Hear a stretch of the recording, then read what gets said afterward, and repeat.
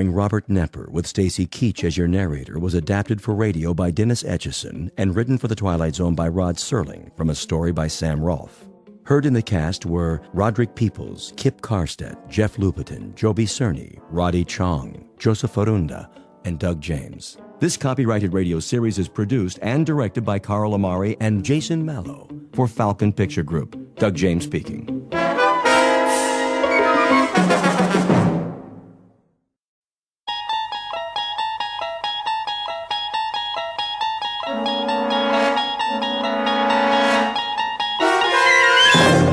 You're traveling through another dimension. A dimension not only of sight and sound, but of mind. A journey into a wondrous land whose boundaries are those of imagination. Your next stop, the Twilight Zone.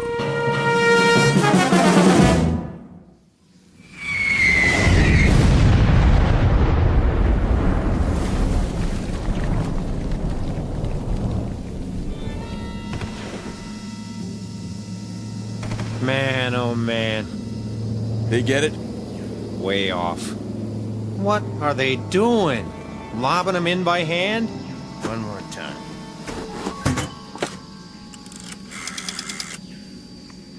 Baker Company. Baker Company. You missed the target. That's what I'm telling you. Well, try it again.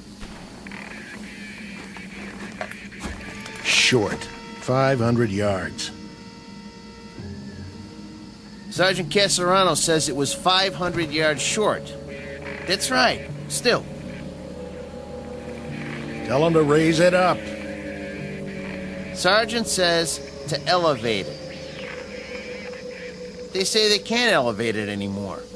What are they using? A slingshot? Listen, if you can't aim higher, Give me that. How do you expect to... This is Baker Company, F.O. Good going, boys. Yeah, I've seen what you did, a big fat nothing. You wrecked 5 acres of rice paddies and you torn up a beautiful grove of palm trees, but that's it. What's it to me? Let me tell you. We're sitting out here on our duffs on a hill in the middle of nowhere, and you know what we're doing? We're having a little discussion. Yeah, that's right. Maybe you can help us out. We're trying to decide whether you got something in your religion against sending a shell into a cave. Or is it too hard for you? Because if it is... You tell him, Sarge. Oh, those jokers. What? Say again. Bypass? Oh, now that's more like it. Because all you accomplished today is to tear up 5 acres of real estate and keep a handful of Japanese soldiers from falling asleep. Yeah. Well, I got a question for you. Anybody know how long it takes an enemy to die from insomnia?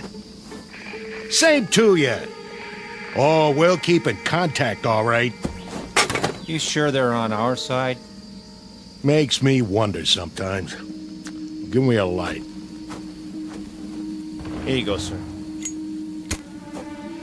So what's the word? Did I hear you say bypass? They're gonna keep firing till late this afternoon. At least that's what they say. Then if they can't smoke them out, we'll just have to bypass it and move on. That's what I like to hear. Amen. I'm feeling better already. Me too. I'm getting cross-eyed looking through these binoculars. When they say flanks, I say thanks. I don't know about the rest of you, but I got no big urge to run headfirst into anything anymore. Not at this stage of the game. That's for sure.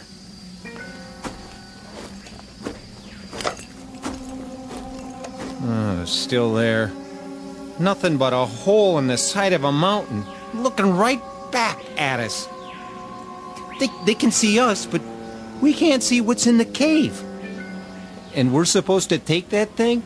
Buddy boy, when 2 airstrikes and a whole afternoon of lobbing shells don't accomplish anything, then that means you better say your prayers and start counting your cartridges.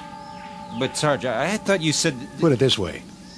I got what you call a nodding acquaintance with the bottom of this barrel. And when they can't budge an enemy with the big stuff, that's when they call out the queen of battle, the ever-loving infantry. Ain't we the lucky ones? What do you figure we got left, Sarge? Before it's over, I mean. Month? Doesn't matter what I think. Maybe less, huh? Don't ask me. We got 'em ringed in all over the place. The poop is, they're as good as finished, even in Okinawa. Then why are we still fighting? That's the trouble with these little crumbs. They just don't know when they're licked. Maybe they ain't human. Or maybe they just don't get it. Think about it. There they are, holed up in a miserable cave, half-starved, half-beat to death. And nobody bothered to tell them it's the bottom of the ninth. They already lost most of their ball club, but they keep on fighting. Why? Yeah. Why?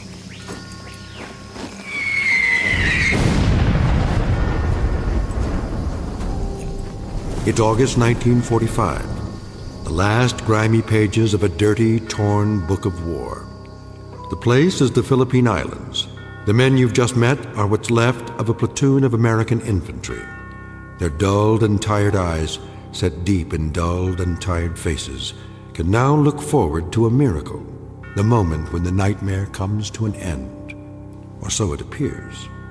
For they've got one more battle to fight, a crazy, illogical standoff in the final days of a particular hell known as World War II. And in a moment, we'll observe that battle firsthand. August 1945, the Philippines.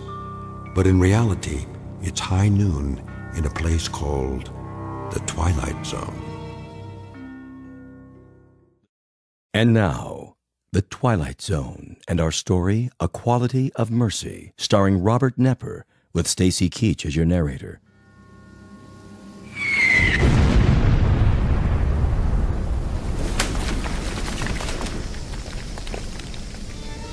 There we go again. Hit anything this time, Sarge? I tell you what, I'm not even gonna bother to look. You check it out for me, all right, Hannachek? Feet sitting here. Where's the field glasses? Be my guest.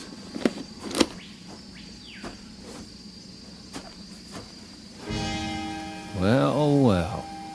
What do you know? You see something down there? Sure. I see a white flag. Yep. Now they're coming out of the cave. And guess what, boys? They got something for us. Looks like... Oh, wait a minute. There's a pretty little geisha girl leading the pack. And she's carrying a tray full of rice. And a hot towel. Go on. Gotcha. Hey, hold on. There is something coming.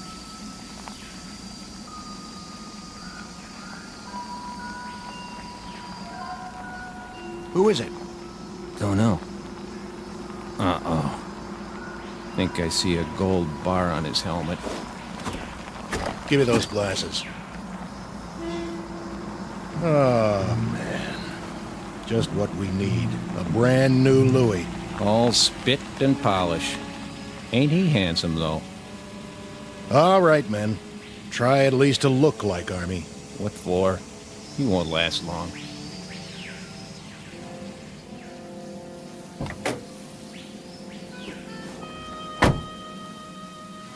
Well, looky what we got here. That uniform's so new it ain't never been washed. Brand new holster, too. Well, that's what I call a pistol. No kidding. Pearl handle and all.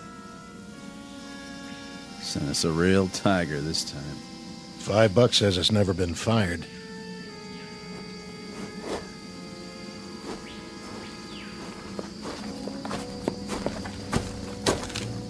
Which of you is Sergeant Casarano? That would be me. I'm Lieutenant Cattell. Sir, I'm taking over your platoon. matter of fact, What's your situation here? we're observing for a mortar company, Lieutenant. So I've been told. That cave down there, bunch of the enemies holed up. Been trying to get them out for 2 days. No luck? Nothing doing. Your binoculars, please, Sergeant. Here you go. Tough situation. I guess you know what that means. Sir, We have some mopping up to do. we? Yeah, you heard me. I'd say we do best to go at it frontally. Frontally. Yeah, just move right in and wipe them out. Hey, Lieutenant. You sure you got the right platoon? What about it, Sergeant? Well, now, Call the rest of the company together. the rest of the company. On the double. Where are they? Back at the CP. This is it? All 6 of us. In that case, we'll have to go it alone. Say again? Something wrong with your ears? Go it alone? With a half-dozen men? No, I'm begging the lieutenant's pardon. You've just inherited a good group, but not that good. This is infantry, sir, not kamikaze. He doesn't have the wrong platoon. He's got the wrong army. Your name is what? Watkins, Lieutenant. Andrew J. Are you accustomed to talking to an officer on your back? Matter of fact, sir, I'm not accustomed to talking to an officer in any way. And why is that, soldier? We've lost our last 3 platoon, Louis, and I guess you could say there's been a space of time in between. Well, you've got another one assigned now, and you're going to have to learn to live with that. Starting with this reminder. When you address an officer, I want to see you stand up on your feet like a man. We've been on the line 33 days, Lieutenant. Your point is? Not much sleep. You know what that's like? You have my sympathy, Sergeant. But my job is to lead this platoon, and I plan to do exactly that. My way. Then maybe you'd better tell us. Just what is your way? When I tell you boys to jump, you'll jump. When I tell you to stand up on your feet, you'll do so. And if I tell you to head toward that cave, guns port and bayonets fixed, that's exactly what you're going to do. Double time. Any more questions? Begging the lieutenant's pardon. Any more questions? No, sir. Good. What are your orders, Lieutenant? Since we don't have a clear line of sight into the cave, and since there's no cover between here and there, we don't have a choice. We'll have to move down into the open. Just go ahead and take it. Full frontal. What about it, Sergeant? You want my opinion? I'm willing to discuss it, in terms of military strategy. In military terms, Lieutenant, it goes like this. First off, you better muddy up that gold bar on your helmet so it doesn't shine too bright. Otherwise, you got yourself a target they can shoot at right in the middle of your head. Then you better take off the one on your collar and stick it in your pocket. I'm asking you for a chronology. And I'm giving it to you. The enemy happens to be half starved and half on its knees, but they're not dumb. They're tough, shrewd, and they got eyes. We lost 3 platoon officers already because they made a motion of command with one of their hands. That's what the Japs look for, a person in command. I'd intended to remove the insignia. But what about the cave? What do you know about it? Not much. We saw some of them run in, holding each other up. They're in bad shape. No telling how many were already in there. But they got a machine gun, and somebody's pretty good with it. But not good enough to stop a full-on attack. Well, maybe we'll have to do that eventually. But as far as I'm concerned, the war don't have to end by dinner time. I'm aware of that, Sergeant. I say we sit on it for the rest of the day and see what some 105s can do before we make a final plan. You might be right, for someone who's used to taking his time. But it strikes me that we could move in there right now and wipe them out inside of an hour. Get close enough to lob grenades and pulverize them. If you want to get the job done instead of loafing, that seems to be the one thing this platoon is extremely good at. Lieutenant, how long have you been out here? What's that got to do with it? Oh, not a whole lot, I guess. But you make it sound like a football game. It ain't a football game, Lieutenant. It's one long gut ache with some torn up, mangled boys fresh off the farm, and it's gonna take a long time to forget. You ain't been shot at yet, Lieutenant. Remember that. How would you know? And you ain't shot nobody either, have you? You beat me over here, Sergeant, I'll give you that. But when it comes to killing Japanese, I think you'll find I'm a highly trained and very efficient officer. Yes, sir. I'm sure you are. I was well schooled in tactics and equipment. I'd say you could all use a refresher course around here. Maybe so. You, soldier, Yes, sir. let me see your rifle. Right here, sir. That's a filthy piece, soldier. Well, there's a lot of mud around here. That's no excuse. I want clean weapons in this platoon. That's #1 priority. The worst thing that can happen is for your weapon to jam. Now break them down and clean them, because we're here to kill Japs. Or did you forget? That's our job, and by God, we're gonna do it. This outfit better shape up fast, or I'm putting you all on report. Sounds pretty gung-ho. Yeah, real bloodthirsty. Think he wants us to scalp him, too? You have something to say? Me? No, sir. What is it with you men? No sleep? Or no guts? You tired of killing Japs, is that it? Or don't you have the stomach for it? Listen, sir. Let it go. No, when I got something to say, I'm gonna say it. Go ahead. Let's hear it. We're 24 months up on you, Lieutenant. We've seen a lot of blood and heard a lot of screaming from both sides. You've got a big deal about doing some killing. We'll fall in on that order, don't you worry. But you can't order us to like it. We've seen enough dead men to last us for the rest of our lives. The rest of our lives and then some. We'll do some more killing for you, Lieutenant. All you want. Just don't ask us to cheer about it. We'll see about that. Radio operator, Here. get me base camp. Sir? Tell them to hold mortar fire, on my order. For now, prepare to attack.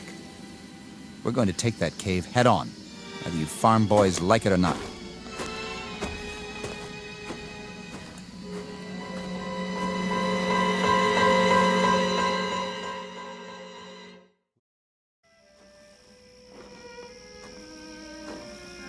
Give me your binoculars, Sergeant. You can't see anything down there. It's too dark. It won't be dark when the shells hit.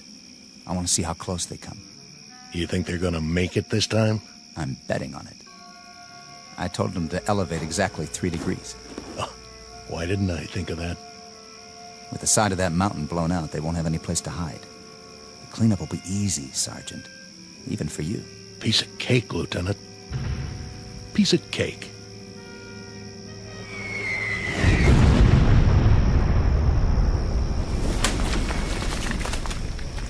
Still short.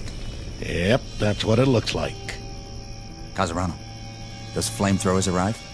Yes, sir. Good. I figure we can move in behind the next barrage and get within 50 yards of the opening. Just like that. Flamethrowers can do a lot of damage, can't they? They can. What about phosphorus grenades? Oh, them too. If you put them in the right place. But But what? I wouldn't want to get hit by one. We're not talking about you, we're talking about the enemy. Right. We'll wait till dawn, then move in. Check with company for the mortar barrage so we'll be ready to go. Okay, sir. I'll tell the men we're going in. You'll have to double time this one, Sergeant. That is, if you want to keep up with me. Oh, we'll keep up. But Something you want to say to me, Sergeant? no. Are you sure? Yeah, I'm sure. I'm not your cup of tea, am I, Sergeant? I guess you got a little too much vinegar for me, Lieutenant. That's what it takes in wartime. You know, sir, What? we could bypass it. Bypass? Where did you get an idea like that? There aren't 20 men in that cave. Most of them are sick, or injured, or half-starved. They're probably out of their minds by now. But they're Japs, aren't they? They're men. They're dirty little cowards. Are they? You've got a funny group here, Sergeant. And you're the oddball of the bunch. If I may make an observation, the way I size you up is this. You've either got battle fatigue, the whole lot of you, or you're chicken. Maybe a little of both. Maybe neither. I don't rightly know. But the way I size you up, Lieutenant, is Go ahead, say it. I'd like to hear this. pea-green shave-tail right out of the panhandle. Scared to death he won't bag his limit. Or worse, all shook up because he's afraid somebody will peg him as a Johnny-come-lately instead of a rough, tough killer. I think that should do. You ask, you get told. You can't have it both ways. I said that should... You want to prove your manhood, Lieutenant? Okay. But it's too late to get your choice about how to do it. It's down to one lousy cave full of sick, pitiful, half-dead losers. and a handful of dirty, bone-tired men who've had their craw full of this war. You're a lousy soldier, Casarano, and that goes for the rest of these poor, sensitive, sad, sick boys you want to bottle feed. Did someone forget to tell you that when you fight a war, you fight a war? And that you kill until you're ordered to stop killing? I got the message, Lieutenant. Roger Wilco. I hope so. The message that there's always somebody like you who squeaks in just before they close the door. Somebody who has to grind his axe before he can give that final order, no matter what. You listen up, Sergeant. What's your pleasure, Lieutenant? How many more have to die before you get satisfaction? Offhand, I'd say all of them. I don't care where they are or who they are. If they're the enemy, that's it. First day of the war or last day of the war. They get it. Keep the binoculars. You're gonna need them. You've broken your field glasses, sir. What? I said, it appears that your binoculars are broken, Lieutenant. Give me those. Wait. Who are... Sir? I said, who are... What are you? Sergeant Yamazaki. But these men, they're all... Soldiers, sir. Your soldiers. What? We await your command, Lieutenant Yamori. Sir, where are you going? Not that way, sir. Not that way, toward the mountain. Look, he runs down the hill. To the cave! No, it's too dangerous. He must not! Watch out! Lieutenant, stay down. Did you get him, sir? I don't know. Dirty little... Casarano! Hold your fire! It's me! There he is. Get him, lousy chap. Take a bite off this. Lieutenant, stay where you are. We will return fire. They got us trapped in here. We'll never get out of this cave. Oh, yeah? Watch this. Eat lead, creeps.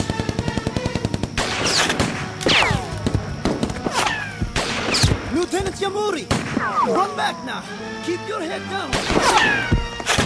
Which way? Can't tell. Which way to...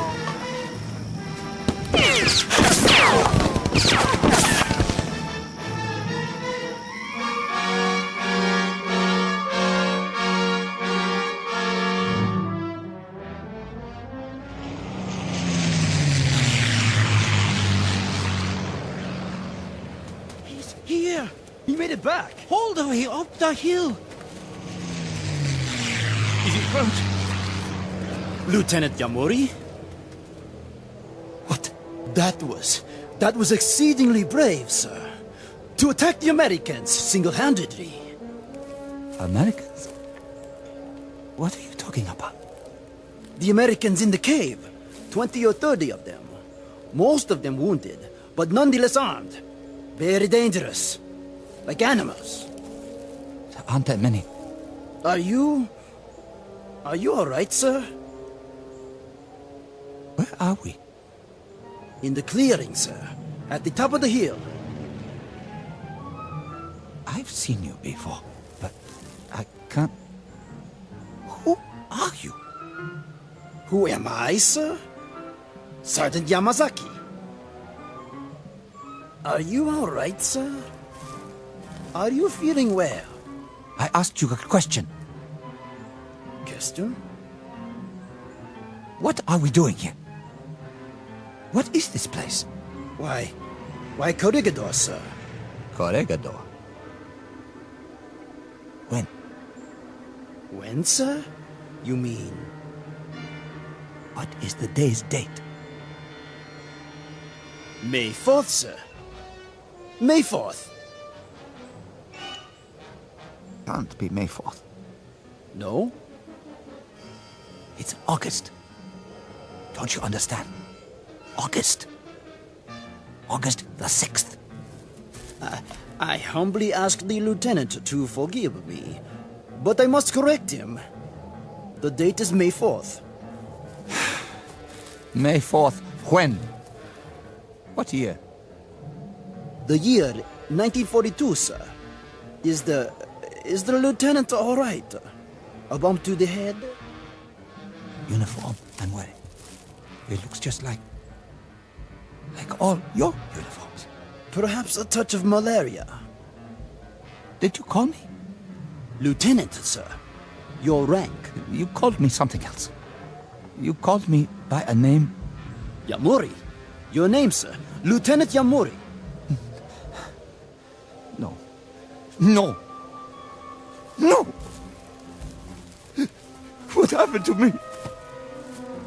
What's going on here? What's happened? What is wrong with this man? I don't know, Captain Nakagawa. Yamuri, are you sick?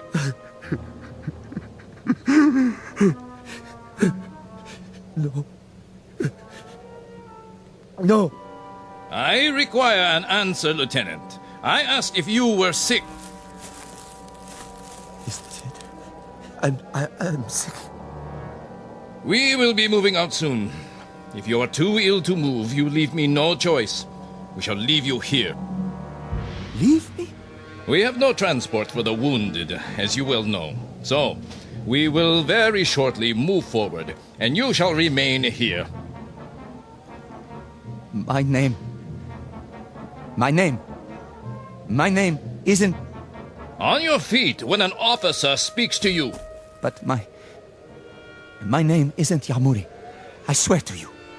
Something's happened. My name isn't Yamuri. My name is... Silence. Place this man under arrest. Yes, sir. Lieutenant, please, get up. I gave you an order, Sergeant Yamasaki. Men,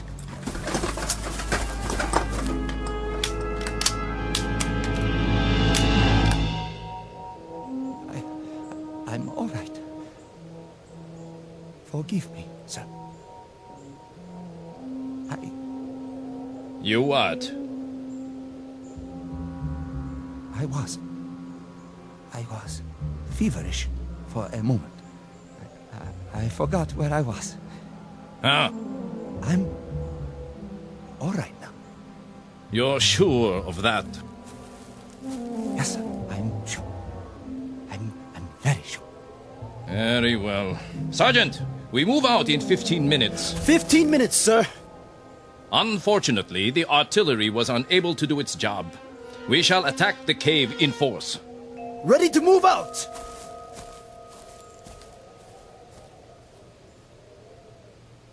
Sergeant, Yes. the cave he mentioned. Are you feeling better now? Yes, but the cave. He means the one where I was just... The cave with the enemy. Put a new clip in your rifle. Let me help you.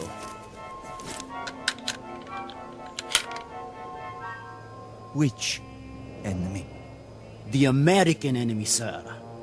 The stupid fools who don't know when to give up. Here, fix your bayonet. The captain does not like to take prisoners.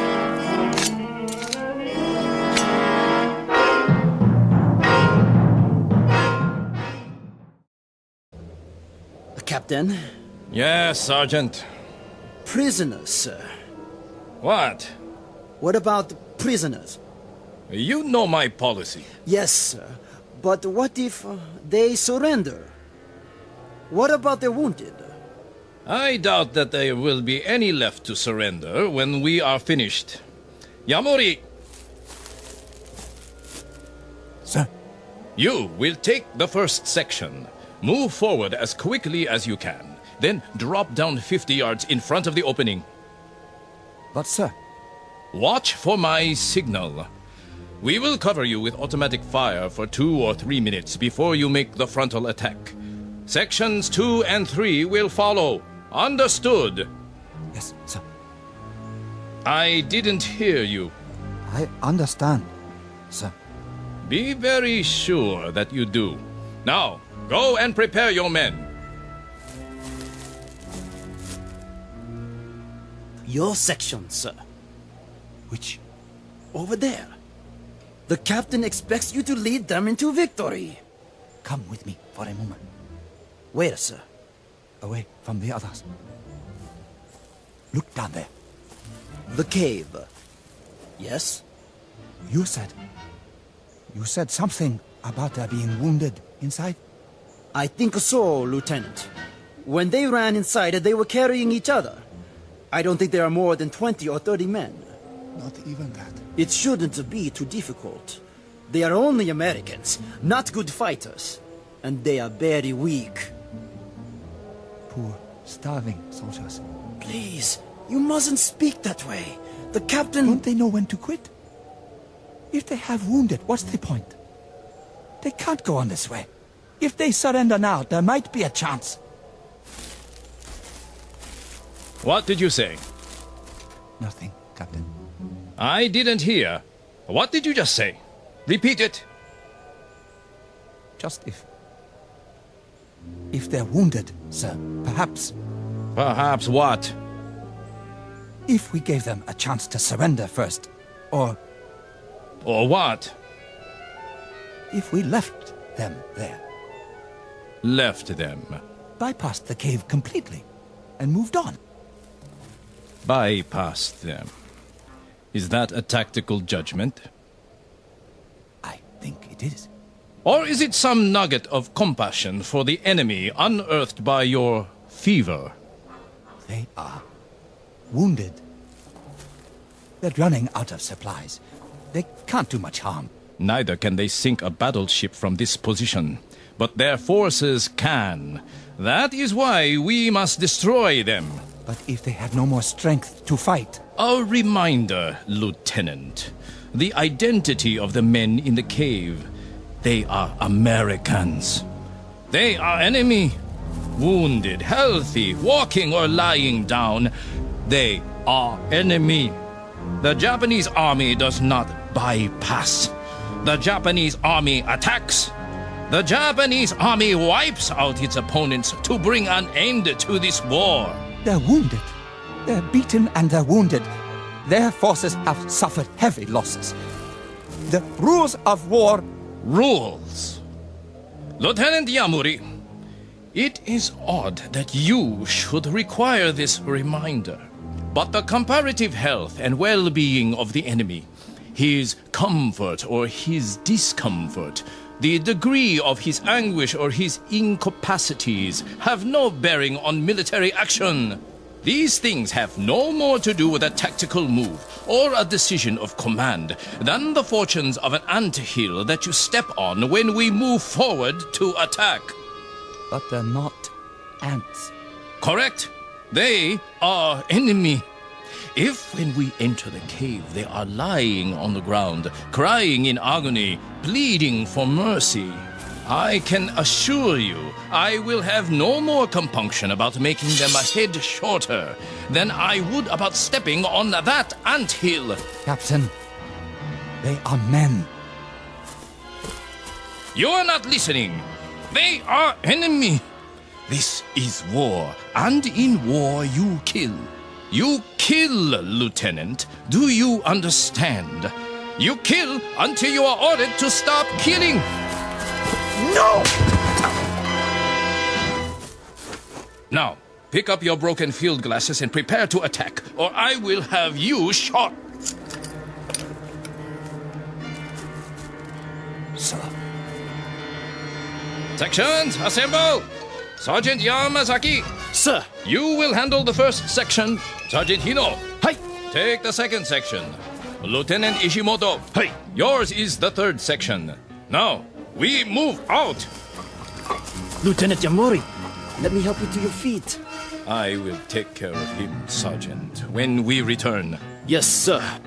Captain, what you do to those men in the cave, will it shorten the war by a week? By a day?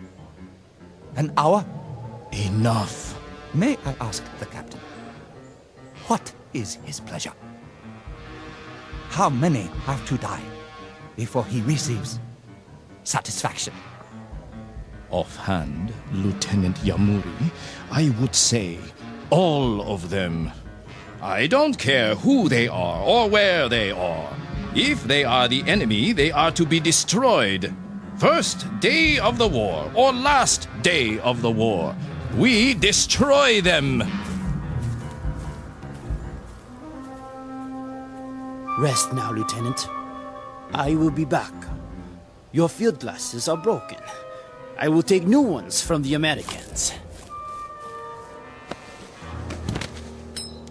My glasses. My binoculars. Yes, I broke them when I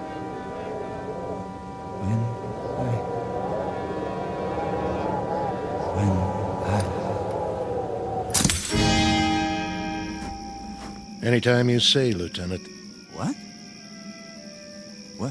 What did you? Looks like you can't use those binoculars now, though. Binoculars? To help you with the duck shoot. Well, we'll just have to follow your orders blind. Blind as a bat. Sergeant. Casarano? Of course, when we start firing, there'll be flashes. Wait a minute. Maybe that'll be enough for you to lead the charge, just like San Juan Hill, huh? Of course, we'll be going down, not up. Wait. Hold on. Maybe he wants to put it off. You want to hold the attack till later? No. Yes. I mean... What do you mean, sir? Casarano, something happened. Yeah. You broke your glasses. Now you can't see down there. Tell you what, I'll get you a new pair off one of them Japanese, if we make it inside. No, you don't understand. Those men in the cave... Men now. Hey, boys, he called them men. And all this time I thought they were the enemy, to be destroyed, just like that. Yeah, like animals. And what do you do with animals when they get in your way? You kill them, right, Sergeant? Right. You slaughter them. You kill till they're all dead. Then you dig them up and kill them again. Ain't that right, Lieutenant? No, there's not going to be an attack. Those men are wounded, starved. There's no point in... Hold it. You hear that? Jeep on the road. Hold fire.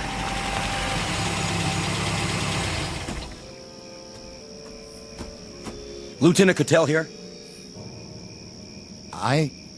He's right here. I have your orders, Lieutenant. Orders? You're to pull off the hill, sir. Who says? Colonel Hagen, that's who. Why would he say that? Considering he just sent a new lieutenant to lead the charge. Don't you guys know? Know what? Guess you haven't heard. Air Force dropped a bomb on Japan this morning. So? A big one. I mean, the granddaddy of every bomb ever made. I think they call it an atomic bomb. What about it? Well, they figure this is going to end the war inside of a few hours. The Emperor's ready to give up. Well, ain't that something? All units are to pull back to base camp and wait it out. See what happens. Some kind of announcement coming any time now. I'm gone. Is this it? All right, boys, you heard the man. Get your gear and move out. Oh, man. I'm gonna get me the biggest steak you ever saw. First thing I'll head for is a hot bath. How about it, Lieutenant? You with us? Or do you want to stay here and fight it out all by your lonesome? With you. Something on your mind, Lieutenant? Yeah, something. I'll bet. But I wouldn't fret it if I was you. There'll be other wars sooner or later. Other caves. Other human beings you can knock off. I hope not. God help us. I hope not. The quality of mercy is not strained. It droppeth as the gentle rain from heaven on the place beneath. It is twice blessed. It blesseth him that gives and him that takes. Shakespeare, The Merchant of Venice.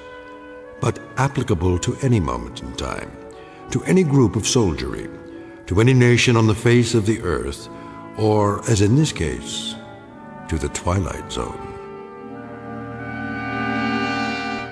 We'll return to the Twilight Zone in just a moment. You are about to enter another dimension, a dimension not only of sight and sound, but of mind, a journey into a wondrous land of imagination. Next stop, the Twilight Zone. Hi, this is Stacy Keach. I'd like to take a moment to tell you about our Twilight Zone website at twilightzoneradio.com. At twilightzoneradio.com, you'll find the latest information on these Twilight Zone radio dramas, including behind-the-scenes photographs, plus the newest product releases, trivia contests, ways to contact us, other Twilight Zone-related info and merchandise, plus links to other fascinating websites. So make your next stop twilightzoneradio.com. Visit twilightzoneradio.com to purchase these Twilight Zone radio dramas on cassette and CD, or call toll-free 1-866-989-ZONE. That's 1-866-989-9663.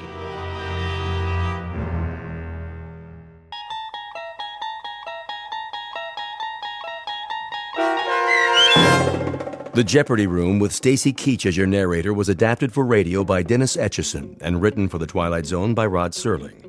Heard in the cast were Yasin Piyankov, Jamie Vann, Terry Berner, Katrina Lenk, Ned Noyes, Anna Sverutza, and Lisa Dotson. To learn more about the Twilight Zone radio dramas and to obtain audio cassettes and CDs of these programs, visit our website at twilightzoneradio.com.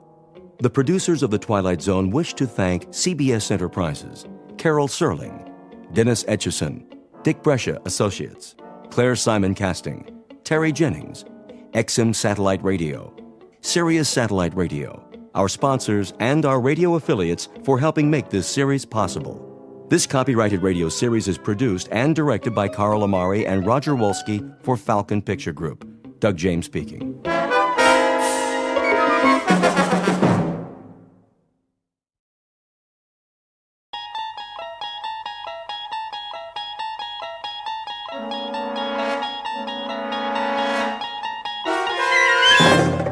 You unlock this door with the key of imagination. Beyond it is another dimension, a dimension of sound, a dimension of sight, a dimension of mind. You're moving into a land of both shadow and substance, of things and ideas. You've just crossed over into the Twilight Zone.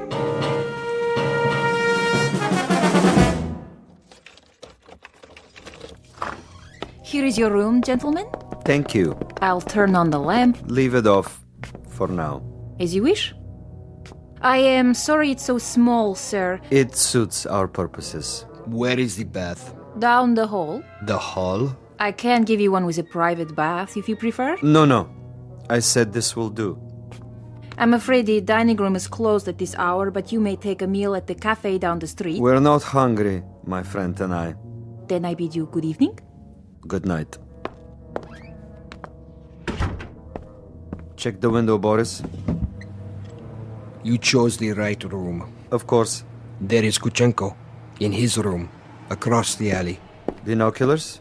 Right here, Commissar. Yes. See? The Major lies on his bed, but he does not sleep. He will sleep very soon. Give me one shot with this rifle. Not yet, Boris. That would be too easy. Easy? A clean kill. I have something more challenging in mind. Something along the lines of a game, perhaps. I don't like games. Not even a game of cat and mouse? What for? To make him squirm a bit before the hammer falls? We waste time, Commissar. Patience, my friend. Hand me the phone. Who are you calling? Hickory Dickory Dock. Front desk. Yes.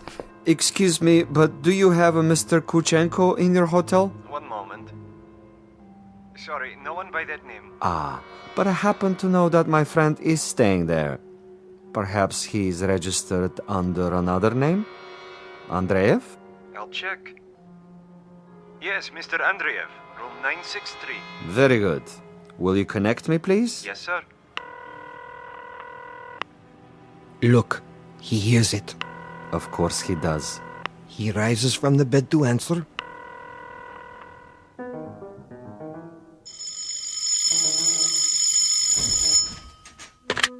Yes? This is Major Kuchenko. Hello? Major? Are you there? Major?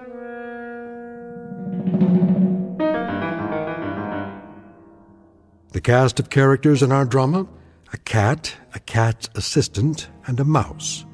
This is the latter, the intended victim, who does not know but may have already guessed that he is to die. His name is Major Ivan Kuchenko, and he was lately an officer in the former Soviet Union. At this point, he has, if events go according to certain predetermined plans, perhaps 3 or 4 more hours of living. But an ignorance shared by both Major Kuchenko and his executioner is the fact that both have taken rooms at adjacent hotels in a section of the city located beyond the checkpoints of the Twilight Zone.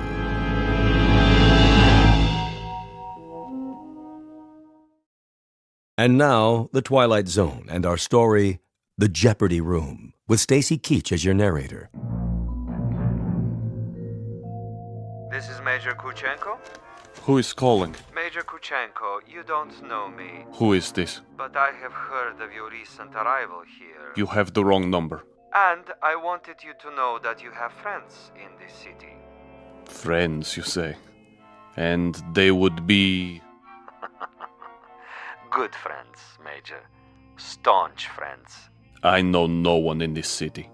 May I impose upon you to remain in your room for a little bit? Your friends will make themselves known. And who is this speaking? Is this a friend also? A good friend, Major. Not known to you yet, perhaps, but soon to become acquainted. And why must I stay in my room? We'll be making contact with you very shortly. For what purpose? Your welfare.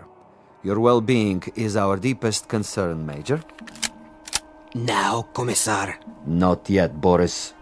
May I count on you to show some sense, Major? For your own safety, I urge you to remain in your room. You'll be seeing your friends before long. The mouse is in the trap. He stands at the window. Now, Commissar. Patience. But I have him in the crosshairs. I could make his head leave his shoulders at this range. That would give you pleasure, wouldn't it? A great deal of pleasure, Commissar. Just say the word. Even when he lies down, I can still see his head. I believe it, Boris. I know of your prowess, but put the gun away. Put it away? Lay it aside. For a bit. We're not going to kill him.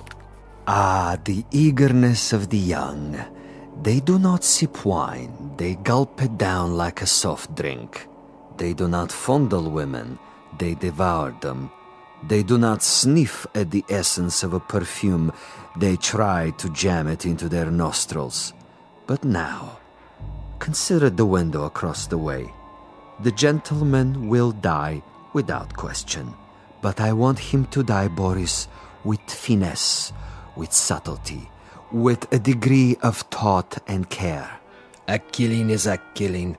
And if a man is to die, what does it matter how he dies? Ever been to a bullfight, Boris? A bullfight? No, Commissar. I've never had that pleasure. A bullfight might serve to make the distinction. In such a contest, if the matador kills with grace, that is considered a good death. So, there are good deaths and bad deaths, are there? Precisely. There is death with art, and there is the death of the butcher. You, Boris, are a butcher. Now, that is an honorable profession of great usefulness, but I'm an artist. Oh, you will have a death tonight, within a few hours. But when it is over, we will have killed with artistry, Boris. Not with a meat cleaver or an explosive bullet or any other of the butcher's tools. This death will be like a ballet.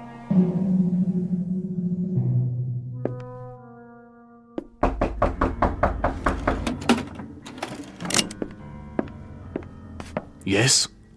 Major Kuchenko? Who is it? A friend, Major.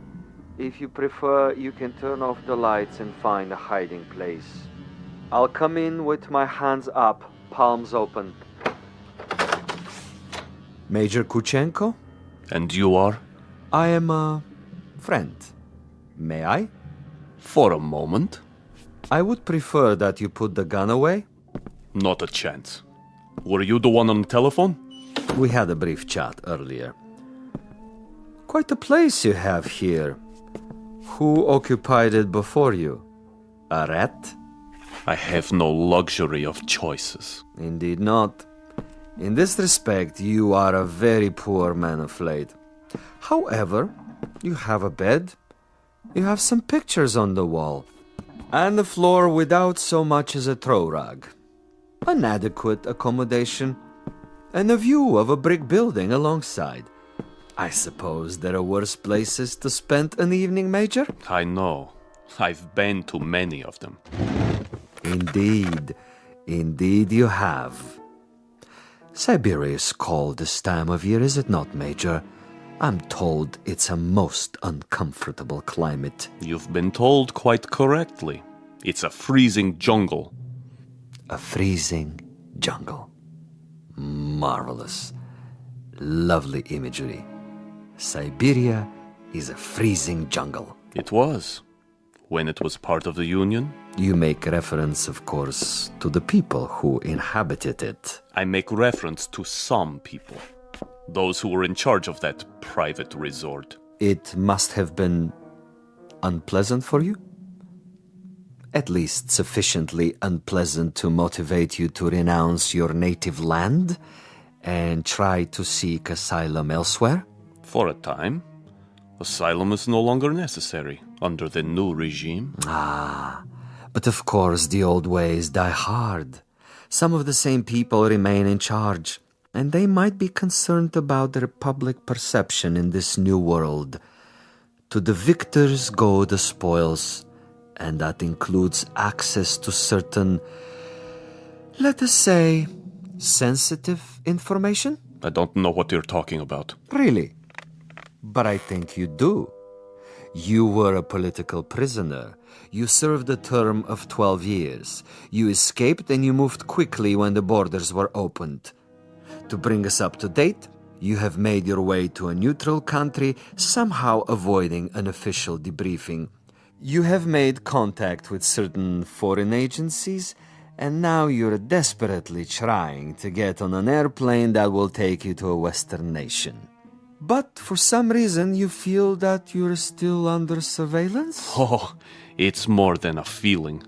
I know I'm under surveillance. Do you know by whom? I know very well. Can you tell me who they are? Look in the mirror. Commissar Vasilov. Very discerning, Major. You remember faces? I remember pain.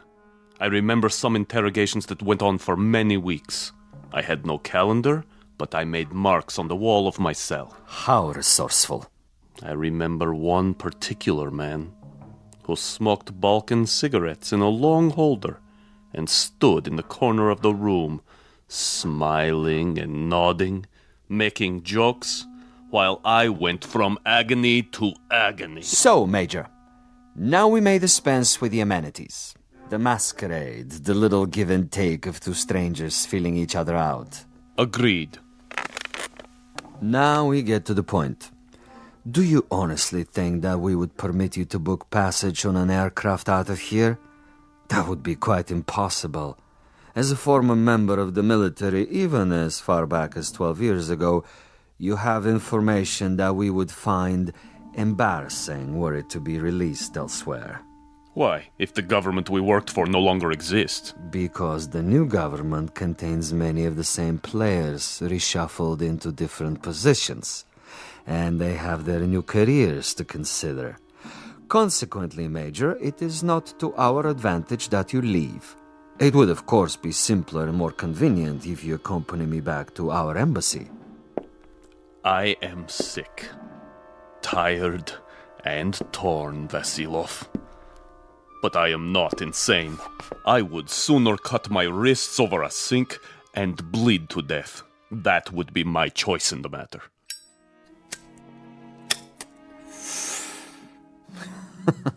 You surely can't be serious, Major. I'm rather a connoisseur of the several hundred ways for a man to depart the earth. And you can believe me when I tell you the cutting of the wrist is not a particularly felicitous modus operandi. Quite apart from the pain, which of course must be attendant, is the fact that one dies slowly, and because of this, he has to be an eyewitness to his own demise. No, my dear friend, I'm afraid we are of two minds about that kind of death. But enough. I have brought you a small gift. Consider it a peace offering. Careful. Gently, Major. Gently. This happens to be a bottle of Amontillado. Quite rare and most pleasing to the palate. I have to repeat what I told you before, Commissar. I'm not insane. I'm quite aware of what would happen to me if I drank any of that. Why, Major? I'm disappointed in you. With your kind indulgence, allow me to use your own water glasses. If you assume this is to be cyanide or some other poison, you're quite wrong. Am I? Undoubtedly. You see, I don't share your death wish. I'm a healthy man with excellent expectations as to my longevity. No, indeed, Major. I was about to propose a social drink. The two of us. I'll drink first, and then you. Satisfactory? Such ritual, Commissar. Such tribal rites. Yet you have only one purpose with me. Why don't you get it over with? If you're trying to disarm me and make me get rid of this pistol, it'll take more than a social wine. Indeed, Major. Now, as to my business with you, we both know what that is. Go ahead and say it. Very well. I'm to see that you're dead by tomorrow morning. Is that plain enough? Quite plain. And you shall be, Major. With a degree of immodesty, I can say that I've killed 800 times you. But I've done it, Major, with subtlety, with originality, with ingenuity. I'm the last of the imaginative assassins, an artist of the profession, as it were.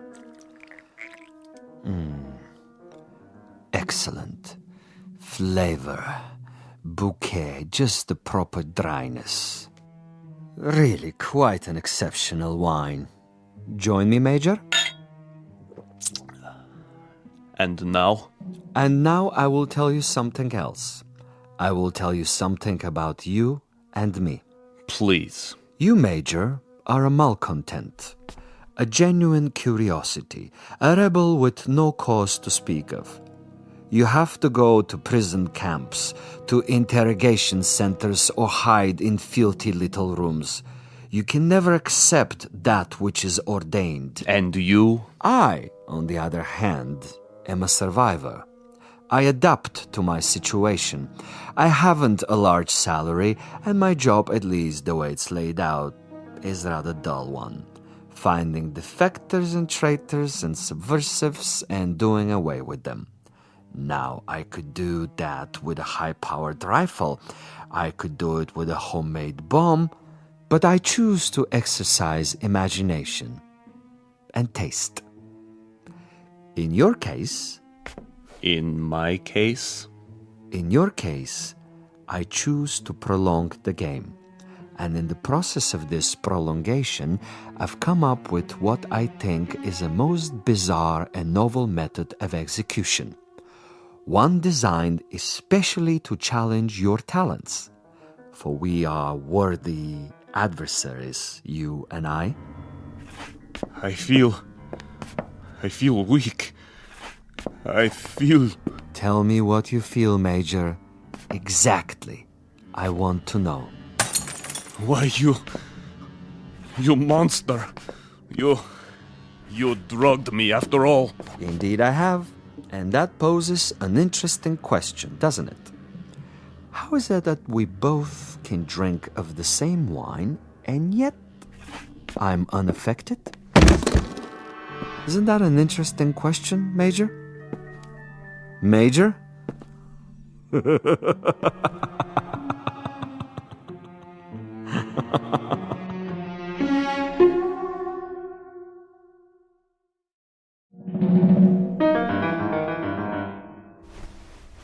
My head. He's gone. But I'm still alive. So he wants to play a game. And he has left something behind. What is this? Greetings, Major Kuchenko. I'm an exceptionally good judge of men. Are you? And in my judgment of you, I made an assumption that you are sufficiently observant to see the tape recorder on top of your dresser and curious enough to play it.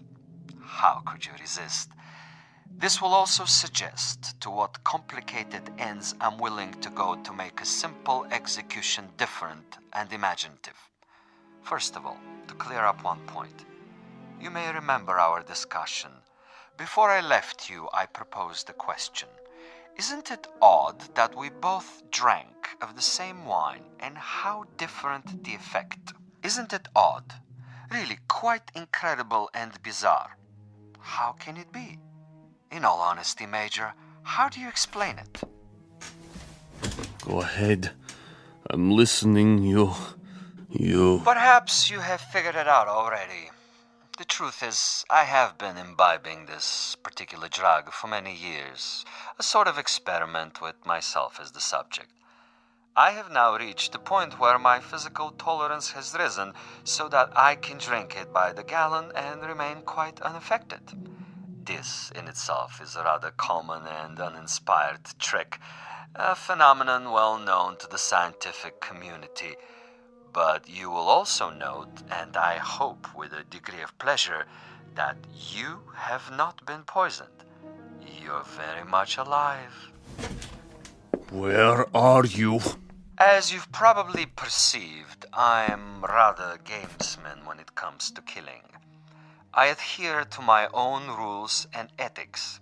Hence, Major Kuchenko, I have taken the liberty of removing your pistol so that you won't hurt yourself. Now listen to the following quite carefully.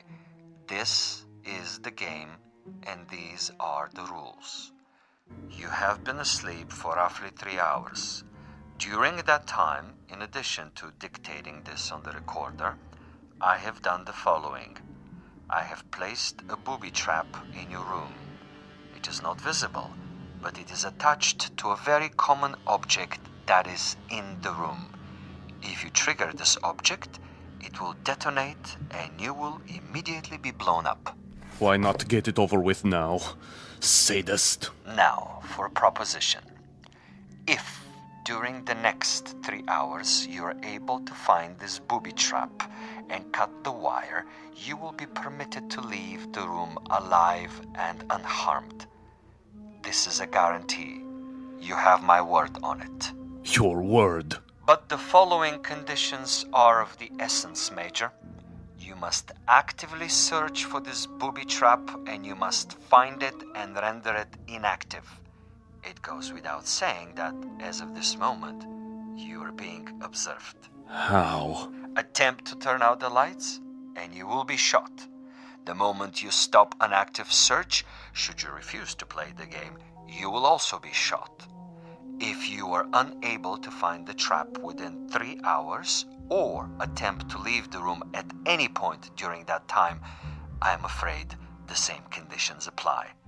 You will receive a bullet in the head. So there you have it, Major. Find the booby trap, cut its wires, and you're free. Fail to find it, or fail to look for it, you're dead. Look for it, find it, but fail to recognize it, you're also dead.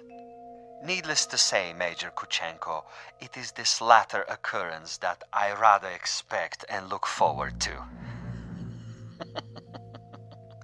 As a fellow expert in tricks and deception, I think you will admit This situation has its own special imaginative quality.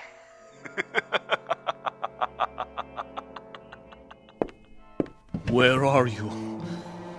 Where are you?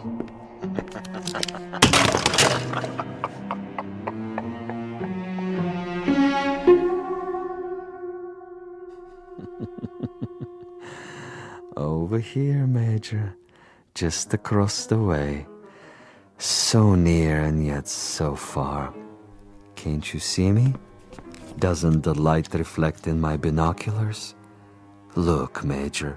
Please look. Try, I implore you. Where have you been, Boris? I brought food from the cafe. Food is of no consequence. Quickly, he's awake.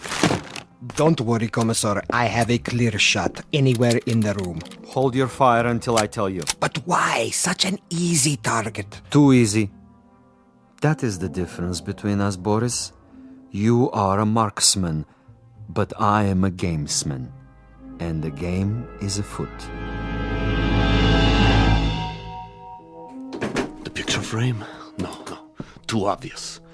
The ceiling. The light fixture. Possibility. Nothing. Oh, you think you are so clever, Commissar. So clever. The bed, then. Under the mattress. The bed springs? It might be. Not the chair, though. Still possible. Where? That would be telling. Go ahead and eat, Boris, before it gets cold. He's busy with the hunt for now.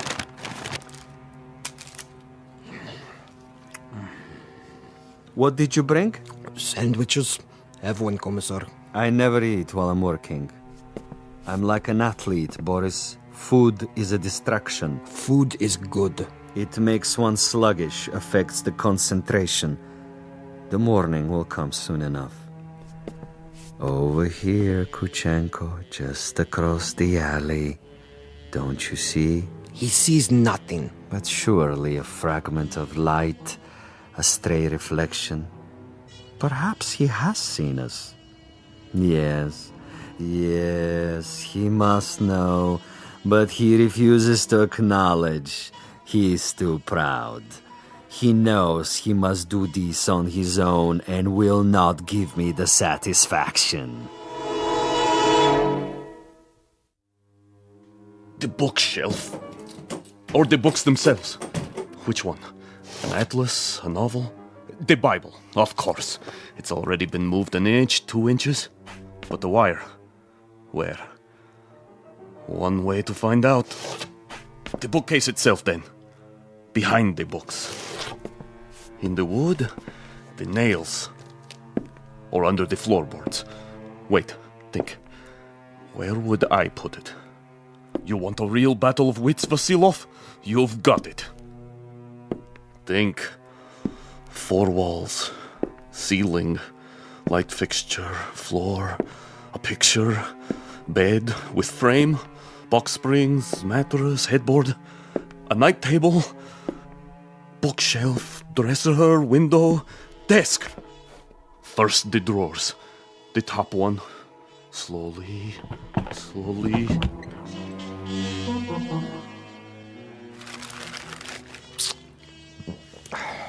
What is he doing now? The desk. He's down on his hands and knees removing the 2 bottom drawers so he can see what's under the top one. Bravo, Major. Good thinking. Is that where you put it? The possibility exists. Look at him, glistening like a mackerel. He stops to wipe the sweat from his eyes. And? And now he looks under the top drawer, crawling on his back. Yes! I think he's got it. Let me kill him. Don't be a fool. There are rules. Now he sees a length of wire. He grasps it between his fingertips very, very carefully, and he has removed it. Something is wrong with the bomb? I doubt it. Then it was not in the drawer? Oh, there is a piece of coat hanger I placed there. A decoy. A drawer would be common, uninspired. And I'm not, you'll forgive the modesty, a common executioner. Where is it, Commissar? In a most ingenious place. Really, quite an ingenious place. Not in the books, the desk, the mattress. Think of another common object in that room, Boris.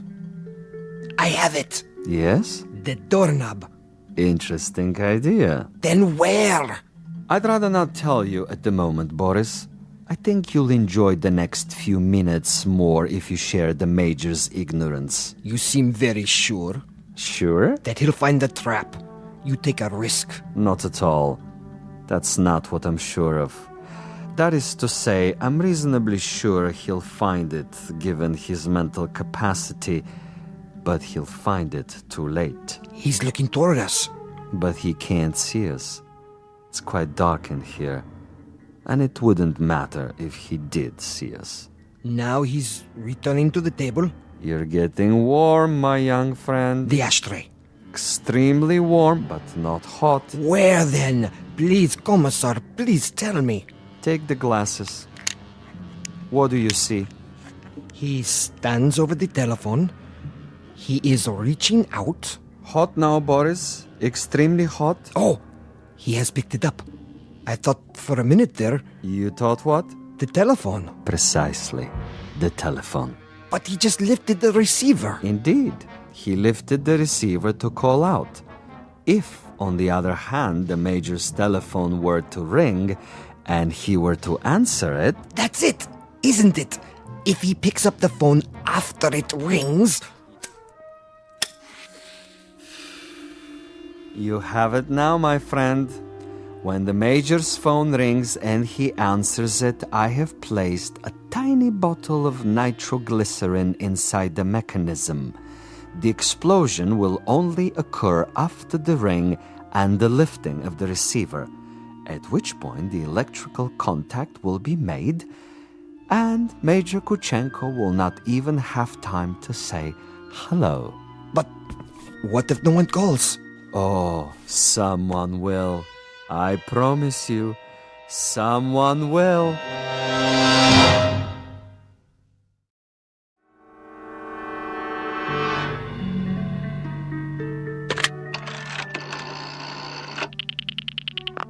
Front desk. This is the party in 963. I was wondering... Yes, sir? I was wondering if you might have the number of another hotel. Another hotel? The one next door, across the alley. That would be the Grand. You can find it in the directory, in the table by your bed. Dial 9 first, then the number. I see. Thank you. Vasilov? I know you're there, Vasilov. The game is not over yet. Do you have the time, Boris? What? The time. 10 minutes to 5. Almost done, Commissar. He's tried almost everything. He has 10 more minutes. Hadn't I best go over there now and finish it? No, my young friend. That would be impetuous. It would also be a bit embarrassing if someone were to see you. At this hour, the streets are empty. Quite apart from the fact that I wanted this to be imaginative, I also wanted subtlety. I should like our quarry to die in his room without our being there. Opportunity is running out. Then I do believe that it's time to, shall we say, accelerate the process?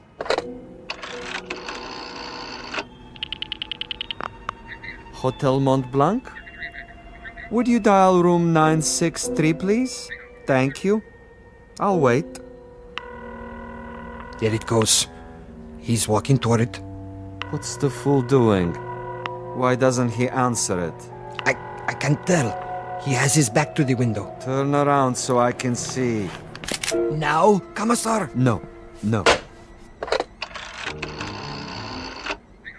Would you dial 963 one more time, please? Yes, I know it didn't answer. Ring it again. What's he doing, Boris? His back is still to me. It can't be busy. I don't know. What's he doing? Use the glasses. He's turning around, lighting a cigarette. He's mocking me. Now, He suddenly dropped from sight. Kill him. I can only see the top of his head. He's moving across the room. Do it! You missed, you fool. He's at the door. Again. He's gone out of the room. And you missed him. You missed, you idiot. Flight 17 to Rome, Paris, and New York, now pre-boarding. Ticket, sir. Ticket? Oh, yes. Mr. Andreev. Passport? Right here. I see. Is anything wrong? No, sir. Everything seems to be in order. How many bags? No luggage. Not even a carry-on? I'm traveling light. Then here's your seat assignment. Please go to gate 17. How much time do I have? Boarding for coach class begins in 5 minutes. Good. Sir? I mean, thank you. I'll be there.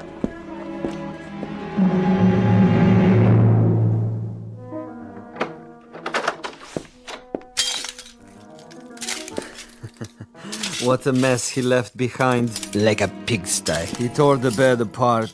And the furniture. Oh, just look. Oh, even my poor little tape recorder. Commissar? Yes, Boris? It would have been better, wouldn't it? What would? If I had taken his head off in the first place. You mean if we had slaughtered him like an animal? I love your style, Boris. You should have been a pig farmer. Our man would have been dead by now. He would have been dead if we had beaten him to death with mallets too. But anyone can die that way. And any stupid, insensitive fool can kill that way. No, this is a man of quality, with a resourceful mind, similar, you might say, to his executioner. He deserves a better ending, as do I. But that's all right. I have time. I'll get him in the next city, now that I know my adversary. We will be able to track him? Most certainly. The old network still functions, though in a much different way. I have the same contacts, no matter what they now call themselves. Importers, exporters, businessmen of various stripes, here and abroad. It's marvelous, you know? Really marvelous. Think of the possibilities. Other, even more ingenious methods of doing away with Kuchenko and his kind. I still think we should have chased him. Not at all. He would have gotten away. And even if he hadn't, it would mean that a thick-headed clod like you is more efficient than I. And this I reject, Boris. This I reject in toto. Look at this. A bottle of wine. I can only find one glass. Throw it away. One drink, Commissar. I said no. But there is more than half left. This is not for you. But why? Do you know much about Amontillado? I know about vodka. Of course, you and all the other potato growers. Give me the glass. Here. Believe me, it wouldn't agree with you. It's an acquired taste. Yes, Commissar. If you say so. I say so. There are some secrets that you're not ready to learn. But in time, Boris. In time. For now, I need you awake and alert. That's right. I do what you say, as always. But so far, your methods are not very effective. The men who pay us, they will not be impressed. And you will make a report? Only I can do that. I am the one they listen to. I can request another assignment. You're free to do so. Until then, I take no further orders from you.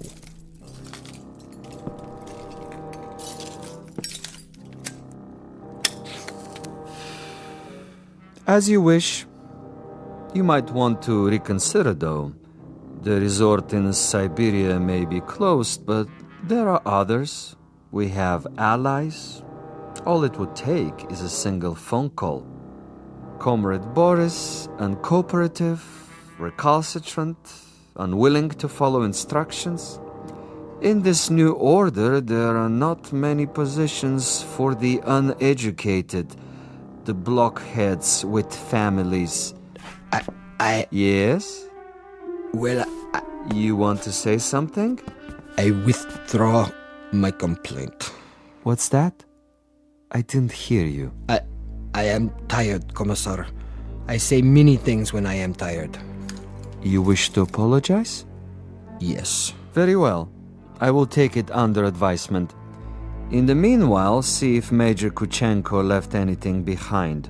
Check the closet, the drawers. Yes, Commissar. And life goes on. The sun comes up and we arise to meet another day, to prevail by our wits and our wits alone. I'll get it, Commissar. No, Boris! I don't want... Fool, no! I'm sorry, sir. Your party doesn't answer. No? It doesn't ring at all now. You're sure? Mont Blanc Hotel, room 963. Strange. The line is suddenly dead. Thank you, operator. That means my message got through.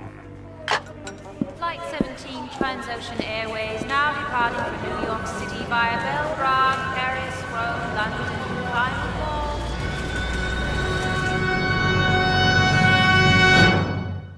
Major Ivan Kuchenko on his way west, on his way to freedom. A freedom bought and paid for by a most stunning ingenuity. Exit a gunman named Boris and one Commissar Vasilov, who forgot that there are two sides to an argument and two parties on every line. This has been a collect call, placed direct to you from a phone booth located somewhere in the Twilight Zone.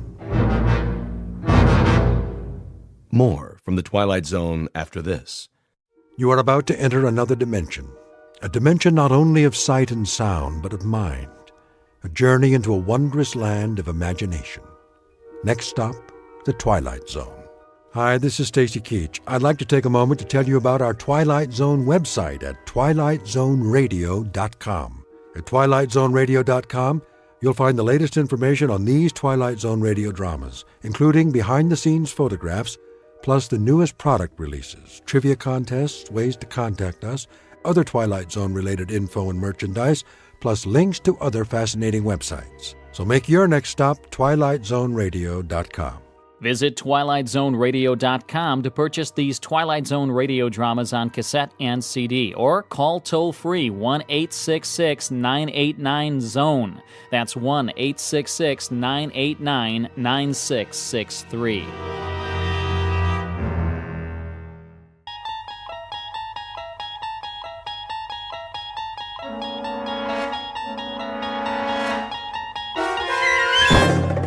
There is a fifth dimension beyond that which is known to man. It is a dimension as vast as space and as timeless as infinity. It is the middle ground between light and shadow, and it lies between the pit of man's fears and the summit of his knowledge. This is the dimension of imagination. It is an area which we call the Twilight Zone.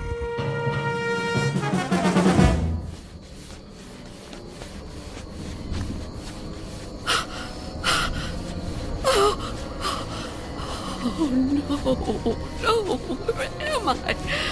What am I doing outdoors? I don't remember leaving my... Oh, it's so dark. I don't live here. Or here. Which is my house. Oh, I must get home.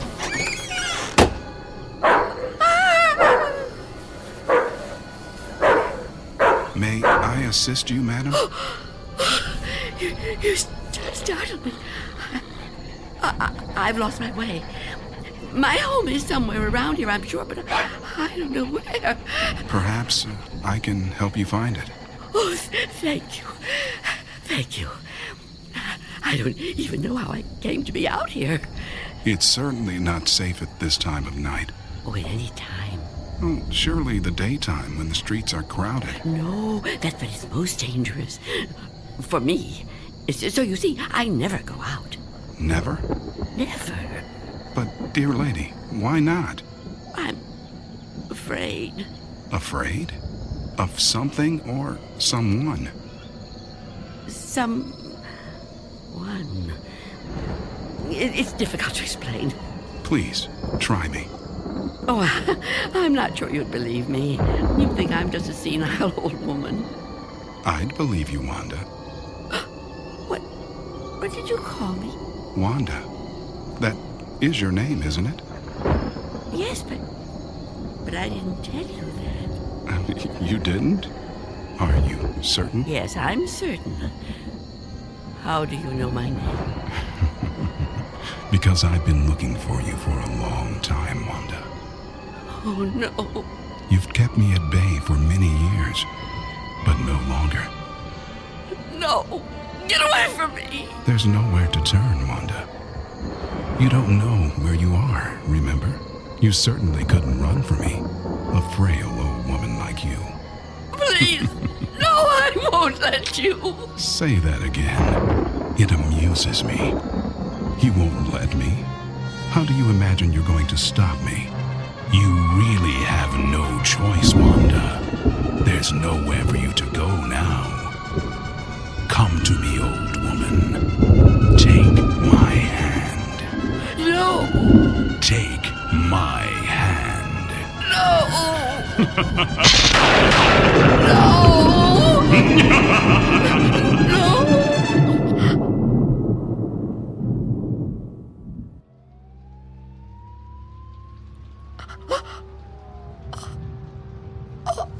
Oh, it was the dream. The dream again.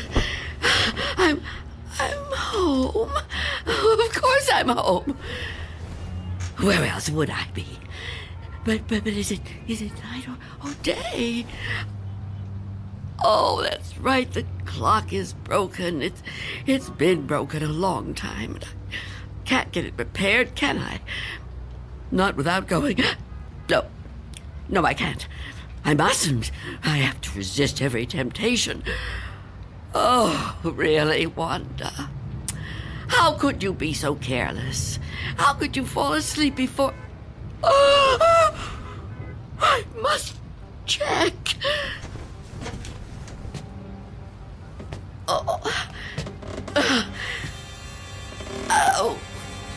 Yes. The boards and the windows are still secure. Is that... Can I feel a breeze? Is there a gap? Oh, not enough. Not enough. He still can't get in. Oh, what about the door?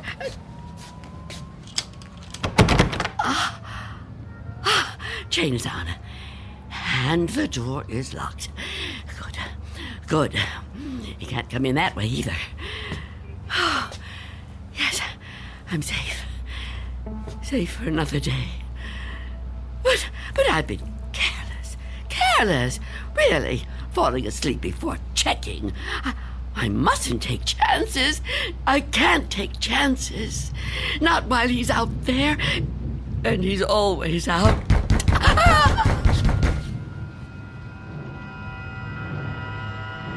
Miss Dunn? Miss Dunn, are you all right in there? Who are you? It's Barry. Mr. Fabian, from the grocery store.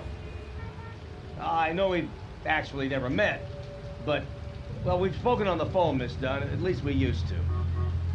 Do you even have a phone anymore? Anyway, you know me, right? What do you want?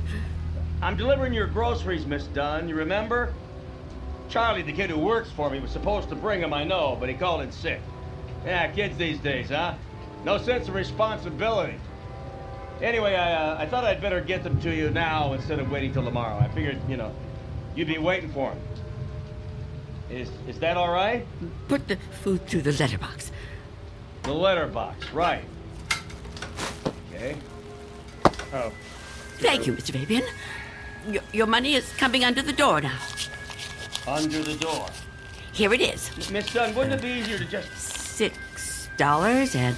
Okay. 32 cents.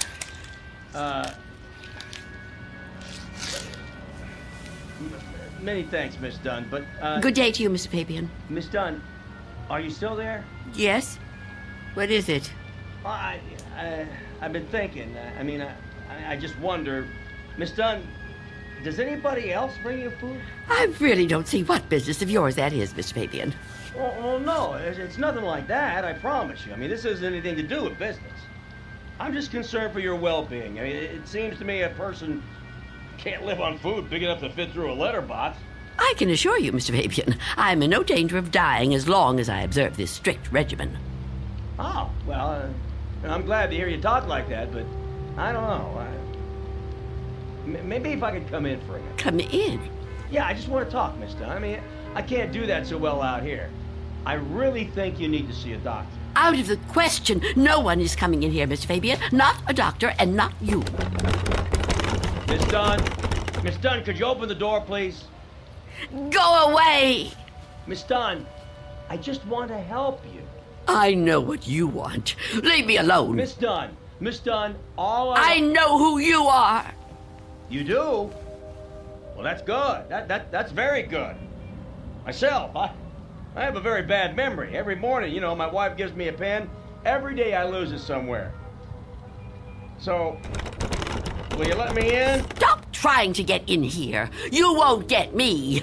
Just go away and leave me alone. Come on, Miss Dunn. Look, I've got other deliveries to make. I just want to help you if I can. I think you could use a little help.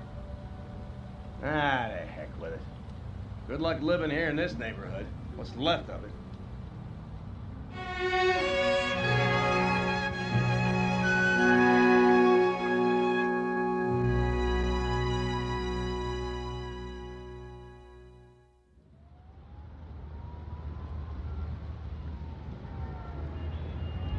Go away. I won't let you in. I won't let you get me. Leave me alone. I don't want to die. I don't want to die. Please! Freeze!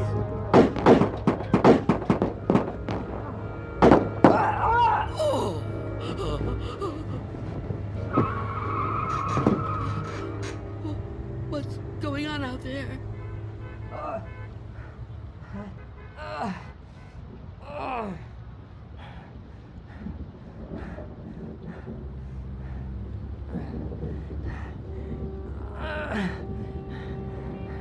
Help! Is anyone in there? You gotta help me. What is it? Go away! I've been shot. I need help. Please. Please do something to help. Who are you? Officer. I'm a police officer. Please, you have to open the door.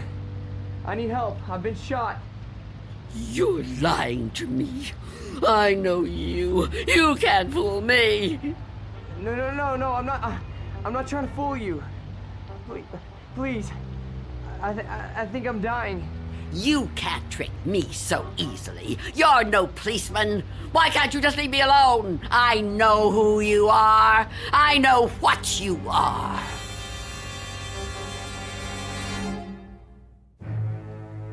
An old woman living in a waking nightmare. An old woman who has fought 1,000 battles with death and has always won. Now she's faced with a grim decision. A decision that might to others seem the simplest in the world. That of whether or not to open a door. And in some strange and frightening way, she knows that this seemingly ordinary door leads to the Twilight Zone.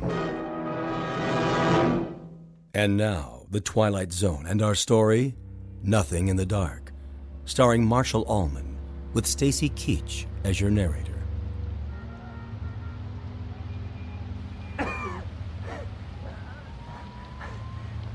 Please.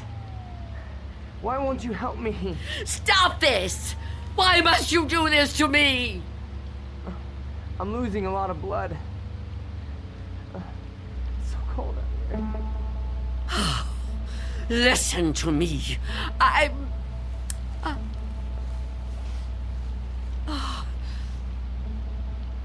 going to open the door. Oh, thank you. Thank you.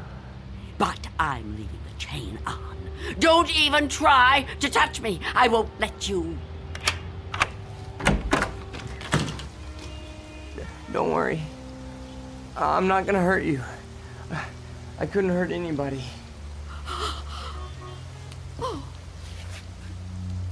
You're so young. Almost a child. Unless you help me, I'm gonna die. I don't think I can even move very far. Oh, don't say that. Oh, it isn't fair. No, it just isn't fair. You keep trying to trick me. I don't know what you're talking about. Don't move. Don't do that again. Or I'll close the door. What? Listen, lady. I've been shot. I'm bleeding to death. Do you understand? Do you understand? Please. My name is Harold Belden. I need a doctor. I need a doctor right away. Please, call the hospital. I can't get there myself. I can't call the hospital. I haven't got a telephone. Not anymore. Then let me come inside. You can't just leave me. I'm begging you, I'm freezing. I have to unlock the door. You can't ask me to do that. You can't. I don't want to die. You understand? So you're not gonna help me? You're just gonna let me die out here? I know who you are. No, I told you who I am. My name is Belden. Officer Harold Belden. That's not her name. There is no such person. Stop trying to trick me. I don't understand why you keep saying that. Look, it hurts. It hurts, okay? Please, lady, please. Stop! Stop! Oh, why are you torturing me like this? I tell you, it isn't fair. I don't want to die. Well, I don't want to die either. If I could get help for myself, I would, but I can't move. I've been shot in the side, you see? Look, look, I'm bleeding. Oh, it isn't fair. It isn't fair.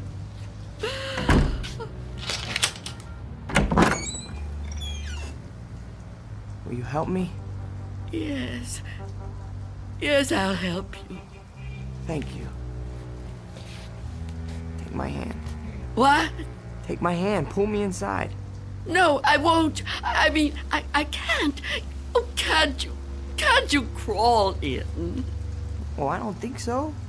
Please try. Quickly. I don't want to leave the door open.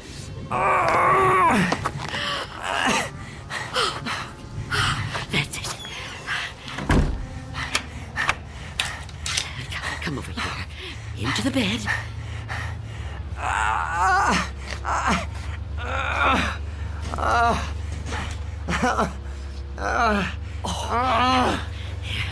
You just rest. Rest. Oh, what have I done? And what am I going to do?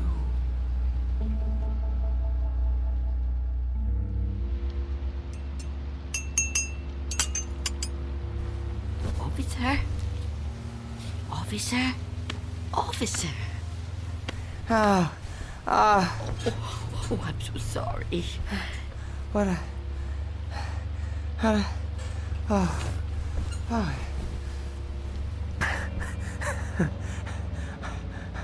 Oh, I'm alive. Yes. Yes, you are. Yeah, you're the lady that helped me. Yes. Eventually. Now, drink this. What is it? Tea. There's no milk, I'm afraid. No, don't get up, officer. Conserve your strength. Yeah, thank you. Thank you.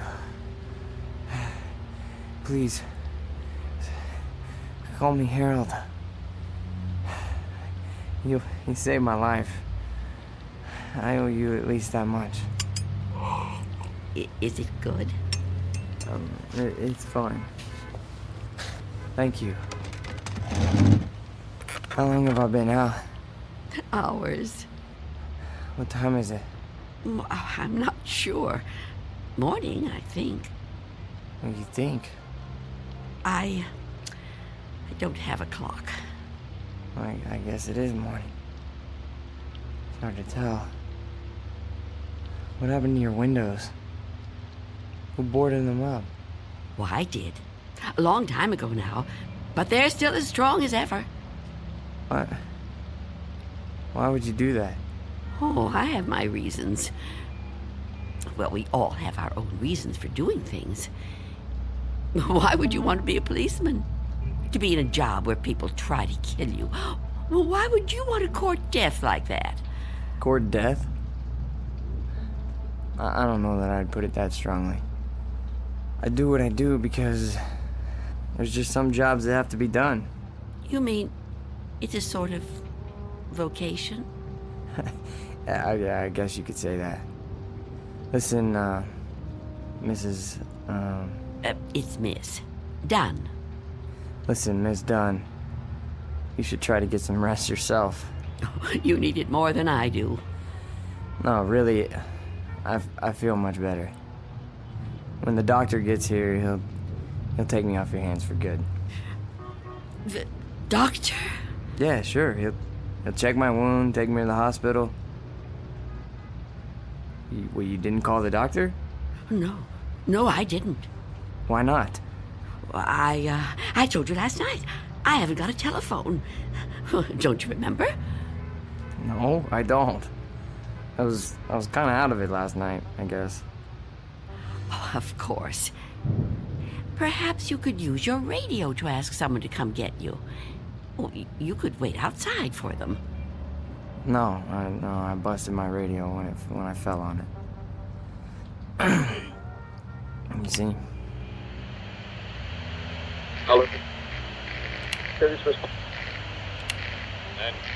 And I don't think I got the strength left to get up on my own. Look, couldn't you go to one of the neighbors? Oh, there aren't any. What are you talking about? There aren't any neighbors. There must be. Everyone has neighbors. Well, I don't. Not anymore. Why? What happened? They've all moved away. Not all of them. That's impossible. All of them! Trucks came and took away their furniture. First one, and then another. Is something happening to these buildings? I wouldn't know. I'm sorry to ask, but how can you not know something like that? I mean, if it was my home... I don't have a great deal of contact with the outside world. I haven't for quite some time. I couldn't even tell you who the president is. Wow. But there has to be somebody around who can help, you know? Or maybe a phone booth somewhere where you could call a doctor. Perhaps. I don't know. But even if I could call the doctor somehow, I couldn't take a chance and let him in. Why not? It's too dangerous. Dangerous for you? Yes. You let me in. Oh, I didn't have a choice. You were going to... I didn't know if I could trust you, but I'm still alive. Of course you're still alive. What do you think I was gonna do? I mean, but the doctor, he's not gonna be any harm to you. I keep telling you I can't let the doctor in. I can't let anyone else come in. Don't you see? It might be him. It might be him. Who? Him who? Mr. Death. Mr. Death? What? I know he's out there. He's trying to get in. He comes to the door and knocks. He begs me to let him in. Last week, he said he was from the gas company. The gas company? Oh, he's clever. After that, he claimed to be a contractor hired by the city. He said this building was condemned, that I'd have to leave. But I knew who he was. I kept the door locked, refused to let him in. Eventually, he went away. Condemned, huh? I mean, that explains why there's no one else in the neighborhood. No, he knows I'm on to him. Yesterday, he said he was Mr. Fabian from the store. But all he really wanted was to come in. That's all he ever wants. Wait a second. No, it's no use. You wouldn't understand. I knew you wouldn't. How could you? Well, I mean, wait, but I want to understand. I do. I mean, this man you're afraid of, you say he's Mr. Death. That's right. You don't mean just anybody, do you? You mean like death, right? Death. That's right. So is this Mr. Death a person like you or me? I know it sounds crazy to someone like you, to anyone but me, but it's true. I know it's true.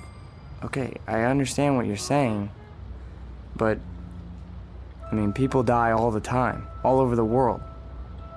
Now, how could one man be in all those places at once? I don't know. Don't ask me that.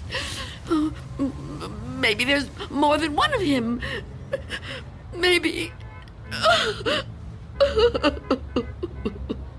I didn't mean to upset you. Please don't cry. I'm not gonna hurt you. I'm sorry. Okay? Can I have another cup of tea? Please? Of course. Tell me about Mr. Death. Your tea. Thanks. Please, Mr. Death. I would like to know about him. All right. At first, I couldn't be sure. It was a long time ago. Everything is. It's been so long since anything happened to me. But I was on a bus. There was an old woman sitting in front of me, knitting a scarf, I think. There was something about her face. I felt I knew her.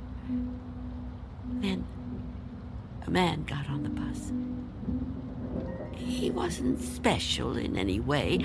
Not short, not tall, not fat, just a man.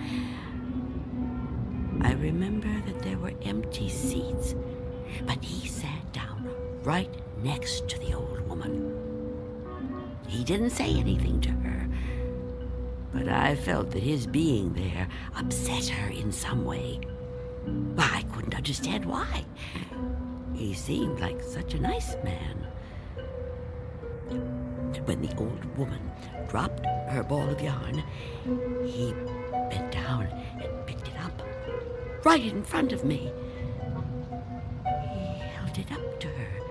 I saw their fingers touch.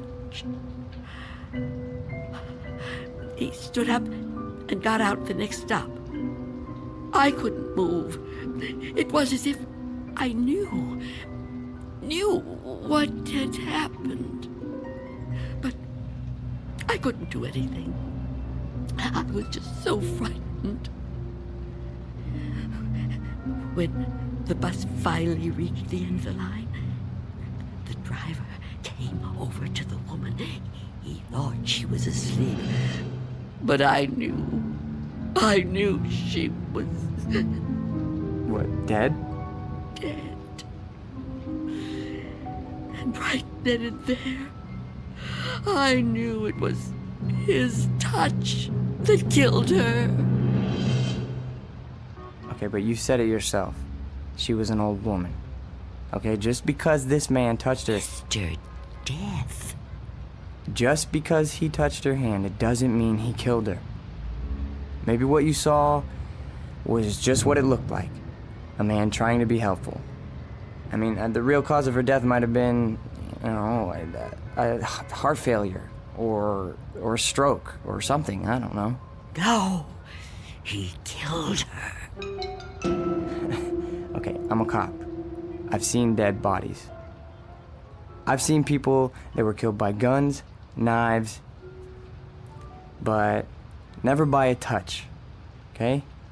The man being there when she died, that's just a coincidence. But I've seen him since then, several times. I've seen him in crowds. I've watched for him. Every time someone I knew died, he was there. He, the same man, the one on the bus. No. Once he was a young soldier, then a salesman, a taxi driver. Someone you wouldn't notice unless you were watching closely. But you could see him. Oh, yes. And I wondered why that should be. Why I could see him when no one else could. And then I knew. Why? It was because I was getting older. And my time was coming. I could see clearer than younger people like yourself. Now, do you understand? Oh, I know you don't believe me. That would be too much to ask of anyone. But do you at least understand? Please. I have to know. All right. Maybe. Maybe, okay? But if there is some Mr. Death who's able to visit all the people in the world like Santa Claus... Don't mock me. I'm not meaning to mock you, okay? I would never do that. I swear. But if he's real... He is. If he's real, then I don't see what the problem is. You don't see what the problem is? Oh, you must be joking. No, I mean, if you know what he looks like, what have you got to be afraid of? If you're right, and you can see death, I'd say you're kind of fortunate. Fortunate? Sure, yeah. I mean, you'd be able to see him coming. You could just avoid him. Oh, didn't I tell you his face is always different? He's different sizes, different ages, different races. I couldn't be sure. Well, how about when you go out? Out? Sure. Well, I know you said you don't have much contact with the outside world, but you have to go out sometime. I mean, to the shops or something, you know? Now, couldn't he touch you then, if he wanted to? No. Why not? I never go out. Never. Never. Oh, I haven't been out for years. I don't know how many. I don't keep count. That would be too depressing. But I suppose you can guess from the smell. You're too polite to mention it. But it must bother you as much as it bothers me. So what do you do about food? The boy at Mr. Fabian's store delivers it. But I never open the door to him. How can you live like this? Oh, don't think I enjoy it. So why do you do it? Because if I don't live like this, I won't live at all. If I don't watch out, if I let down my guard even for a moment, he'll get in. I know he will. I haven't always lived like this, you know. I was young once. People said I was pretty. I lived out in the sunlight. I hated to be inside even for a minute. My mother always said I'd spoil my fine complexion, but I didn't care. I loved outdoor things. I lived out in the sunlight, so warm, so beautiful. Beautiful, like I once was. You're still beautiful. Oh, no, I'm not. I'm old and cold. I miss the warmth of the sun so much. See that patch of sunlight on the floor? Where's it coming from? I think it's coming in from between the cracks in the boards of the window over there. Oh, yes. It's so warm to the touch. You know, I've always hated the dark and the cold. And now I'm old. I've lived a long time, but I don't want to die. I've heard people say it was his time when an old person dies. But it's not your time if you're not ready to die. I'd rather live in the dark than not live at all. Miss Miss Dunn, I promise you, there's nothing to be afraid of. We're all alone here. Okay? There's nobody outside the door. I know you're upset, okay? And you're clearly under a lot of pressure. But I think all you need is some rest. Officer. Yeah, and I need help. Oh, I don't know what to do. Just give me some medical attention. Look, I don't know how badly I've been hurt, okay? But I've lost a lot of blood. And I need help soon. Or I don't know how much longer I can... I've told you I can't go out there. You can't ask me to do that. Look, this whole Mr. Death thing, I promise you, you don't have anything to worry about. Shh. Someone's coming. Well, get them to help me. No! There's nothing to be afraid of. Please, answer it. Go on. That's right. Go ahead. You're doing fine. Answer it. Go on. I'm keeping the chain on. That's fine. Do whatever you want. Just see who it is and get them to call for help. I'm sorry, lady, but I got my orders. No! Get away! Officer Belden, help me! I can't fool around any longer. Step aside, I'm coming in.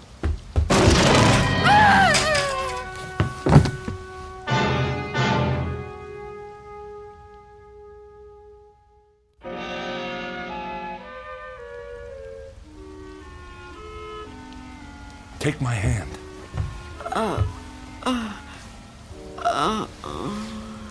Easy, lady.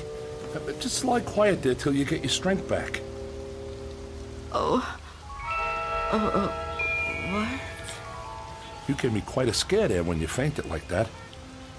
Sorry I pushed you when I put my shoulder to the door. You started to faint and I offered you my hand, but you passed right out. For a second I thought that... Well, I don't even want to talk about that. But I'm glad you're okay. And still I live. Huh? I told you I didn't mean to hurt you. It was an accident. You're not gonna sue, are you? What do you want with me? Here, let me help you get up. Take my... I can get up myself. Look, you gotta understand, man. I don't get no pleasure out of busting indoors. Who would? Except maybe some thug, but I'm no thug. I'm just a guy doing a job. Your job? Look, you don't seem to realize how important this is. I've got a crew and equipment coming in an hour to pull this tenement down. Begging your pardon, man, but looking at this place, I say it's long overdue. Frankly, I'm kind of surprised it's still standing. And you're really not Mr. Death? Mr. Who? I don't know what you're talking about, ma'am. My name's Armstrong. Bud Armstrong. I don't know about any Mr. whatever you said. All I know is I got a contract to demolish this row of buildings. That's what I got to do. Everybody else moved out a long time ago. Until the other day, I thought this whole building was deserted.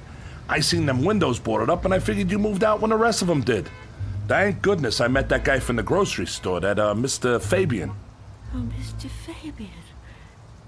Then he was real, after all. Real? What are you talking about? I told him about my job down here, then he told me all about you, that he was worried about you. Told me he had a kid bring you your stuff. That was the first I knew about you, and it's darn lucky I found out. Well, you'd still be in here when the wrecking ball hits. Now, come on. We gotta get out of here. You want me to go outside? Sure. Didn't you just hear me? This place is coming down. You can't stay in here. You want me to leave here? You have to. I can't. It's Miss Dunn, right? Well, Miss Dunn, You were notified about the demolition job months ago. Look, I'm not out to bully you. I'm just trying to do my job here. These buildings were condemned by the city. Can't say I blame them. And I'm the one who's got to tear them down. Tear them down? Wow, can you? Look around you, ma'am. This building has had it. You can see that. I can see that. Anyone could see that. It's all worn out, dilapidated. All these buildings have got to come down. You seem like a nice person. A nice person shouldn't have to live in a place like this. Now let's the two of us just... Get away from me! Don't touch me! Please don't act like this. I ain't a monster, lady. I've got a heart just like anybody else, and I can see how you could get attached to a place, but, not want to see it wrecked. But when a building's this old, it's not fit to live in no more. It's dangerous. It's got to come down to make room for a new one, a stronger one. That's life, lady. Old make room for the new, you know?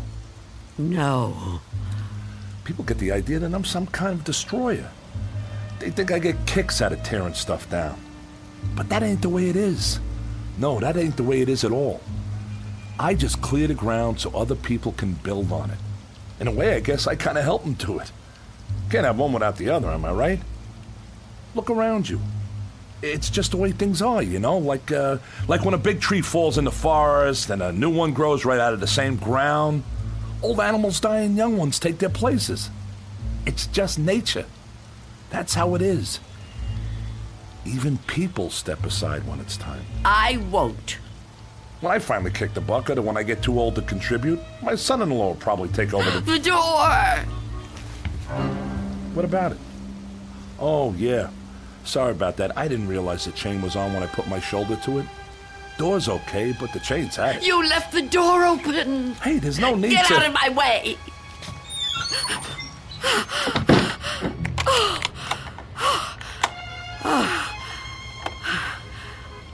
You don't have to do that.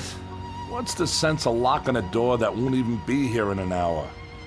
I'm on the clock here, and we've waited long enough. If you've got any possessions you want to keep, Miss Dunn, I'd move them out while there's still time. I'll help you. You think you're helping me?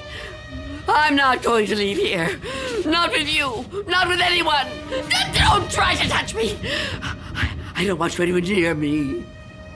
Now look, ma'am, I've been nice to you. I've been trying to go easy. I know this must be tough for you. Any kind of move is a big upset, especially to an older person like you. But if you insist on staying here, I'll have to call a cop. A cop? A police officer? It's just for your own good. Please, cooperate, lady. Hey, where you going? Of course. Mr. Belden! Explain it to him. Tell him the reason I can't go out there. I know you understand. I've told you everything. You'll help me, won't you? You'll help me stay? Well, say something. What are you doing? Who are you talking to? Oh, Mr. Belden is a policeman. Mr. Belden? Who the heck is Mr. Belden? Is he your pet? You got a cat in here? Please tell him. Lady, I think maybe you're sick. You should come with me. I'll get you to a doctor. I don't need a doctor. Mr. Belden, won't you tell him? Okay, I get it. I see how it is. Hey, I'm sorry, but if you're still here when the crew arrives, I'll have to call a cop. I'm sorry. I wanted to make you understand, but... Okay.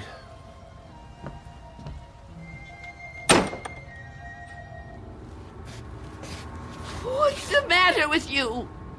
Why didn't you say something? Why didn't you help me? I thought you understood. I thought you'd help me. I think the question you should be asking yourself, Wanda, is how he looked straight at this bed and didn't see me. You called me Wanda, but I never told you my first name. Oh, No. No. It's not true. It's not true. Yes, it is. The mirror, Wanda. Look in the mirror. What do you see? I can't. I won't. Look in the mirror, Wanda. What do you see? I see nothing. Nothing but an empty bed.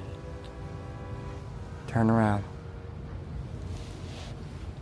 Now what do you see? I see you, Mr. Death.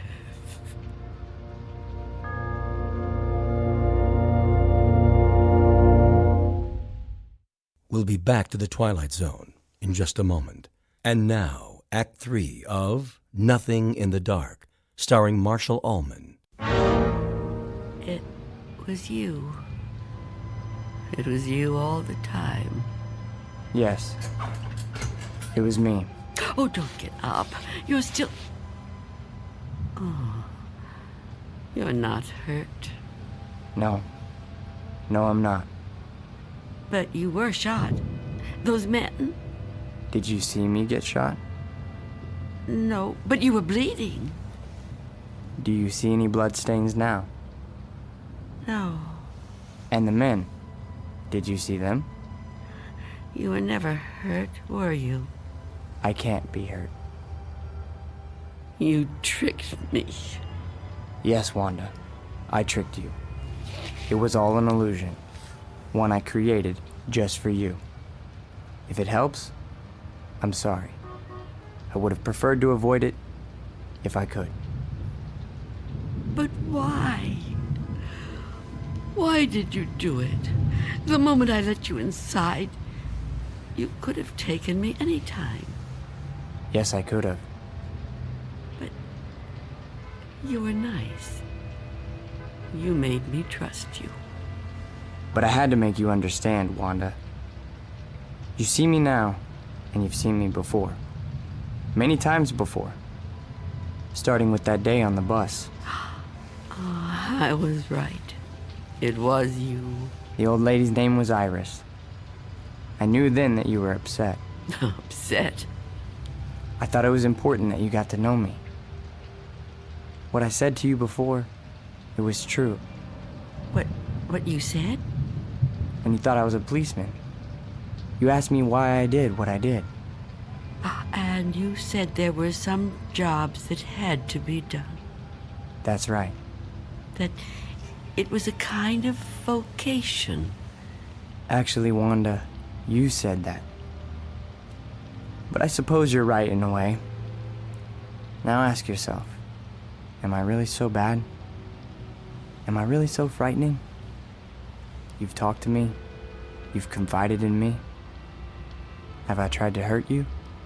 Well, no, but... Do you really believe I would ever hurt you? You don't look like someone who would want to hurt me. You see? It isn't me you're afraid of, is it? You know me now. You understand me. What you're afraid of, what you've really been afraid of all these years, is the unknown. That's right, isn't it? Yes. Don't be afraid. But I am afraid. You must be very tired, Wanda. I am. But the running's over now. It's time to rest. I'd like that, but... Give me your hand. I don't want to die. Trust me. No. Mother, give me your hand. I will.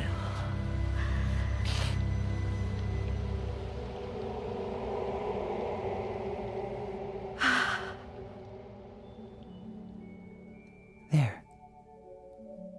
You see? See? See what? No shock, no engulfment, no loud thunder.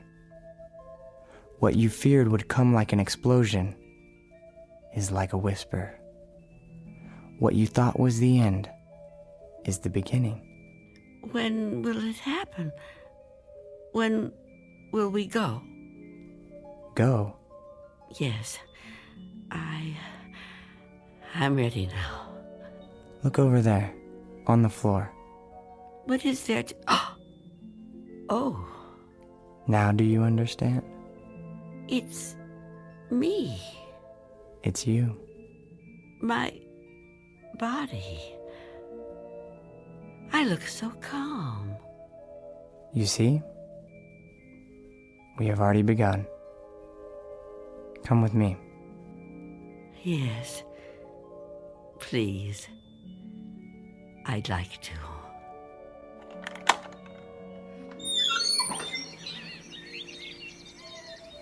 It's such a beautiful day. It is.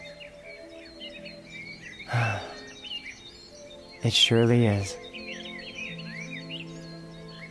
You know, Mr. Armstrong was right about a lot of things. What things? Well, for one, his son does take over the business when he dies. Will that be soon? Another 16 years. Oh, dear. It'll be quick. I'm glad to hear that. I'm afraid I was a little harsh on him. Now the son-in-law, he lives to be 102. 102? Oh, goodness. I know. It's remarkable, really. Of course, the oldest person I ever met was a lady in Tibet. Well, how old was she? Take a guess. Oh, I'm no good at guessing. Come on, take a guess. You'll never believe it.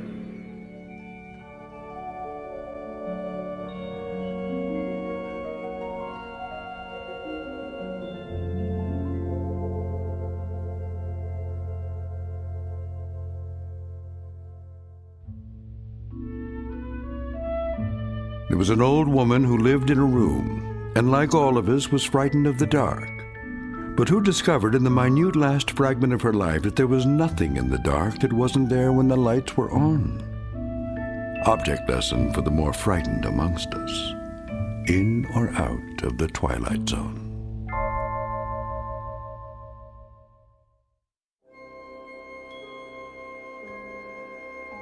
Hi, this is Carl Amari, producer of the Twilight Zone Radio Dramas. I'd like to take a moment to tell you about our official website at twilightzoneradio.com, where you'll get the latest news and information on these Twilight Zone Radio dramas. Plus, at twilightzoneradio.com, you can digitally download 3 free episodes or any of our episodes for only $1.95 each. In this age of ever-changing technology, we've decided to make these episodes instantly available to you by making the Twilight Zone Radio Dramas a digital download-only series. This means that this series will no longer be offered on CD. The CD collections at our website are now being offered while supplies last at buy one, get one free. So be sure to get your favorites before they're sold out. Be sure to visit us often, and I'll see you in the zone.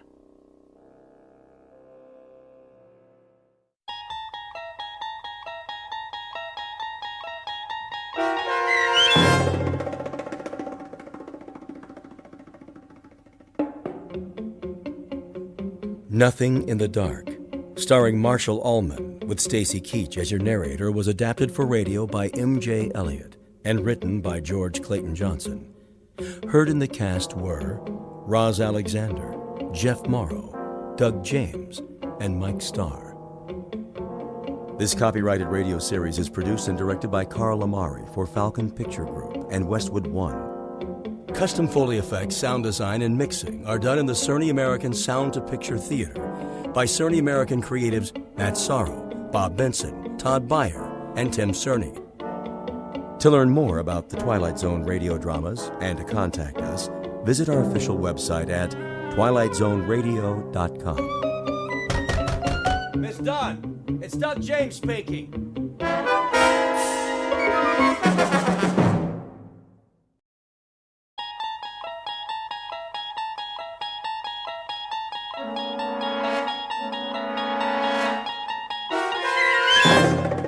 You unlock this door with the key of imagination. Beyond it is another dimension, a dimension of sound, a dimension of sight, a dimension of mind. You're moving into a land of both shadow and substance, of things and ideas. You've just crossed over into the Twilight Zone.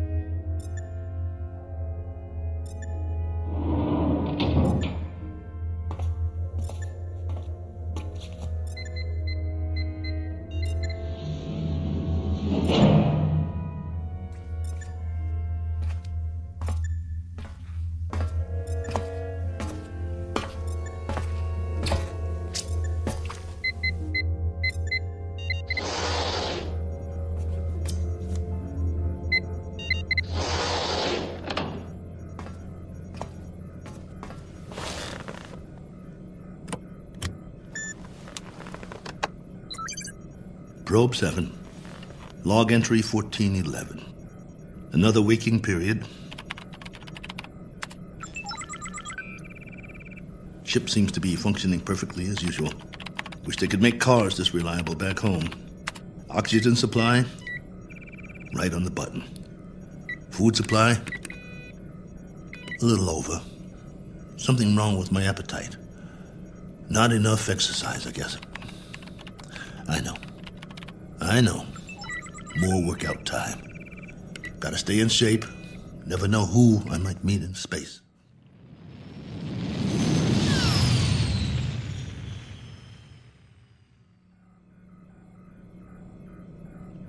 Coordinates on autopilot. Propulsion system humming like a top. Pressure flow, output, all right on the money. Oh, come on, guys. You don't need a pilot up here. Could have sent an unmanned probe. All I am is extra weight. Think how much farther this crate could go without me. Of course, you wouldn't have my brilliant observations. Boredom followed by prolonged disinterest, with periods of great loneliness. Must be fascinating. Here's an observation. All these blinking lights in the cockpit. They remind me of stars, or candles, or cigarette lighters. That's it. You remember cigarettes? Did you know at concerts people had these little lighters, and sometimes they'd hold them up and it looked like a sea of stars out there in the dark? I want to write a book, not this diary. Doesn't have enough plot. Just me remembering. That's who I am, boys. He who remembers. Oh, well. Better send you the numbers. Here goes the download. Transmitting now. Till next time, this is Colonel A.L. Cook. Over and out.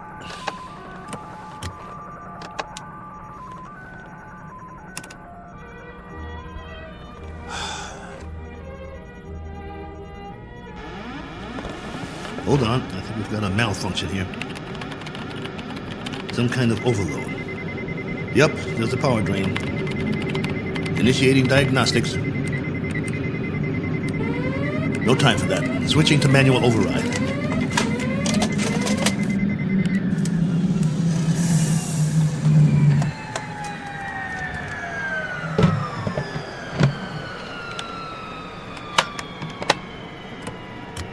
Base, this is Probe 7.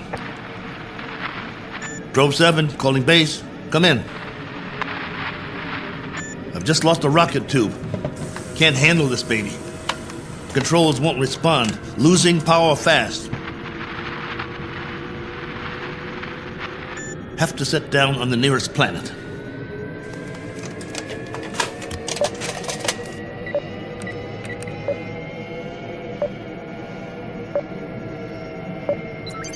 Got one in view now. Not much choice.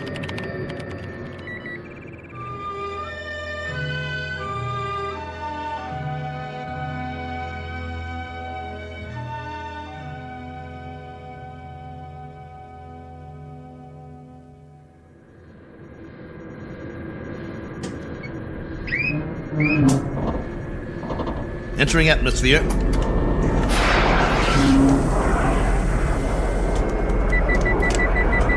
Surface coming up fast.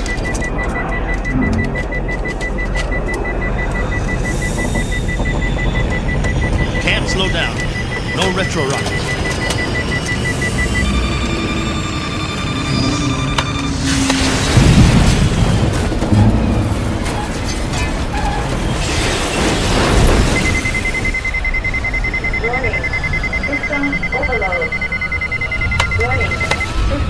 Ship's about to catch fire. Base, do you read? This is Probe 7. Probe 7. Mayday! Mayday!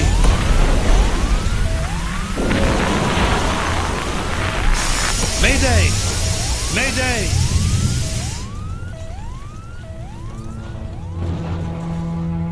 One Colonel Cook, a traveler in deep space several million miles from his point of departure and presently out of options.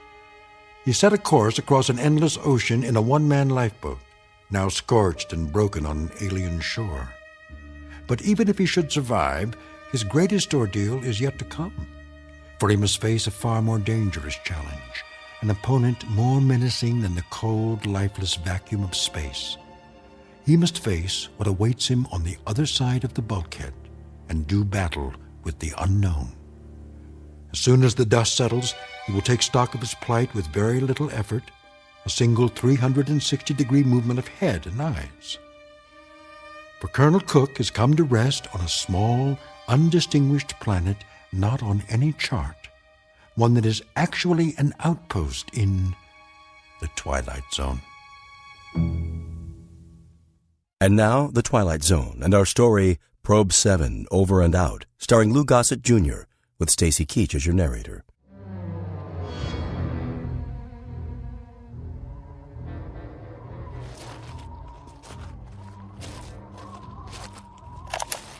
Log entry 1412.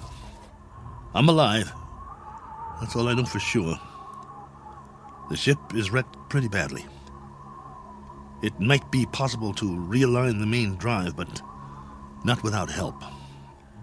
So far, I'm holding up. One badly bruised head and a broken right arm for which I've made a sling. A few more painkillers in the first aid kit, but after that, I'm on my own. The planet has an atmosphere, so I don't need the pressure suit. That's another stroke of luck, if you can call it that. The terrain is desolate. Sand, rocks, some low-grade plant life. That means there's water. The question is, how much and where? The ship has cooled down now, what's left of it. Main instrument panel is intact, so I'll try to contact the base directly, if there's enough power. More later. Cook, signing off.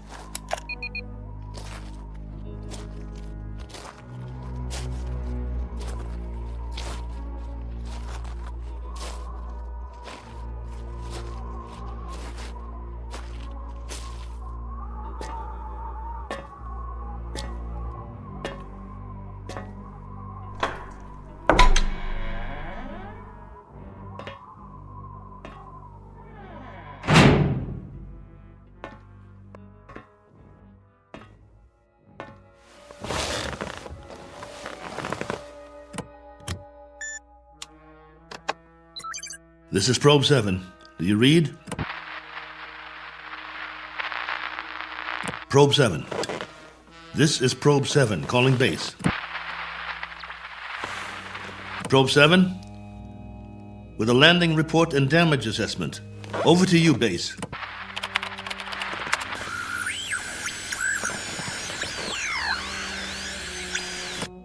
This is Probe 7.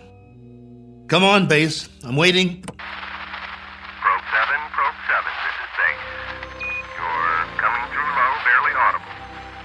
Blaine, is that you?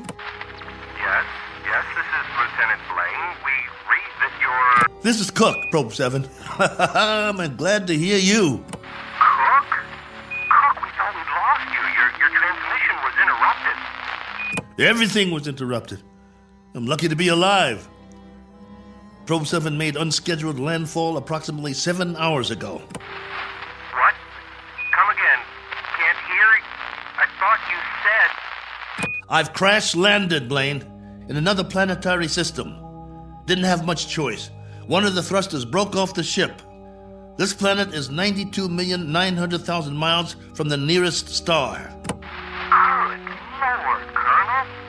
We're having trouble seeing you on the monitor. Sorry, but I can't send or receive a visual. Most of my equipment was fried in the crash. Okay. How's your oxygen? And that's the least of my worries. There's an atmosphere here. I don't know its density or composition, but it's breathable. Probe 7? Probe 7, your signal's drifting. Can you increase power? Not much chance of that. Far as I can tell, this is the last of my juice, at least for now. I've got half a generator and 3 solar cells working. I was afraid it wasn't enough to get through it all. Okay. Can you effect repairs? Say again? Repairs. Can you make repairs? If you give me maybe 20 years, a good right arm, and a new head while you're at it, I might make a start. The bottom line is, I need help. Got that, Base? Help. And right away. Probe 7, you're breaking up. Probe 7, are you there? Probe 7, we're having difficulties. Probe. All right, just stay there. Stay in transmission. Probe 7, we've traced your signal. We know where you are. Great. How soon can you send a ship? Colonel, I'm sorry to say we have nothing here that can reach you. What? You had several ships on the drawing board. Repeat, we have nothing available. Say again? All construction is suspended pending the current crisis. Ah, come on! Colonel Cook, I've been told you'll have to make the repairs yourself. Base, now hear this. I don't have fuel, no propellant at all. I left most of my rockets scattered across 50 miles of dirt and rock. All I have is a ship that looks like a jigsaw puzzle. As for the wiring, it's nothing but spaghetti. So when you say you've got nothing that can help here, you're telling me you're crossing off one spaceman permanently. Probe 7, we're having difficulty. Your words are breaking up. All right, Base. I'll give it to you in a few syllables. This ship isn't going anywhere. Not forward, up, down, or back home. Is that plain enough for you? Now I'm asking you again. Isn't there anything you can do to help me out here? Or are you just going to write me off? Colonel Cook? There's the low power warning. I'm losing transmission. Got to sign off for now. I'll make contact again in 3 hours. Roger that, will you please, Base? We will stay on this frequency, Colonel, and wait to hear from you. Oh, just a minute. There's someone here who wants to speak to you, Colonel. Colonel Cook, this is General Larrabee. We understand the spot you're in. We wish we could help. Thank you, sir. Well, there is a possibility that once you give us a full report on the ship, we can send you instructions for its repair and walk you through it step by step. That's still an option. Is it? Well, here's an option. Why don't I just build me a new one, General? I'll make it out of tin cans and chewing gum. I'll burn some circuit boards with a magnifying glass. That's a possibility, too. Colonel, I'm trying to be frank with you. Sorry, sir. I'll transmit again in 3 hours. Over and out. Heaven help me. Wonder if that's a possibility.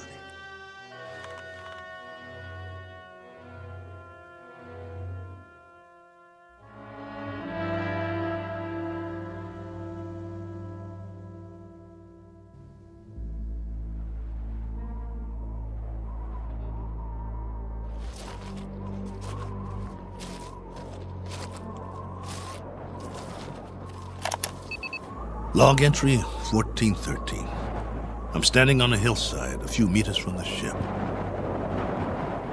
You hear that? I think there's going to be a change in the weather. Back home, we'd call it a sandstorm. Better head back soon. I see vines and some flowers down the other side of the hill. There's more life here than I thought. As to what stage of evolution it's reached, that's pure conjecture. No sign of animal life, but the vegetation grows thicker in certain areas, like the valley. Can't trust my leg yet. Better stay close to the ship. I've picked some plants for analysis. We'll see if there's anything edible. Hey! Anybody! Hey! Take me to your leader. I've got beads and wampum. Is anybody here?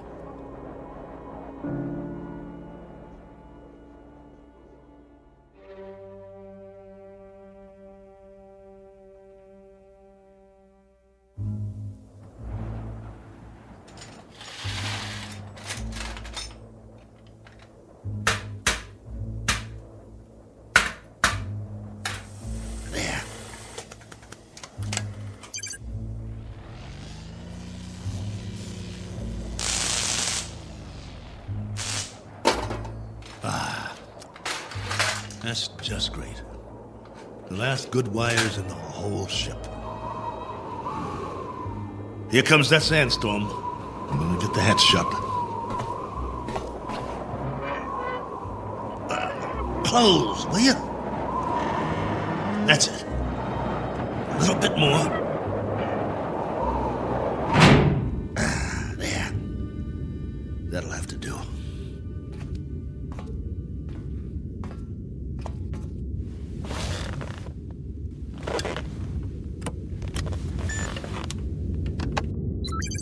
This is Probe 7, calling base. Probe 7, calling base. Over to you. If you read. We read you very well, Colonel. Ah, you've got the video going. For now, General, I've wired all the solar cells in series. At the moment, I'm running off the storage batteries, though. It's almost night here. All right, tell us your situation, please. My situation? Yes, any change, Colonel? I've done what I can, but I'd have to call it unchanged. The power level's higher as long as I charge up during the day, but I don't know how long that will last. At least, I've got you on the screen. Got to see another face, both of you. You should be used to solitude. You've been in space a long time. Yeah, I should, but that was different somehow. I was a big something in the middle of nothing. This, though, I've landed and it feels like I'm supposed to be somewhere, and I'm not. My memory of home is fading fast. Colonel, and the condition of the ship, still a total loss? Probe 7 is no longer probing, General, unless it's the few feet of dirt I tore up when I crashed. There is life here, like I said, vegetable life, pretty elementary. I've explored the surrounding area in all directions, but I can't get down to the valley with this leg. The gravity is roughly the same as ours. From what I can tell, the atmosphere is similar as well. At least, there's no pollution. I haven't started coughing yet. Describe what's left of the ship. What's left of the ship, General, is a few feet of bent-up metal. I told you, it's unrepairable. You're sure, Colonel? You're absolutely positive? There isn't one other section that's still intact. She'll do for a museum or a junkyard. Take your pick. As for me, I don't have the luxury of making a choice. Nor do we, Colonel. Nor do we. Right. The crisis. Listen to me, Cook. We've got a major problem here. Oh, you do? Since you left, we've had an international incident. A serious one. There's talk of war. The next 24 hours will be crucial. As long as I can remember, there's always been a crisis, and there's always been talk of war. Well, hasn't there? Yes. But this time, I'm afraid. You'll forgive me, General. But I've got a crisis, too. and it's a very immediate one. I have the remainder of my rations and 2 broken bones in one arm. You have my location. I need to know that help of some sort is on the way, or would you call that unreasonable? Now listen up, Colonel. The rest of the fleet's been taken out. There isn't another ship, unless we build one. And if we go to hydrogen war in the next few hours, there'll be nobody left to do the building. Do I make myself clear? You're serious? That's the realistic view, Colonel. It may go down hard, but I'm giving you the facts of life. 10 hours from now, maybe 6, maybe 4, we'll be fully committed. I'm talking about 500 million people, not just one man. That's about as clear as I can put it. Very well then, General. I guess that's it. We don't see any alternative. Will there be any point in making further contact with base? Yes, Probe 7. For 2 reasons I can think of, both of some benefit to you. One, so you'll know that you're not alone up there. And 2, to confirm that your own world still exists. Though the latter is a moot question at this point. Over to you, Colonel. I can't think of anything else to say at the moment. Feel free to keep the signal open, if you like.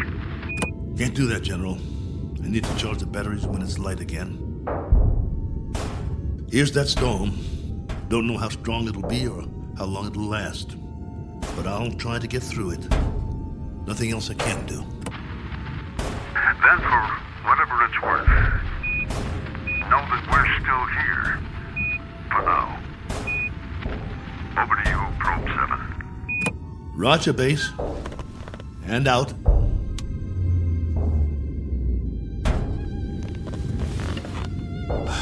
It's going to be a long night.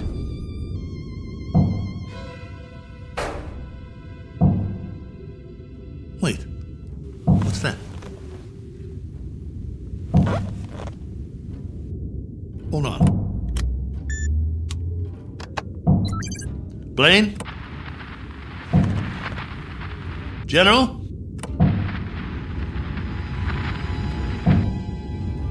I wish you could hear this. There's something outside, I swear. Something or someone.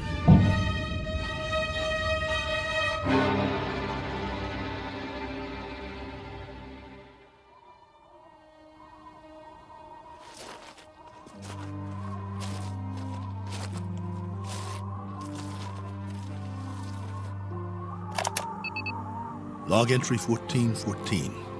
Just in case anybody ever hears this, I didn't get much sleep last night. I was waiting for the wind to die down. As soon as it did, I opened the hatch sometime around dawn. You see, I thought I heard something pounding on the hull, over and over. It couldn't have been an accident.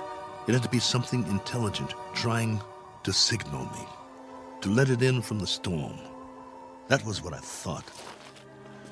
Funny the way the mind works. I've never been so glad to hear anything in my life. And at the same time, so afraid. But I opened it anyway. Well, everything was covered with a fine layer of sand, silica crystals, very much like the soil back home. And that was the trouble. Whatever had been outside, there was no sign of it now. If there were tracks, the sandstorm had wiped them out. The ground, everything, smooth as a beach where no man has gone before. I did find something, though. A broken branch. So, it was only the wind, after all, blowing it back and forth before it broke off. Had me going for a while. So much for my man Friday. Now I'm back to the old routine. Reconnaissance, hunting, and gathering.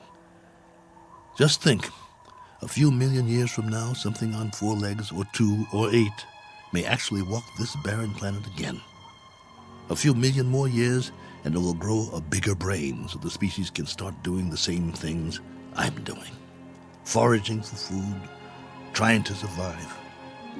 Wonder if there'll be anything left of the ship by then. Probably not. Me? I'll be a fossil at the bottom of a tar pit somewhere, and no one will realize I was ever here.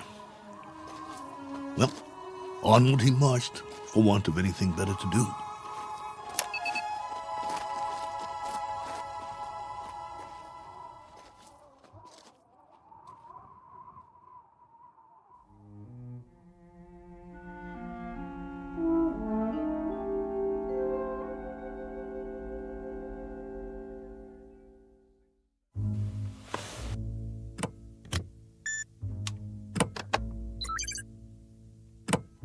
Blaine?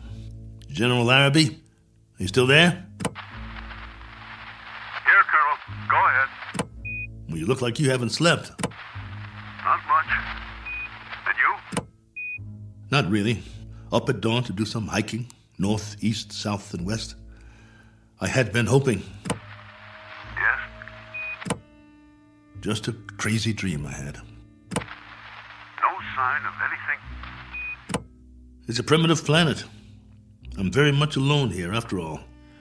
Oh, not completely. I've got a wind that sings sad songs and some scrawny plants that check me out every now and then as I walk by. There might be some fruit trees that are edible down in the valley, if they're not poisonous. But that's it. That's all of it. I'm truly sorry. There used to be an old saying, if life gives you lemons, make lemonade. The only thing wrong is I can't even find the lemons. But don't worry. I'll keep trying. Not that this will provide any vast solace to you, but at 9 o'clock this morning, Colonel, we went to war. And? The whole eastern seaboard went up. You mean all of it? The cities, everything. It took 12 minutes. Exactly 12 minutes. I suppose we retaliated? Oh, indeed. With great alacrity and effectiveness. And we still are. With everything we've got. It was our old enemy? That's right, if it matters now. And the result of all this? Our world is doing a little wholesale dying at the moment. And there's nothing to do but watch it happen. What about the base? Are you safe? For the time being, our location's classified. Only you and a few others know where we are. The signal's encrypted. That's good then. Trouble is, we can't stay here much longer. There have been bombs as close as 400 miles from us, falling through the night. It's now a question, Colonel, of the manner of death. Very fast or very slow. It's that kind of consideration, not one we thought would ever be a reality. General. You know, it's really quite a pity that we didn't send others with you. What you think of as a prison might have proved to be a haven of sorts for the survival of the species. Don't have any illusions about it, General. What you think of as a haven is only a very sizable dungeon. A good-sized dungeon with a breathable air.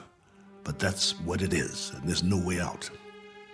I don't much care for solitary confinement, and neither would you. Unfortunately, both of us have very little choice in the matter. General, this is urgent. Give it to me. What is it, General? What's happening there? In a moment, Blaine. But, General... I said in a moment. Cook, I've just received his official communication. We're going to have to move out of here. Now, I don't know whether we'll be able to transmit again or not. If we are able to, I'll do my best to make contact. You have my word. Thank you. Try if you can. It means a lot to hear a real, live voice. I wish we could do more. Silence. Or cries. That's the story from our world. Silence or cries. God bless you. And good luck. Over and out. Probe 7. Yeah. Over and out. Not with a bang, but a whimper. Hell of an ending. To all my friends back home, take good care. Looks like I won't be seeing you again. Not in this life.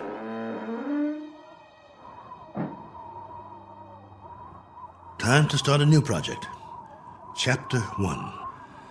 The Memoirs of Colonel A.L. Cook. And I've got a very good memory. You wouldn't believe the stories I could tell. Who knows? After I'm gone, maybe someone else will crash here and find it. A lifetime of memories.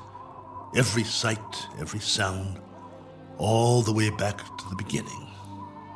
The kids I knew, the girls I dated, my friends, mom and dad, the first job, all of it. Every detail recorded for posterity. Has anyone ever done that before?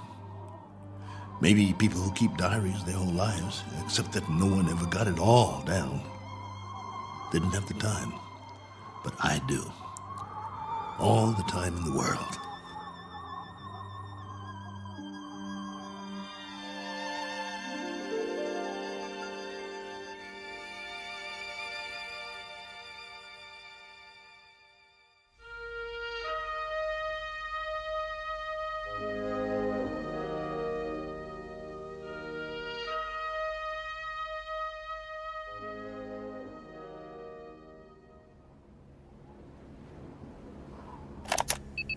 Log entry 1415. This one's for the record. A final official entry. From here on, it'll be the life story of Colonel A.L. Cook. Me, myself, and I. If for no other reason than to keep from going batty. But for now, it's a beautiful day. Here on Primordial World. Ship still standing, of course. You'd never know that's what it was. More like something from a scrap metal yard. The cost that went into building it, the man-hours, and for what? To come to rest here. A little way station that isn't even on the map. I'd call that a waste. Exhibit number 1 in the elephant's graveyard. Ever hear of that? They used to say there was a place where elephants go to die. Hundreds, thousands of them. A secret place off the beaten path. And there were bones and tusks. And once in a great while, someone would stumble upon it. Like the Sargasso Sea, where sailing ships caught in the kelp and were trapped forever. Well, maybe other travelers will end up here, gone to ground, never to move again. Eventually, there'll be a whole collection of them from all over. But remember, I was the first. I should scratch it in the metal. Cook was here. But I digress. This is still supposed to be my official report. The evaluation of the crash site coming up. The tail fin is all but covered by sand. Have to dig it out before the next storm. Then build some kind of windbreak or the whole ship might get buried. I could gather some branches, make one. There's more vegetation in the valley if I can get up and over. Now, that's odd. If there are no other trees in the immediate vicinity, where did this branch come from? The one that was banging against the hull last night.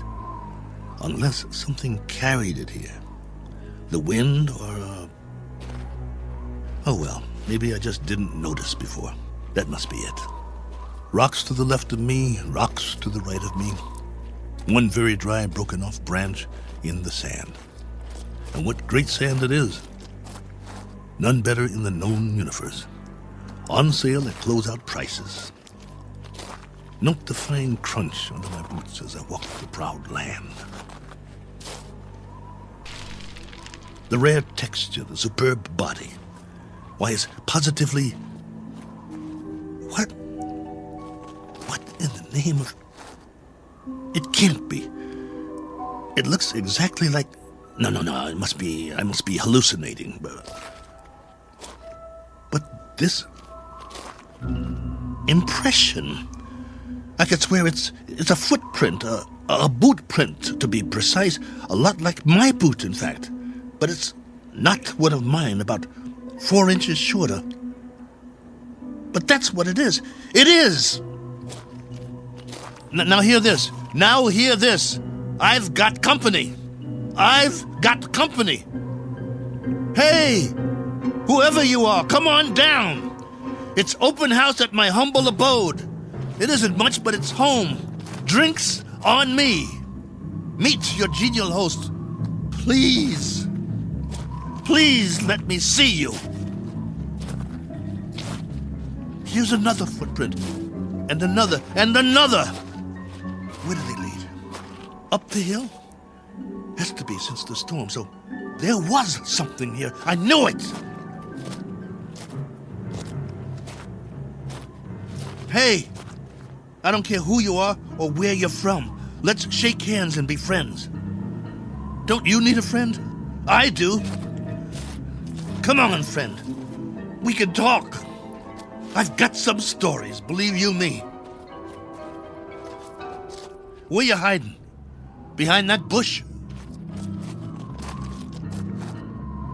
Ugh!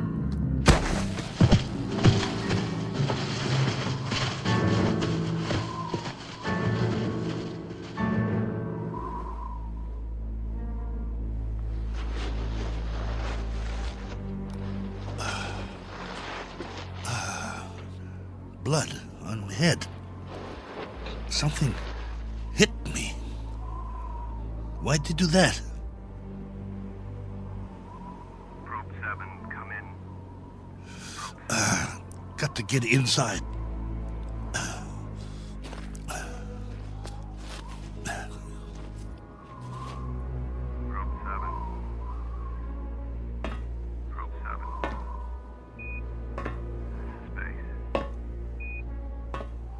Get the hatch closed before they come after me. Probe 7. Can't let them get in. This is Base. With our last transmission, we got ours a few minutes ago. A 500% increase in radioactivity. Not much hope for us. Colonel, this is General Therapy. I wanted to wish you well. From what we can gather, the enemy got it just as bad as we did. We wiped them out. And they wiped us out. One last forlorn wish for you, Colonel.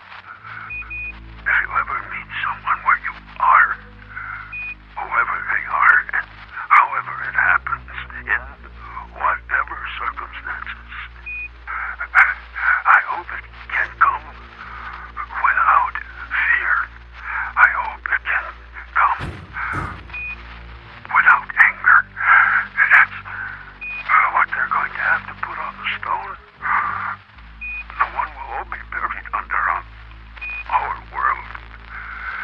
Here lies a race of men who flex their muscles.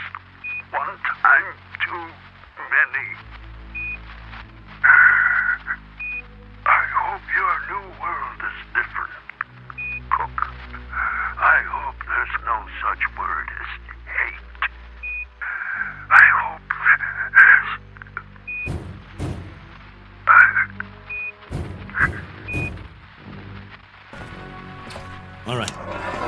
All right. I'm ready for you. You want in? Maybe I'll let you, and maybe I won't. It's up to you. You can be friendly, or you can be dead.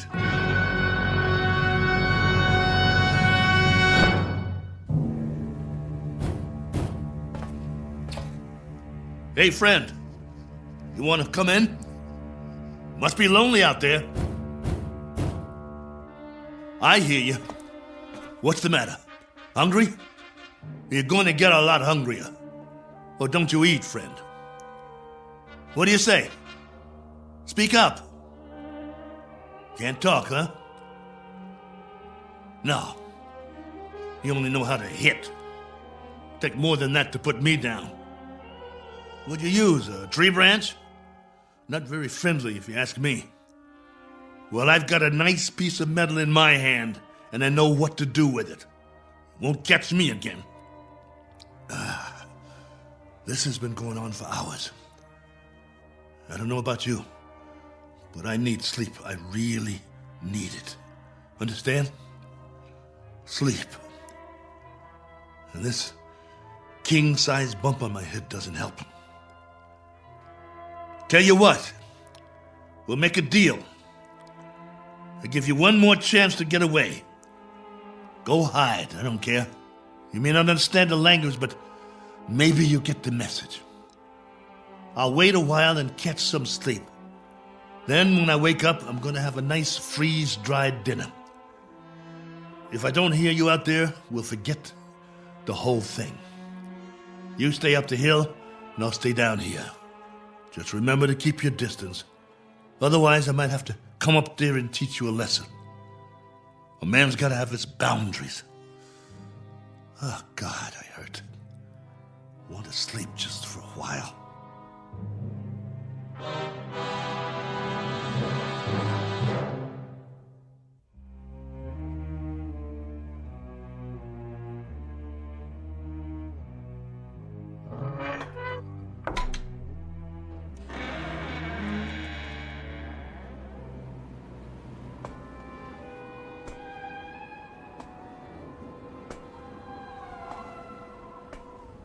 Hey, friend.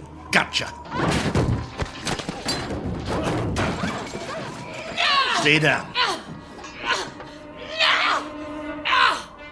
Pretty weak, aren't you? Let's see who you really are. Ituko. Miena. Manda.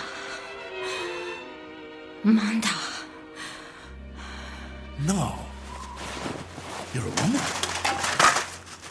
No, wait. Let's talk. Can't we talk about it? Do you understand anything I'm saying? Min. Oh boy. Look. My name is Cook. Colonel Cook. I'm from another planet. I crash-landed here. Cracked up my ship. This is my ship, get it? Or it was. It can't fly anymore.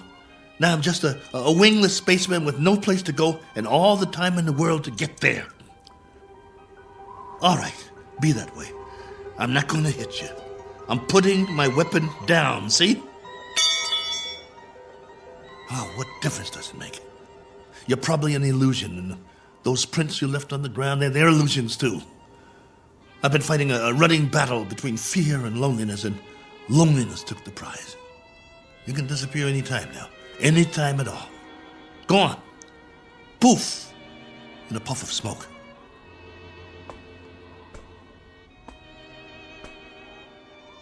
No, wait, please. Are you real?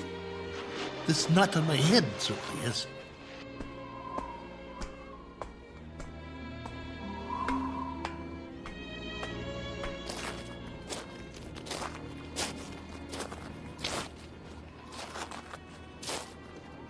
All right. Do whatever you want. Just don't go. Not yet. If you can't understand, I'll draw you a picture. Where's the stick? Look. Right here in the sand. This is my solar system. The sun in the middle, and this is my world. See? Omida? You got it. Now then, I went off course. I didn't have the power to get back. You know, power? Vroom, vroom. No good. So, I tried to land here, where we are.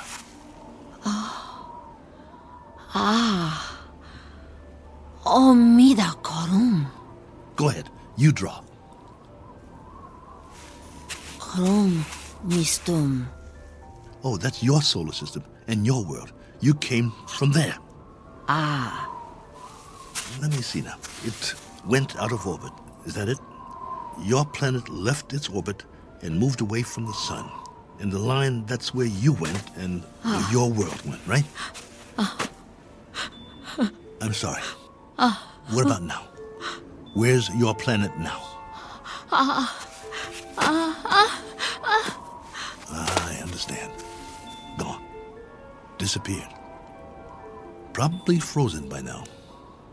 But you got out. How many others? How many got out? You got away. Any others? Min.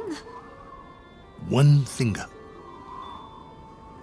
That's a hard count, my dear. A very hard count. And you've been here a while, haven't you? Look at your suit. Your galaxy might be light years away. It would have taken years to reach here. Where's your ship?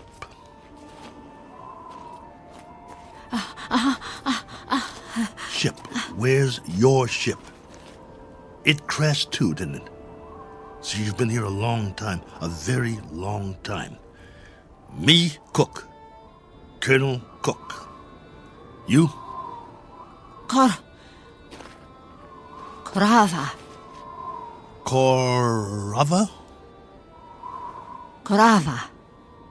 Well, what do you know? Pleased to make your acquaintance. How does it figure? I thought you'd be a 50-foot flesh-eating ant or something. And you turn out to be a woman. Which is neither here nor there. Because however you slice it, we're stuck here. A one-armed man and one very tired lady. Quite a pair. What have you been living on? What food? You understand food? Eat? Well, I can offer you lunch or maybe it's breakfast. I'm not sure which. And some companionship. And we can spend the rest of our lives drawing diagrams in the sand, which will be somewhat tedious. But the brighter of us will have to learn the other's language eventually. I hope it's you. Because I got some stories to tell, believe me. Come, Korova. Eat. Food. In the ship. Chow time. Come along. Inside. Eat. Food. Food. Okawa? Okawa? No. Not that way. Come here. Food. Please come back. I'm not going to hurt you. Please. Okawa! Oh, for heaven's sake. Korova, please.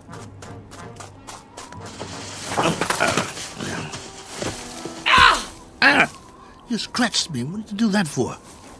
That's all you know how to do, isn't it? Draw blood. Well, go ahead. Get away from me. It's not just language, is it? It's our animal nature, the way we instinctively respond to one another. In that case, there's not much hope. Go on. Go. If that's the way you want it, go.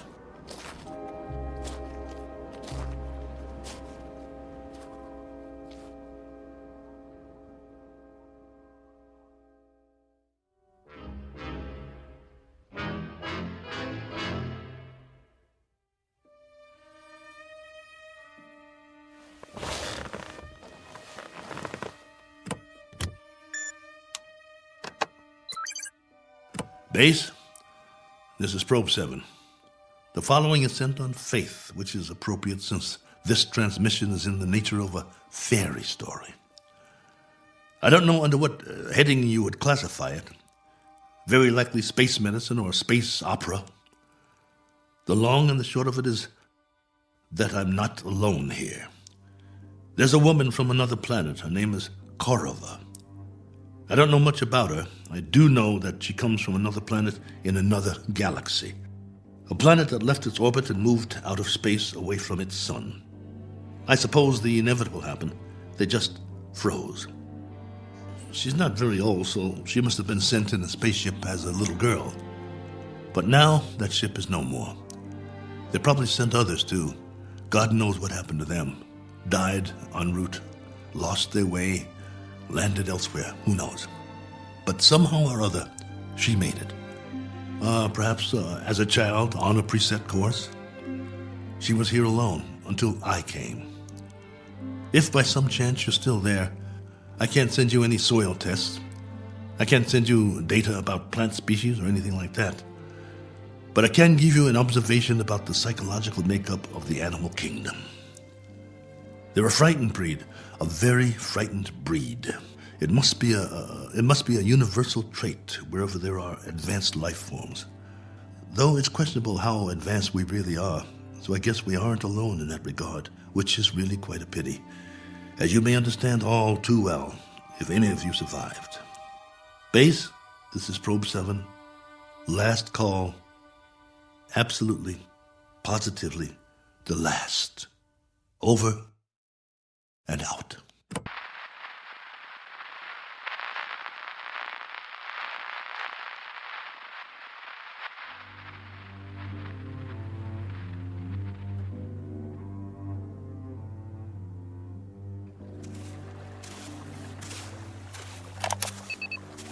Log entry 1417. Well, the ship is history. I've left it for good. I finally made it up the hill and down the other side. And guess what? There's much more vegetation here. Fruit trees. Flowers as big as your head. And through it all, a stream of running water. I swear, it's like a garden. I brought what I need in a backpack. I'm going to set up shop on the banks of the river and try to live here, for better or worse. It will be the last great adventure. I only wish I could share it. Oh well, there's always posterity, if anyone should ever find this and play it back.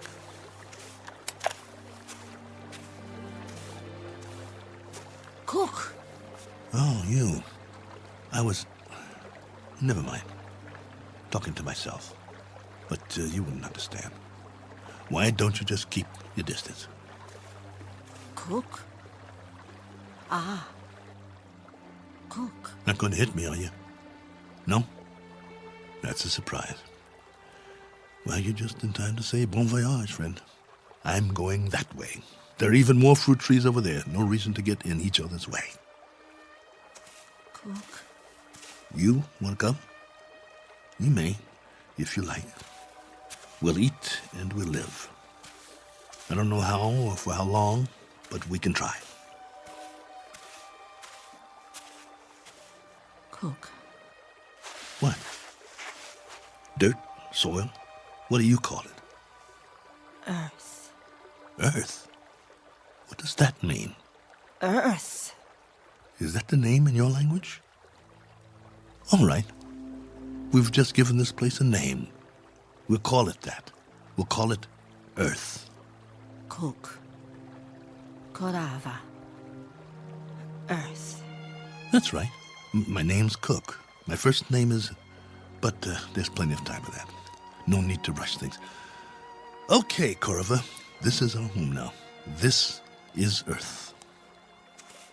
What's that? Food. So that's what you've been eating. Some kind of red fruit. Any good? Food. Eat. All right.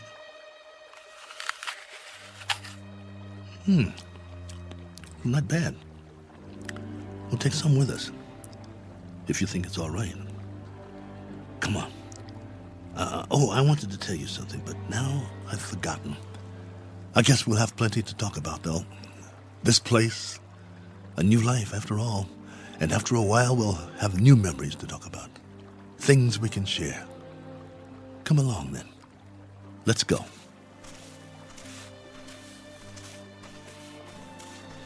This fruit's all right. Any other life forms around? I hope not, for the moment. But if there are, we'll make the best of it, won't we? Pleasant enough place, don't you think? My leg's better. We'll explore as much of it as we can. No need to set up any boundaries, I guess. There's plenty for everyone. For you and for me. And it's a beautiful day.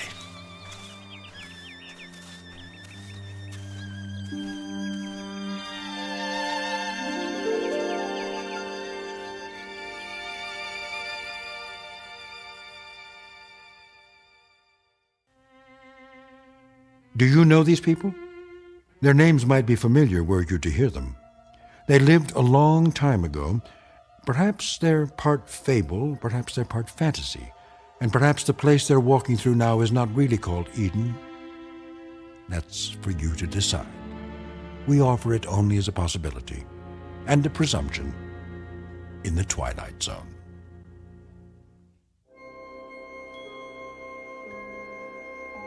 Hi, this is Carl Amari, producer of the Twilight Zone Radio Dramas. I'd like to take a moment to tell you about our official website at twilightzoneradio.com, where you'll get the latest news and information on these Twilight Zone radio dramas. Plus, at twilightzoneradio.com, you can digitally download 3 free episodes or any of our episodes for only $1.95 each. In this age of ever-changing technology, we've decided to make these episodes instantly available to you by making the Twilight Zone radio dramas a digital download-only series. This means that this series will no longer be offered on CD. The CD collections at our website are now being offered, while supplies last, at buy one, get one free. So be sure to get your favorites before they're sold out. Be sure to visit us often, and I'll see you in the zone.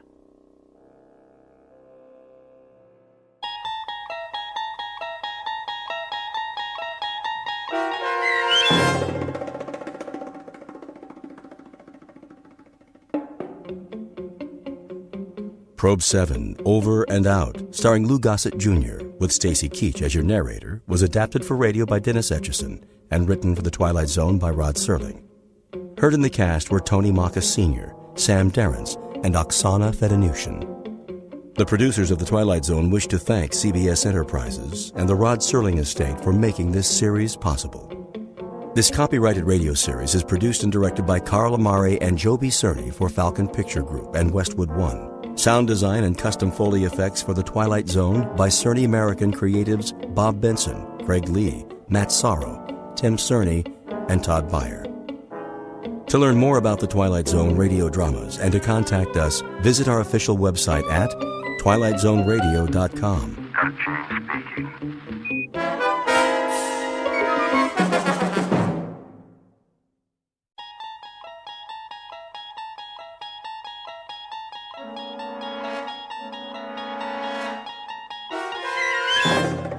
You're entering another dimension, beyond any limits known to man. This is the universe of imagination, a wondrous land of brave new stories from the far reaches of space and time. So fasten your seatbelt. There's the signpost up ahead. Your next stop, the Twilight Zone.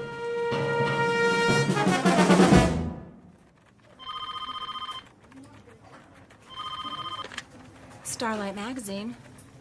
I'm sorry, Mr. Harris hasn't come in yet. Would you care to leave a message? Oh, hi, Christine.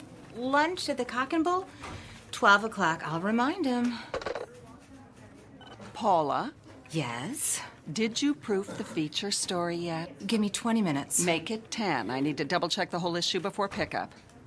Where's the center spread art? Nate's got it. Why isn't he here? He called a little while ago. He's stuck in traffic or something. Well, he can just get himself unstuck. If we miss deadline again... Rennie! Yo! How's the cover coming? Printing it out right now. Good. Don, did you finish the insert? What insert? The new line from Lady Lynbrook? I never saw it. They sent camera-ready copy yesterday. I'll have to repaginate everything. Then do it. They're a huge account. Okay, boss. And Rennie, add a teaser on the cover. Free inside a sample of Tempest Fugit. That's the name of the perfume. Will it fit? I guess it'll have to. That should be everything, except for the color separations. I'm sure Nate's on his way. I'm sure he better find another job. We need him, Cheryl. He's our graphics coordinator. Oh, I can hire interns who will do it for nothing. Well, how well would they do it? You have to admit his work is good, and it makes us money. It's the camera-ready ads that make us money. All the rest is filler. Call the messenger service and reschedule. When's the last pickup? 1 o'clock.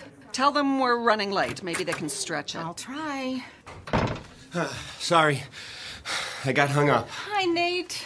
Do you realize how long you've kept this staff waiting? What time is it? My watch isn't working. Your watch is not alone. You won't believe what happened. I stayed up all night to redo the art. Then the car wouldn't start, so I called the repair shop. You could have called a cab. Well, it took 45 minutes for a jump start. Then, when I finally got here, the elevator quit and I was stuck between floors. I know I said I'd be here an hour ago. Make that 2. But it's not my fault, I swear. You can't beat the clock. The harder you try... Did you bring the disc? It's right here. Load it and print it. You can have your nervous breakdown after we go to press. Here, use my computer. What's the matter with her this morning? Another day in the cackle factory. Look at this first so I can sign off on it. What page? Center spread, the feature story. At night, our fair city glitters like the proverbial Christmas tree. Who wrote this dreck? Our beloved managing editor. Shirley thinks she's a writer now.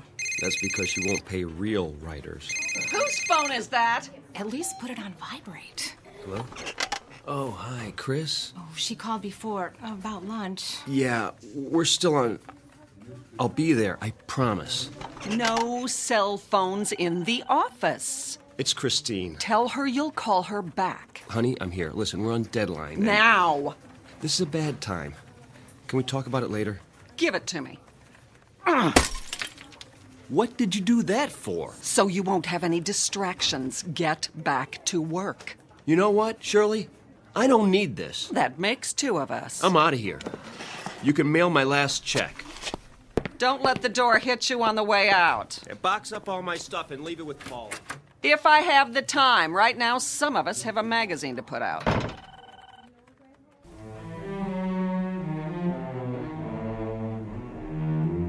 Introducing Mr. Nathaniel Harris, former fine arts major, engaged to Miss Christine Crosley, and lately employed at a small publishing company. Very lately. Because this is a man whose hourglass has finally run out. He just learned one very important lesson, that he can't be in 2 places at once. But consider, how different might his life be were there but world enough and time. Every question deserves a response, and this one is about to be answered in the Twilight Zone. And now, The Twilight Zone, and our story, The 25th Hour, starring Mike Nussbaum with Stacy Keach as your narrator. Any dessert today? Just coffee and a check. Very good. What time is it? Mr. Harris, nice to see you. I have a reservation for noon. That clock, it can't be right. 1 p.m. exactly. Oh, no. Is she... Table 4. Chris, you're still here. Where else would I be? Lunch takes an hour, plus or minus a few minutes. I've done my duty. I am so sorry. Did you order yet? If I wanted lunch for 1, I'd have stayed home. Honey, it was a deadline day. Not only that... It's always something, isn't it? You shouldn't make dates you can't keep. It won't happen again. You're right. It won't. 2 glasses of rosé, compliments of the house. Thanks, Frederick. Chris, the editor's been impossible to deal with. Today, she actually smashed my cell phone. Can you believe it? So I told her... Care to see a menu? Sure. I stood up, and I said... Need a few more minutes? Please. Very good. Anyway, I told her what she could do with her job. Ask Paula. She was there. We should drink a toast. Great idea. To... Old acquaintance. What? It's about time, Nate. You never have any left over for me. What are you talking about? Don't worry, I'm not bitter. Chris. We need a break. From each other. Who knows? Maybe it's true what they say on greeting cards. If you love something, let it go. If it comes back, it's yours to keep. Chris, listen.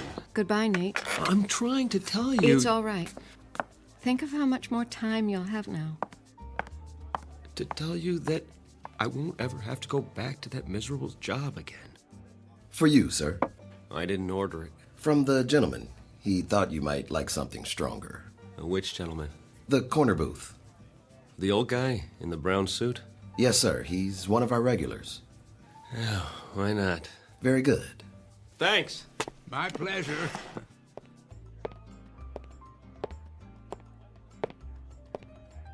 Can I buy you one? Oh, dear me, no. Not necessary in the slightest. Have we met? Not that I recall. Then why the drink? I thought you looked a bit under the weather. Nothing fixes that like a Moscow mule. Is that what it's called? Oh, ginger beer and vodka in a copper cup. Their signature drink when I first came here. Of course, that was years ago. And Nate Harris, and you are... Blevins is the name. But you can call me whatever you like, so long as you don't call me late for dinner. Please, sit down. I think I've seen you here before. Oh, most unlikely. I'm the type who blends in with the woodwork. Well, I wouldn't say that. When a man is my age, he becomes invisible, practically speaking. Perhaps because he's no longer in such a hurry. Then I envy you. Oh, you mustn't. I have nowhere to go and nothing to do, unlike yourself. Actually, I don't know what I'm supposed to do now.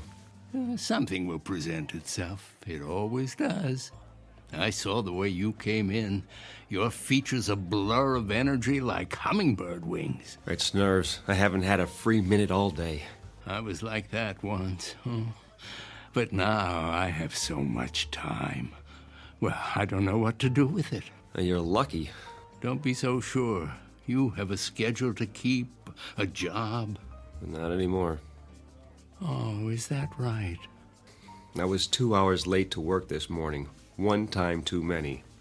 And to top it off, my girl just walked out on me. So I guess I'm flat out of time. Pity. But now you've hit the nail on the head, haven't you? Time. There's an old saying that it's wasted on the young. In fact, it's wasted on people like me. I have all the time in the world, more than I can possibly use. Excess, you might say. Well, if you figure a way to bottle it, let me know. Do you mean that? Are you kidding?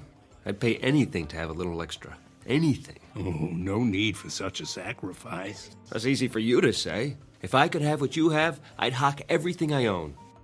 I assure you that won't be necessary. No?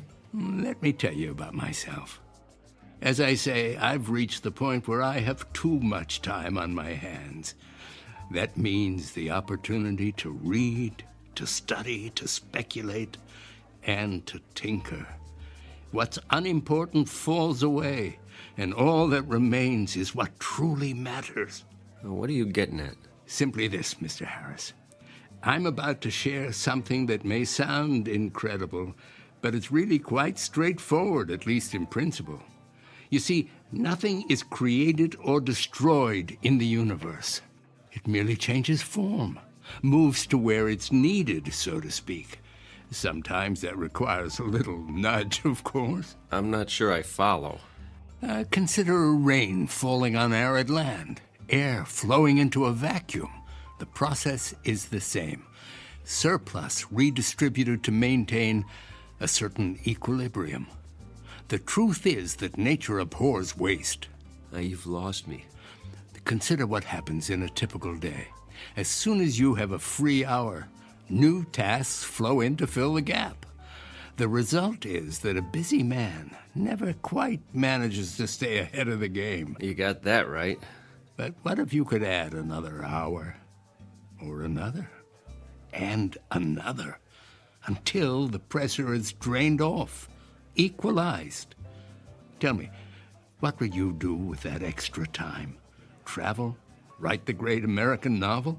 Use it to get caught up, probably. I studied to be an artist. Now I'm a consulting graphics coordinator. You know what that means? I push ads around on a computer screen.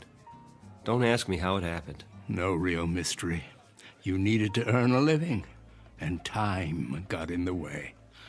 What you need is time that's off the clock, so to say, before what matters is only a memory. Don't tell me. You're selling a magic potion. What's it called? Time in a bottle? Nothing so fanciful.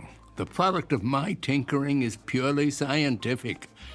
I happen to have a prototype with me. Spare me, old-timer. Thanks anyway, but I'm afraid I can't afford whatever you're selling. Oh, it's not for sale. It's still in the experimental stage. Oh, come on. I know what that is. I took music lessons. It's a variable rate device to mark the passage of time. Allow me to demonstrate. Congratulations. You've reinvented the metronome. Try to lift it. That's heavier than it looks. What did you do? Put lead in it? It's quite empty as far as the eye can see. Open the panel in the base. Oh, you have to lift the latch. Well, there's nothing inside. Are you sure? A pivot for the arm attached to some kind of bearing, that's all. But it feels like it weighs 10 pounds. That's because the little door leads to... Well, I wouldn't want to confuse the issue. Call it a storage chamber. Oh, it smells like stale air to me. Oh, it hasn't been tested in a while. The contents are flowing out now that the mechanism is activated. Well, what contents?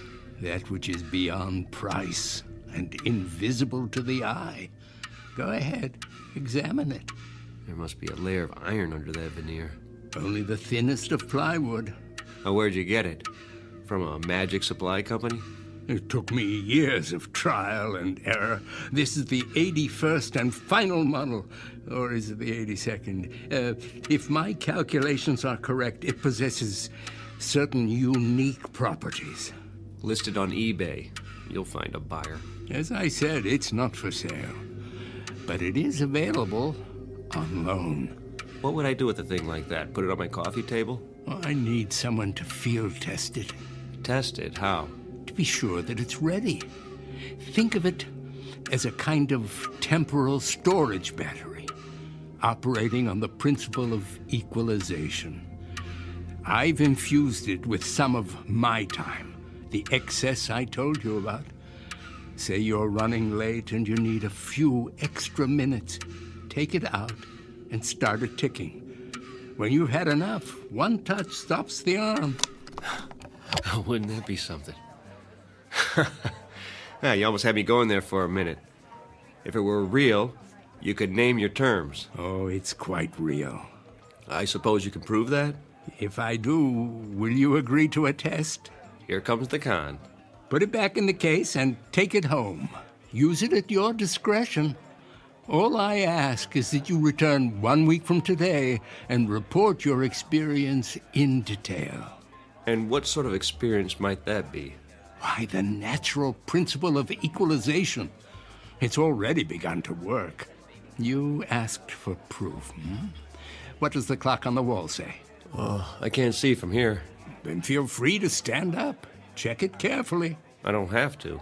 It was 1 on the dot when I got here, so it'll be around a quarter past now, maybe 1:20. My, how time flies. What's the matter? Don't you have a watch? Oh, that might be part of the trick. Go on, walk over to the clock. Take a good look. And what will I see?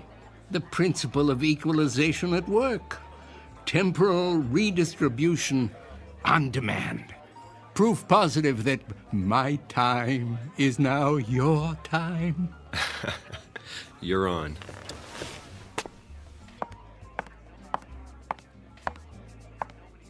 $1:05?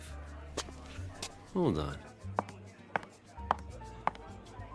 Frederick? Yes. Did somebody move the hands back? Sir? The wall clock.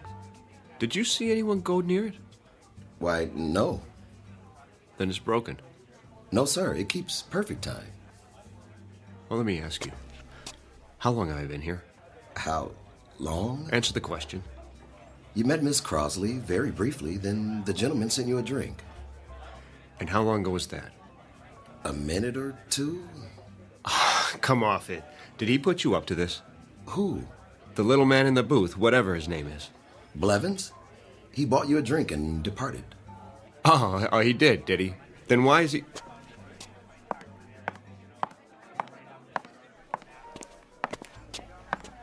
Why is he what, sir? Where'd he go? He was here. We had a conversation about time and his theories of... Did he leave that for you, Mr. Harris? Leave what? The leather case. Perhaps he intended you to have it. What in the...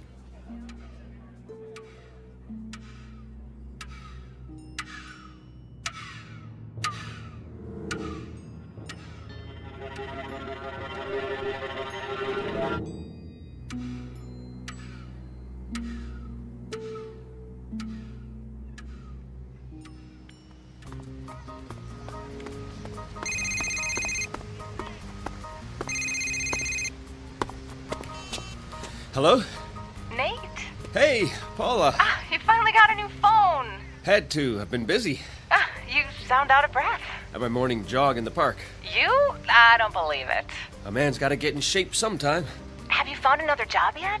I've been going on a lot of interviews, about 10 a day. Whoa, take it easy. I have all the time I need now. It's like the more I do, the more I can do. You'll have to tell me your secret. I could use some of that. So, how's the magazine? Down the tubes without me? Well, give it time. Listen, Nate, I may have a lead for you. Mandible Publications is looking for a color supervisor. Mandible?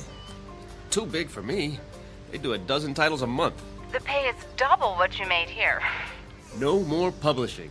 Surely you'll never give me a recommendation. She doesn't have to. I'll write it. Oh, you do that? Of course, what are friends for? Which brings me to my next subject. I talked to Christine. Why haven't you called her? The last time I saw her, she told me have a nice life. Do yourself a favor, Nate. Make the call. She's the one who walked out. This is me you're talking to. Remember? I'll think about it. You do that. If you can fit it into your schedule. That's not the point. Oh, I gotta go. Dragonlight is back from her coffee break. Keep me in the loop about Mandible.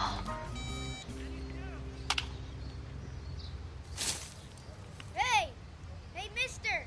Can we have our ball back? Oh, where is it? It's over there in the dirt. Sure.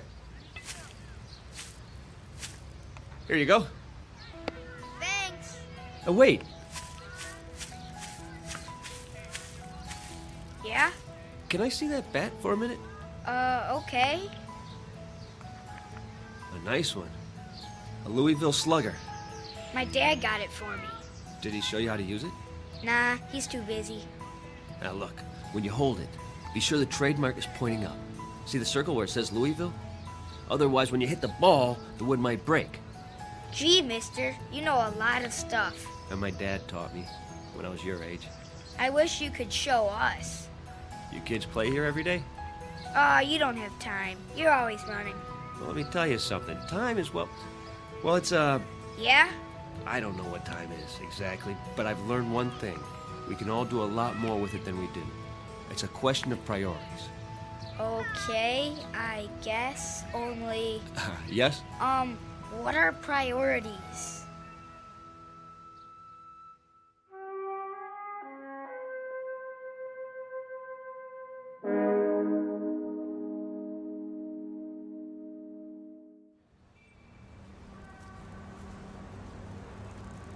A taxi! Over here!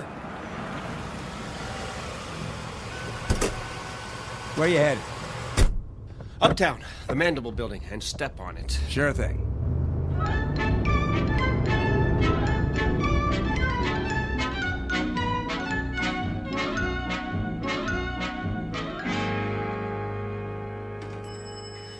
Hold the elevator! What floor? The editorial offices. Lucky 7 coming up.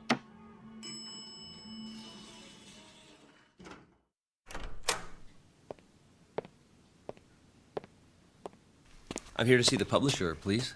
Do you have an appointment? Nathaniel Harris, 11:30.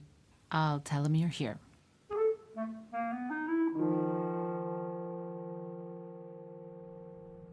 Have a seat. Mr. Harris, is it? Thank you. I appreciate your seeing me. I'm on a tight schedule, so let's cut through the fat. You have experience with prepress. 3 years with Starlight over at Maxilla.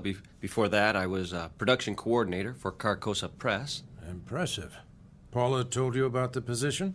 A color supervisor. What exactly would that entail? Crunch. Pardon? That's what it's all about. I want our colors to pop off the page. Good enough to eat. The question is, How hungry are you, boy?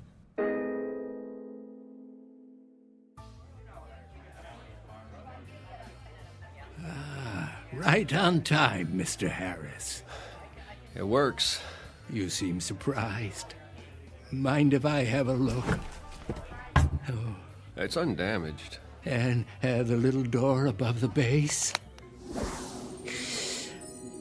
Ah. Oh, how intoxicating. What is? The scent of movement to and fro, the entire mad rush of life, lived to the fullest. Vitality, passion, and even, the great outdoors, if I'm not mistaken. Oh, you can tell all that? The aura of youth is unmistakable. Oh, you've used it a great deal, haven't you? The storage chamber is almost full. Why, I only did what you said. Started it ticking when I needed more time. And the result? I got everything done, and then some. Over the last 7 days, I've been across town more times. I've gone on more interviews. Oh, have a drink of water. I could use one of those Moscow mules. Not a good idea. It might provide too much of a kick in your present condition. The device is extremely potent. You appear to have overdone it. Several times over. Oh, I'm a little run down is all. With a young man, desire knows no bounds. A kind of greed takes over for life itself. Oh, what does it do, exactly? The device. Call it a doorway into the fourth dimension. Within it is stored unused time, which you have been permitted to tap. You're satisfied, I take it? Yes. Excellent. But there's something you haven't told me. What do you get out of it?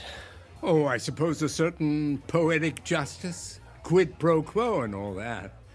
From each according to his ability, to each according to his needs.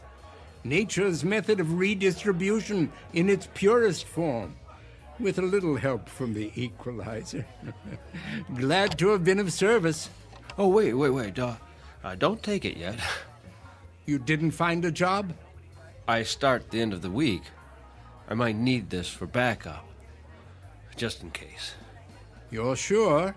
Yeah, only in case of an emergency. I promise. Very well, 1 more week. But heed my warning. Be certain not to overdo it.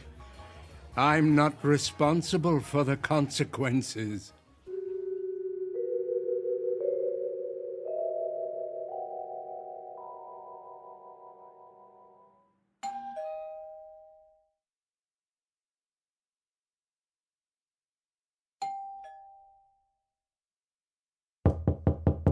Nate, are you in there?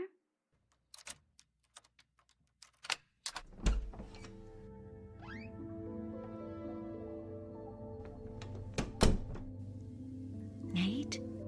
Is that you? Oh.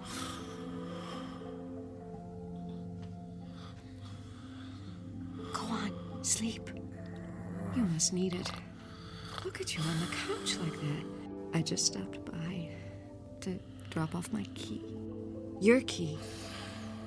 I didn't think you'd be home tonight. Oh, Nate. What happened to us? I guess it wasn't all your fault. I could have been more patient. That job was killing your soul, wasn't it? The things they made you do, Paula told me. You couldn't help it that there wasn't any time for us. And now you're starting a new job. From the jaws of one bad situation and into the next. It can't be your heart's desire. You deserve more.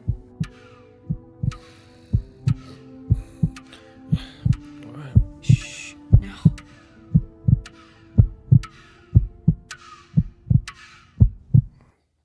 Did you hear that? Hear what? Christine? Is that you? I must have dozed off. Why are you here? I thought you might want the key. You don't have to do that. I'll leave it on the table. Go back to sleep. Oh, please stay. I can't. Don't. I'll be back. Now sleep. You need your rest. Maybe I'll see you at lunch tomorrow. Our old place? Do you still go there? I'll keep up with you somehow.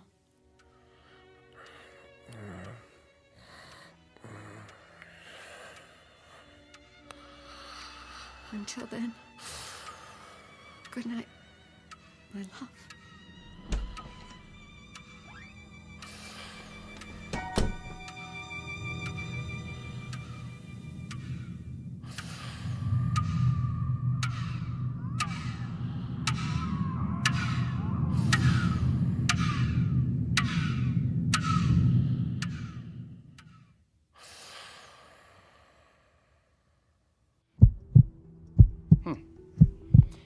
Any chest pains?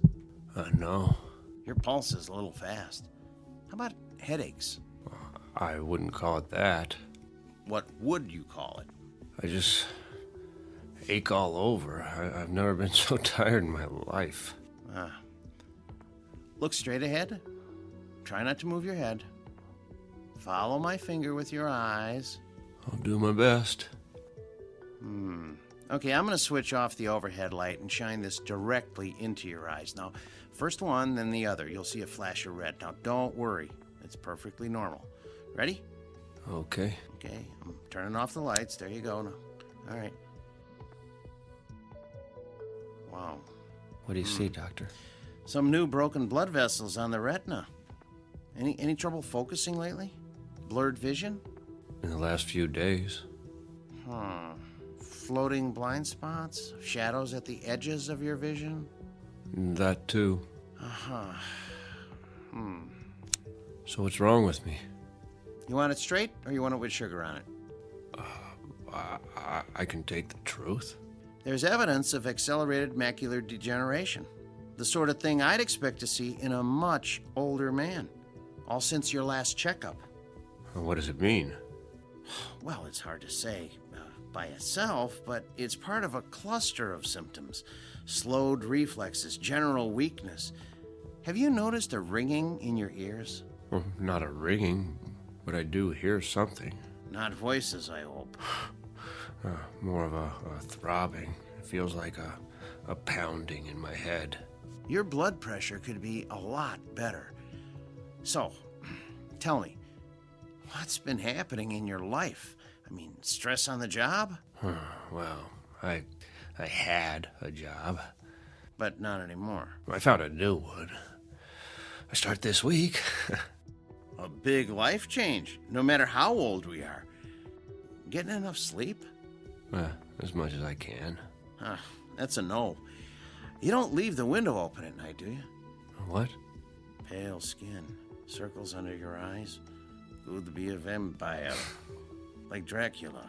You know, sucking the life force out of you. That was a joke. I know. Well, something's going on. You're dehydrated. And I don't like the sound of your heart. I'll schedule an EKG and a complete blood panel. When? Right away. This morning. Is that necessary? I'd say so. I thought you could give me a B12 shot or something. I could, but it won't address the problem. That was all the running around. There was so much I could do with the extra time, but that's going to change from now on. Extra time? Where do you get that? In a vending machine? Don't ask. You wouldn't believe me anyway. Ready for my speech? Go ahead. You've been making the most of every day, and that's admirable, but you've stretched it too far. Burn the candle at both ends and you burn yourself out.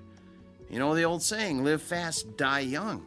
Is that what you want? I'll try to slow down. Try? Not good enough. You're exhausted, Nathaniel. After the tests, I want you to go home, take your vitamins, and pull the covers over your head. 8 glasses of water minimum in the next few hours. Now, I'm going to call you when I get the results. Is there someone who can come by and cook you a healthy meal? I'm not sure. Well, let me know if you feel any worse. And cancel your appointments. Don't even think of going anywhere for the rest of the week. Well, that's not possible. You don't have a choice. The new job. You'll end up in the emergency ward. I told you. I'll take it slow. Famous last words. That'll have to do. Then I'm gonna check you into a hospital room right now. No. I have something to do first. You're not listening. Do you want a myocardial infarction? How about a stroke? Not common at your age, but it can happen. Life or death, Nathaniel. It's up to you.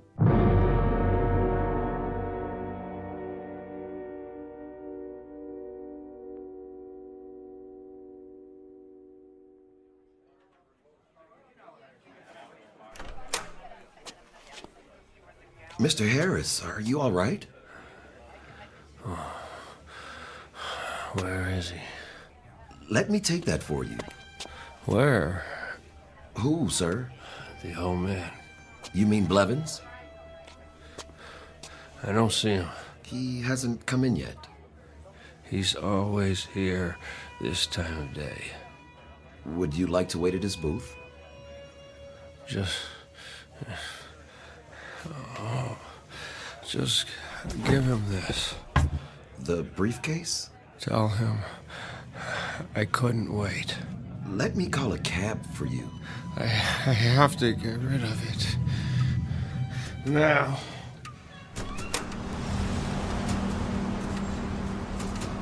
Hey, buddy, watch where you're going. I think there's something wrong with him.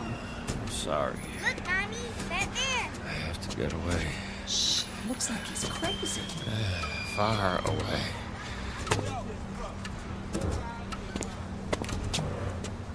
Now, what have we got here? Been drinking, have you? Can you hear it? Move along. You do hear it, don't you, officer? Or I'll be running you in for drunk and disorderly. Where's the case? You'll have a case, all right, in front of the judge. I left it, but it won't let me go. On your way. It was you, old man. What are you? Some kind of a psychic vampire. That's it, isn't it? Sucking me dry. Well, I won't let you. I'll Well. Look at Mr. Businessman. Is it happy hour already? Where is he?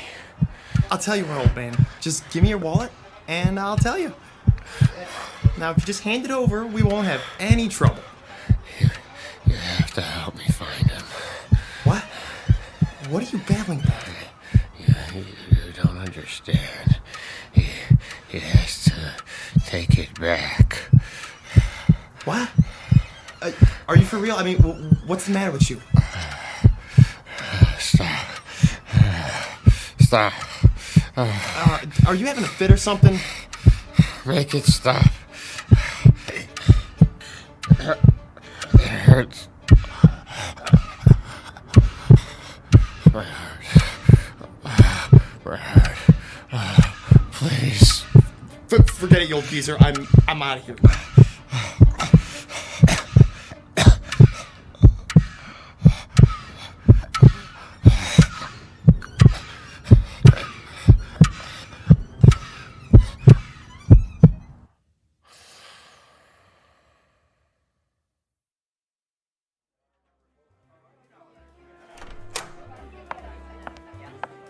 Why, hello, Miss Crossley. Hi, Frederick. Is Nate here? Mr. Harris? He was, but then Where did he go? I didn't see him, miss. I offered to call a cab. Why? Did he have lunch already? No, miss, he seemed, Seemed what? Is he coming back? I really can't say. Then I'll wait for him at the table. It needs to be cleared. Oh, take your time. I'm in no hurry.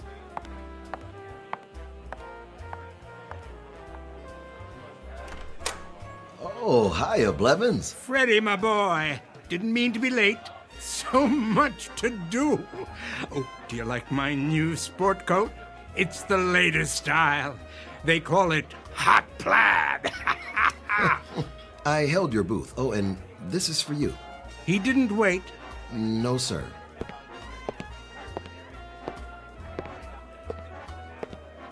Hello there. Hello. I do believe I recognize you. From where? This very table. You're a friend of Nathaniel's. What a coincidence. So am I. You know Nate? Please, join me. I'm fine here. Until they clear your table. I insist. Well, I'm sure he'll be along. Besides, I want to show you something. You'll find it quite interesting. Nathaniel did. just for a minute. Follow me, the corner booth.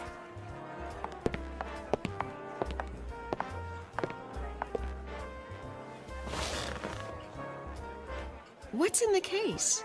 Something very special. I know what that is. It's a metronome. Are you a musician? Looks can be deceiving. This one has a most unusual construction, but I wouldn't want to confuse the issue. What was that? For now, call it a collection chamber. It smells of youth, strength, vitality, the most precious commodities in the world. Oh, but you know all about that, don't you? You're young, full of energy. Would you believe I was once so tired of life that I didn't know what to do with my time? Until I invented the equalizer. I've been hoping to find someone to test it. Allow me to demonstrate.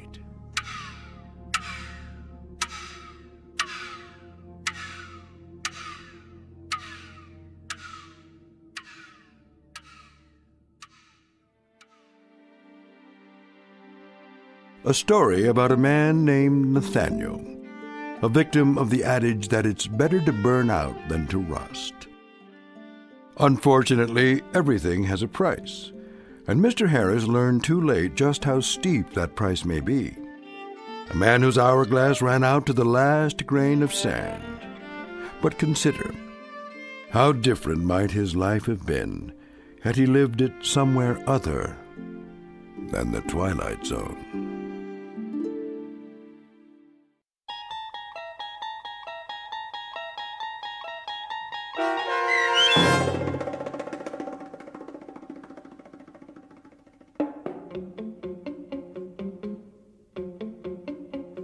The 25th Hour, starring Mike Nussbaum with Stacy Keach as your narrator, was written for The Twilight Zone by Dennis Etchison. Heard in the cast were Steve Key, Fernette Lebo, Friedrich Williams, Lisa Wolfe, Joby Cerny, Carl Amari, Jim McCants, Patrick Francis, Doug James, Meg Thalken, and Jacob Goldberg. This copyrighted radio series is produced and directed by Carl Amari for Falcon Picture Group. Sound design, custom Foley effects, recording, and editing are produced in the Cerny American Sound to Picture Theater by sound designers Craig Lee, Bob Benson, and Tim Cerny. Music for The Twilight Zone is provided by CBS and American Music Company Incorporated, New York. To learn more about the Twilight Zone radio dramas and to download episodes, including 6 free episodes on our homepage, visit our official website at twilightzoneradio.com. Doug James speaking.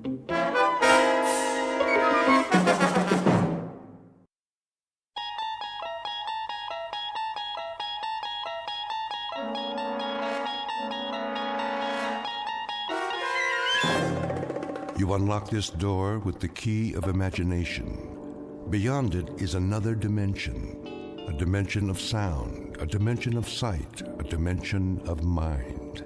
You're moving into a land of both shadow and substance, of things and ideas. You've just crossed over into the Twilight Zone.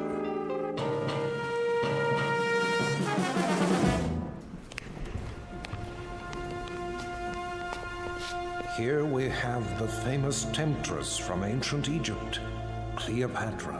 Her beauty almost brought about the destruction of Caesar, Mark Antony, and the Roman Empire. And now, if you will follow me, the last group of figures in our little wax museum, The piece de resistance, if I may say so. The most infamous black-hearted killers of all time. This is not for the faint of heart, so if there are any who would prefer to stay behind... I don't like this place. Come on, honey. They're made out of wax. But... No? Very well, then. Feast your eyes upon... Jack the Ripper, Henri Landru, and the dreaded Burke and Hare. It's Burke who's smothering the poor lady with a pillow, while Mr. Hare assists by holding her feet to the bed. And last but not least, in the sailor's garb, Albert Hicks, about to sink his gleaming axe into the skull of his hapless victim, one Martin Senescu. Move in, please. They look so real. Closer. Closer. But not too close. Allow me to introduce Mr. Senescu, the curator of Murderer's Row. Thank you. Thank you. I'm sorry if I startled you. I thought he was one of the dummies. Oh, nothing to be afraid of. Perhaps not, young man. But who can tell what evil lurks in the heart of the man standing next to you? Go ahead, Martin. Introduce your friends. With pleasure. Albert W. Hicks, mate on the oyster smack E.A. Johnson, a gentleman. Yet one day, in 1860, off the Atlantic coast, he murdered everyone in his crew with an axe, exactly like this one. Why did he go mad? I'm afraid we'll never know. Not to mention Burke and Hare, two more monsters of their time. But do they look like monsters? What torment drove them so late in life to behave like ghouls? You see here how they suffocated their victims. A technique called burking. Think of the agonies they endured. Which one's he talking about? Search me. Both of them, sir. All of them. Surely it's dreadful to be murdered, as our victim here would tell you, if she could talk. But to commit murder, to take a life with your own hands, again and again, and not be able to stop yourself. Can you begin to imagine the horror? Nope, but why don't you tell us about it? I wish I could. But somewhere in the world, now, at this very moment, there is someone who can. Yeah? Who? Well, no one knows yet. But if his torment is great enough, and he kills as these poor creatures did, then future generations will know, for he will end up here, immortalized in wax, remembered as you and I will never be, like Henri Landru, so filled with love and hate. He loved nearly 300 women in his lifetime, spinsters and lonely widows. He too must have felt agony as he strangled the life out of them. A master of the garret, identical to the one you see in his hands. That looks like some kind of cord. Just a piece of string. Let me see that. Get away from there. Get away from there. I was only... Mr. Senescu is right. The figures are not to be touched. They are too rare and valuable. Besides, the museum can't be held responsible for what might happen to you. And here, another soul in torment. The Ripper himself. Of all the faces in London's Whitechapel district, which was his? And why did he feel driven to kill those pathetic drabs with one sweep of his knife? Identical to the blade you see before you. Step closer, young lady. What? Go on. It's only a prop. Lean forward. There. It's quite all right. Look deep into his eyes and remember them so you'll never fall prey to such a man yourself. A man who carried a long, sharp weapon which he slashed across women's throats. Like this. That knife, it swung at me. It almost... Spring in the arm. Pretty good trick. A trick, yes, but one that serves to remind us how near death is to all of us. When we look at Hicks, at Burke, and Hare, at Landru and the Ripper, we see what appear to be ordinary men. What devils pushed them to their bloody fate? We can only guess. Thank you for your kind attention. Thank you, Mr. Sinescu. Ladies and gentlemen, this concludes our tour of Ferguson's Museum. Exit to your right, please.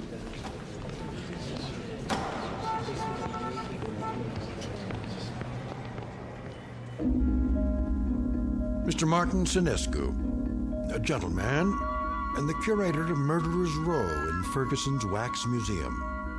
He looks after these replicas with care and dedication, and he ponders why ordinary men are driven to commit mass murder. What Mr. Sinescu does not know is that the groundwork has already been laid for a special kind of madness, a torment found only in the Twilight Zone.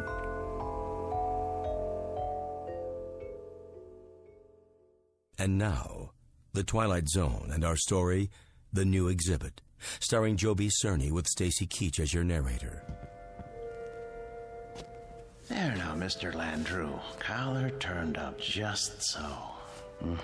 Easy to see why you're a real lady killer. We have to do something about that suit. Martin? Yes, Mr. Ferguson? I'd like to talk to you. All right. I'll be through here in a moment. That can wait. What I have to say to you is rather important. You know, sir, I think Landru needs a new suit. This one is 10 years old and shows it. Something wrong, Mr. Ferguson? Well, yes and no. I think we'd better discuss it in my office. All right, if you like, sir. Is it something I've done or haven't done? No, nothing like that. Sit down. Very well. Martin, I'm abandoning the museum. Abandoning? I'm afraid so. Is this a joke, sir? No. But you can't. You mustn't, sir. I know how you feel, Martin, but there isn't any choice. I don't understand. I've been offered a large sum of money for this property. Some people want to build a supermarket here. A supermarket? When I first opened the museum 30 years ago, I'd never dreamed I'd see this day. But the day is here, Martin, and we will just have to face it. 30 years, sir. No, for heaven's sake, don't make it more difficult than it is. I'm sorry. I hate this, Martin. You're the best employee a man could have. The way you've run the Murderer's Row exhibit, why, I don't think you ever missed a day's work. No, never. How many more days? None. This was the last. They start wrecking the building next week. What about the wax figures? I haven't decided yet. Sir, we can open another museum. We'll move everything somewhere else. I'm not as young as I once was. I could use a rest. But, sir, I'll do all the work. You won't have to lift a finger. I appreciate that, Martin, but it would be foolish. Foolish? Foolish? Why? We have become passé.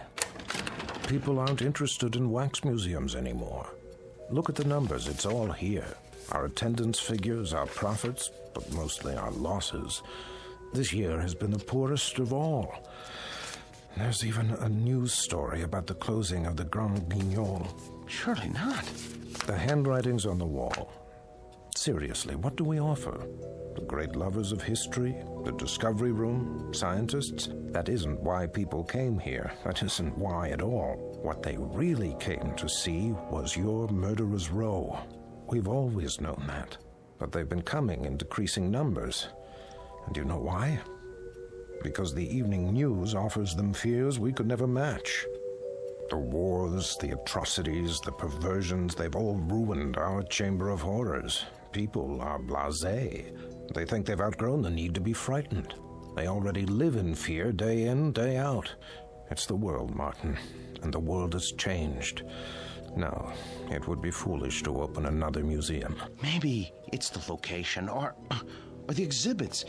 Remember how people came after we installed the Ripper's arm with the knife and the spring mechanism? That was years ago.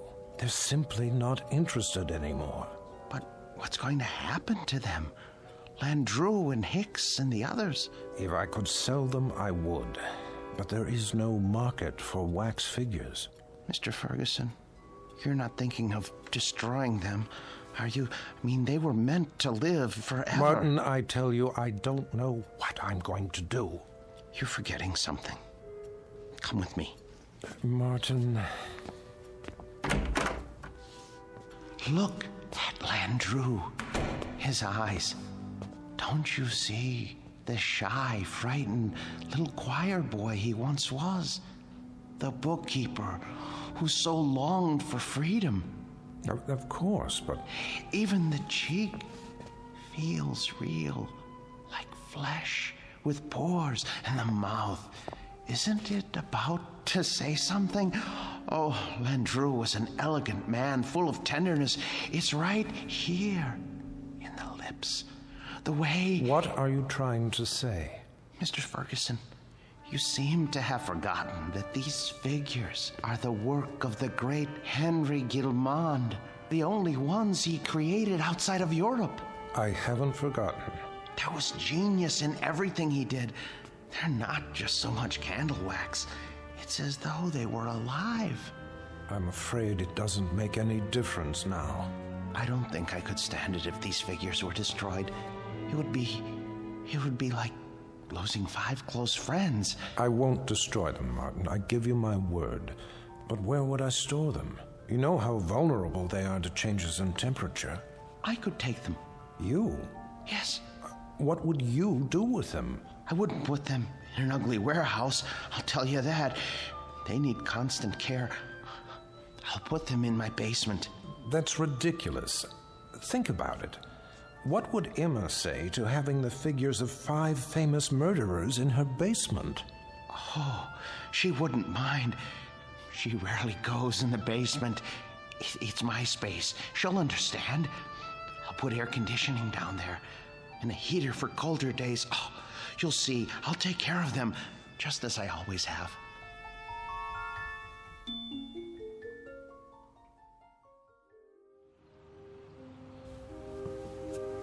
You haven't eaten your breakfast. I'm not hungry. They should have arrived by now. They'll get here when they get here. Now, how long do we have to store them? Not long. What time is it? You asked me that 5 minutes ago. Oh, maybe something happened.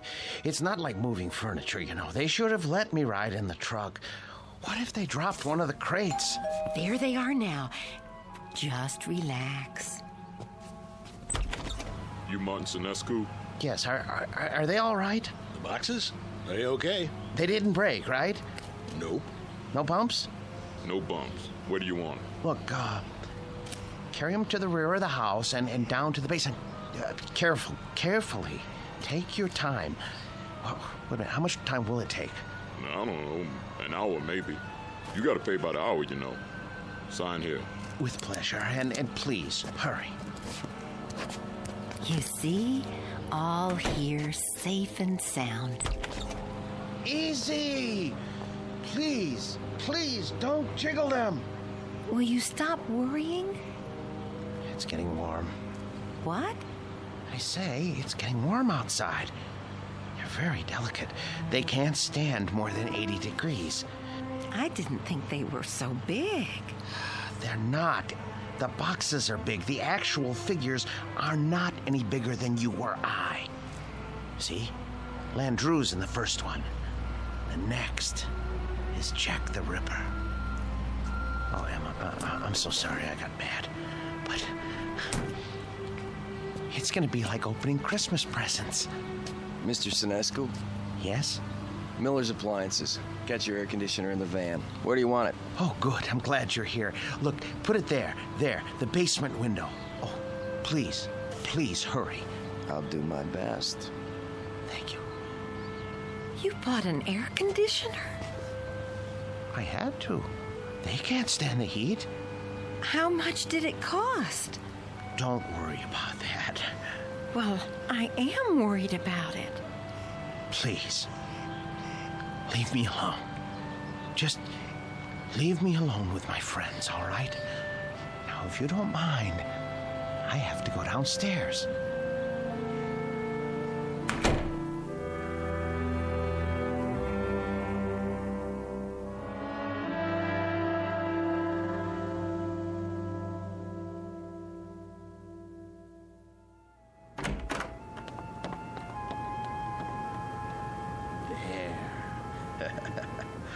Ooh, feels cool enough. Now then, gentlemen, Bloody Jack, Jack the Ripper, how are you today? None the worse for wear, I see? Oh my. Cape's a bit shabby, though. Martin, are you down there? Yes, sir. Positively threadbare. Martin! Yes? Are you fussing with the Ripper's cape again? No. Yes. No. It's his hat. His hat is going to need cleaning and blocking before long. In fact, all their clothes could stand it. It's been almost a year since Mr. Ferguson let me do that. Martin! Emma, listen to me.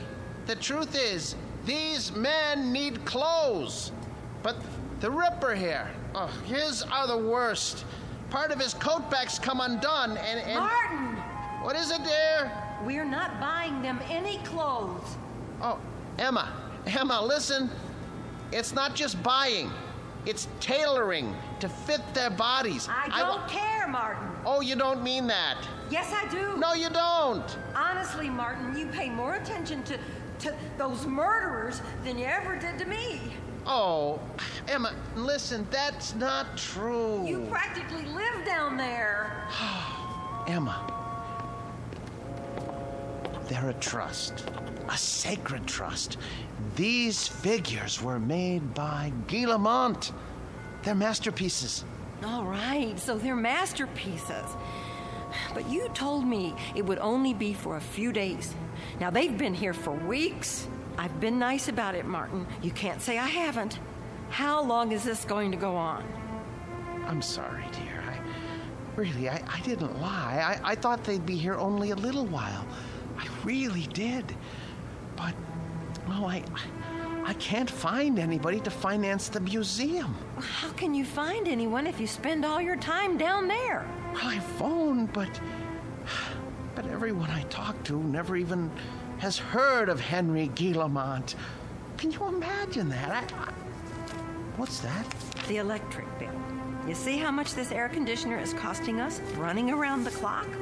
Well, you know how hot it's been. Oh my. That is high, isn't it? I'd like to know how we can go on paying it. Martin, there's no more money in the bank. I know. But you mustn't worry. I promise you, I'll think of something. There must be somebody somewhere. Mr. Ferguson. No. Why not?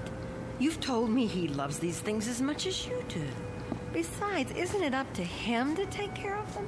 Emma, I don't know anyone in the world I respect as much as Mr. Ferguson.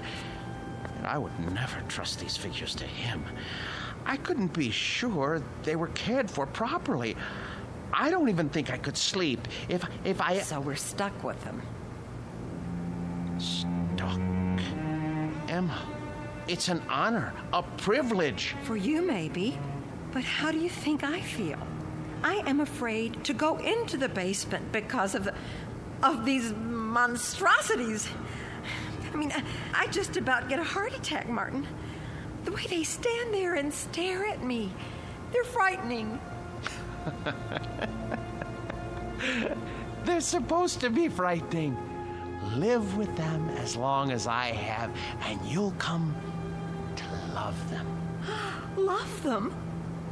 One day, they cease to be strangers to you, and you want to say good morning to them and ask them how they passed the night. And when that happens, Emma, I tell you, Emma, where are you going, Emma?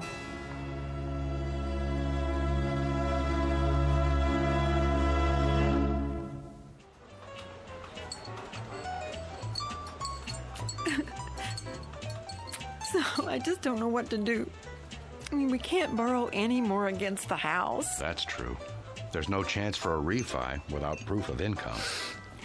And then today, when the electric bill came, I realized we've been spending a fortune just to keep the basement cool. You should have told me about this. I know, but I didn't want to bother you. I'm also your brother, remember? Oh, Dave. If only one of those people would loan him the money to open the museum, everything would be all right. Now, Emma, listen to me. Nobody's going to put money into a crazy scheme like that. Old Ferguson knew what he was doing when he sold out, and he was smart getting Martin to take care of those dummies. I shouldn't complain. It's just that you know how much he loved his job, and it was such a shock losing it. Do you want me to help? I didn't come here to ask you for a handout. Don't be silly. We're family. And believe it or not, I've always kind of liked the guy. But what's happening now? It sounds like he could use a few hours with a shrink. I can give you the name of a good one. Oh, Dave, he'd never go. Exactly. So what we've got to do is get Martin away from those things. Does he have them all? Only a few. How come? Ferguson had 200 or 300, didn't he? Yes, but these are special. Some man in Europe made them. Well, they can't be too special if they're not worth anything. They are to him. It's the first time that anything has come between us. I hate those murderers. I'll stop by and talk to him. It won't do any good. Then you talk to him, Emma. But not the way you have before. Lay it on him. Tell him it's those stupid dummies or you. And if that doesn't work, well, there is another way. What? Air conditioners break down.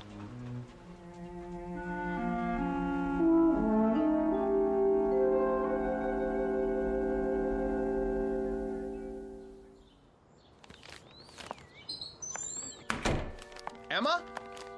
Emma? Is that you?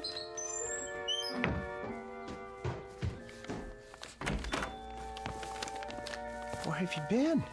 Do you care? I know you're angry, but what can I do? I have to keep the figures in perfect condition. I can't let them go, or... Where did you get those groceries? I thought you said we didn't have any money left. Dave gave me some cash.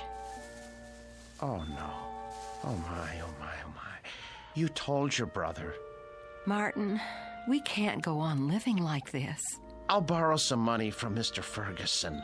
Borrowing isn't going to solve anything. Now, Martin, I know what those figures mean to you, but... But what, Emma? What? I simply will not have them in this house 1 minute longer. Martin, once they're away from here, you'll be a different man. You'll see. You've lived with wax dummies so long, you've forgotten how to be a human being. No, I haven't. What kind of friend do you think I am? I cannot desert them now, not after all these years. They need me. They'd be lost. Martin, they're not alive. They don't need anybody. I want you to see a doctor. What? A doctor? Yes. Just once. What do I need a doctor for? Because, Martin, there's something the matter with you. You haven't been yourself lately. Oh. Well, who have I been then? Well, I'm not sure. Somebody I've never known. But, Martin, staying down in the basement all day and talking to those things, honey, it's not natural. I know it's not natural. but it's my job. I'm not the only husband who brings his work home with him. This was your brother's idea, wasn't it? Well, you go back and tell him to mind his own business.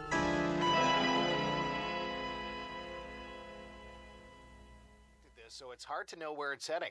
Chances are we're in for another ride tomorrow. And that concludes our broadcast day. This channel will return to the air at 6 a.m. with the early report. Until then, we bid Are you asleep? Good night.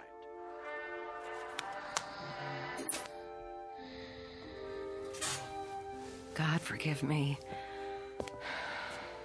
It's time for the air conditioner to break. Oh, it's so dark down here and cold. Well, it won't be for much longer. Oh, where's the fuse box?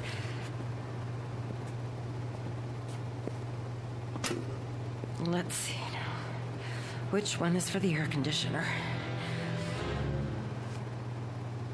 I should have brought a flashlight. I can't see a thing. Here it is.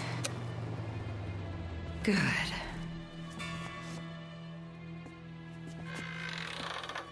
What? Who's there? What's happening?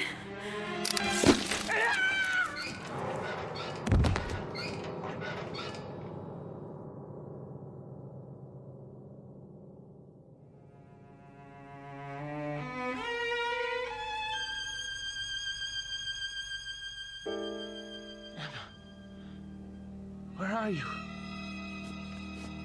Emma? Emma? Are you down in the basement? What are you doing? Emma? I asked you not to go down in the basement alone, Emma. I don't want you touching the figures. You leave them to me. Emma? Where's the light switch? That's better. Emma! Emma! Emma! Oh, good Lord, what happened? Your throat. For the love of Emma. Who could have... Oh, you.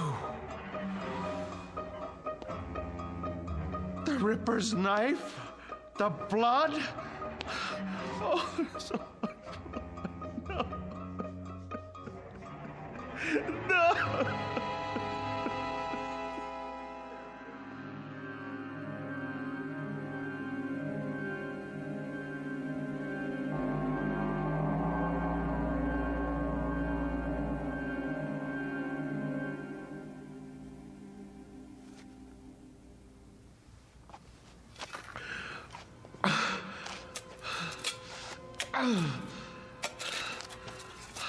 I hate to bury you down here, Emma. I know how much you hate the basement, but I don't have any money. I know I should report it to the police. Who would believe me if I told them you had your throat cut by Jack the Ripper? You just bumped into the Ripper in the dark and his spring arm went off. It was an accident. Besides, if I go to prison, who will take care of the figures? It's better this way.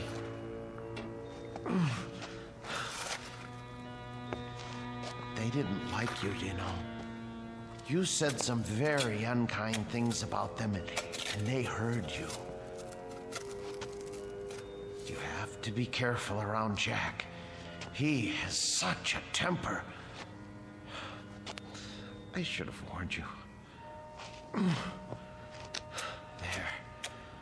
Now for the cement. Oh, poor Emma. But it's too late to tell her anything now.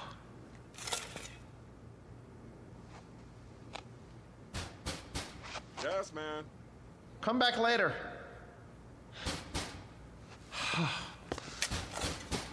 All right.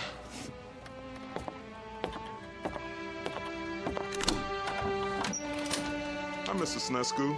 I gotta read the meter. Hey, careful of the cement, it's wet. Oh, yeah. Doing a little patching, huh? Floor must have been pretty bad. Yes, it was cracking. I had to do the same thing. These old houses, holy mackerel! Something the matter? Woo! For a minute there, I thought they were real. How'd you ever get statues like that? Yes, well, they're wax, actually. From the museum, I'm taking care of them. Boy, they're the most realistic things I ever saw. You sure they ain't alive? Well, not altogether. Well, you could have fooled me. Should be a fine thing come Halloween. Something like this will really throw a scare into people. Man, oh man. Even close up, they... What's this? What? Whoever made these thought of everything. Even put blood on a knife. Well, I gotta go. You got quite a layout here. Hey, tell me something. Yes? Don't they ever give you the creeps? Not when you know them as well as I do. You're a real joker, Mr. Sinescu. Wait till I tell the wife about this. Hey, do you think it'll be all right if I bring her over for a look? No. Well, I mean, we're going to be gone. I don't know when we're going to be back. Oh, okay. Well, I'll see you next month. Fine. Goodbye. Best to keep the outside door permanently locked.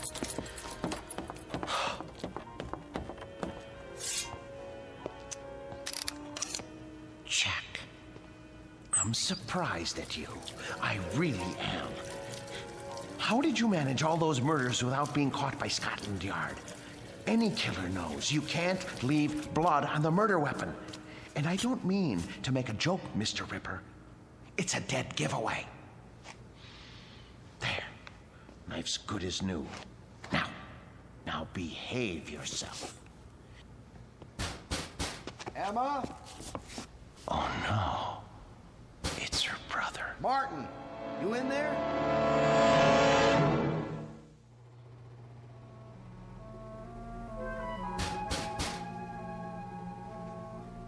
Emma? Martin? Where are you? Gotta lock the basement door. Martin, if you're in there, open up. Now. Martin, are you in the basement? Yes. Yes. Is that you, Dave? I'm down here. Open the door, will you? I can't. Why not? I'm painting the stairs. Look, give me a second. I'll go out the cellar door and come in the kitchen. Okay.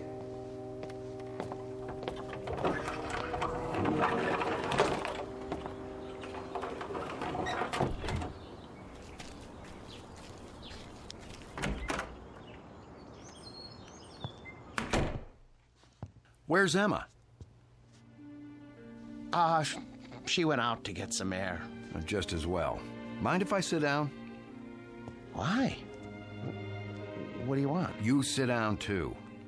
Dave, look, I don't have time. I'm in the middle of something. Now, just tell me what you want. Emma came to see me yesterday. I'm very embarrassed. She told me about it. She did, huh? Well, that'll make it easier. Perhaps. Oh, you two have an argument? Yes. But look, everything is settled now. Glad to hear it. She was pretty upset when she talked to me. I know. You didn't treat her square when you brought those dummies home. That's been changed. Well, now, I guess I had you pegged wrong. You got rid of them. Yes. Must have been pretty hot in here last night, huh? What? For a bunch of wax dummies. Hey, what's that humming noise? I don't hear anything. It sounds like it's coming from the basement. No, is that the air conditioner? I don't know what you're talking about. What are you driving at? Why's this door locked? I told you, the steps are wet from paint. I don't smell any paint. And why's the air conditioner still going if you got rid of the dummies? Well, I thought it might help the paint dry. Yeah? I thought it might get rid of the fumes. Is that all right? This is my house, isn't it? I think you locked it because you don't want me going down there. You better open up. Are you threatening me in my own house? You didn't get rid of those things at all. Where's Emma? Look, I am tired of answering questions.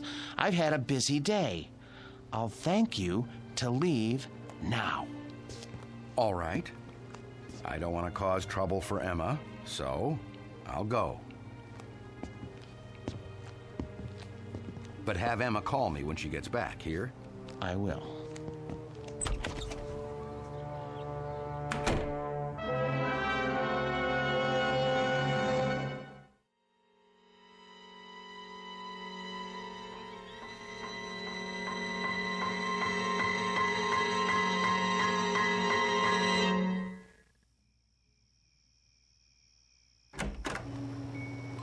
Emma? Boys? You can breathe easy. I'm going to bed now. Sweet dreams. Good night.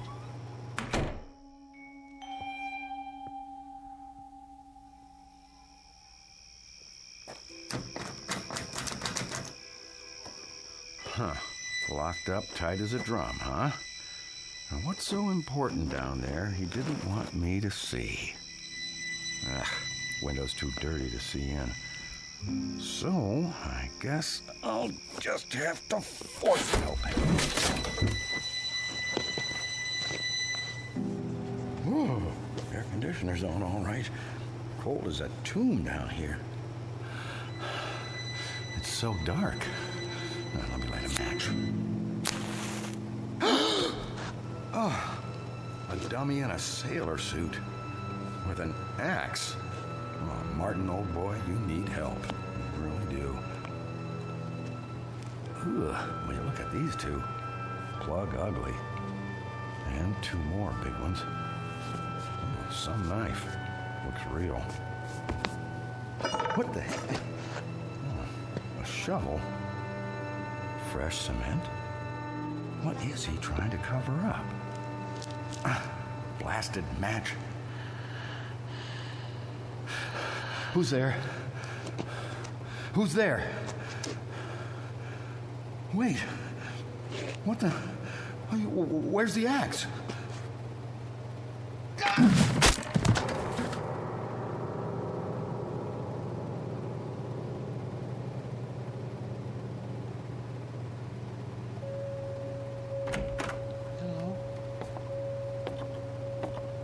Hello? What's going on? Who's here? Hicks. Where's your axe? Dave. Dave. Oh no. Mr. Hicks. When I took your axe away from you and put it up in the rafters where you couldn't reach it, I tried to make sure that nothing like this could happen. How did you get it down from there? Why did you take it off the rafter?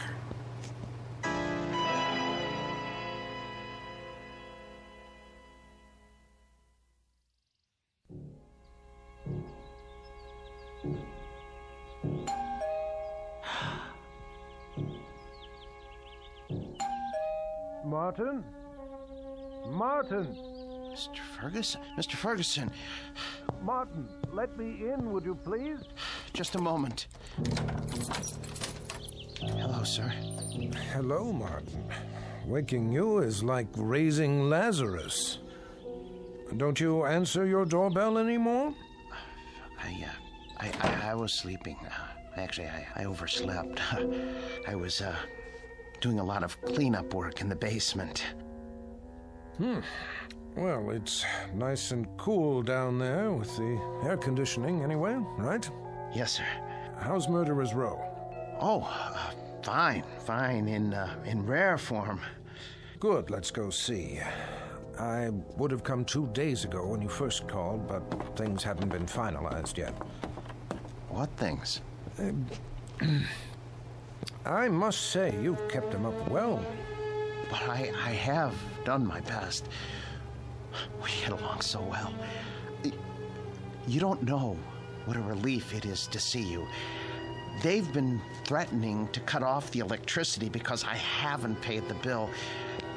Think what would happen to the figures. Well, you won't have to worry about that anymore. Oh, I knew I could count on you, sir. Thank you. But it isn't just the electricity. Look at the Ripper's coat. It needs to be fixed. The threads are falling out. Look at all of their clothes. Maybe it's too humid down here after all. You won't have to worry about that either. Oh, I was going to have Emma repair this little rip in the sleeve, but... You have a remarkable wife. Thank you. There aren't many women who would have put up with an exhibit like this in their basement. She got used to it. You're looking a bit grubby. Have you been sleeping down here? Yes. I wanted to show you. I came across an item in this book last night. Martin? I forgot I even had this. It's got a letter in it written by Landru himself. Martin, listen to me. I'll read it. But for you, whose very walk is beautiful, whose sweet eyes and smile make a just claim to happiness, whither am I bound, my dear little friend, under your tender leadership? Oh, isn't that touching? It's the one Landru wrote to Fernand Segret. Ha! You know it then. He also strangled her as he did all the others. Martin, are you all right? Yes. Well, that isn't so. I'm not all right. Some strange things have been happening. Strange? Yes. You see, my house guests haven't exactly been behaving themselves. Who? Oh, come on now. It's true. I swear. You have no idea what they've been up to. Martin, you've been so close to these figures for the past 3 months, you're beginning to imagine things. Oh, no, it was not my imagination. Well, that's neither here nor there now. I can't keep it from you any longer. What, sir? The best news in the world. Martin, old friend, when I told you nobody would ever want them, I was being pessimistic. The fact is, somebody does, but not just anybody. The Marchand Museum. Did you hear me? Marchands in Brussels. Aren't you pleased? You won't have to take care of them anymore. I want to take care of them. I know you do, and I appreciate what you've done. But it's all signed. You don't mean that you've sold them? Yes, and for what I'm getting, there will be substantial compensation to you for the years you've put in. But my museum? I was going to buy them. You know you could never do that. Say you have another buyer. I'll get the money somehow. Please, Mr. Ferguson, they're all I have left. Martin, time moves on. There's no longer any need for our specialty. I thought with the closing of the Grand Guignol in Paris that things must be the same in Europe. But Marchand's is actually expanding. They were delighted to make an offer. The transaction was consummated only this morning. But what am I going to do without the figures? I'd die without them. Oh, come on now, man. You'll get over it. Why don't you go upstairs and prepare us a cup of tea or something while I take some measurements? The Marchand people want the exact dimensions. All right, Mr. Ferguson. If you're sure that that's how you want it. I'm sure. Very well. Very well. Let's see now. Hicks. 6 feet, 1 inch. And Birkin hair. Hello there, Landru. Still holding your waxed cord, I see. Be with you in a second. Now then, Mr. Hare, 5 feet, 10 inches.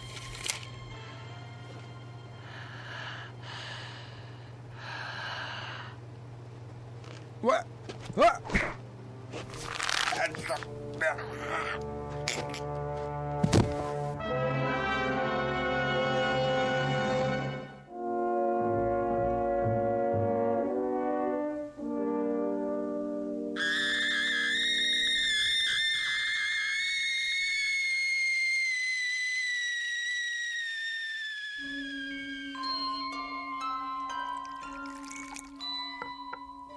There, 2 cups of tea.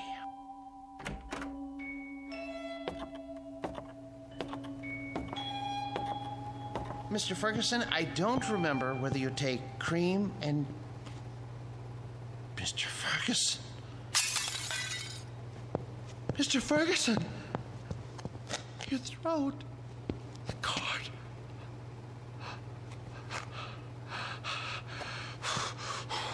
Why did you strangle Mr. Ferguson?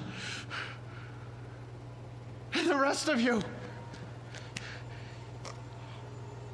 I know you didn't have any part in this, but you didn't stop it either. Landru, you have gone too far.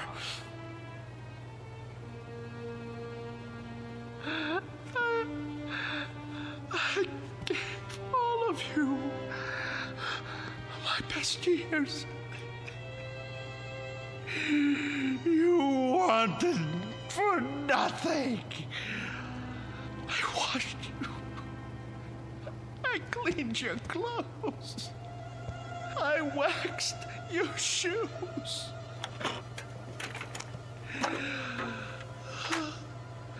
The air was always the right temperature because I made it so.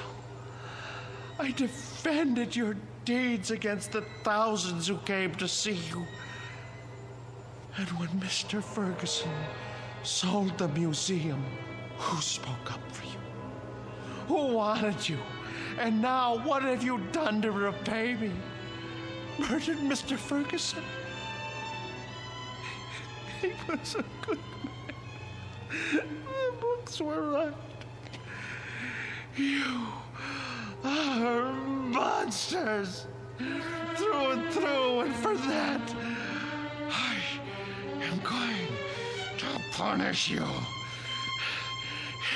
Do you know what I'm going to do? Do you know what I'm going to do? I'm going to take my saw and I am going to cut you into little pieces. Then I'm going to turn up the heat and let you melt into pools of wax.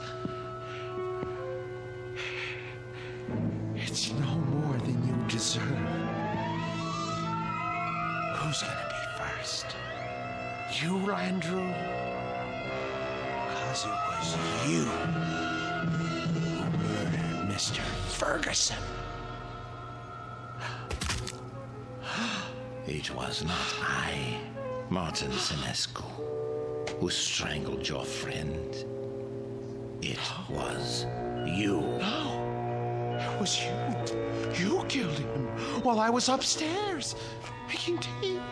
No, maid, it was always you. With my blade, you murdered your wife. You killed her while I was asleep. You used my axe to kill your wife's brother. Get away from me, Hicks. Get away from me. You are the murderer. Perk, stay back. You are the murderer. You killed them all. You lie. You're monsters. Not so, Martin Sinescu. No.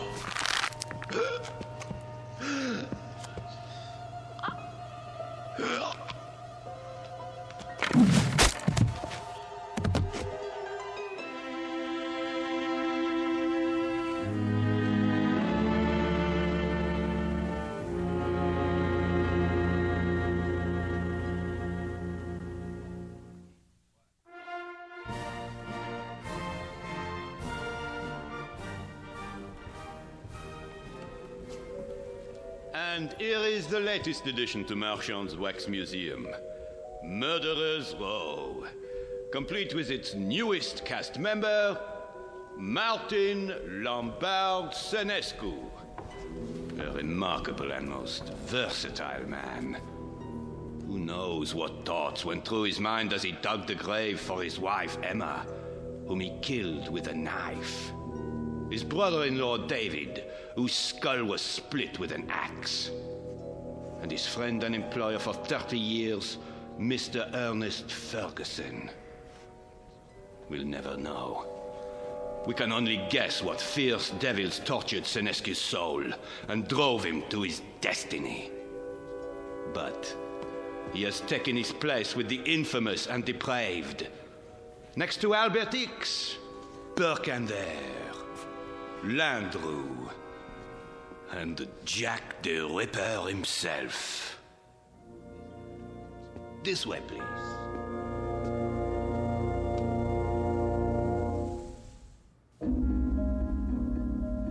The new exhibit became very popular at Marchand's, an instant hit. But of all the figures modeled so lovingly in wax, none was ever regarded with more dread than an American named Martin Lombard Senescu. There was something about the eyes, people said, dazed, vacant, as if he had seen too much and come to understand it a moment too late. But they shouldn't have been surprised. It's the look one often gets after a quick walk through the Twilight Zone.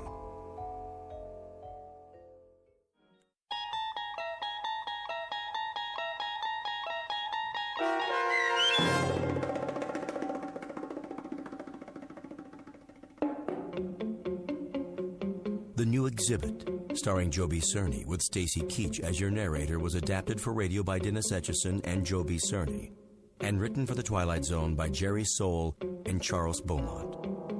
Heard in the cast were Jim McCants, Nancy Baird, Richard Hensel, Nick Sandys, Tom McElroy, Christian Stolte, Damian Arnold, Roderick Peoples, Craig Harris, Martin Aestro.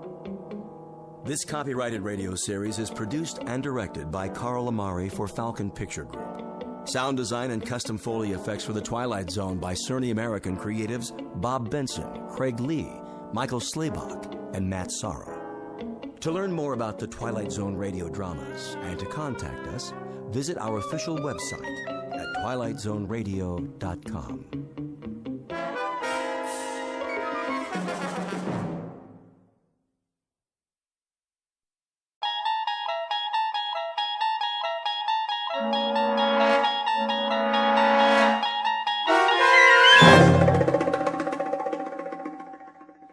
The Mighty Casey, starring Paul Dooley, with Stacy Keach as your narrator, was adapted for radio by Dennis Etchison and written for The Twilight Zone by Rod Serling. Heard in the cast were Christian Stolte, Joby Cerny, Jeff Lupetin, Alex Sopener, Kurt Nabig, Derek Purcell, Roger Mueller, Elizabeth Lido, Carl Amari, Jason Mallow, Doug James, and Vince Amari. This copyrighted radio series is produced and directed by Carl Amari for Falcon Picture Group. Doug James speaking.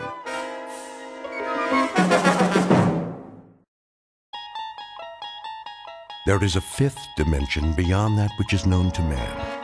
It is a dimension as vast as space and as timeless as infinity. It is the middle ground between light and shadow, and it lies between the pit of man's fears and the summit of his knowledge. This is the dimension of imagination. It is an area which we call the Twilight Zone.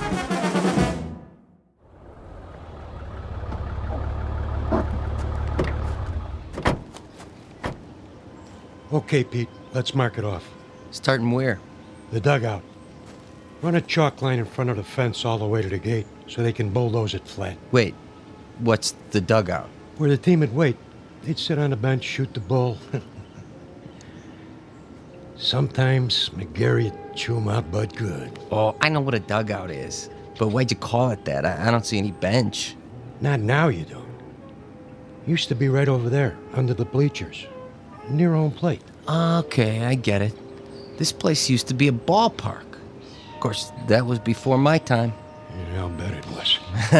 I always thought this was a track for motocross and monster trucks. My old man used to take me before it was a swap meet, I mean. That right. There was just one truck The Grave Digger. Oh, man, you should have seen it. Big old tires. Roll right over anything. How old are you, kid? Me, 22. 22? I was out of high school before you were born. You know what? You really missed a lot. Yeah, Pops, back in the day. Hey, you ever see the monster trucks? Afraid I missed that. Ever see the Zephyrs? The what? Only the greatest ball club there ever was. Sure. That's why I never heard of them. Yeah, World Series champs, huh? They could have been. Let me tell you. And they almost did. 1 year in particular. We better get back to work, Corrigan. Wait a while, kid. I want to tell you a story. You bring your lunch? Sure, I brought it in the truck. Then let's take a load off. Good time for a break. It's okay by me.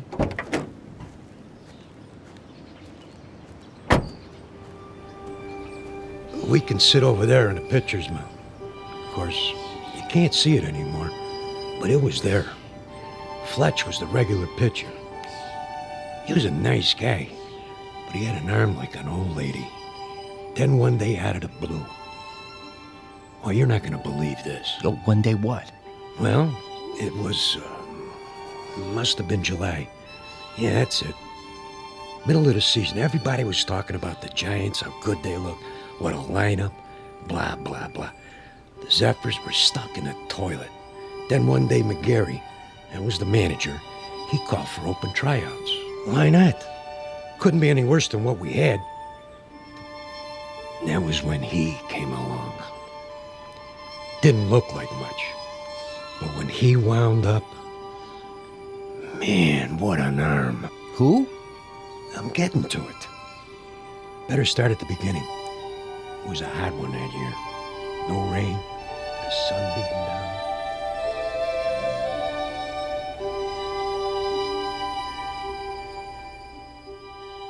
You're standing in the middle of what used to be a baseball stadium. Now the grandstand is falling apart, the field is covered with weeds, and the men who played here are nothing but ghosts. But believe it or not, this was once home to a major league team known as the Hoboken Zephyrs. Never heard of them? That's not surprising, unless you're one of the old-timers. Today it holds only memories and no sound except the wind that stirs in the high grass of the outfield. A wind that on occasion still carries a faint, eerie echo of the crowd that once sat in those bleachers.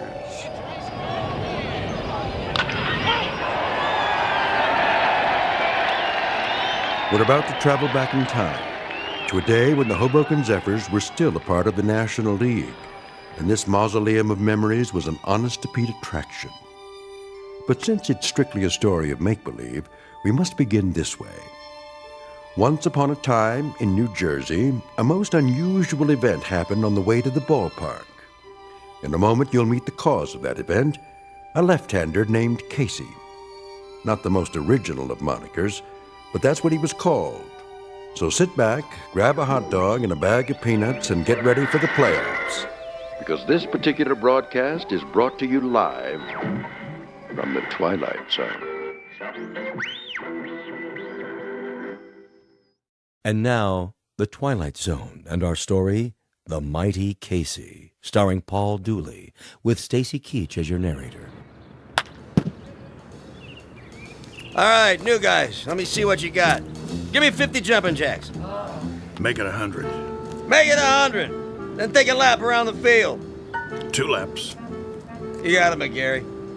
Of course, if we burn them out too fast... They better learn to hustle or they're out of here.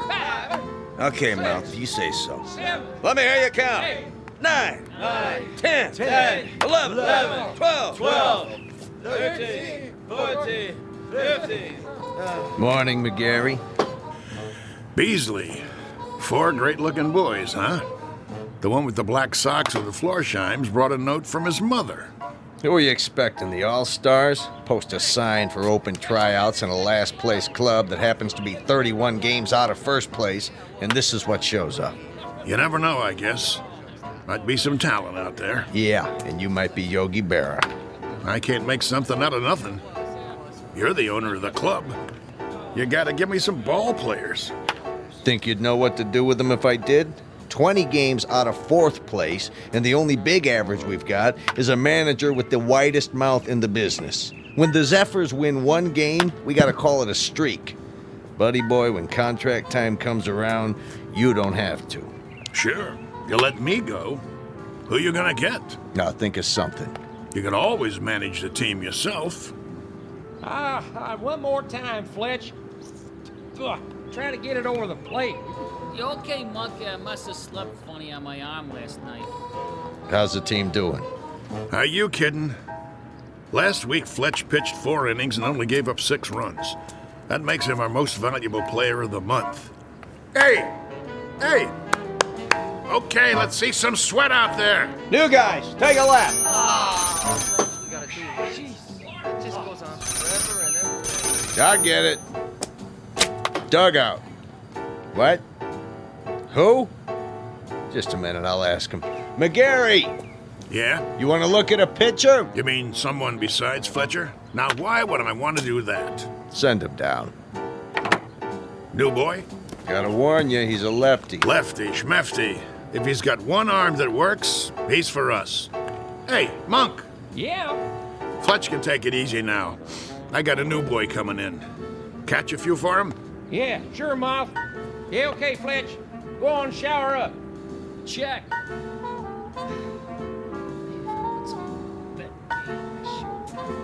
One more lap, let's go. You got the lineup for tonight? I'm working on it. Who's the starting pitcher? I don't know yet. You don't know? Have to see how it goes. Whoever's hot gets a shot. Make that lukewarm. Oh, my. Chavez, that's enough with the laps. They look like they're gonna pass out. Check. Take 5, boys. All right. All right, McGarry, I've seen enough. Yeah, you and me both. What's that? I said I'll see you on the sports page. I'll stop by later. You do that. Mr. McGarry? Over there. Hey, Mouth! Your new man's here. You gotta be kidding. Mr. McGarry, is it? Okay, what's the gag? I don't know what you... Come clean, Gramps. Did old man Beasley put you up to it? I'm afraid Well, tell him I don't need a water boy.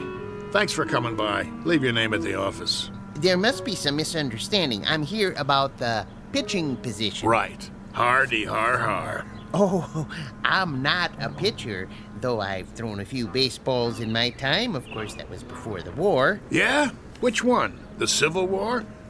You don't look old enough for Valley Forge, but come to think of it, was the winter really as cold as they say? I represent Casey. Oh, Casey. Straight from Mudville, I bet. Even got himself an agent. How much do you get? 10% of nothing? Here he is now. Him? What is he? 115 pounds soaking wet? Listen, no offense, but if a wind comes up, those ears will start flapping and he'll take off like Dumbo. Say hello, Casey. Nice one, Miller. Oh, pleased to meet you. Hey, watch out. I said watch out, the ball's coming down. Step aside, Casey. Now, boy. I said... Ooh. Ow! Right on the old bean. That must have hurt. You okay, fella? Oh, Casey's fine. Just fine. How come he's still standing? Must be out on his feet. I'll call an ambulance. Don't go suing us now. I wouldn't think of it. Casey, as I was saying, this is Mr. McGarry. He's the manager. Hello. Pleased to meet you. Do you want to lie down? Come on in the dugout. Shake hands, Casey. That's all right. You remember how to shake hands, don't you? Yes, sir. Right hand, Casey. Your right hand. Put her there, pal. Oh, ow! You can let go, Casey. That's right. Release now. Whoa! My hand.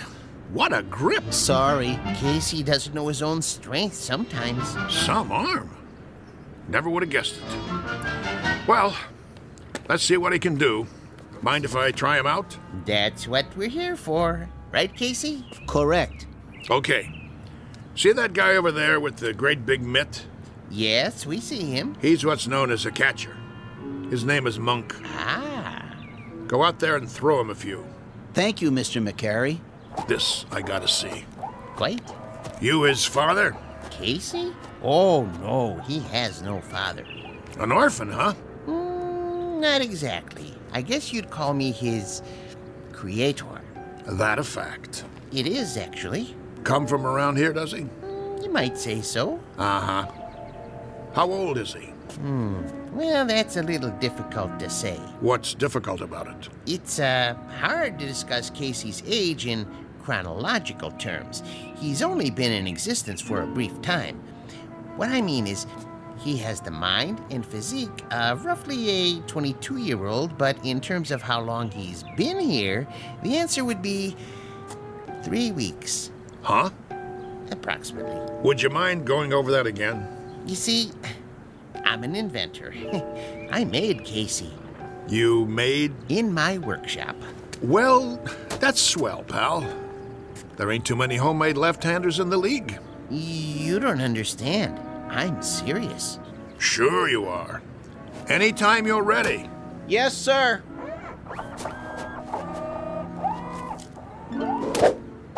Oh, jeez Louise. That's his fastball.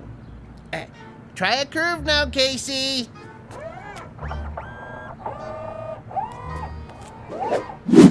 His curveball. Hey, do that again. If you like.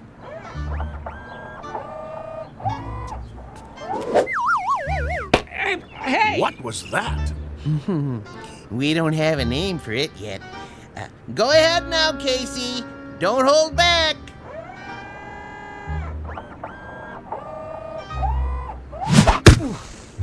Oh, enough already. Something wrong? Wrong? What, you see him? That kid, he picks up where Feller left off. He's got a fastball almost went through my glove. And a curve, and a hook, and a knuckler, or whatever you want to call it. He got control like he uses radar. Oh, it's the best pitcher I ever caught in my life. Thanks, Monk. That's enough for today. I swear, I never seen anything like it. He don't even pitch like a human being. Precisely. Well, he's still rough, Gramps. He's plenty rough, but I might give him a try. If he can do the same thing when there's a game on. Oh, he can do it. Consistency's not a problem. He's a robot, you know. Don't say that. Don't ever say the word R-O-B-O-T-T around here. We'll just keep that one between us, okay? Did you like my pitching, Mr. McGarry? You might have a little potential, Casey, like I told Mr. Stillman here. Professor. The Professor Stillman. You're awful rough around the edges, but I think maybe we could give you a shot. I like to help young ball players. Now you go on into the locker room and find a uniform that fits. He can wear a uniform, can he? Anything you like. Then go and change and come back, and we'll discuss a little contract. Just the three of us. That seems fair. Very kind of you, Mr. McGarry. Don't mention it. Go on now. Say thank you, Casey. Thank you, Casey. Thank you, sir. Come along. You're going to be a real baseball player now, just like I promised you. Isn't that wonderful? Yes. Wonderful.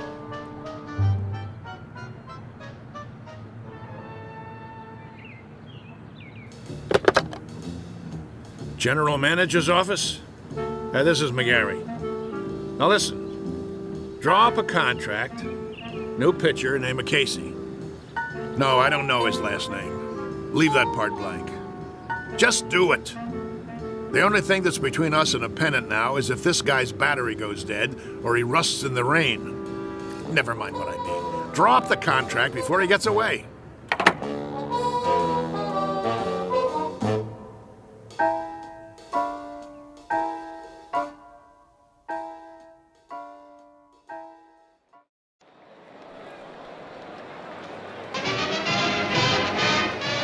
And ready in 3, 2. Good afternoon, sports fans. We're coming to you live for the last in a series of home games for the Hoboken Zephyrs. The Bullets are already on the field, warming up, but there's been a delay. The Zephyrs are still in the locker room. Now, we understand they're getting a last-minute pep talk from their manager, the colorful mouth McGarry, and knowing him, it's an earful. Peanuts, Red Hots. Well, the Zephyrs are at the bottom of the league this season, which means this is a make-or-break situation. Now, rumor has it there's a new pitcher on the team, but that's unconfirmed. Ah, yes, a beautiful sunny day. Local fans all here, ready to root for the home team. Still, no sign of the boys from Hoboken. Well, this might be a good time for a break before the action starts. But we'll try to get word from the locker room, but till then, let's go to a commercial.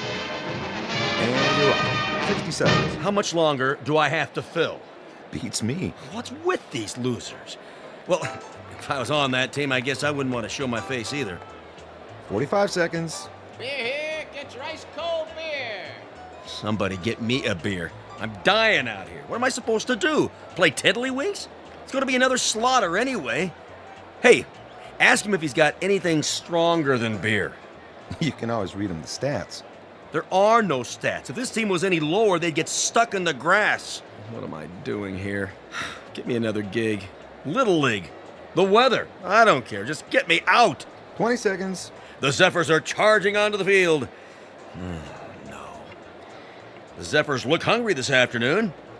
Yeah, sure. Who am I kidding? They're not going to show. The game's canceled. You'll see. 10 seconds to air. Oh, those bums. It's the same old story. Fletcher winds up, he throws, and he drops the ball on his foot. They should send out a bunch of chimpanzees. 5, 4, 3, 2. And welcome back, ladies and gentlemen, to more thrilling baseball action.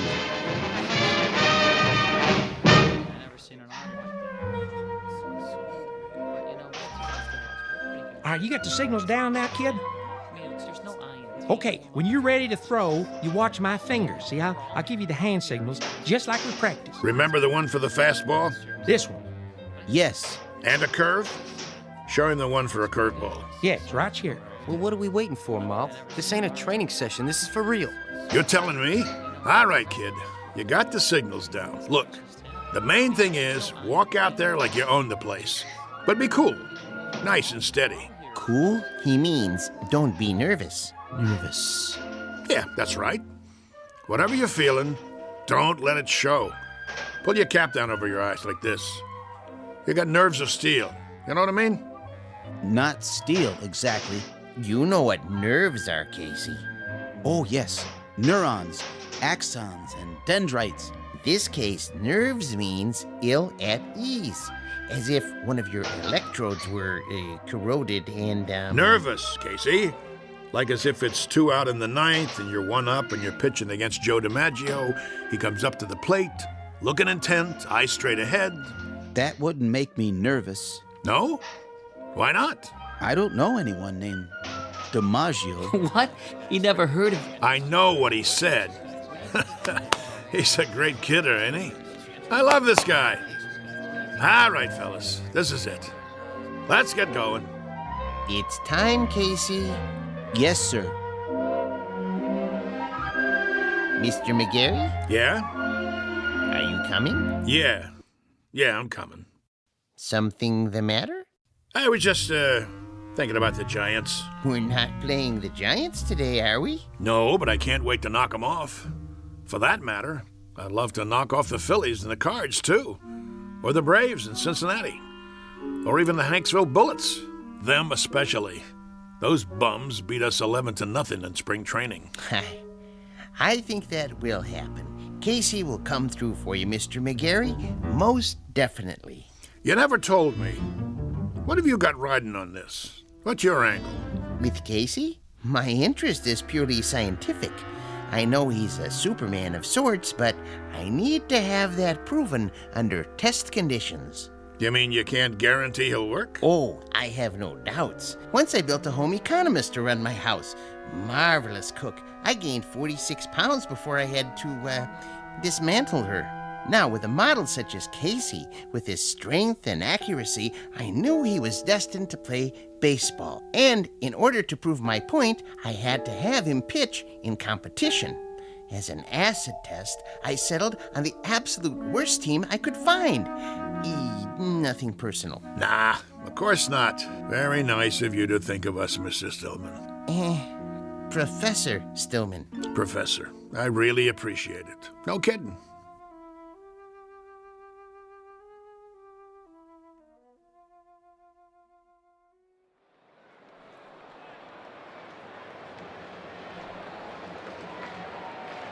You can feel excitement in the air as the Zephyrs take to the field.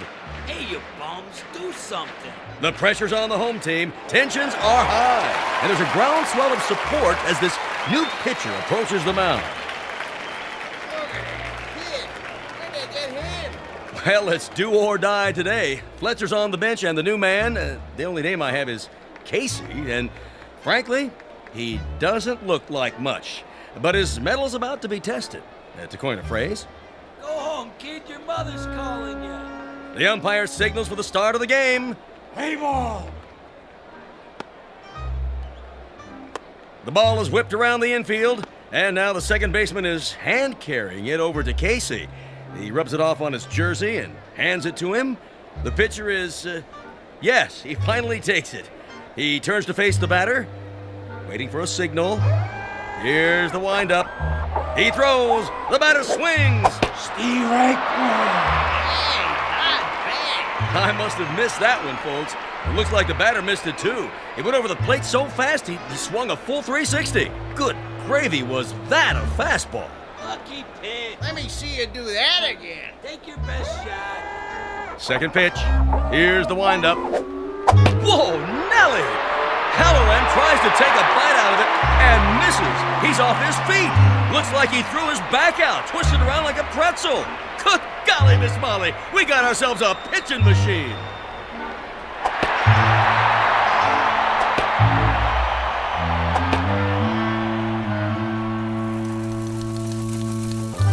In baseball news, here's a cutie for you. Seems there's a rookie in Hoboken who's pitched 3 straight shutouts. They said it couldn't be done, but with a blistering performance to sew up 9 in a row. In a stunning comeback, the Zephyrs zoomed to 4th place in the National League as Casey gets ready for number 14. And that makes 3 more no-hitters for the mighty Casey. The Zephyrs are locked into 1st place. Questions in the news this morning about the mysterious Casey.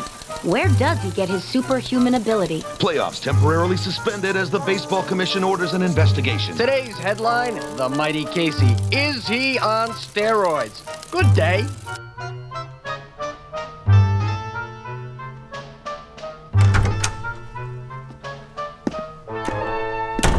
All right, Casey, just relax. What do you mean? He's relaxed. Let's get this over with, Doc. I'm going to sit down in front of you and strike your knee with this little rubber hammer. Why? It's a test, Casey. Nothing to get shook about. You mean shaken? Here we go. Casey, watch where you're kicking. Well, I'd say his reflexes are 100%. That it, Doctor? Not quite, Mr. Beasley. Just let me check his pulse and do a blood test. Oh, no. What's the matter? If Casey doesn't pass his physical, there goes the pennant. There goes the series. There goes my career. But why are you worried? He doesn't take anything illegal, does he? Absolutely not. You may rely on it. Then... there's something I haven't told you, Beasley. What? Now to take your pulse. Hey, Doc, you really need to do that? Oh, a mere formality. He seems to be in A1 shape. Absolute perfection, if I do say so. Quiet for a moment, gentlemen, while I listen through the stethoscope. Oh, boy. Here it comes. Breathe, please. Once more. What's wrong? Nothing. Not a thing. Everything sounds fine. It's just that... Out with it. What? This man doesn't have a pulse. No heartbeat either. Try again. I already have. This man isn't alive. He can't be. That's pretty funny, Doc. Okay, go ahead and draw your blood sample. We gotta get Casey cleared for the rest of the season. I'm afraid that won't be possible. Why don't you wait out in the hall, Stillman? You're starting to get on my nerves. Nerves make up the neurological system in the human body. When a small electrical charge passes from one to another... Enough already. Mr. McGarry, it'll have to come out now. There's no way to avoid it, Doctor. What's this all about, Mouth? Beasley, you ain't gonna like this, but see, I didn't have a choice. It was Casey or nothing. Are you trying to put something over on me? Ah, what a pitcher he was. The only ball player I ever had on the team who didn't eat nothing. Not even a hot dog. Doctor. Is there a problem? I think you should know something before you go any further. Go ahead. Give it to him. Casey doesn't have any pulse or heartbeat because he doesn't have any heart. How's that? He's a robot. A what? You heard the man. A robot, or if you prefer, an android made from lifelike materials to resemble a human being. Are you sure? Oh, I should be. I built him. And he's been pitching for the Hoboken Zephyrs? Doctor, this is the first I've heard of it. Well, under the circumstances, I have no choice but to notify the baseball commissioner. Move over, Casey. I don't feel so good. Doc, you got anything for a splitting headache?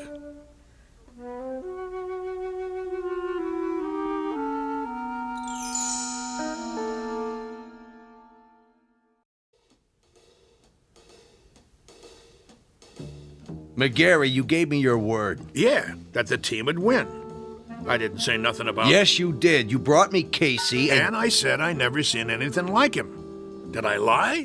Not as such, but you can't run roughshod over the rules. I'm holding you in breach of contract. Me? What did I do? I got you a winner. Know how many tickets we sold? You never had such a season. All right. Knock it off, you two. I'm the commissioner, and I say he's suspended. That's final. On what grounds? He didn't take no illegal substances. He doesn't have to. Everything about him is illegal, from the top of his head to the cleats on his shoes. He's a machine. So? Article 6, Section 2 of the Baseball Code, I quote, "A team should consist of 9 men." End quote.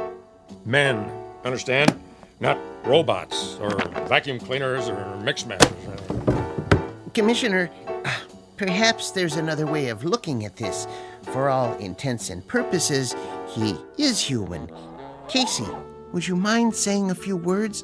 Tell us about yourself. Where should I begin? At the beginning, of course. Yeah, where was he born? All men are born, not to assemble in a machine shop. Go ahead, Casey. What state? I was born in a state of ignorance. There you go. My point exactly. Well, he can talk, can't he? He talks as good as me. That means he's got to be alive. I wouldn't count on it. But he is not human. Easy for you to say. How human do you want him? He's got arms, legs, a face. And ears. But no heart. He doesn't even own one. How can he be human without a heart? Beasley don't have a heart either. He owns 40% of the ball club. That's it, gentlemen. He doesn't have a heart. Ergo, he isn't human. And that's a violation of the baseball code. Therefore, he doesn't play. Mr. Commissioner, suppose this, just for the sake of argument. Supposing I gave him a heart. You gave him?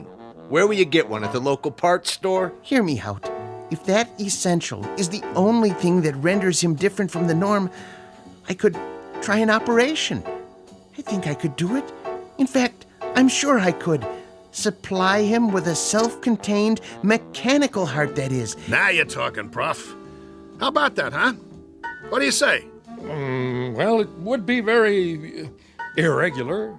If he were to be given a heart, would medical science classify him as... what I mean is, could he then be called He had the doc fooled even without one. All right. With a heart, I'll give him a temporary okay until the league meeting in October. Then we'll have to take it up in session. The other teams will scream bloody murder. I can see DeRocher now. Then it's all settled. Casey gets a heart and accreditation as human, and the Zephyrs... Take it, Mouthy. With pleasure. Hoboken wins the pennant for the first time in 23 years.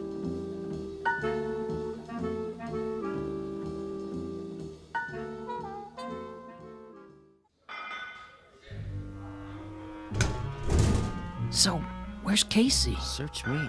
He's supposed to be here. Yeah, well, thank you very much, operator. Well, how's Casey? Is he coming? I don't know. What do you mean you don't know? The operator can't get an answer at Stillman's house. Well, maybe he's in the middle of the operation. So he's in the middle of the operation. What's the matter? He can't use one hand to pick up the phone? We can't wait no longer. I gotta turn in the starting lineup. Corrigan? Yeah, Mouth? You'll pitch tonight. All the rest of you, same as before. Now listen, you guys. That's the enemy out there. That's the New York Giants. And while we're out there playing, a fella named Casey is lying on a table struggling to make it.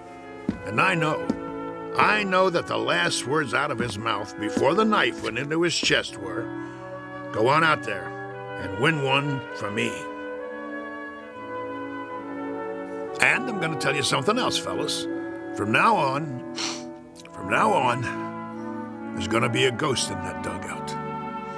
Every time you pick up a bat, look over to where Casey used to sit, because he'll be there in spirit, rooting for us, cheering for us, yelling, "Go, Zephyrs, go!" Hello. Oh, hi there, Professor. And I'm going to tell you something else about him. He has heart. Not a real heart, maybe, but that guy who's lying there with a great big hole in his chest, he... Hello, Mr. McGarry. Hello. Now, as I was saying... Casey? Hey, how you doing? Hey, welcome back. All right. Knock it off. Quiet in here. Sorry we're late. Well, you got something to tell me? Go ahead, Casey. Listen, Mr. McGarry. I'm listening. He means his chest. Put your ear against it. Go ahead. Okay. Hear it, sir? I hear it. Casey, you got heart. And look at that smile on his face. That's the one thing I could never get him to do. Smile. How do you feel, boy? I feel, well, frankly, I feel wonderful.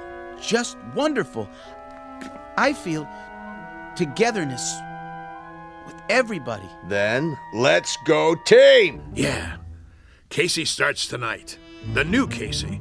Now let's get out there and show him what we're made of.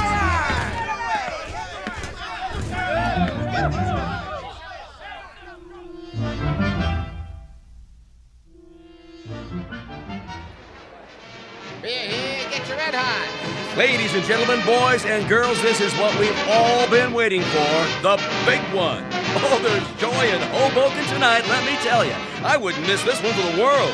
One of the greatest comeback streaks in history. Casey takes the pitcher's mound. The umpire signals the start of the game. Casey winds up. He throws. And it's a high fly over the wall and out of the park. That's a home run for the Giants. What a way to start the game. Well, that'll be a big one on the scoreboard. What's he doing? Cool it, guys. Casey's just playing with him, making it more exciting. Know what I mean? If you say so, Mouth. Another run for the Giants. Now it's 3-0. What's wrong with the mighty Casey? That's what fans want to know.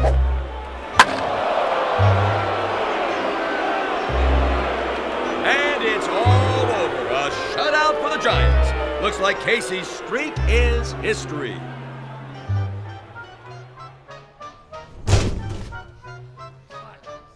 Well, 1 minute he's 3 Bob Fellers rolled into one, and the next minute he's a tanker with nothing. You want to tell me what's going on? It's rather complicated.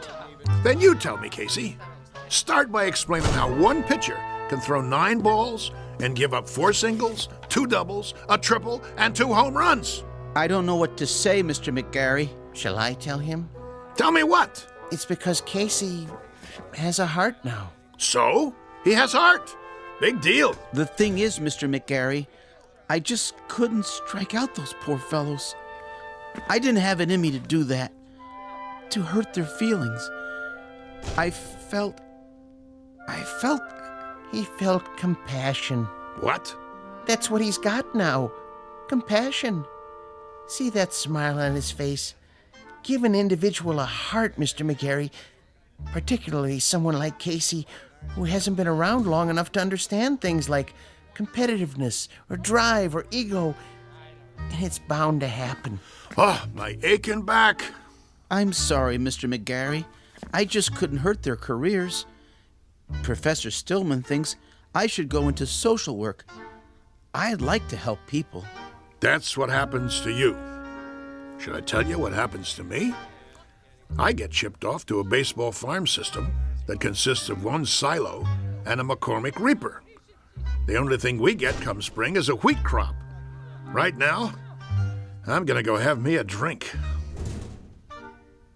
Oh, Mr. McGarry. What do you want? I was wondering if I might come with you. What for? Do you mind, Casey? Oh, don't worry about me, sir. You go ahead. Good, good. Now, Mr. McGarry, I've been doing some thinking. About what? The characteristics necessary to make a great baseball player. I figured out the mechanism for hooks and curves and sliders, and I think Casey is the perfect height. But when it comes to temperament, motivation, attitude, that sort of thing, there may be a better way. Such as? I might be persuaded to build another model, new and improved, who would work out even better. I could have him ready, say, for next year's spring training? Who's gonna pay for it? Oh, I've got the funding, don't worry. But I thought if we could go over the plans together. What do you got in mind? Let me draw you a picture.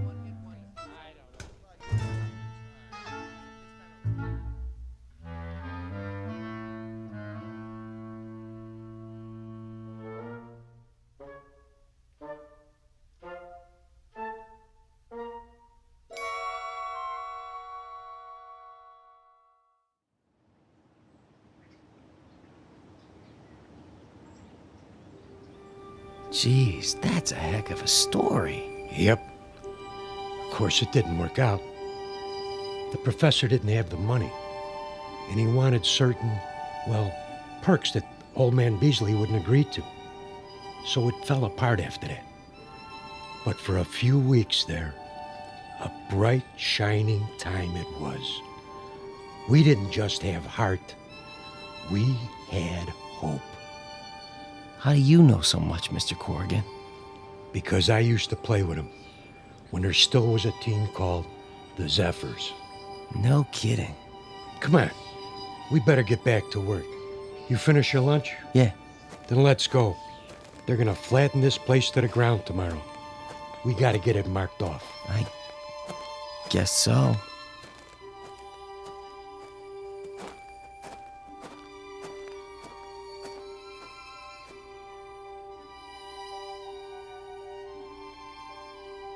Once upon a time, there was a Major League Baseball team called the Hoboken Zephyrs, who, during the last year of their existence, wound up in last place and shortly thereafter were consigned to oblivion.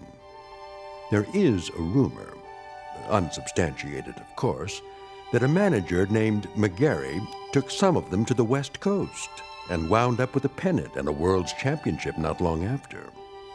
This newly revised team had a pretty fair lineup of pitchers with names like Drysdale, Koufax, and Sherry, or so the story goes. So if you're interested in where any of those now famous gentlemen really came from, here's a tip. Just check under B for baseball in the Twilight Zone.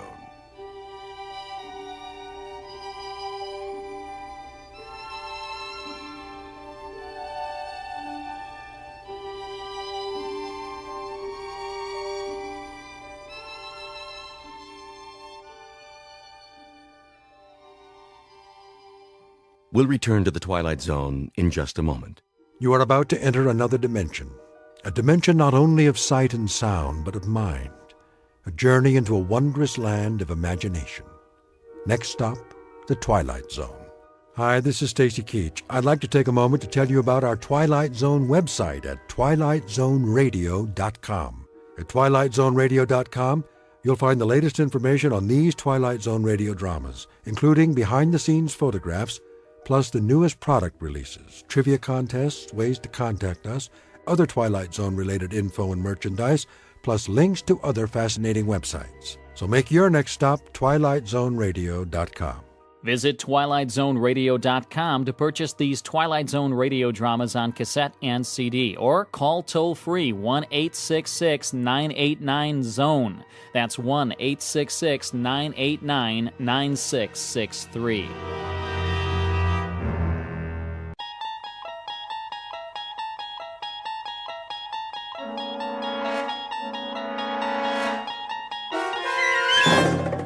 You unlock this door with the key of imagination. Beyond it is another dimension, a dimension of sound, a dimension of sight, a dimension of mind. You're moving into a land of both shadow and substance, of things and ideas. You've just crossed over into the Twilight Zone.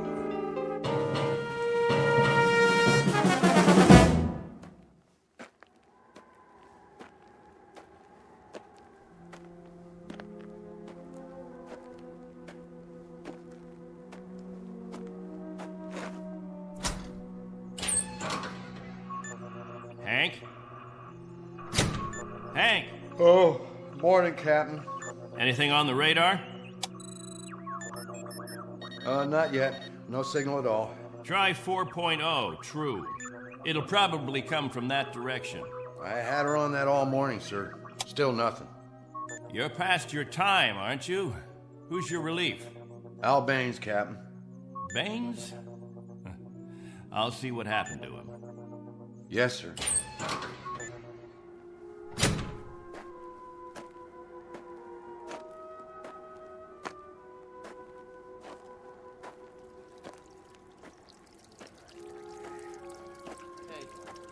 Morning, all.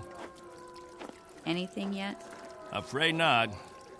They lost, you figure? There's no telling. Okay if we fill our containers now? Go ahead, as long as the water supply holds out. Be a while till the next batch is ready. Julie, where's your husband? He was sleeping, Captain. Get him, Julie. Is something wrong? There's something wrong. Yes, sir. How does it taste today, Henry? Same as always, hot, flat, and unforgettable. But wet. Suffer it a little bit more. 6 months from now, you'll be drinking chocolate ice cream sodas.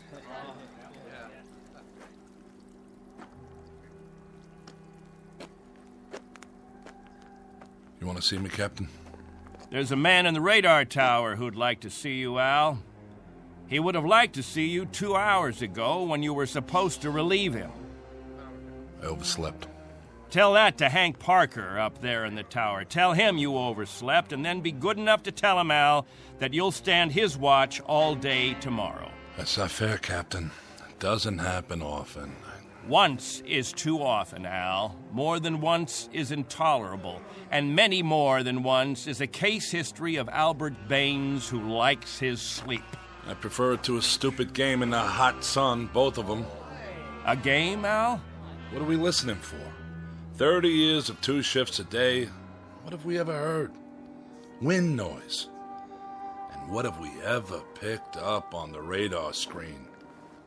Dust particles? But anything to make you happy, Captain. You listen to me. There's a ship on its way. And when it reaches this atmosphere, it may want to be vectored in. They may want landing instructions, wind direction, ground temperature. And if Al Baines is in the sack, we may spend the rest of our lives here. Is that what makes you happy, Al? How do we know there's a ship out there, Captain? A lot of garbled static 2 months ago that you told us was a message, and then nothing. 2 whole months, and you decide there's a ship coming here to take us back. You make the rules and set the watches and plan the days, and now you tell us the Messiah is coming. And you tell us to pray? The difference between you and me, Captain Benteen, is that I do my dreaming when I'm asleep. You do yours on your feet. There's a ship coming, Al. All of us believe it. Because he tells you to. And we believe him. Whatever Captain Benteen says, that's what will happen. Sure you believe him. He tells you this is the best of all possible worlds, and by God, you break into song. You're sweating your lives away on this rock, but the captain says it's paradise, and we have to clap our hands. Rule by hypnosis. Al, there's a ship coming. This happens to be a fact. There's a ship coming. Believe it. I tell you, it'll happen. And you know it's real, just as you know this is real. You haven't forgotten our ship, have you? The Pilgrim 1? The first spaceship sent up to colonize the outer regions? And this plaque, placed here by the 130 men, women, and children who established the first off-Earth colony. We owe them our belief, because they had faith. Don't ever forget that. Now, if you'll excuse me, I better go check on the generator.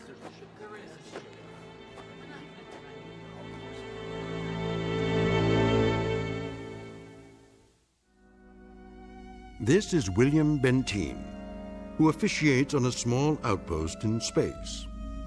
An outpost slowly disintegrating under the heat of two suns, with the holes, the cracks, the fissures that are the residue of despair. He tries to fill them with faith and to retain a faith of his own. This is a remnant society, a handful of people who left the Earth looking for a millennium, a place without war, without jeopardy, without fear. What they found was a lonely, barren place whose only industry was survival. And this is what they have done for decades, survive. Until the memory of the Earth, they came from what has become an indistinct and shadowed recollection of another time and another place. 2 months ago, a signal from Earth announced that a ship would be coming to pick them up and take them home. In just a moment, we'll hear more of that ship, more of that home, and what it takes out of mind and body to reach it. Because this outpost is located in the far reaches of the Twilight Zone.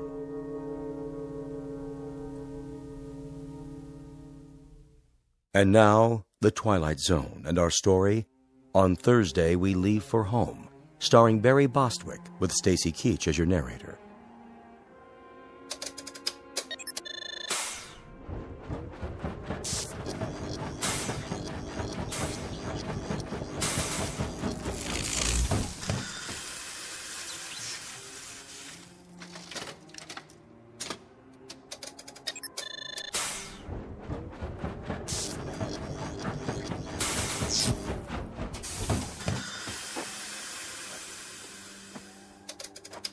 Can't keep the generator running, sir. No wonder. Look at these wires. They're rotten. That's all we got, Captain. No backup? This is it. Any insulation? That's all gone, too. We used it on the converter belts. Well, we have to get the current running somehow. If that refrigeration unit stays off, the temperature in the underground rooms will go up 50 degrees. Well, we could stop the saltwater converter for a day or so, switch the parts. Then we'll have to do that. Tell the people to fill up all the jugs they have. We'll be shutting off the water in 6 hours. Yes, sir. Captain, what about the ship? It's on the way. We know that much. Then everything will be different. When we get back, the things that are old and worn out, we'll throw them away. Just throw them away. Captain Benteen. What? The main square. Come quick.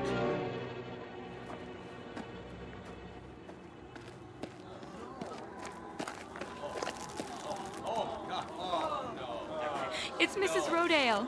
She's hanged herself. Cut her down.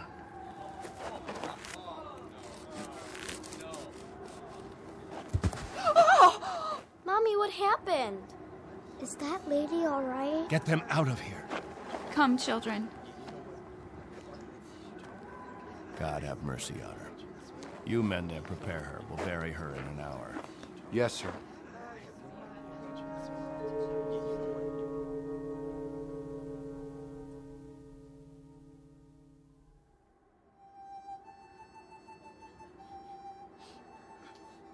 We now consign to this planet the remains of Mary Rodale. We ask God in his infinite mercy to give her the serenity and joy that she sought while she was with us. And we ask his forgiveness for her sin. Amen. Amen. We ask that this good woman be allowed to rejoin her beloved husband who preceded her in death 11 years ago. Bid your farewells now. Forgive her, Lord. Have mercy on her, Lord, for what she's done. A terrible thing. She didn't know what she was doing. She knew what she was doing. Better and clearer than the rest of us. This is a funeral, Al. The 9th funeral in the last 6 months. Nobody talks about it. We just let it go by. But there have been 9 people who thought that maybe heaven is a place where they can get a drink of water without salt in it, where they'll be able to breathe air without choking on the heat of it. If you want to talk blasphemy, Al, take it away from here. I'm talking truth, Captain Benteen. I'm saying that this woman and the others, they took their own lives because living became intolerable. And I say that dying was their right. Anything else? Just this question. I put it to everyone here. Al, please. No! Isn't living tough enough that we don't have to do it by the book? Isn't it hot and blinding and miserable enough that there shouldn't have to be rules? So that we shouldn't have to suffer by the numbers? Will anyone make the simple observation that there's far more happiness going into that hole than what's left above ground? There's more peace of mind in that dead body than in all you mourners put together. All we've got here is anguish. Captain Benteen, let us live with it or die from it in our own way. Young Mr. Baines here wants us to lie down in the sun. Young Mr. Baines would have us give in to death when there is still life. He would end all the rules. He'd throw away the regulations. There'd be no standing in line for water. Let the strong take it away from the weak. No rationing of food. Let the young steal it from the old. And when that ship comes down to take us back to Earth, it won't find a society. It will find only a pack. There'll be no human beings left, only animals. There's a ship coming. It's winging its way in now. It's on its way. Say it. Say it out loud.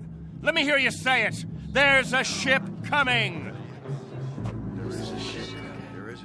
There's a ship coming. There's a ship coming. There's a ship coming. There's a ship coming. There's a ship coming. That's right. There's a ship. A ship. Yes. A ship that's coming to take us. Hear that? Can you hear that, everyone? Do you hear? It's the meteor storm. It's a meteor storm. Find shelter. Get inside. Up to the cave. Get up to the cave.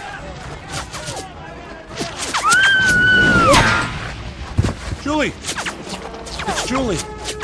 She's bleeding. Quickly, we have to move. I can't. Something hit my arm. I think it's broken. Stand aside, I'll carry it.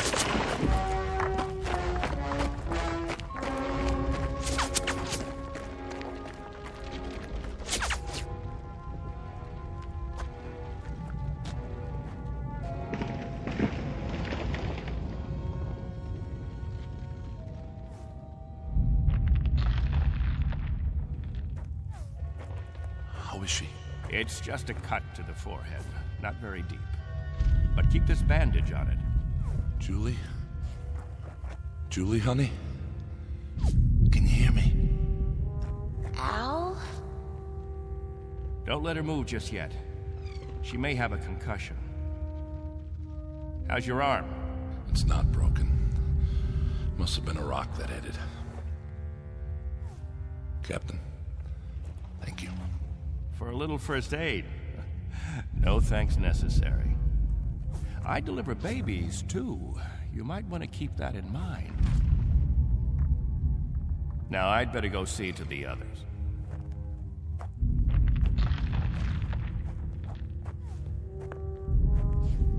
Will it go on much longer, Captain?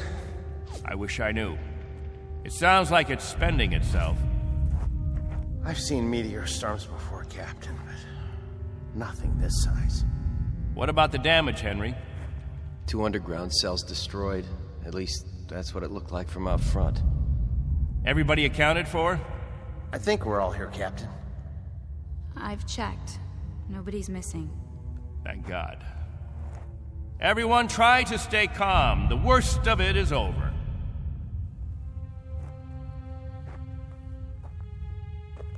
Jojo? Yeah, Captain?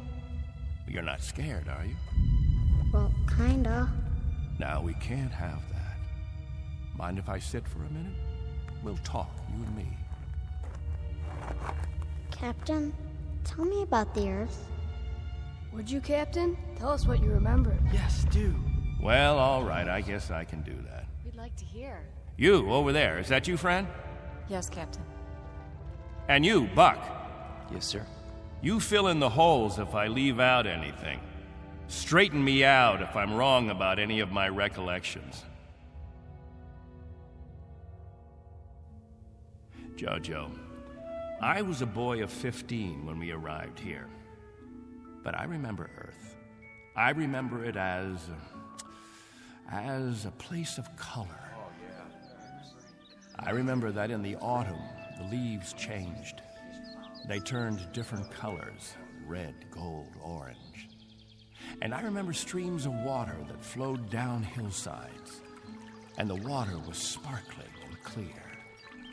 And I remember clouds in the sky, white, billowy things that floated like great, majestic ships. They looked like sails. What are sails? Don't you know what sails were? In ancient times, that's how ships moved across the water. There was so much water. The men unfurled large sheets of canvas against the wind, and it was the wind that moved them. And I can remember night skies. Night. Endless black velvet with stars. And sometimes a moon that seemed to hang there as big as the face of an old man, looking down on us all. Captain, what's night? Why, that was the quiet time, Jojo. Night was when the earth went to sleep. It was the cover it pulled over itself. Not like here, with 2 suns always shining, always burning. It was a darkness that felt like a cool hand brushing over tired eyes. And there was snow on winter nights, gossamer things that drifted down and turned the earth all white. And we could build snowmen the next morning and see our breath in the air. And it was good then. It was right. So, why did you leave there? Oh, we thought we could find another Earth, Jojo. Then we found this. We thought we could escape war. We thought we could build an even better place. And it took us 20 years to find out that we had left our home 1 billion miles away, only to be stranded, like visitors, transients, that no roots could take hold in this ground. But it was too late. So we spend the next 30 years watching a clock and a calendar and waiting. But we can't wait any longer. Not a day, not an hour. We have to get back home. There's no more time. I'll go outside and survey the damage.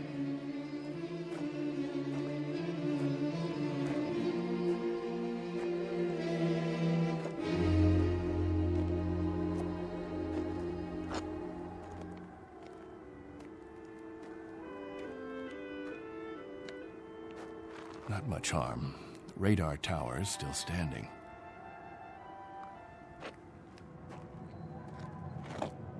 What? Why, it's... Al! Al Baines, do you hear that noise? All of you, come out here. Do you hear it? What is that? That's not a meteor. That's not a meteor. And it's not wishful thinking. Not this time. Those are rocket engines.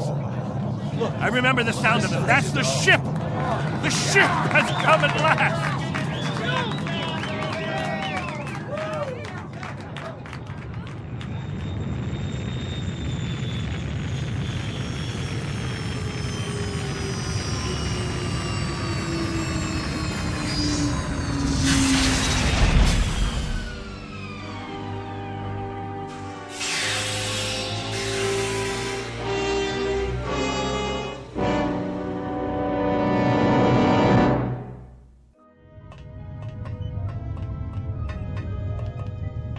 Wow, what a ship. How fast can it go? Oh, pretty fast. Watch your step. Looks like you got plenty of room for everybody. Do you have any water? Clean water? We have enough. Oh, doesn't that sound wonderful? Delicious. Careful. I better talk to your leader. You have one, don't you? Sure do. Captain Benteen. I don't see... He's standing over there. Hey, Captain, come see the ship. Mr. Benteen? I'm Benteen. Colonel Sloan. I command the Galaxy 6. Our orders are to transport you all back to Earth. Colonel, what took you so long? 6.5 months, Mr. Benteen. 100 times that. We've been waiting for 30 years. Does it all look like this? Salt flats and scrubby mountains. 2 suns, hot and perpetual. 30 years of it. 30 years. The children have never seen Earth, and some of the older ones don't even remember it. They'll see it now. Our orders are to get you aboard as soon as possible. We figure that we should be able to lift off on Thursday. Are you still using Earth time? Of course. Good. That'll give you 3 days to prepare. Unfortunately, your people will only be able to take what they can carry. Over 200, aren't there? 187 men, women, and children. It may be a little crowded, but we'll fit you all in. You've been used to a lot of space, Mr. Benteen, haven't you? Space? Room to move around. That's all there is here. That and the heat. I can feel it. They'll make the trip standing on their heads if necessary. I'm sure they will, but I don't think that'll be necessary. Do you know, can you understand, what a godsend this is for all of us? It's hard to imagine. I can only say your country's very, very proud of you. What of the Earth? Has it changed? Not too much. Still green? Still green. And the cities? The cities still stand. And war? As always, I'm afraid. One dies down, another one springs up. But through some miracle and the grace of God, we never had the big one. Now, Mr. Benteen, all things considered, I think you'll find it very much as you left it. Captain Benteen. Captain? That's what the people call me. This place, their very lives, it's all been my responsibility. You've done quite a job, Captain Benteen. But you can rest easy. I'll take over the responsibilities now. No need. I'm used to the job, Colonel. The living quarters, they're underground? I was saying, Colonel, I'm used to the responsibility. I wouldn't quite know how to function without it. Is it cooler there, Mr. Benteen? I'm sorry, I didn't... Your underground rooms, are they much cooler? Yes, they're refrigerated. It's... Captain. Morning, Captain. George. The best morning ever. We just wanted to say thank you, Captain. Why? For what? For keeping us alive all these years. That's right. Without the Captain, none of us would be here. That's not necessary. You better believe it, Colonel. I do. I do believe it. Captain Benteen. Go ahead, Colonel Sloan. That's all right. I'll see to the others.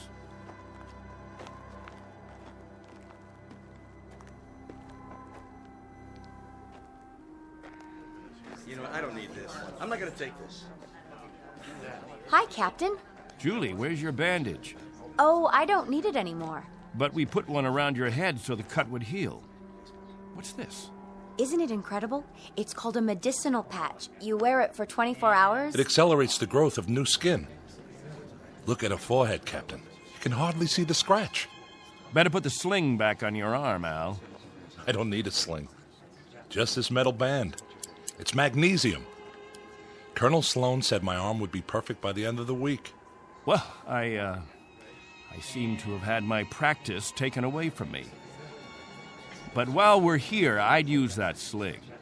I'll bet I've fixed about 500 broken wings in my time, and the only way to be sure it heals properly is to keep the limb immobile. Where's Colonel Sloan? I want to ask him what to pack.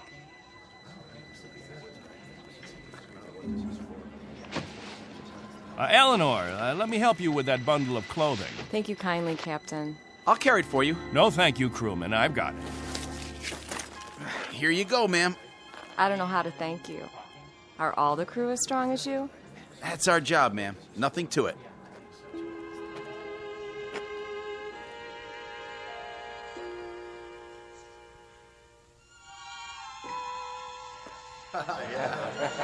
Hello there, Captain.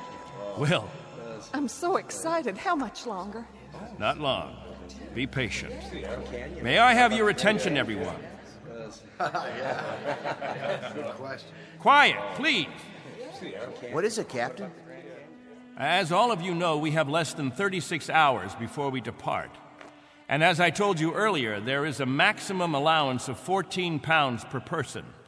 Soon we'll begin weighing your belongings, and if we're over the limit, I'll make up a list of necessary items. I hope I'm not intruding, Captain. I was just telling them about the weight requirements. We'll handle all that tomorrow. I heard you'd called a meeting here in the cave, so I brought Lieutenants Engel and Rafferty with me. Everyone has so many questions about Earth, I thought perhaps this would be a good time. Actually, Colonel, the purpose of this meeting is simply to make some last-minute arrangements. Colonel, I used to live in San Diego. Is California still the same? Sunny and warm most of the time, but not this warm. Los Angeles has become the biggest city in the world.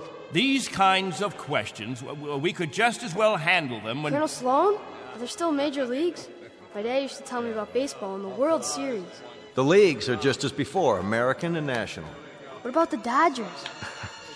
They came in 10th last season. I'm told they need pitchers pretty desperately. I'll tell you what, when we're finished here, we'll improvise a ball and bat and have ourselves a game. How does that sound? Yes! That'd be great. Let's do it. I think it's a little hot for that kind of activity. What we could do is have some group singing. We haven't done that for a while. I got an old sack. That'll be the ball. Who's got a stick? What are we waiting for? Let's go. Please, wait. We haven't finished yet.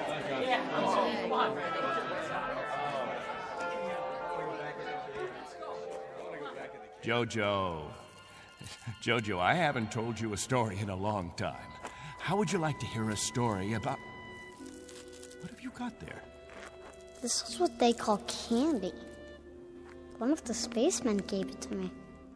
It tastes... Sweet, Jojo. It tastes sweet. Yeah, sweet, Captain. Want a bite? No, thank you, Jojo. Back on Earth, we can get all we want. Something, Captain? I'm not sure. I'm not at all sure. You've promised them all candy. You've made it sound as if that was what the Earth is made of.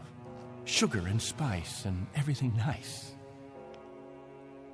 Maybe they ought to be told the truth.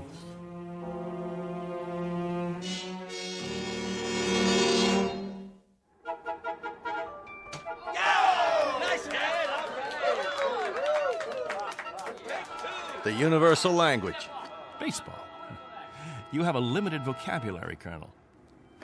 Do you have any idea what the temperature is? At this hour, it's about 110. I don't know whether your crew can take it, but I know my people. They're going to pay for this little athletic event. Some of the older ones, it might even be serious for them. It's just a game, Benteen. My guess is that it's worth it. Now, I'd better get back to the ship. Colonel Sloan. Something else, Mr. Benteen? Colonel, when we get on the ship, you can tell us what to do and we'll all fall into line. But here, in this place, I'm in command. I'm not trying to usurp authority, Mr. Benteen, but I really don't see what harm a little game... It's still Captain Benteen. For now. Galaxy crewmen, back to the ship. That's an order. It's time for rest now. All of you go back to your homes. I'll announce when the new day will start. I guess it's suddenly illegal to have fun. You happy now, Captain? I was never unhappy, Colonel. I just happen to know what's right and what's wrong. I ask you to keep your crew in the ship during the rest time. I don't want my people distracted. You rule with a heavy fist. If it were 1 ounce lighter, no one would have survived. I've held these people together by will. They'd have died, Colonel, without someone they could hold on to. They'd have withered away. Not anymore, Captain. Relax. That's a luxury I've never been able to afford, Colonel. I've never been able to marry, to think only of myself, because of them. I've been a father figure, a governor, a confessor. I've been all those things. And if I hadn't been, there'd be no life here. These are my people. Understand? My people.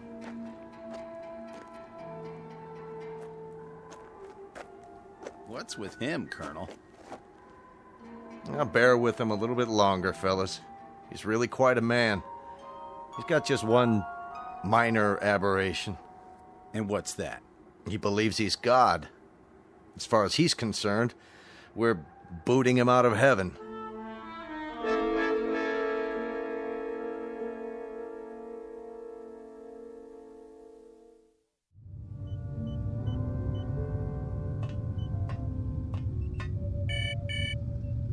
Yes? Mr. Captain Benteen is here, sir. Show him in. Very well, sir. Come in, Captain. Sorry my quarters are a bit cramped. Please, sit down. Colonel Sloan, this is a list of all passengers with their approximate weight and the weight of their belongings after each name. The scale we have is pretty beat up. My guess is that it underweighs by about 4 or 5 pounds. Fine. All I wanted was an approximation. We'll weigh them in on our own equipment before blast off. This is Wednesday, 12 midnight? I keep getting confused with the constant light. When do the people get up? About 2 Earth time. The hours from 7 until 1:45 are the hottest. That's when we try to stay indoors. Then we have our meetings at the cave about 2 hours afterwards. We've had to improvise our own schedule. You've improvised very well, Captain. I looked at the saltwater converter, your electro plant, the sun shields you put up over the crops. Very inventive. Necessity hasn't been the mother of invention here. It's been the father and the whole family. Well, you'll be able to give way to progress now. Though I wonder if all of it'll be to your liking. The way you'll be lionized when you get back to Earth. You're referred to in the press as the Lost Pioneers. They're gonna make quite a thing of you when we land. Oh? Wherever any of your people settle, there'll be keys to the cities, brass bands. I expect they'll scatter all over the U.S. The government's had inquiries by, well, it must be thousands of relatives. My guess is that they'll just about have time to look into a television camera and then get whisked off. Well, they won't be scattered, Colonel. They'll go as a group. We'll find a place where we can settle, and that's where we'll stay. I'm talking about when we get back to Earth, Captain. That's what I'm talking about. They won't be splitting up. Not my people. Captain, as a point of interest, did you ever ask them? Ask them what? Whether they'd want to stay together. That would be a ridiculous question, like asking a child if he wants some more ice cream. They're children, you see, Colonel. Oh, chronologically, they range from 6 months to 60-odd years, but socially, psychologically, they're children. I've kept them alive and functioning all this time. Once we're back on Earth, I'll simply continue the process. Captain Benteen, Have you told them that? Have you told them that after 30 years of waiting, 30 years of living in a compound, they're going to travel 1 billion miles just to walk into another one? Have you? There's no need. They wouldn't have it any other way. To leave them to their own devices, that would be an act of cruelty. Captain, do me one favor. Just ask them.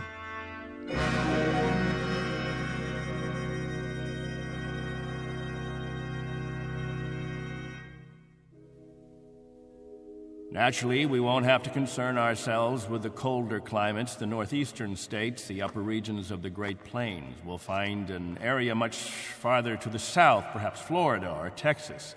Southern California has a temperate climate. Captain, you better tell us about frostbite treatment, because I'm moving to Wisconsin. That's where my family settled originally. What about Oregon, Captain? That's where Joan and I plan to settle. I've heard about the forest there. New York.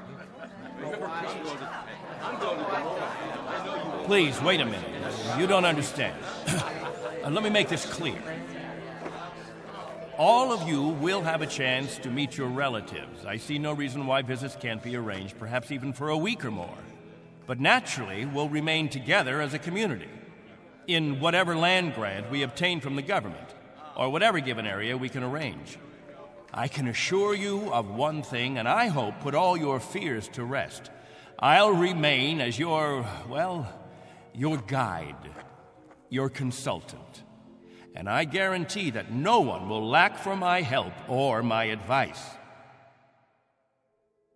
Captain, Julie and I were thinking of farming. Why, that's a fine idea, Al. We'll farm just as we have farmed, but much more easily. The rainfall back on Earth is so plentiful. And as I told you, there's only one sun, so you won't have to shield the crops. Of course we'll farm. Certainly, we'll farm. Julie's got relatives in the state of Washington. You couldn't take the cold. None of you could. But I guarantee that wherever we settle, the farming will be good. I'll see to that. What's the matter? Don't you understand? We don't plan to stay together. You don't understand, Al. You've never understood much of anything. If we split up, I seriously doubt that we'd survive. Al, explain it to him. Go on. We'll survive, Captain. If anyone wants to stay together, that'll be their right. But if they want to go their own way, that'll be their right too. Am I wrong, Colonel? You're not wrong. We're to take you back as a group. Once on Earth, you can do as you please. Colonel, let us settle our differences in our own way. There are no differences, Captain. There are differences.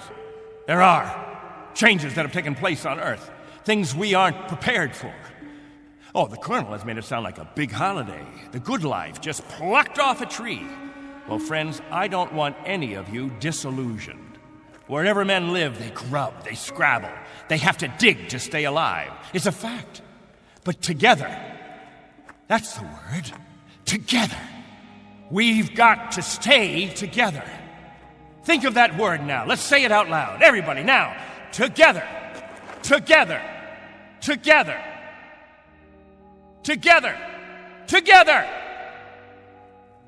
Looks like the congregation isn't with you anymore, Captain. What's the matter with all of you people? Wait.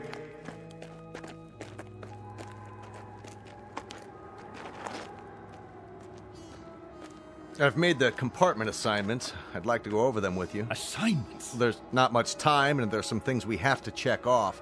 There's a decompression problem that we've got to tell them about, and a moment of weightlessness shortly after we leave the atmosphere that I want to explain to the children. Do you know what we called you while we waited for you to come? We called you the Messiah. Did you? You were supposed to bring freedom, but that's not what you brought. You brought selfishness, dissatisfaction, divisiveness. With all the misery we've had here, those germs never infected us. I brought nothing but a ship and a crew and a means of escape. You've had no diseases, no viruses. Did it ever occur to you why? You've lived in a test tube, Captain. Antiseptic and germ-free and sterile. Sure, you're a group, a cell, but that's all over with. Now it's time for you to be what God meant you to be, individuals. Time to break the test tube. Time to rejoin the human race. What I'd like to know is why in the name of God you're so reluctant about it. Because I remember the human race. This is incredible. Oh, it's really incredible. I was wrong, Colonel. I've been telling them about an Earth that doesn't exist. An imaginary garden. No. We can't go back. It's too late. Captain, really?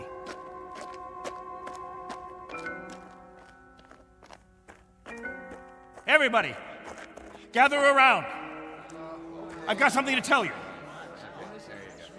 Listen to me, all of you. I want to tell you all. Listen to me, all of you. I want to tell you about the real Earth. Captain, are you all right? Let's talk about the diseases. What? The viruses, the cancers, the floods and the freezing, the wetness and the cold. And there are other miseries, worse than anything we've experienced. Hatred, jealousy, violence. Listen to me. It's an Earth we don't know. We can't leave here. We'd be committing suicide. We'd die of things we've never been exposed to before. We'd die of the loneliness that animals get in a zoo. Because we don't belong. We don't belong to his kind. Do you understand me? We don't belong there. Captain Benteen, why don't you let your children vote on it? Only if they know what's waiting for them. Only if they understand that Earth isn't any garden. It's never been, and it never will be. That's fair enough. I'll tell you what Earth is. The same as it's always been.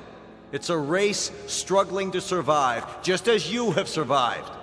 Captain Benteen is right when he tells you that it isn't all a place of beauty. There may still be wars and prejudice and strife. I suppose there will always be jealous men and angry men and unforgiving men. But it has one thing you don't have. Every man is his own master. There won't be anyone telling you when to eat and when to sleep and when to meet, what to sing and how to play. Instead of heat, you may feel cold, and instead of thirst, you may feel hunger. But you'll be men and women. You won't be sheep. You won't be a kindergarten. And when you pray to God, his name won't be Benteen.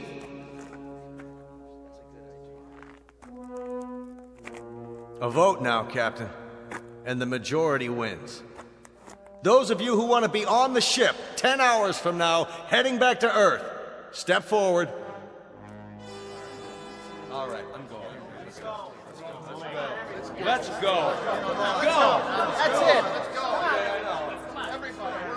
I suppose that makes it unanimous, Benteen. Even you, Jojo? Well, I want to go with the Colonel. Give me something, anything. Give that sledgehammer. Here! No, let it go. Angle! Rafferty! There, sir. Stop him! He's running from the ship! No. Captain, no, please!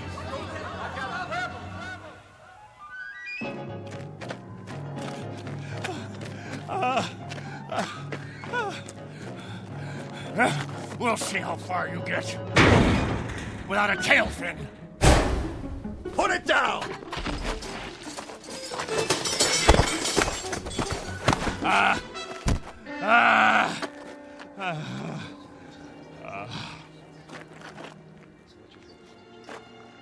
You all right, Colonel? I'm fine. What about the ship? Just a couple of dents, nothing serious. Lucky you stopped them when you did. Captain Benteen, let go. For everyone's sake, loosen your grip and let go. God help you. God help you all.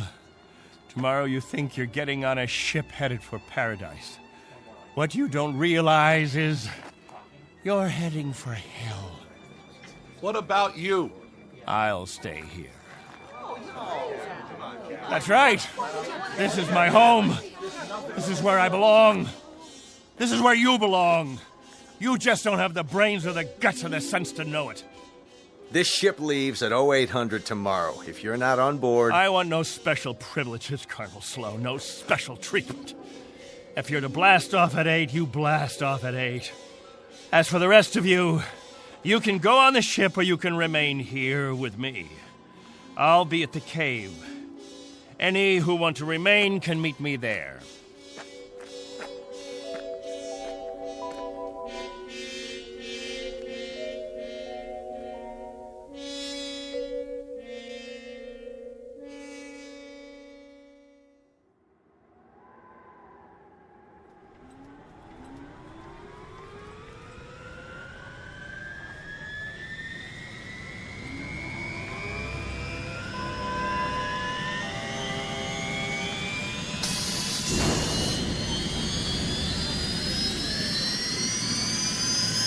That's it, folks. The rocket's fired up. Everybody on board, single file. What about the captain? I'll give it one last try. Lieutenant Engel, see to the passengers. I'll be right back. Yes, sir. Where are you going, sir? To the cave.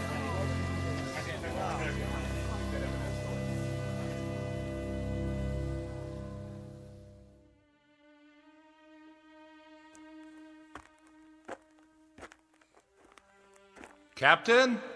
Benteen? Benteen, we know you're in here. Please, let us talk to you. He's not going to show himself, Colonel. We're leaving now. We have to blast off in 5 minutes. If we don't, we'll have lost our orbital position. Benteen, it has to be now. Captain! Captain, please, come out! Remember this. If we leave without you, there'll be no other ships.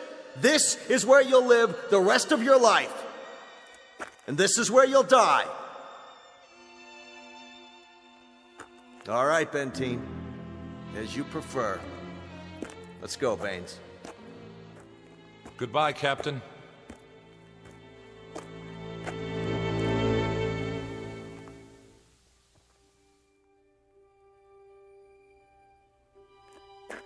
Hello, hello, friends, all together at the meeting place. Any new business today? No?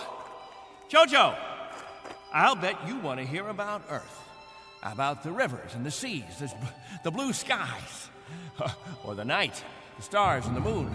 Which do you want to hear about this time? There's color on Earth, the change of seasons, and the wind brings the smell of the ground, the plants, the seeds, the roots, flower petals, sap from the trees, and the smell of the weather, the rain or the mist or the fog. And on the earth, there's green, the color green, the feeling green. There's something fresh about it, something living. Earth. It's called Earth.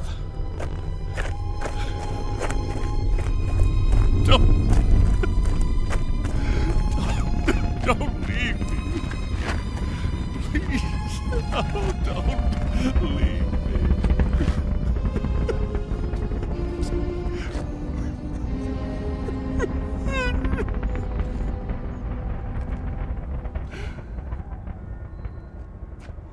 No! Don't leave me behind! Don't leave me.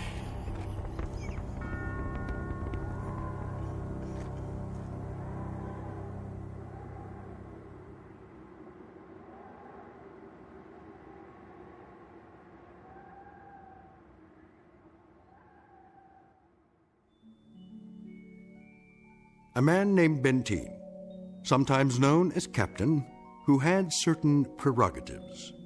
He could lead, judge, legislate, even dictate. It became a habit, and finally, a necessity. William Benteen, once a god, now a population of one, on a distant outpost in the Twilight Zone.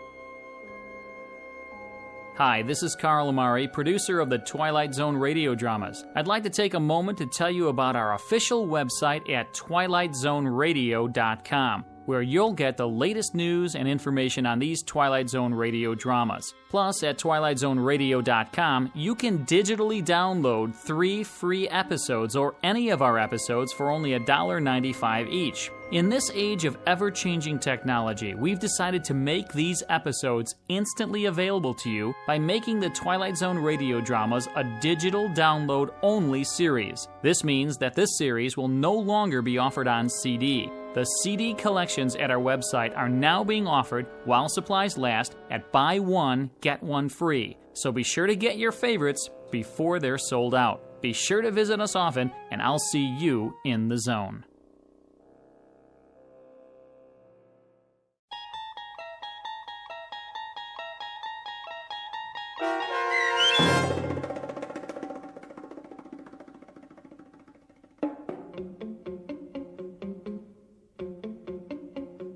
On Thursday, We Leave for Home, starring Barry Bostwick with Stacy Keach as your narrator, was adapted for radio by Dennis Etchison and written for The Twilight Zone by Rod Serling.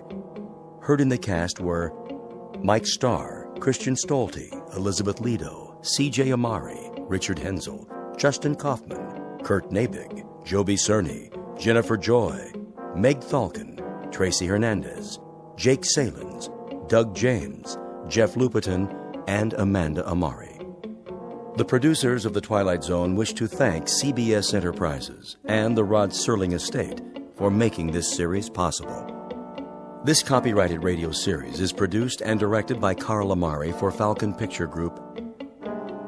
Sound design and custom Foley effects for The Twilight Zone by Cerny American Creatives Bob Benson, Craig Lee, Michael Slaybach, and Matt Sorrow. To learn more about the Twilight Zone radio dramas and to contact us, visit our official website at twilightzoneradio.com. Doug James speaking.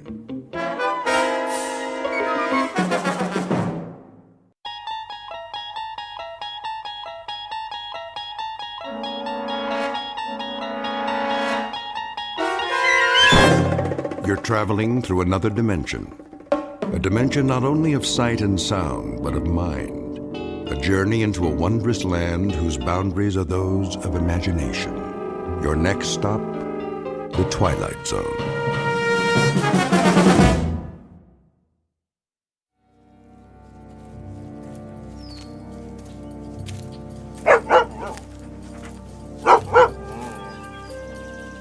Hey, Rip, what you chasing? Ground squirrel, huh? Well, leave it be. I ain't got my squirrel shooter with me. Besides, we got plenty of work to do. First, though, let's set a spell. Huh? This stump will be fine. That old woman don't know how hard it is collecting firewood. All you can carry, she says, or you get no supper. Well, I'll tell you, Rip, she ought to try it herself sometime. All she'd come back with is a couple of sticks. Can't fire the cooker with that, now could she? There you go. Lay right down. Working sure makes you parched, don't it? Oh, yeah. Well, don't you worry none. We'll be at the lake soon enough, then you can drink your fill. What is that, a crow? Same one I seen this morning. What's it coming around here for? Fly on by, Mr. Crow. Nothing here for you. Just me and old Rip.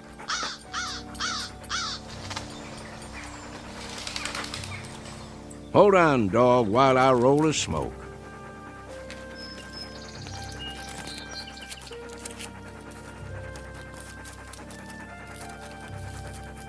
There we go. Now, light it up for me, would you, Rip? Sure wish you could do that. Make life easier for this old boy.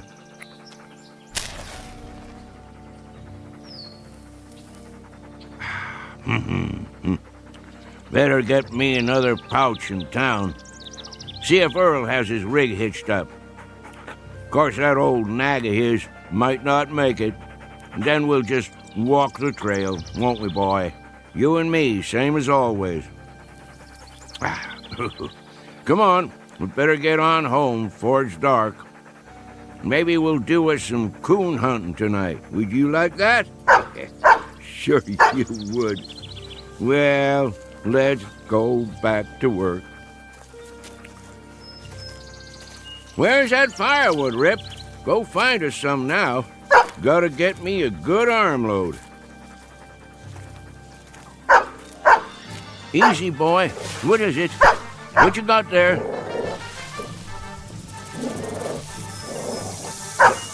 That's a rattlesnake. Mean-looking one, too. Now, just you back off. Leave it, Rip. Come on around. He ain't gonna do nothing if we let him alone. Rip, careful, boy. Oh, there you go. Good boy. All done.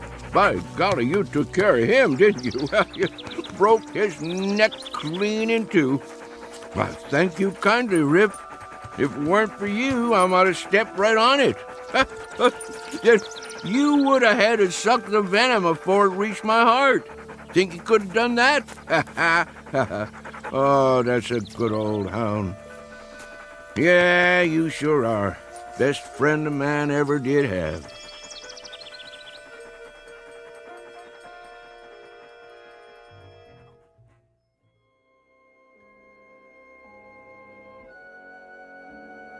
An old man and his hound dog, whose name is Rip, on the way home to their cabin. There are no highways or supermarkets here, no electricity or filling stations, and no fuel for fireplaces or wood-burning stoves. Only what a man can carry on his back and in his arms. Life can be hard, but it's also beautiful, with sights and sounds and peace of mind that city folks only dream of. And most important of all, friends and partners are for life. It's been said time and again that man's best friend is his dog, an old adage that's nowhere more true than in the Blue Ridge Mountains of Virginia. If all goes as planned, this particular man and his dog will soon be off for an evening's pleasure in quest of raccoon. It's a prize well worth trapping in these parts. Usually such evenings end with one extremely tired old man, one battle-scarred hound, and one or more extremely dead raccoons. But as you may suspect, that will not be the case tonight. This time our hunters won't be coming home from the hill. They're headed deep into the backwoods of the Twilight Zone.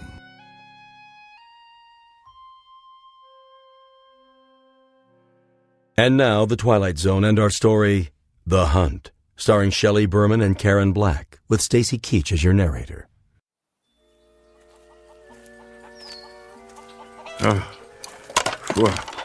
Well, here we are, Rip. Now, all I gotta do is pick a few nice branches to take in the house.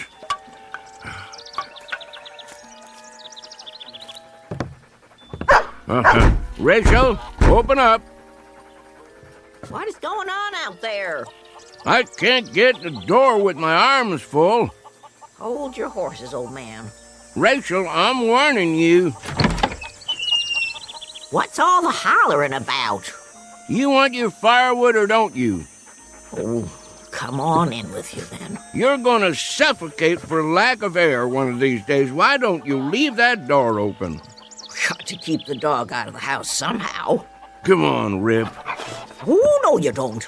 Trotting in here with his fleas and ticks. Old woman, don't let's start that commotion up again. When I go in the house, Rip goes in too, or I'm a-going somewhere else. Here, Rip. I've got a mind to move to the barn. Let you and the dog have the house to yourselves. Old woman, you're forgetting something. I never forgot a thing in my life. That's true, except when you want to. That dog saved my life more than once. Did it again today, too. I would have stepped right on a big old rattlesnake if Rip hadn't jumped the critter and broke his neck. I have to buy myself a divorce from you to get my way around here. Well, that ornery animal come on in, then. And there's another thing. Don't talk about him like that when he can hear you. What? You heard me. Rip's got feelings, and I don't want him hurt. I'll let him in the house, and I'll feed him our table scraps, but I'll be switched if I'm going to start sweet-talking him. Oh, woman, you tickle me sometimes. And what does that mean? Since your memory is so good, when was the last time you got yourself kissed? If I figure right, it was sometime in the spring of 1900. And wait a minute, what was the year now? Then I figure you got one coming. Don't you come near me, old man. Yes, sir. I've been thinking about giving you a kiss for the last month or two. Ryder, sit down to your supper and stop talking silly. I mean it. There. I'll have my supper now, old woman. Old man? Yep. I never said this to you, but I do believe we have endured together powerful well. Near 60 years we've been married, ain't it? Come October 16th. It's a long time to travel together. I wouldn't have had it any other way. Thank you, old woman. Me neither. Here's your grub. Much obliged. Rip. Here's a little piece of meat to hold you for now. I'll feed the dog proper after supper. He ain't gonna be here after supper. Where's he going? Where I'm going. And where's that? Coon hunting. Ryder, I wish you wouldn't go hunting tonight. Why not? 3 nights ago, I saw blood on the moon. Ought to have been in bed, sleeping. Then you wouldn't have seen it. That's not all.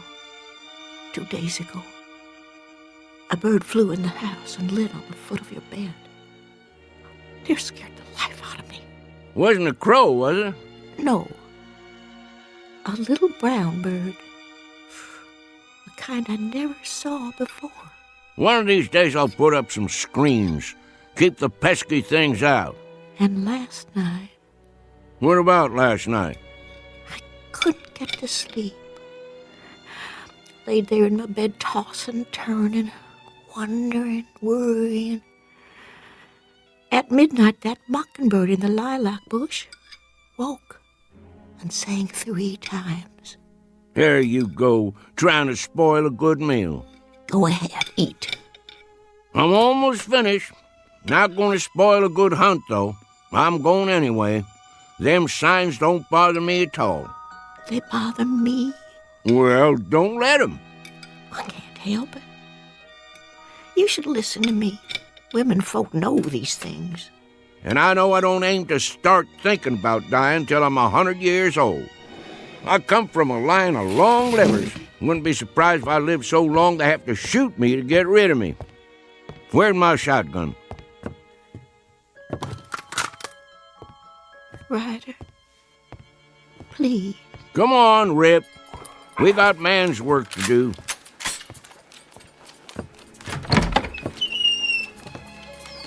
You be careful, old man. Don't worry your head, old woman. I'll be back before it's all the way dark, more'n likely.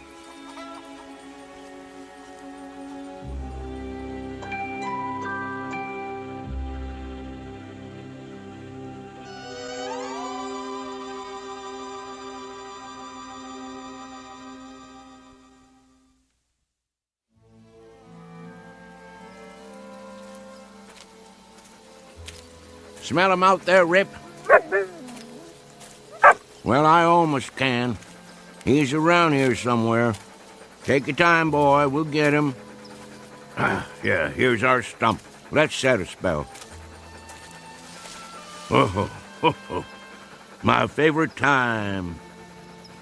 Chickens ready to roost. Owls just getting up. Used to dig out here for night crawlers when I was a tadpole. Of course, you wasn't around then, but we had some good times, let me tell you. Me and the boys. In the morning, we'd go fishing in the lake. Fish jumping like silver. Sometimes we couldn't wait to eat 'em, clean 'em, and cook 'em right where we was. Then go for a swim.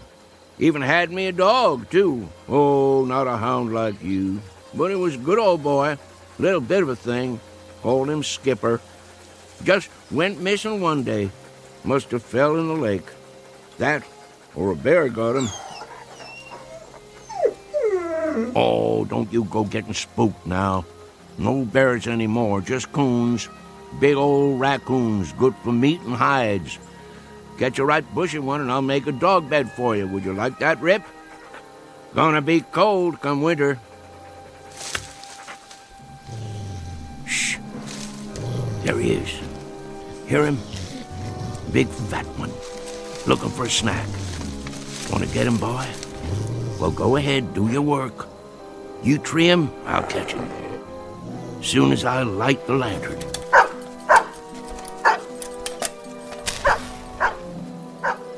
I'm coming, Rip.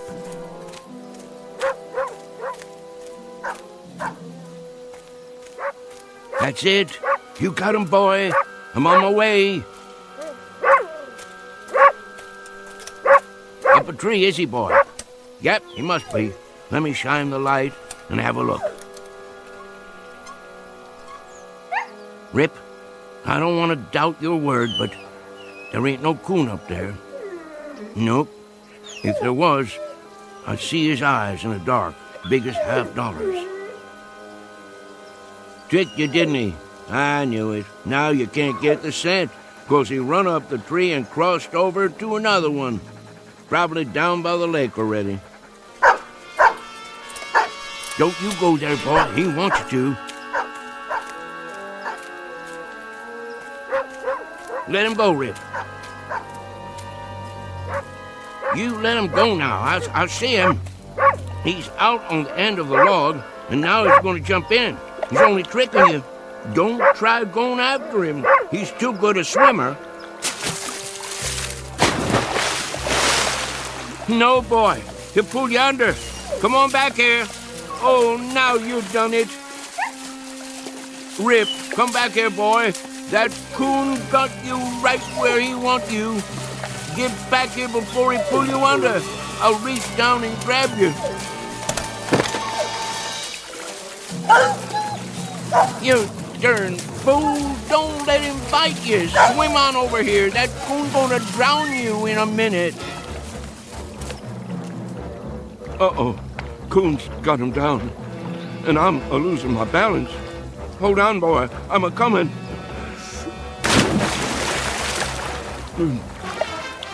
Rip. Sorry, Rip. I can't make it.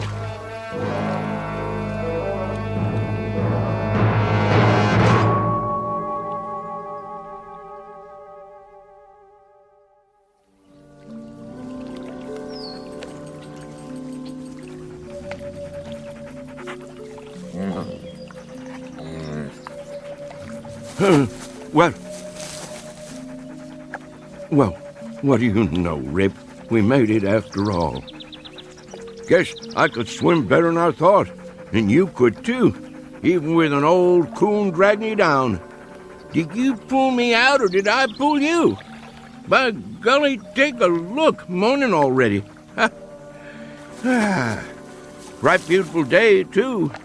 Must have spent half the night chasing that old raccoon, and we didn't even get him. There's a gun and lantern right where I left him. Hungry, ain't you, boy?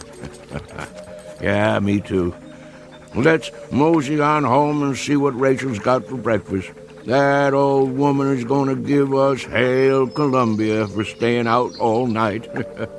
Can't help that, though. Well, Rip, our time has come. Let's go face the music.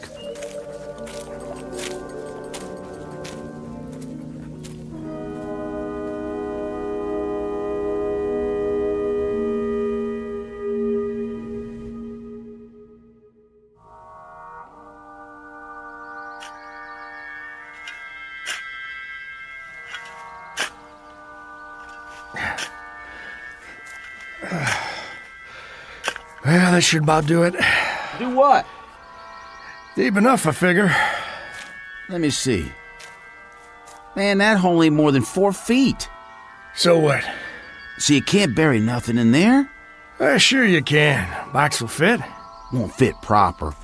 Wesley, it's a coffin, you know? Yeah, a little one. Just the same. 4 feet deep's enough for a dog. Well, maybe for an ordinary dog. Old Man Simpson claimed there wasn't nothing ordinary about Rip. Old Man Simpson said a lot of things. According to him, that dog saved his life. More than once, too. Man, there's a time I've heard that, but I never set much store by it. Don't believe there's a dog that'll jump a rattler. Mr. Simpson swore by it. I've sworn to things. Makes a good story is all. Just the same, out of respect for the old man's feelings, I figure that dog's got a right to 6 feet of dirt. Well then, you dig it. You know I got a bad back. Yeah, and I got a bad arm. Go ahead. All right, I will. Give me that shovel. Be my guest. Show you how it's done. Well, looky here, Rip. It's our neighbors. Morning, boys. Hey, Tillman, throw me your pot so I can roll me a smoke. Get your own. I'm almost out. What's the matter, boys? Ain't you speaking to me no more? Make it deep, then. If that's the way you want it. Oh, I will. Don't you worry. Well, what do you think of that? I reckon them Millard boys is getting hard of hearing. Wait here, Rip. Sit. Hurry it up, Tillman. We gotta get back. I'm hurrying. What y'all boys up to? I say, what y'all boys doing? Well, all right, don't answer me then. I don't give a hoot what you're doing. Shame your daddy ain't alive. He'd teach you some manners. Come on, Rip. We don't need to talk to these boys. Won't be long now. Get the box ready. It don't never mind me that you boys giving me the cold shoulder. But if I ain't mistaken, this hole you're digging is on my land. So if y'all want to dig, do it on your side of the fence. Now get. I say get moving. Boys, you gone blind too? I ain't just talking to move the wind around. If y'all don't get a move on, I'm gonna fill your britches full of lead. Well, all right. I'd say that's about 6 feet. Good. Then I'll bring the box over. Have a little care with that. It's just a dog. Not to some folks. Hand it to me real easy. Oh, now, boys, why didn't you tell me you'd lost your dog? How'd that happen? There. All right. That ought to do it. I don't blame you for not feeling like talking. I don't reckon I would myself. Let's move on now, Rip. We're butting in on other folks' trouble when they're just too heartbroken to talk. Speaking of trouble, your woman's gonna have plenty of that waiting for us. Now help me up. We'll put the dirt in. I have to admit, it's gonna be kind of lonesome around here without Old Man Simpson. That it is. That it is.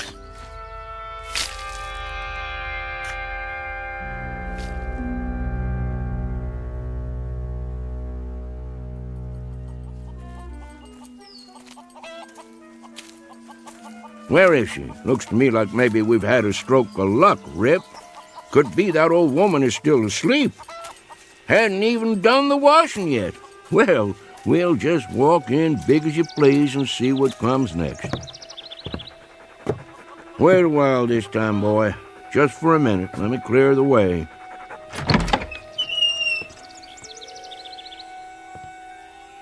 Old woman, there you are. Morning. What are you sitting in a rocking chair for? Taking a rest already? Huh. Got your long dress on, too. All dressed up like the 4th of July. All right, let's get it out in the open. Old woman, if you're figuring on leaving me on account of I stayed out all night, you got another think coming. I'm still the boss of this house. You ain't going nowhere, and that's that. Got nothing to say? Then I reckon we ain't mad no more. Now, I'd appreciate a little breakfast, if it's all the same with you. Old woman, you're gonna sit there like a bump on a log? You pack your finery back on the cedar chest and get cooking. Now, what's the matter? I know I'm a pesky old rooster to get along with, and many's the night I've stayed out till sunup, but Rachel, that ain't reason enough to break up a marriage after nearly 60 years, is it? Well, is it? Well, that a tear on your cheek? Oh, now, old woman, I didn't mean to speak rough to you. I just don't want you running off and leaving me, that's all. All right, you win, Rachel. I guess I could be a better man to you. Won't go streaking off every night hunting. I'll stay home with you, and we'll sit by the fire, and we'll talk about things. And I'll tell you something else. Next time I go down the mountain, I'll stop in the store and buy you a pretty. Some cloth to make yourself a new Sunday dress, or a pair of silk stockings like them city women has. Well, what do you think of that? Oh, woman, I want an answer out of you. What is it? Cat got your tongue? Nobody spoke to me all morning long, is the truth. Something wrong with me? I passed the Miller boys on the way home a while ago, and they acted just about the same way you're doing. Rachel, you can see me, can't you? Woman, what in tarnation is the matter with you? Huh. Who'd be coming to see us now? Mrs. Simpson, may I come in? Yes. Reverend Wood? You sure have come at a time of need. Mighty glad to see you. Something's wrong with my old lady, and I can't figure it out. Seems to me in a daze or something, near as I can tell. The Lord be with you, sister. Amen, brother. I appreciate your coming. Even though he didn't belong to the church, just never could get him to go. I realize Brother Simpson wasn't a religious man, but I figure he's still entitled to a Christian burial. Now just hold everything. Let's not get too far down the road here. If anybody's giving Brother Simpson a Christian burial, they'd better ask Brother Simpson how he feels about it. I've been sitting here, trying to figure it all out. I'm sure you have, with a word close at hand. I've got the good book right here, but I can't work this out. It don't make sense somehow. And just last night he was sitting there at the supper table. I begged him not to go. You did all you could, sister. There's been omens. I've seen signs. But he went. Why'd he have to go and do that? Can you explain it to me? The Lord works in mysterious ways. Rachel, listen to me. There's been some kind of misunderstanding. Somebody's pulled the wrong switch. Me and Rip ain't going nowhere. I'm right here. Rip's out on the porch. Miss Rachel? That you, Tillman?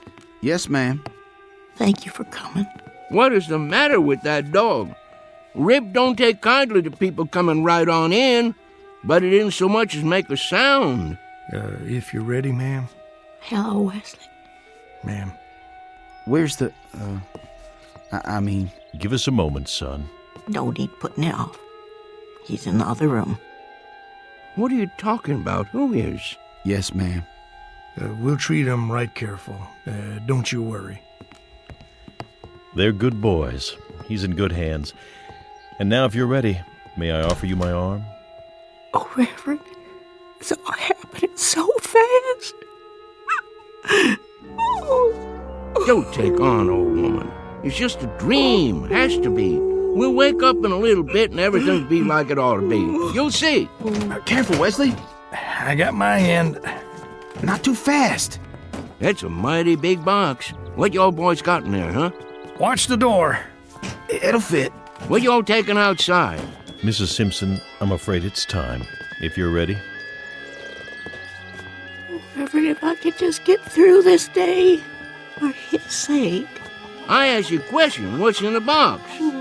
Come on, Rip. I gotta see where they're going. Something's up all right. Something mighty big, if you ask me.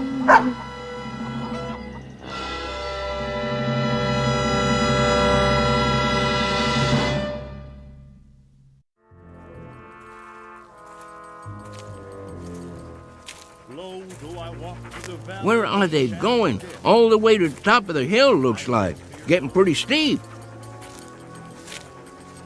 Must be heading for the graveyard. Just let me get my breath here once. We'll find out what this is all about, Rip, in a minute or two. Graveyard's just over the other side. Leastways, that's how I remember it. Can't say it's someplace I go more than I can help it. All right, let's go. Ain't much further.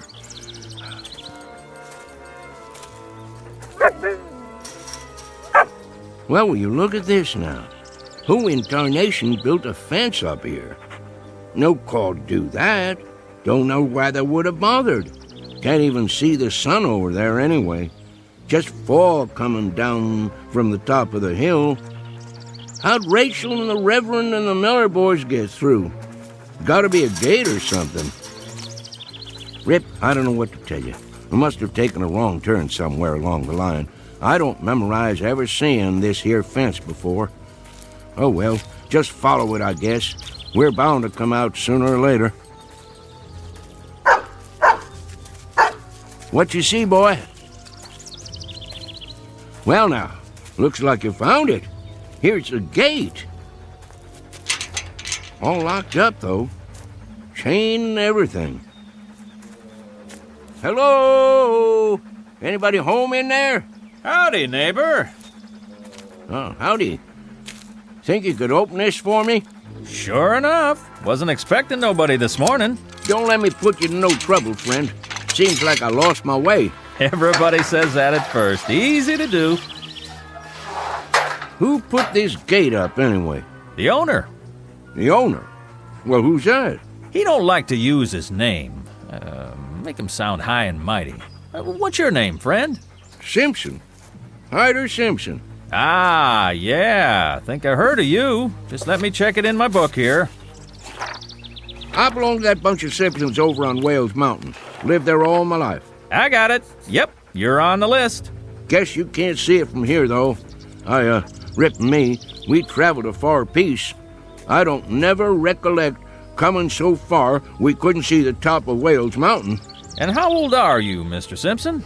Well, sir, can't say exactly, but I've been walking the earth for more than 70 years now.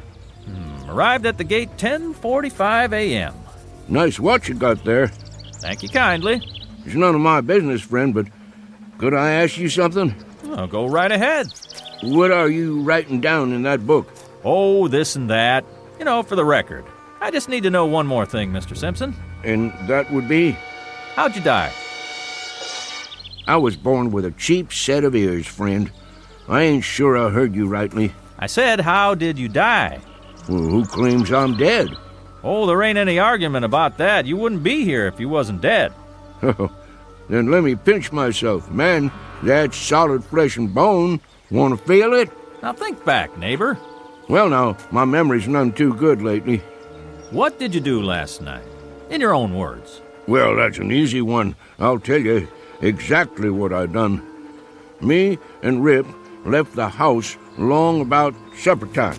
Rip, he picked up a coon trail right away, and wouldn't you know it, just like a coon, he headed for water.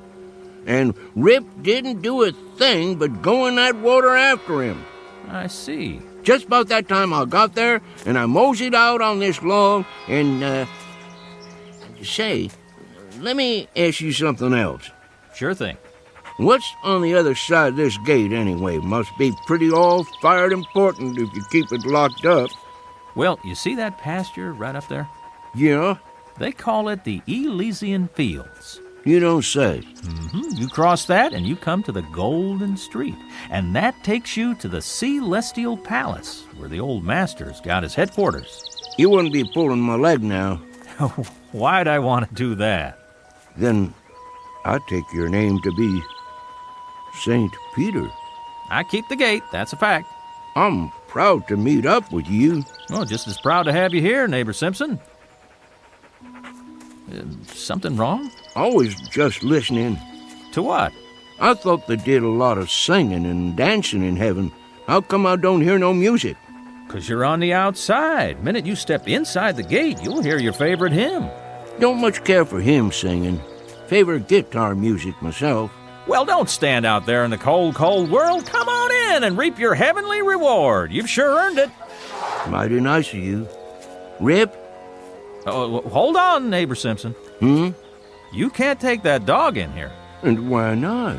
It ain't allowed. Ain't no fleas on him. That don't make no never mind. He can't go in. How come? This here is folks' heaven. There's another place we can put him in, up the road a piece. You just tie him up to the gate, and I'll walk him over there a little later on. If that's how it is. Well, where do you think you're going, Mr. Simpson? I thank you all the same, but I don't reckon in there's any place for me. Well, why not? Any place too highfalutin for Rip is too fancy for me. How thoroughbred has a dog got to be for you to let him in there anyway? Ain't no dogs allowed in there at all. What kind of outfit you running don't allow no dogs? I tell you, they got a special place for dogs just up the road. Well, me and Rip will go on up there then. They won't let you in. The dog maybe, but not you. What kind of heaven would it be with nothing in it but dogs? A dog has got the right to have a man around, same as a man has got to have a dog around, if he's going to be happy anyways.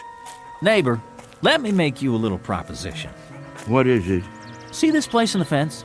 That's a spot that needs repairing. Now, why don't you go on in the gate, and a little later on, I'll slip your dog through this hole. It's breaking the rules, but I'll do it. Friend Peter, if I go in the front gate, Rip goes in the front gate likewise.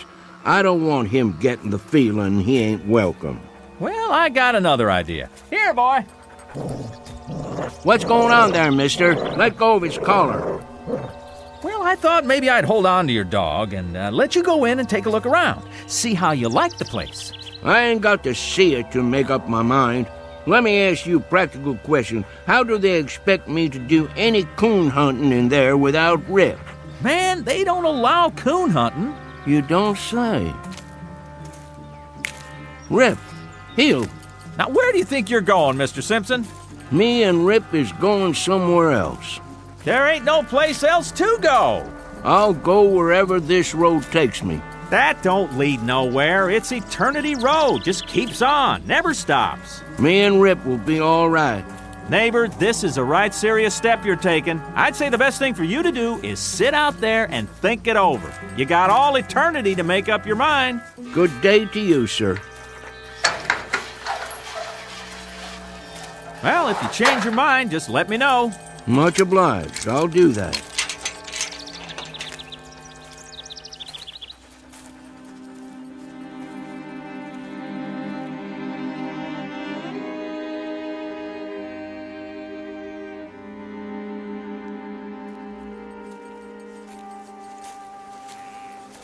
Eternity is a powerful long spell to go without a coon hunt, ain't it, Rip? Now, don't you go off your feed nor nothing over this. It wouldn't surprise me that if I sneak inside there and talk to the judge or somebody, I might be able to get you in. Don't you trouble your head over it the least little bit. We'll figure out something. Wonder what kind of tea party they keep in there anyway. Must be lots of city folks. They'd be the ones to outlaw coon hunting. Rip, I don't want you to take this thing to heart now. Sure, I'd like to walk that golden street, and there's some folks I always hoped I'd see again, but by mudhole, I ain't a-gonna leave you. They can sit in there a-tootin' their harps or whatever they do for relaxation, but you and me stays together, same as when we was traveling down below. At least we ain't all by ourselves on Eternity Road. Howdy, son. I'm looking for Mr. Hyder Simpson and a hound dog named Rip. That's us, son. I figured it was. Well, if you and Rip's all set, we might as well mosey along to heaven, Mr. Simpson. Like I told that other fella behind the fence, I ain't gonna set foot in heaven without Rip. Oh, you didn't get messed up with nobody in there, did you? That fella at the gate, he wouldn't let me bring Rip in, so I wouldn't go. Son, that would be a hell of a place without Rip. Mr. Simpson, you ain't far wrong. That is hell. Heaven's up the road a piece. I'll be jiggered. Wonder how come that fella lied to me. They don't never give up. Always trying to get folks in there right down to the last minute. What reason would they have for wanting to keep Rip out? They was feared Rip would have warned you, and he woulda, time he got a whiff of that brimstone. You see, Mr. Simpson, a man, he'll walk right into hell with both eyes open. But even the devil can't fool a dog. You wouldn't be St. Peter, would you? No, sir, I'm just a regular angel. Where's your wings, son? Shucks, I don't use them half the time. I appreciate walking myself. You about ready to go, Mr. Simpson? Rip! Look at that dog go. We'll just have to catch up with him. He can hardly wait. How's the coon hunting up there, boy? Oh, just prime, Mr. Simpson. There's one tonight right after the square dance. You want to come along? Wouldn't miss it for the world. Here's the gate.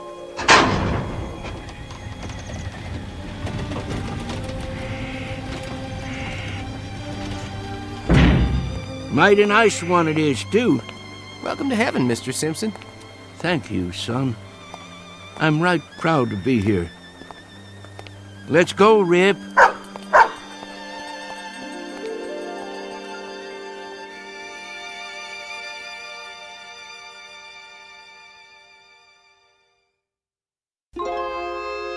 Travelers to unknown regions, off the beaten path, would be well advised to take the family dog, because in a pinch, he might just save you from entering the wrong gate. At least, it happened that way once in a particularly mountainous area of the Twilight Zone. More from the Twilight Zone after this.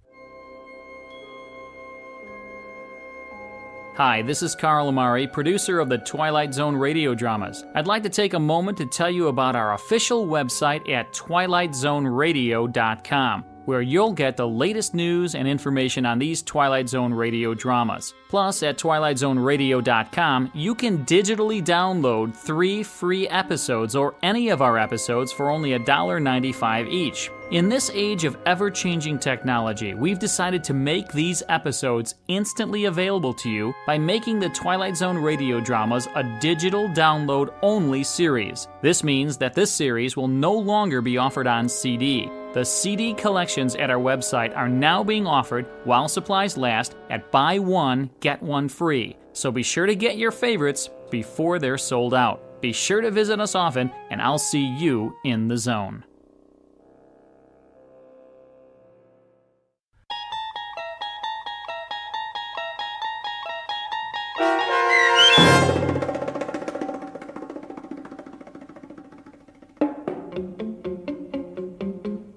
The Hunt, starring Shelley Berman and Karen Black, with Stacy Keach as your narrator, was adapted for radio by Dennis Etchison and written for the Twilight Zone by Earl Hemner Jr.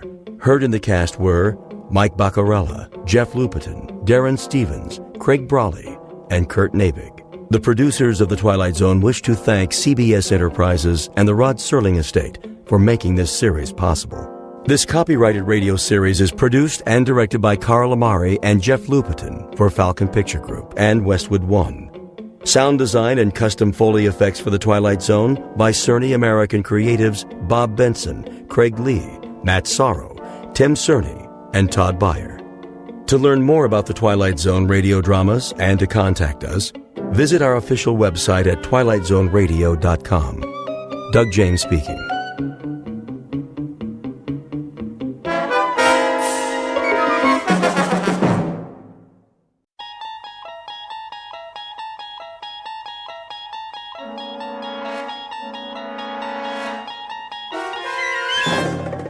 There is a fifth dimension beyond that which is known to man. It is a dimension as vast as space and as timeless as infinity. It is the middle ground between light and shadow, and it lies between the pit of man's fears and the summit of his knowledge. This is the dimension of imagination. It is an area which we call the Twilight Zone.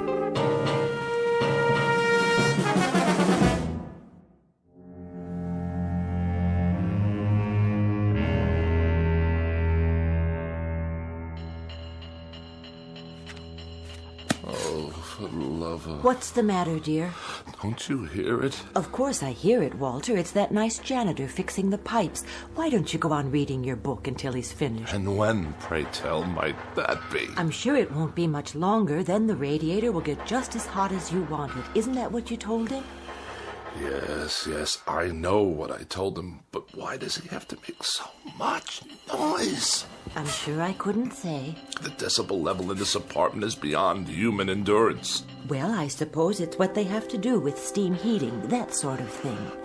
What I really don't understand is how you can sit by, knitting away, oblivious to this assault. Did you see the new wool scarf I'm making? It should keep out absolutely all the drafts. While that infernal pounding goes on and on and on. Wait till you try it on. I picked out your favorite colors. It's much thicker than the other ones.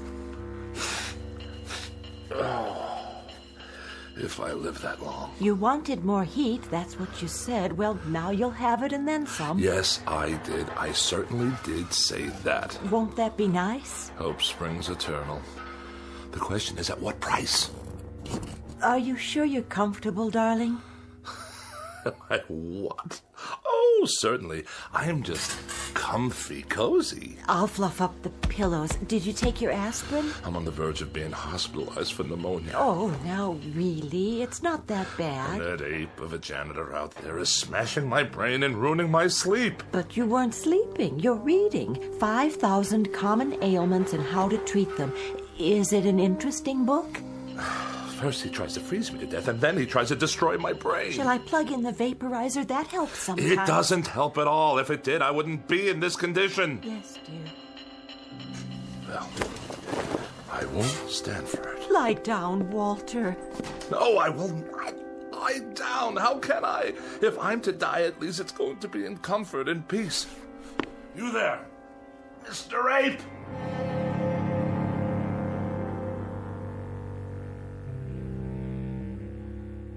Witness Mr. Walter Bedecker, age 44, afraid of the following: death, disease, other people, germs, drafts, and just about everything else. He has one interest in life, and that's Walter Bedecker. One preoccupation: the life and well-being of Walter Bedecker. One abiding concern about society: that if Walter Bedecker should happen to die, how will it survive without him? But there's one thing he hasn't asked himself yet, and it's simply this: what happens if, despite all his precautions, Walter Bedecker should happen to stumble, not into the grave, but into the Twilight Zone?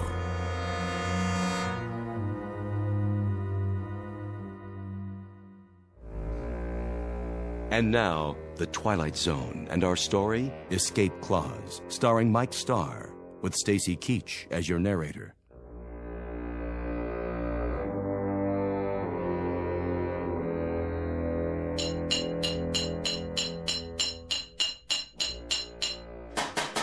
I asked you a question. You want more heat, don't you? That's not the answer, so I'll ask you again. How much longer? Put it this way. In 20 minutes, it'll be about 105 in here. Hot enough to fry an egg. That good enough for you? 20 minutes, you say? After hour upon hour of your clanking around in my living room while I'm on my deathbed, I have to wait 20 minutes more? If you do die, Bedecker, and you go where I think you're going, as far as the temperature's concerned, you ain't going to be able to tell the difference. You ape! Get out! My pleasure.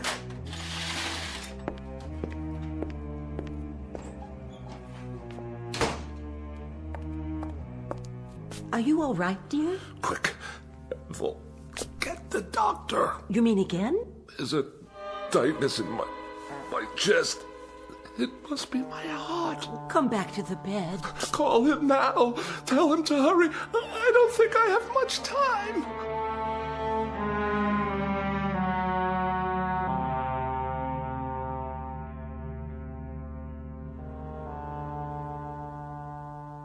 Well, Doctor? Keep your mouth closed a few more seconds. I'm asking a question. All right, open, please. There. Well, how bad is it? What does that mean? Your temperature isn't bad at all. In fact, it's quite good. The thermometer wasn't in my mouth long enough. Oh, I think it was. I timed it exactly. I find that hard to believe. You'd better take it again. But why? I implore you before it's too late. There would be no point. You see, you have no temperature. What about my vital signs? Blood pressure's fine. Respiration and pulse, all normal. My throat? It's dry and achy all the time. Well, that's because it's so hot in here. No sign of infection. Throat clear. Ears and nasal passages clear.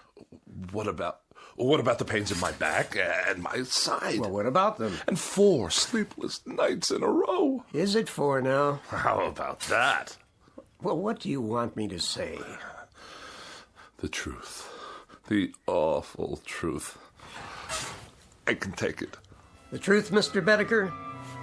Well, the truth is that it's, Go on. It's psychosomatic. To use the scientific term. Psychosomatic. You're trying to tell me that I'm only sick in my mind? That's my considered opinion. And you're supposed to be a professional. Mr. Bedecker, may I speak candidly? I insist. Well, there is nothing wrong with you except the ailments you manufacture for yourself. Manufacture? Is that what you think? Your pains are imaginary. Your inability to sleep is a case of nerves, nothing more. In short, Mr. Bedecker, you are a very healthy man. This man calls himself a doctor. 4 years pre-med, 4 years medical school, 2 years internship, 2 years residency. And what is he, I ask you, what is he? A quack. Doctor? Oh, hello, Mrs. Bedecker. What's the prognosis? Don't ask him. The man's an idiot. Walter, darling, I beg you, don't excite yourself. Don't whisper. You're looking at half my troubles right there, Doctor. This woman, this awful woman who runs around whispering all day long to make me think I'm sick, even if I'm not. Oh, and I am. I'm lying here at death's door, and who's ushering me out? A quack and a whispering woman without a mind. Well, I'll call tomorrow, Mrs. Bedecker. Meanwhile, try leaving the window up an inch or so. Let some fresh air in. There'll be no need to call. Just come on over with the death certificate and fill it out. Oh, Walter. Don't drench me with those crocodile tears of yours. She'd be so happy to get rid of me. I just can't tell you. Goodbye, Mrs. Bedecker. Take care of yourself. I'll see you out.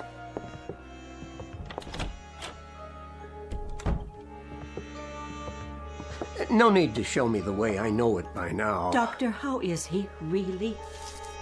Mrs. Bedecker, your husband is one of the healthiest patients I have. But he's sick most of the time. Is he? He won't let me air out the house. He says for every cubic foot of unfiltered air, there are 8,900,000 germs.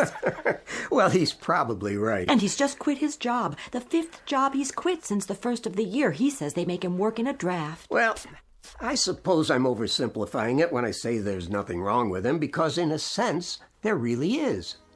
This constant worrying about himself is an illness of a sort.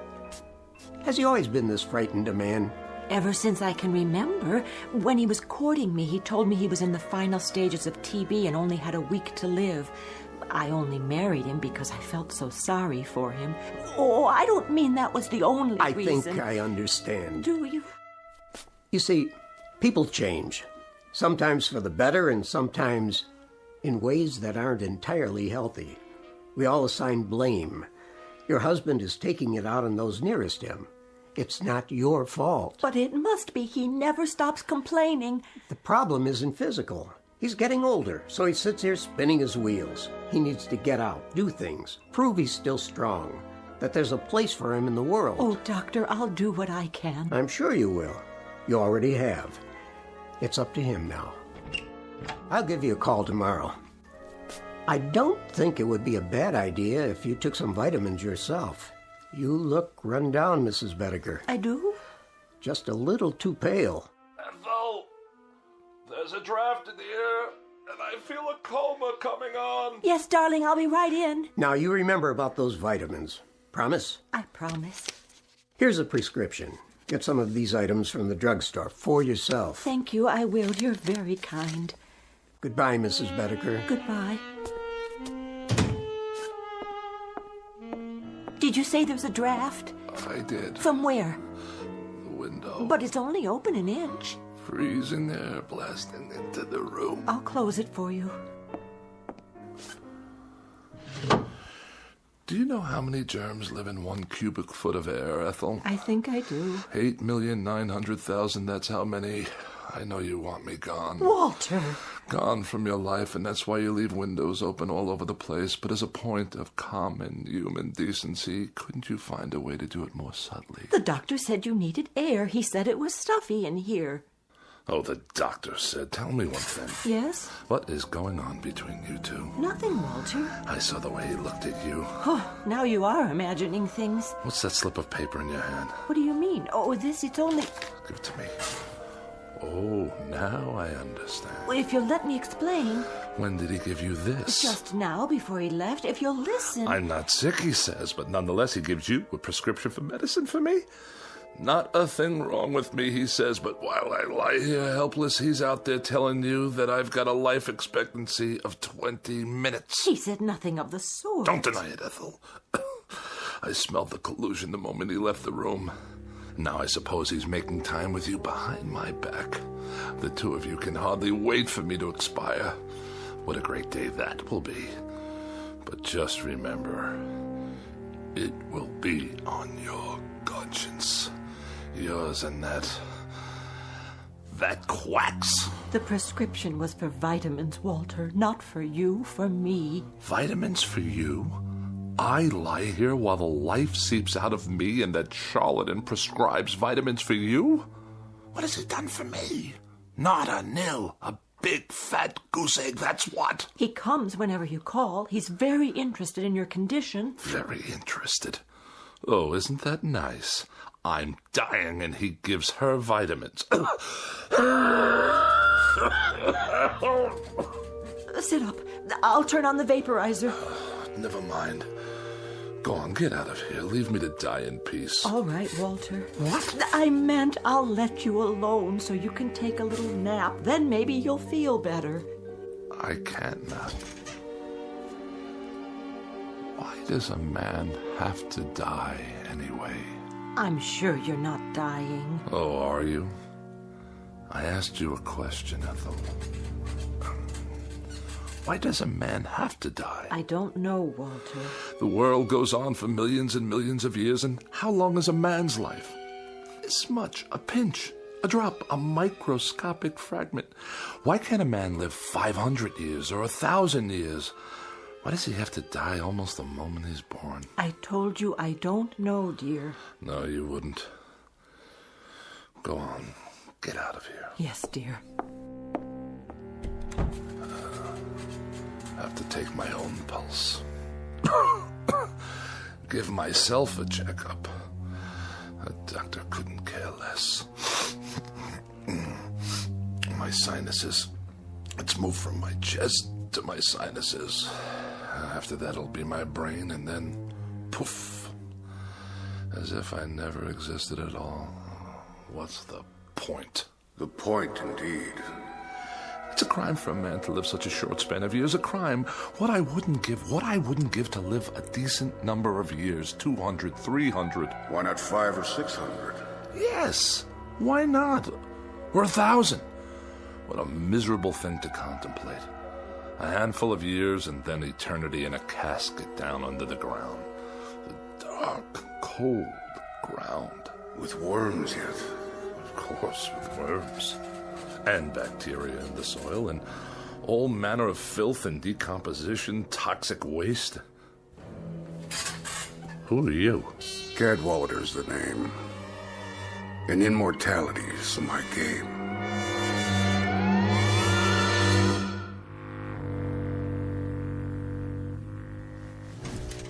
Your name is what? Cadwallader. At least that's the one I'm using this month. Rolls off the tongue, don't you think? How did you get into my bedroom? Let me see. Through the mirror?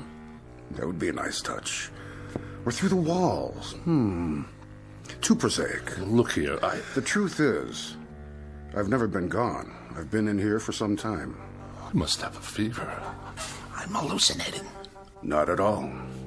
I've merely chosen to reveal myself in order to tell you that I subscribe wholly to your views, Mr. Bedecker. I mean, wholly. Delighted to hear it. I'll be brief, Mr. Bedecker. You look like a man with a nose for a bargain. I'd like to make a proposition to you. What kind of proposition? Each of us has something the other wants, and that seems a relatively solid basis for a bargain. Do we? Indeed. What in the world do you have that I could possibly want? Oh, many things, Mr. Bedecker. You'd be surprised. Many things. Varied and delightful. Now, what do I have that could remotely interest you?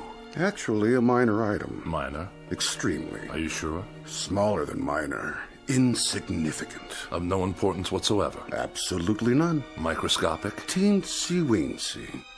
What did you say your name was? What's in a name, Mr. Bedecker? Just a question of semantics, after all. Language, a stretch of words. For example, what is it you want? Can you put it into words? I think you already know.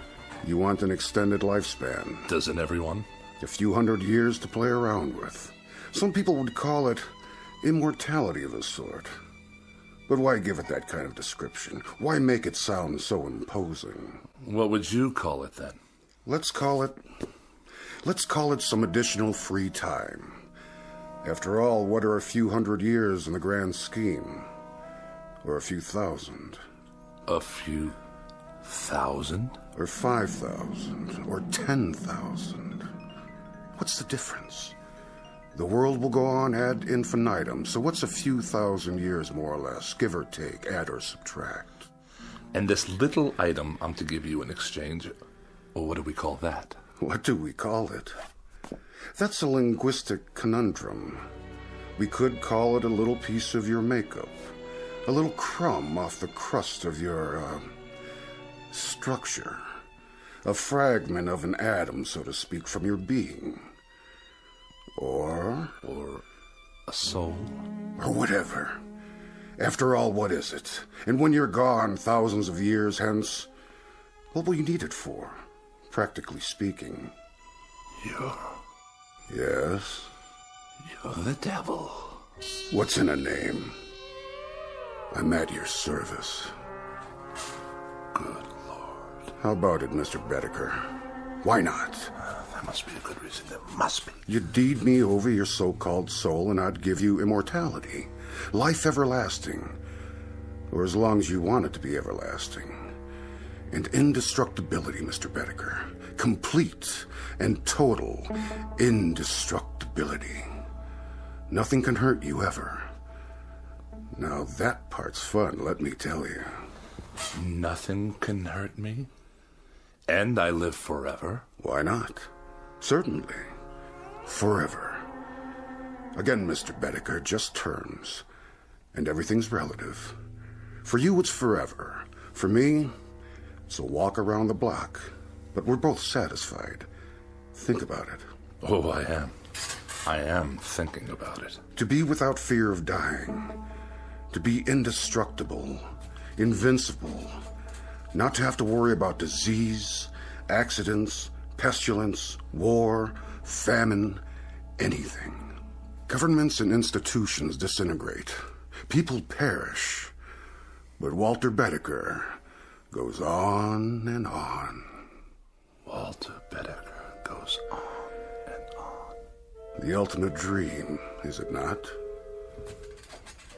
Mr. Cadwallader, about this soul, you say I won't miss it. You'll never know it's gone. And you say I'll go on and on, quite unable to succumb? Quite. No tricks, no hidden clauses. I'll just live as long as I want to live. Is that it? That's it. That's precisely it.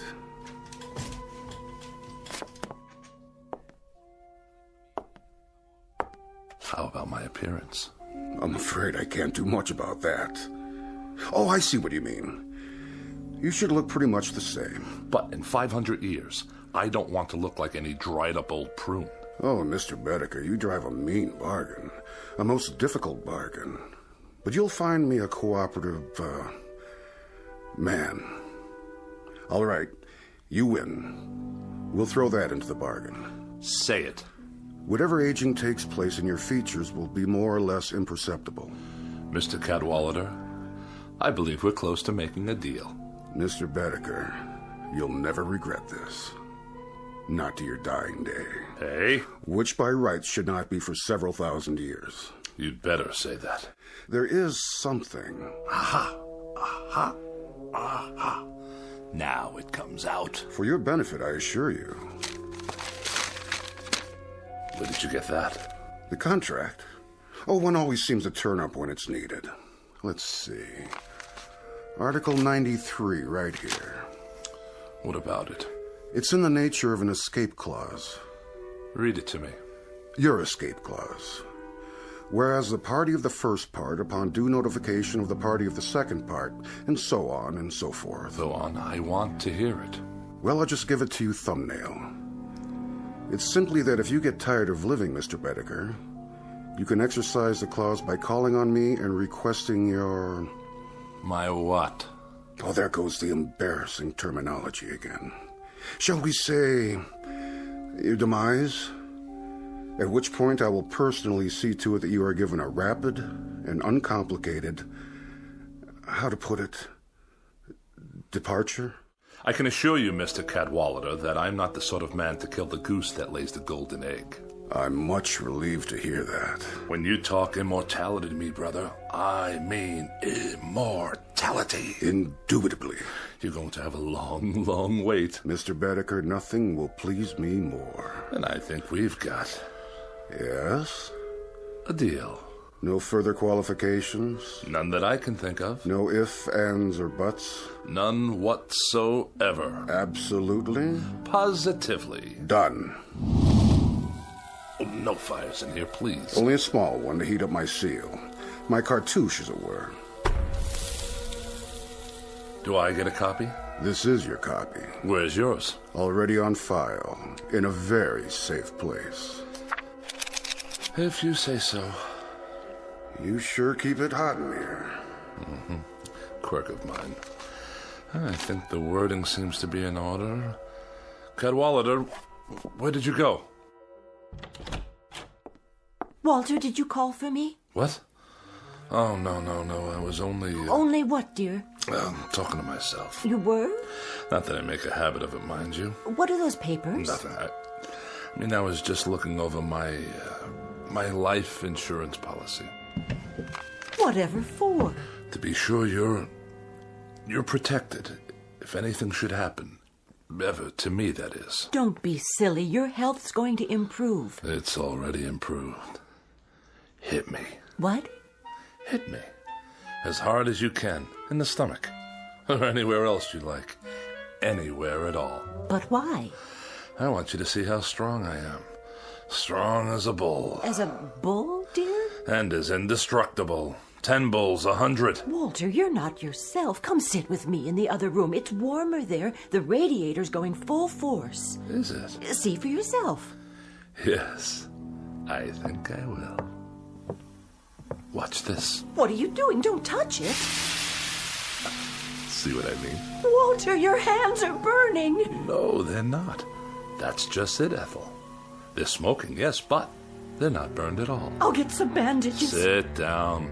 Where do you keep my pills? Which ones? All of them, every last one. Over here on the tray. Give it to me. What are you doing? Walter, the window, don't throw them out. I beg you, all your medication. Why not? What's the difference now, my dear? I'd like to introduce you to someone. What are you talking about? Meet the new Walter Bedecker.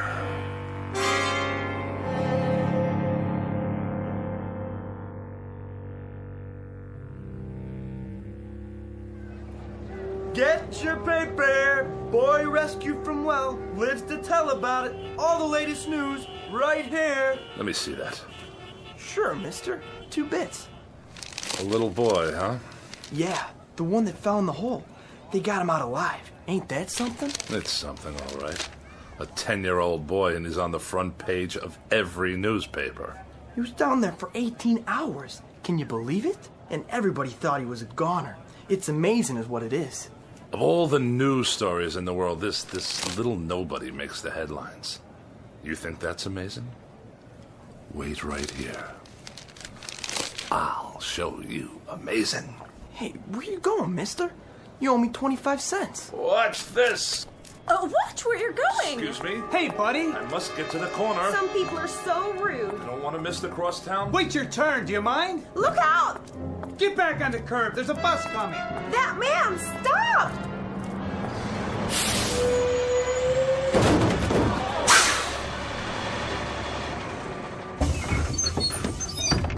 I couldn't stop. He ran right out in front of the bus. I saw the whole thing. That guy must be blind. Somebody call an ambulance. Look, he's getting up. Hey, pal, how'd you do that? Do what? Are you okay? Of course I am, you idiot. I can't believe it. I didn't even see you. Is there a photographer in the crowd by any chance? You better lay down. The ambulance is coming. Why would I want to go to a hospital? There's nothing wrong with me. Not a thing. Just your tire tracks on the front of my suit. Just the same, take it easy. Get some x-rays and I'll fill out an accident report. Don't bother. Just contact your claims adjuster. The name's Bedecker. Can you remember that? Walter Bedecker. It don't make sense. I could have sworn I ran over you. Oh, you did? Then how come you can walk? Like they used to say, you ain't seen nothing yet.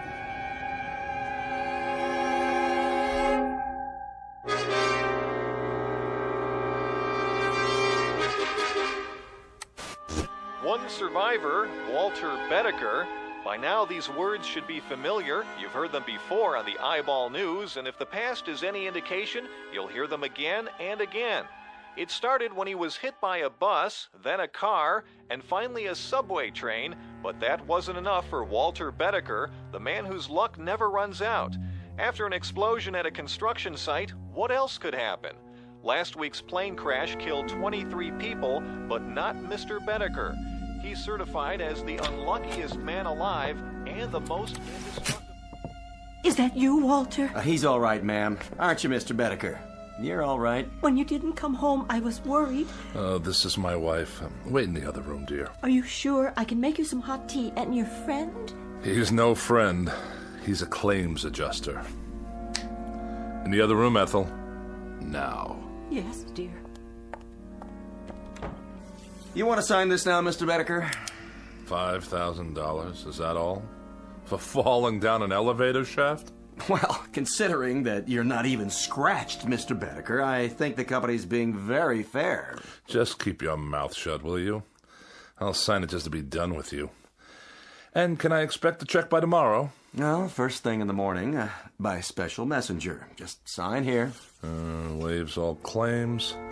Receipt of some indemnifies company. All right. Very good, sir. Very, very good. I'll show myself out. Hello, Steve. Hey, Jack. What are you... Oh, you too? Yeah, the subway accident. Elevator shaft here. Right. You out. You in. So long, Steve. Yeah, see you, Jack. You have my check, I presume? $10,000, Mr. Bedecker, if you'll sign right here for it. If you insist.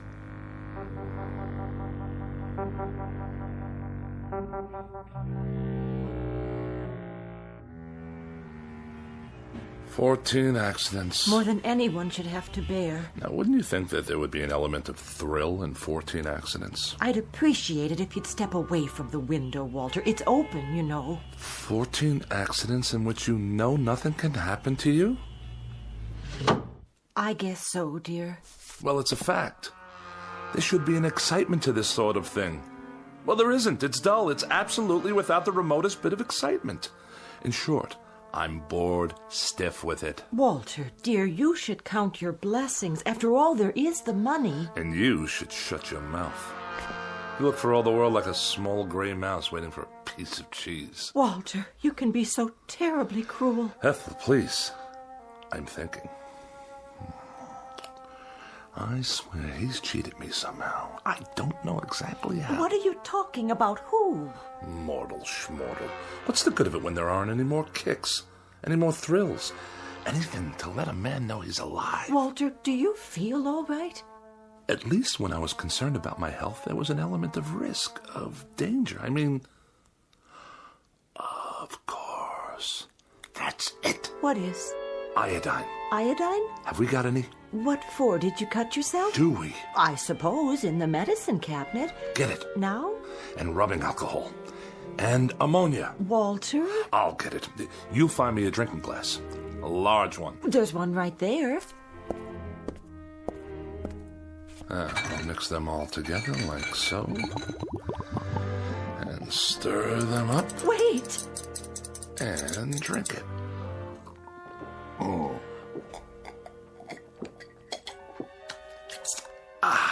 Sit down. I'll call the doctor. You see?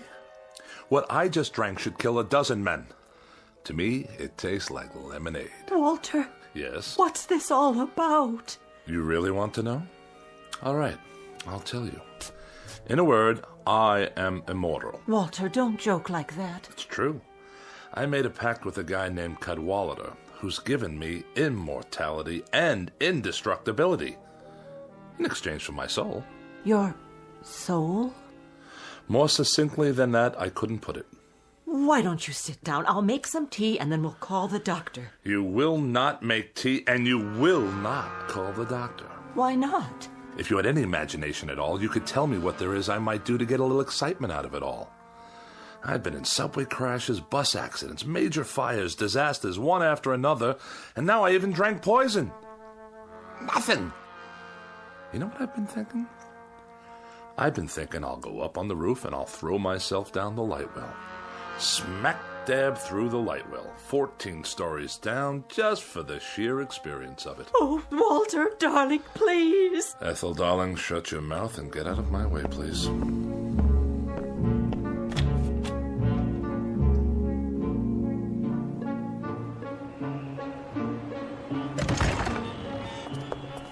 Please, Walter, please, darling. Ethel, go drown in a tub and leave me alone. I'm going headfirst down the light well. Get out of my way. Walter, no. Will you get out of... Ethel, be careful or you'll trip. Ethel!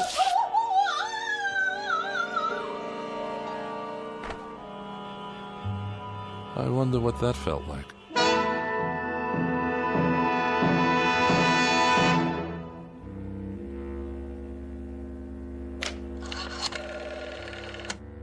Operator, get me the police, please. Immediately, it's an emergency.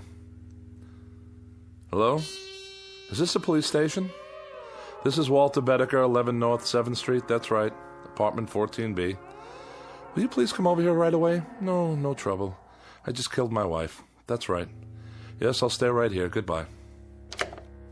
Now, this is going to be an experience.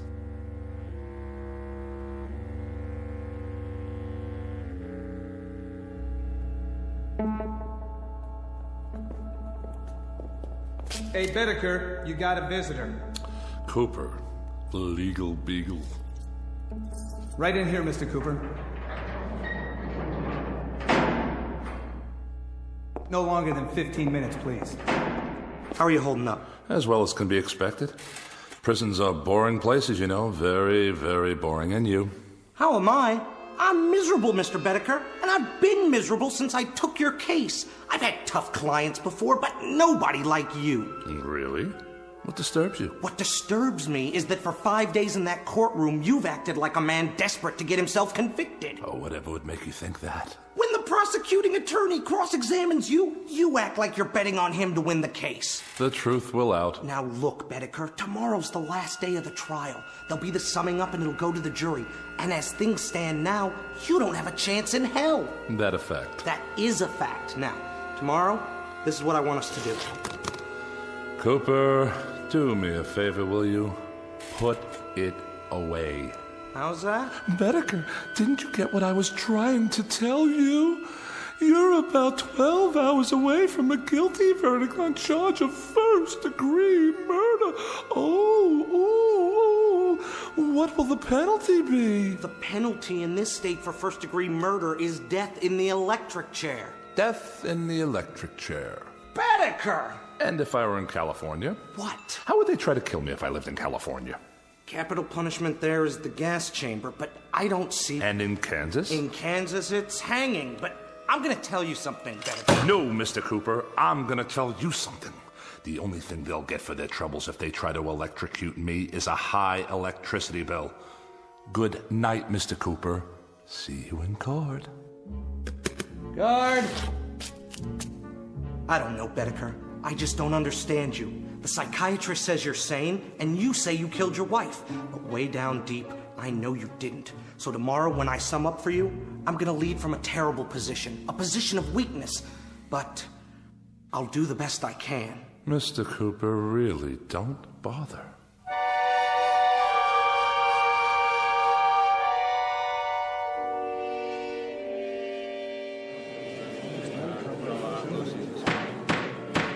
Mr. Bedecker, you've been tried and found guilty of murder in the first degree.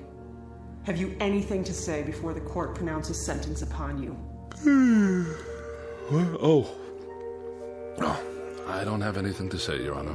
Not a thing. Then the court sentences you to imprisonment in the state penitentiary for the rest of your natural life.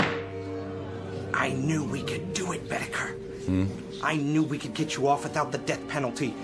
If I do say so myself, I gave that summation everything I had. Wait a minute. Does this mean that... It means that you're not going to the electric chair. You've been given life instead. You're a very fortunate man, Mr. Bedecker. Life? Did you say life imprisonment? We need help here! My client's fainted!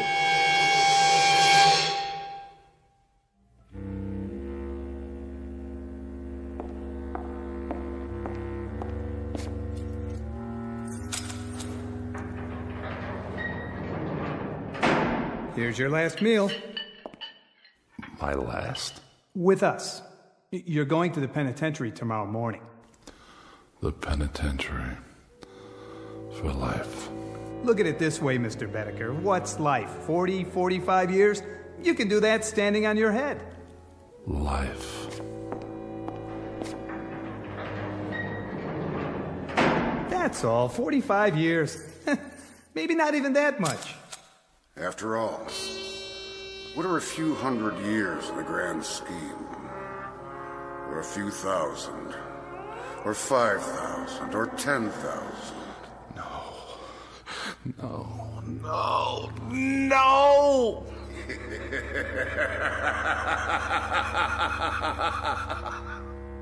Mr. Bedecker. Yes?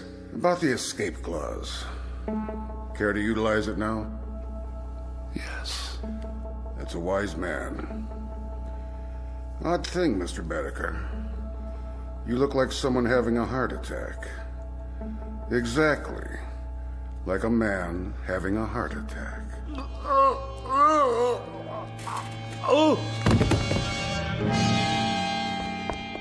Bedecker! Bedecker! You all right? No pulse.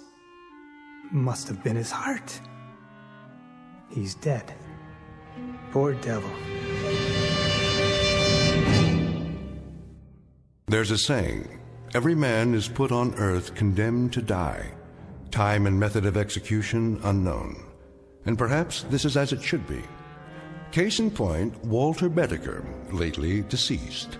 A little man with such a yen to live that he was beaten by the devil, by his own deadly boredom, and by his place in the scheme of things, including his position, such as it is, or was, in the Twilight Zone.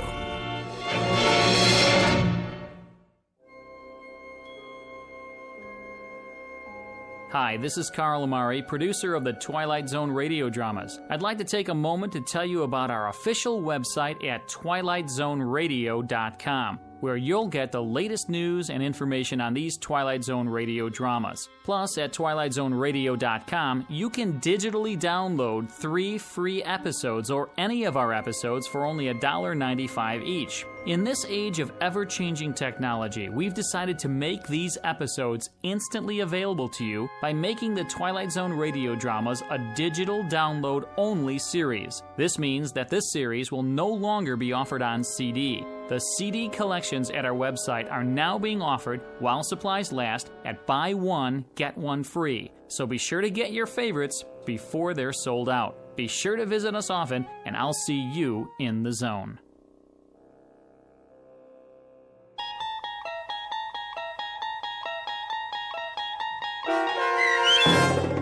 Escape Clause, starring Mike Starr with Stacy Keach as your narrator, was written for The Twilight Zone by Rod Serling and adapted for radio by Dennis Etchison. Heard in the cast were Peggy Roeder, Rich Kominick, Doug James, Turk Muller, Guy Burrill, Heath Corson, Larissa Borkowski, Natalia Reed, Peter DeVito, John Starr, Carl Amari, Paul Patch, and Lynn Foley. To learn more about the Twilight Zone radio dramas and to obtain audio cassettes and CDs of these programs, visit our website at twilightzoneradio.com. This copyrighted radio series is produced and directed by Carl Amari and Roger Wolski for Falcon Picture Group. Doug James speaking.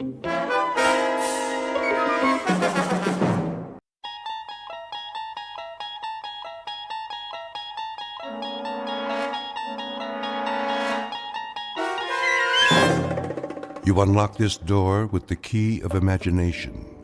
Beyond it is another dimension, a dimension of sound, a dimension of sight, a dimension of mind. You're moving into a land of both shadow and substance, of things and ideas. You've just crossed over into the Twilight Zone.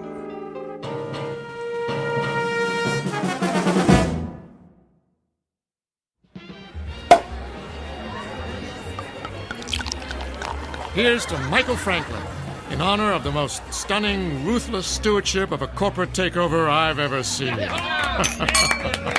Thank you. Thank you, Alan. Thank you, everyone. And may I just say, I absolutely deserve it. I know you've had your eye on that corner office for some time. Well, it's yours.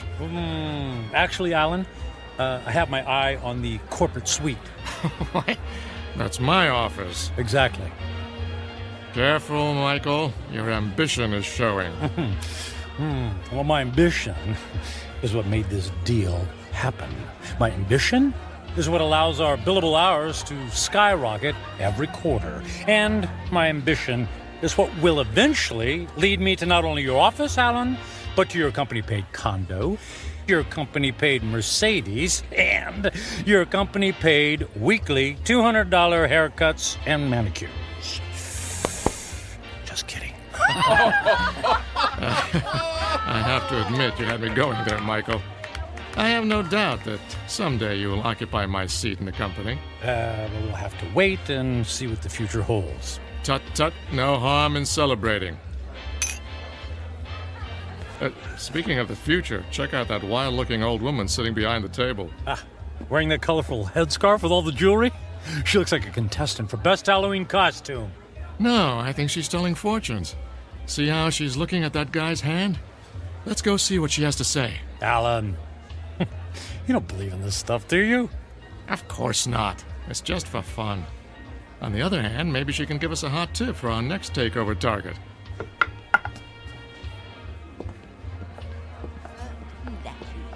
The warnings of the tea leaves, for they are never wrong.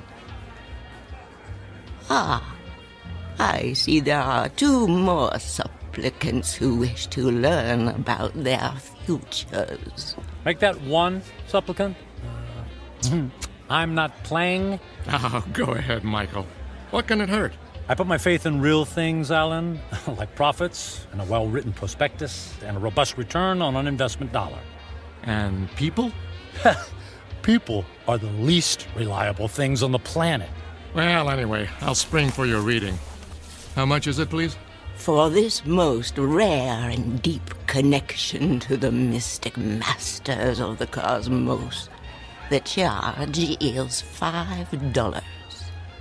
$5? Whew. It's highway robbery. All in good fun and worth $5 to find out what's next for the amazing Michael Franklin. There you are, my good woman. The mystic masters thank you. Yeah, I bet they do. Please be seated and give me your right hand. What's wrong with my left hand? The right hand crosses the body's meridian, connecting directly to the humors of the heart through the intercession of the soul. Oh, I'll say this for you. You've got the sales pitch down pat. Please close your eyes and focus your thoughts on your inner golden light. I would have guessed that green is your color. Michael, quiet. All right, I'm quiet. I'm focused. Watch as the golden light moves toward you. Slowly, it surrounds your consciousness. Surrender to its mystery. I never surrender. The mystic masters perceive you as a man who values work above all else. She's got that right. She could have said the same thing about anybody in this bar. There are people in your past who have suffered a disconnection with you. Spirits are left unsatisfied. Well, it can't be old girlfriends. It doesn't take time to go on dates. Your soul is troubled. My soul is just fine. Thank you very much. There's something strange. I am attempting to discern your future, but I cannot. I could have told you that. No offense. What's the matter? The reading is over. What? Hey, we paid you to tell us fortune. Here is your money back. I cannot complete the reading. Now look, lady, I don't believe in all this hocus pocus, but a deal's a deal. Just tell me I'm going to be the richest man in the world, and you can keep the $5. I do not take lightly the readings of the soul. I'm going to go complain to the manager. Alan, hold on, Alan. Look, we don't want to cause you any trouble, lady, all right? Just say what's on your mind, and we'll leave. Very well. I will tell you what the mystic masters have divined. May the Lord have mercy on your soul. What is it? Alan's gonna fire me? I'm gonna lose my hair? Your future is very clear, and it is this. In 10 days, you will be dead. What? I don't think that's very funny. The signs are serious, and the reading is true. What kind of scam is this? Come on, Michael. Don't let her ruin your night. You know, lady, we were humoring you by coming over here. The least you could do is play along and not be such a downer. I did not wish to reveal your fate. You insisted that I do. When the clock strikes midnight on the 10th day to come, you will be dead. And now what? And no. Don't tell me. Let me guess. I pay you another $5, and you tell me how I can avoid this terrible fate. That is impossible. Your fate is sealed. Let's go get a beer. Come on, Michael. Fine. It's been a real pleasure spending time with you, ma'am. Alan, I'm heading home. I got some paperwork to finish anyway. Are you sure? Oh, yeah. Yep. Suddenly, I don't know, I was lost my desire for celebration. Okay, buddy. See you tomorrow. Yeah, see you tomorrow.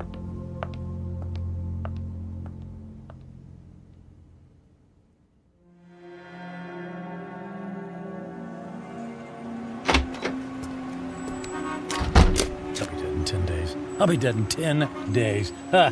Jeez. Yeah. Con artist. Hey. Come on. Where's a taxi when you need one? Oh. Hey, taxi! Taxi over here!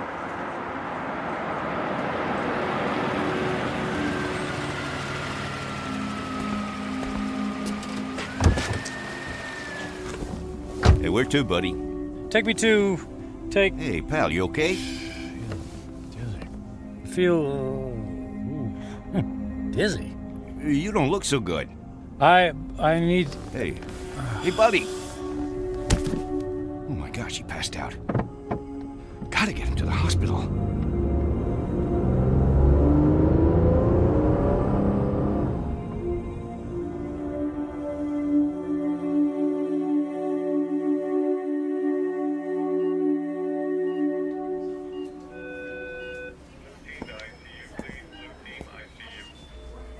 Mr. Franklin, can you hear me? Where am I? You're in the emergency room at Samaritan Hospital. What? What happened? What's going on? Easy, please. Don't try to sit up right away. You're still recovering from the anesthesia. Anesthesia? Yes. For what? You were brought here because you passed out in a taxicab. Do you remember that? Vaguely. We performed some tests on you. Blood pressure, heart. Everything was normal. Well, then, I don't get it. Then why am I... In an abundance of caution, we gave you an MRI. I'm afraid we found something unusual. Oh. Well, what does that mean? There's a dark spot on the X-ray of your brain. We don't know what it is until we perform more tests, of course, but I must impress on you. This is a very serious situation. Well, what happens next? I'd like to check you into the hospital for further procedures. We can consider options for chemotherapy and radiation right away. But I feel fine. I'm in great shape. Cancer has no respect for those issues, I'm afraid. How long do I have? A few years? Given the size of your anomaly, I suspect that your prognosis is dire. And how long? 6 months? It could be a matter of days. I'm very sorry, Mr. Franklin. I will send a nurse in to take your information, all right? Days, wait. The old woman in the bar, she was right. I'll be dead in 10 days.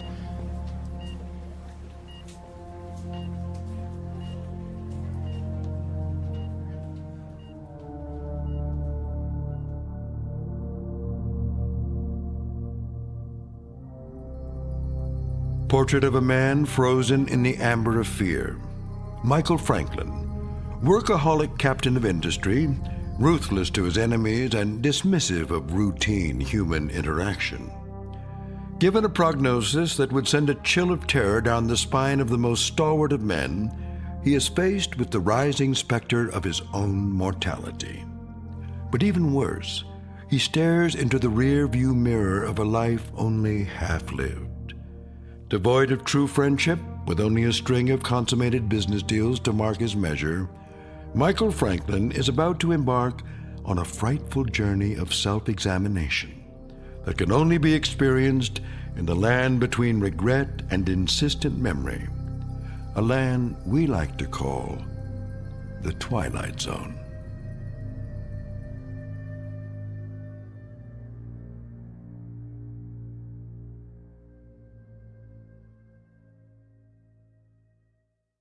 And now, The Twilight Zone and our story, 10 Days, starring Ned Bellamy with Stacy Keach as your narrator.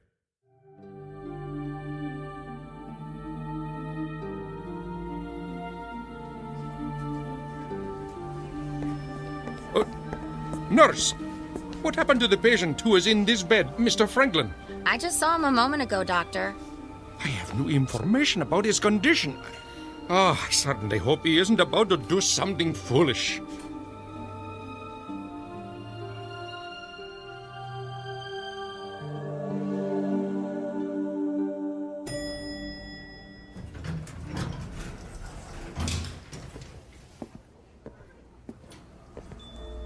Is Alan in yet?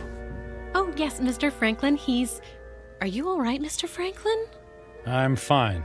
I don't believe I've ever seen you in the office without shaving or changing your clothes from yesterday. I was in a hurry this morning. Is he in a meeting? He just finished a call. Fine. I'll only need a minute. Oh, but he's got another appointment at... I'll only be a minute.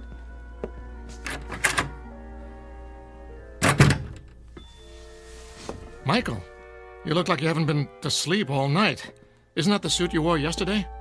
Don't tell me you went out to celebrate without me. Alan, I quit. Yeah, me too. Alan, listen to me. I'm quitting. This is some kind of joke, right? I would appreciate it if you would expedite the disposition of my account. I want to close out my portfolio. I'm cashing in my stocks. I need my retirement funds and my annual bonus, every bit of it. Michael, you're talking crazy. What are you doing? What's this all about? What part didn't you understand? I mean, you can't just quit. But I just did. What on earth for? Personal reasons. Personal reasons? After all these years of working together, you offer me that? Correct. Michael, if this has something to do with that crazy old woman who told your fortune last night... It's not that. I just decided to take my career in a different direction. I've just been thinking about making this move for a long time. I don't believe you. Alan, no offense, but I don't care if you believe me or not. I've made my decision, and I'd like you to honor it. You realize that if you disassemble your corporate portfolio early, there will be substantial penalties. Not to mention the perks you'll be losing. The company car, the country club membership, the center court basketball tickets.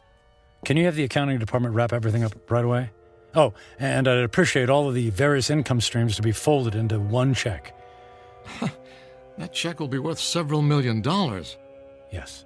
Well, I can't say I approve of what you're doing, and I can only hope you have a good reason, even if you won't tell me. Could you make the call, please? I'm in a bit of a hurry.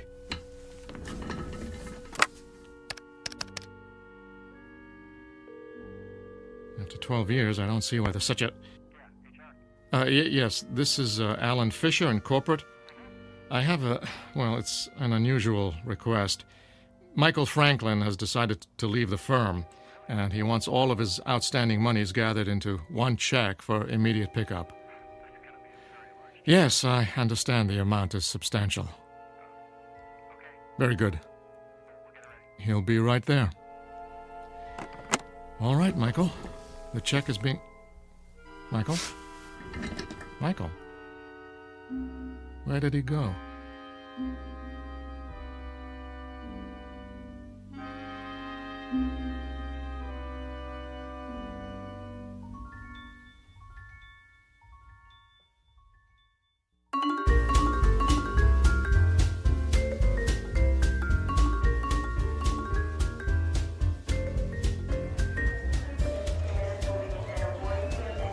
May I help you, sir?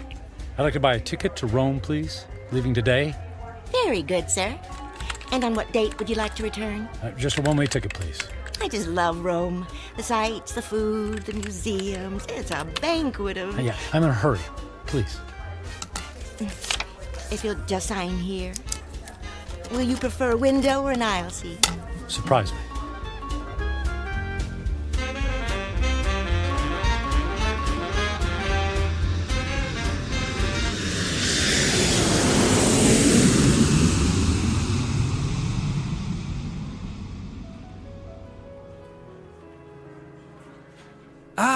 Mr. Franklin, welcome to the Grand Hotel, Rome's premier destination. Our presidential suite has been prepared. All 3 fireplaces are ablaze, the champagne is on ice, and your veranda opens onto the courtyard where Rome's finest string quartet is waiting to play for you. And of course, an entire staff of valets are at your disposal. And the concert tickets for this evening? The limousine will gather you at 6 o'clock. You will be driven directly to the private entrance where a personal elevator will whisk you to the ambassador's box. Only the finest for you, Mr. Franklin. Bravo! Wonderful!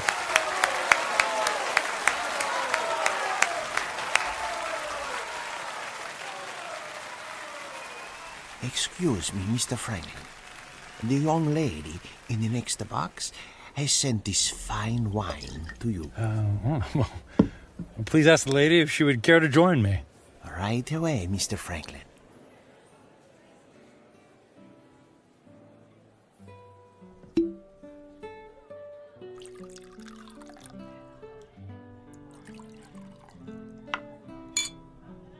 I haven't seen you at the theater before. Do you come to Roma very often? Well, you might say this is a once-in-a-lifetime vacation. I want to see and do everything. All the finest foods, all the finest wines. I want to hear the best music and experience all the riches the world has to offer. All at once? Why settle for the ordinary when we can fill our lives with the amazing? Oh, you are a man of action. Speaking of action, would you care to dance? I would love to dance, but not here. There's a fabulous nightclub in the center of the city, very exclusive. The limousine awaits.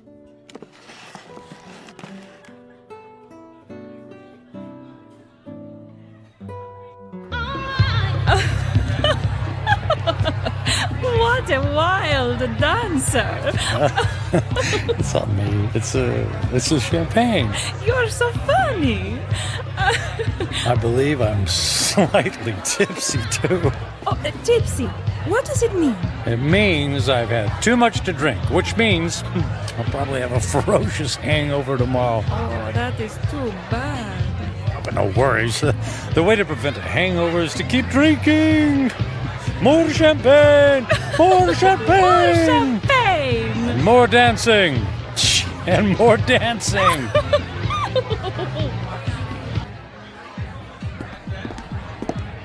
Michael, are you sure you can afford to buy drinks for the whole restaurant?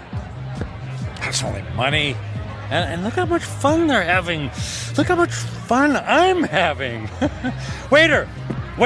Another round for my friends. 3 cheers for a friend Matthew. It's Michael. Okay. Cheers for Michael.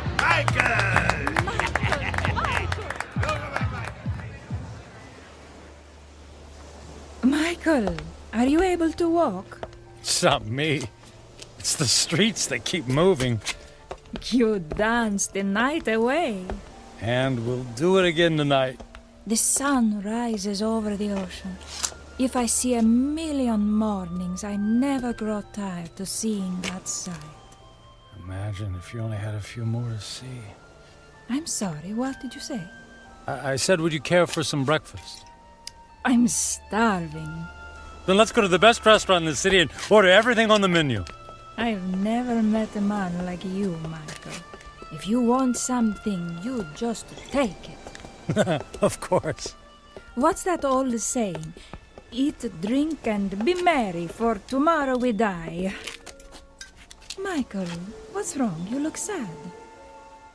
Did I say something wrong? Maria, I wanted to ask you something. What is it, Michael? Would you care to join me on a small trip? Where to? Oh, I know a charming village near here. We could have a picnic. Actually, what I had in mind was Paris. Paris, France. And then London. And then Monte Carlo, or Moscow, or Hong Kong. I mean, we could go anywhere in the world. But what will we do when we get there? Whatever we want. I'll buy you diamonds, or a new car. Would you like a new car? Michael, you're making my head swim. I don't need a new car or diamonds. What then? A yacht? My life is here, in Roma. I can't just pick up and leave to go hopping from one country to the next. Why not? You just said you admired me for that very thing. I admire your freedom, but I have responsibilities. My parents are here, my friends. Well, they'll be one phone call away. I can't just leave. You can do anything you want to, just like me. Don't you have anyone you feel responsible to? We were discussing breakfast. Breakfast, that's what we need. Michael, I asked you a question. Come, we'll order the most expensive breakfast in town in the most expensive restaurant. We'll have them serve us eggs on plates made of gold. I'm not really hungry. Where are you going? Where are you going? I have things to do. But what about Paris, London? You're willing to give all that up? If I left with you, then I would be giving up something. Like what? My life here. It's who I am. The people I love, the friends I have. So window dressing. None of that is important. And what do you think is important? I am. And what I want. I see. Goodbye, Michael. Fine! I've got Paris by myself. There's lots of beautiful women there, too!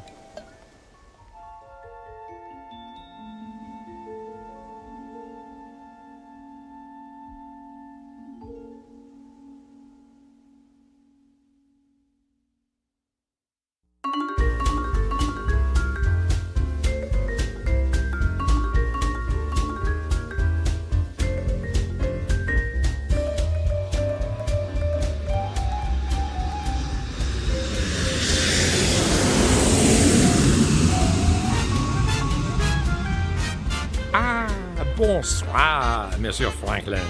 Welcome to Paris. Your suite is prepared for you with a view of the Seine and a bottle of champagne on ice, right? May we?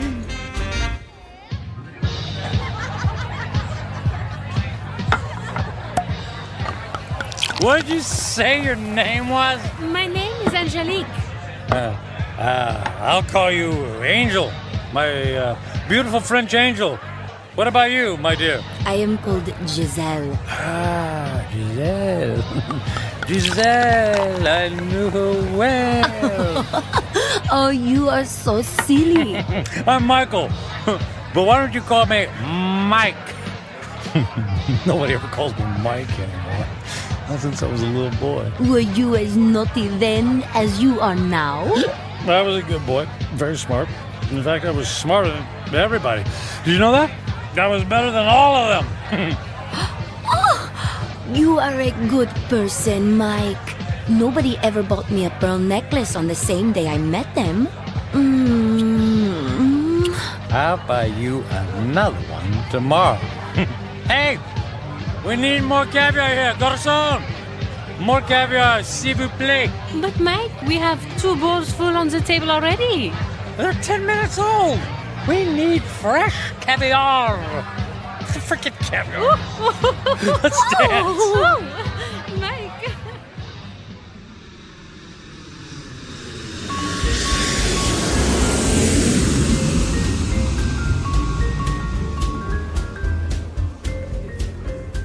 Welcome to London, Mr. Franklin. Your suite has been prepared for you and... Bottle of champagne on ice. Got it. Let's say, on second thought, cancel my room. Book me on a flight to Monaco. I got an itch to gamble. Right away, sir.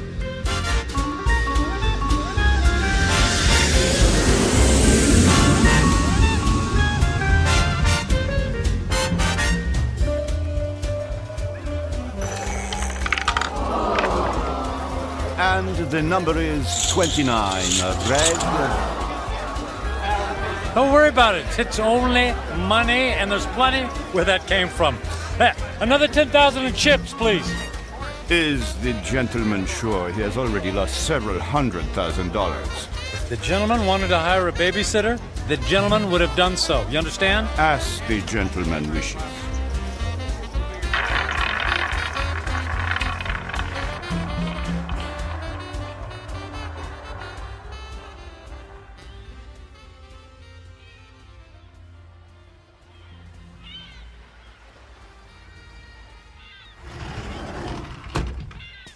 Mr. Franklin. Good morning, Mr. Franklin. Mr. Franklin? Hello? Mr. Franklin, your branch is here, sir. Shall I place the champagne bottle next to the bed? Shall you... Who are you? Where am I? I am Captain Philippe Duchette. This is the Fandango Dancer, the luxury yacht you rented last evening. I rented? Was I alone? The gentleman was escorted by several very attractive ladies, and there was a request for the boat to take you to Australia. But, as you may know, that trip is beyond the range of this vessel. Wanted you to take me to Australia. After we received the Alaskan crab, Russian caviar, and of course, the champagne. I hope I never see another glass of champagne. What shall I do with the cases that are on the deck? How many cases did I order? 10. They're yours. Merry Christmas. Do you wish to proceed with the cruise? No, I don't think so. Very good, sir. All right.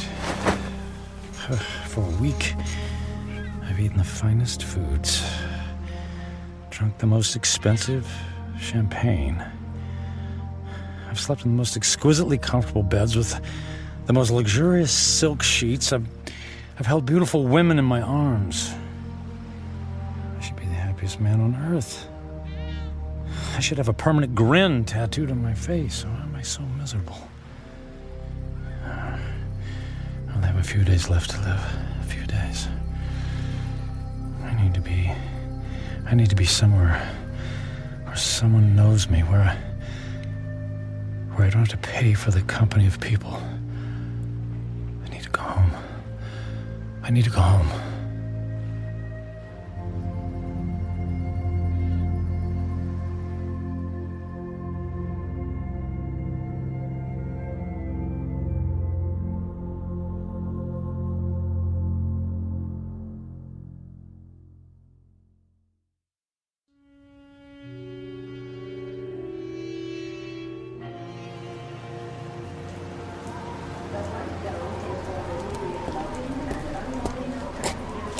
Taxi! Taxi, over here!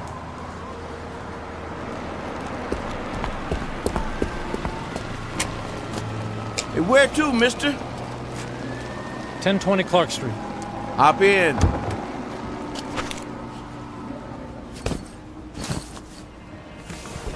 Looked like that wind was gonna take you away, mister. We flew in through the storm. It was quite a bumpy landing. Well, it'll probably blow over soon. Say, I don't think I've seen you around here before. Well, I haven't lived here for quite some time. That must be it, then. Oak Grove being such a small town and all, I know just about everybody around. Yeah, well, as I said, it's been a few years. Just visiting? That's right. Family? Not really. What'd you say your name was? I didn't, but it's Michael Franklin. Your dad was the high school teacher. That's right. Oh, I don't think I remember seeing you at the funeral. What was it, 4 years ago? I wasn't here for the funeral. You didn't come to your own father's funeral? Not that it's any business of yours, but I had meetings in Japan and couldn't fly all the way back here. Is that all right with you? Is it okay with you? Look, if you don't mind... You'd prefer if I stopped flapping my gums, right? Well, I wasn't going to put it like that. Not to worry. The wife says I'm 99% hot air. It's just that I've been flying for the better part of 24 hours. Jet lag and all that, you know. Well, say no more. My lips are sealed. Anyway, here we are. 1020 Clark. Let me help you with your bag. It's all right. I can manage. Here you go. Keep the change. Mister, do you know you just paid me with a $50 bill? Huh? Oh, yeah. Yeah, that's fine. Well, you have yourself a really fine day, because I sure will. And you be careful in that wind, you hear? Well, something tells me it's not the wind I'll have to worry about.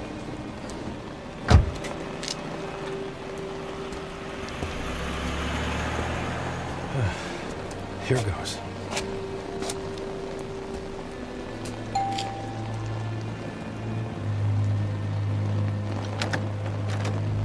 Hi, Carrie. Surprise. Michael? What are you doing here? It's a long story. May I come in? Well, It's pretty windy out here. I suppose so. Thank you.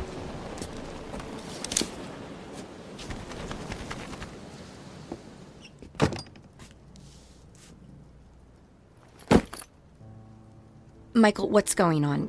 You just show up on my doorstep after 4 years? Well, you know me. Spur of the moment. You are not a spur-of-the-moment person. You plan everything in your life. I wouldn't be surprised to find that you plan how many times you blink every day. Well, the truth is, I don't have any place else to go. That sounds dramatic. It's true. What about the penthouse? It's gone. The beach house? Gone. They're all gone. I sold everything. I thought you went through your midlife crisis when you left me. Apparently, it's still going on. Please, Carrie, I don't want to fight. Then what do you want? I just wanted to see you again. You just wanted to see me. Okay, you see me.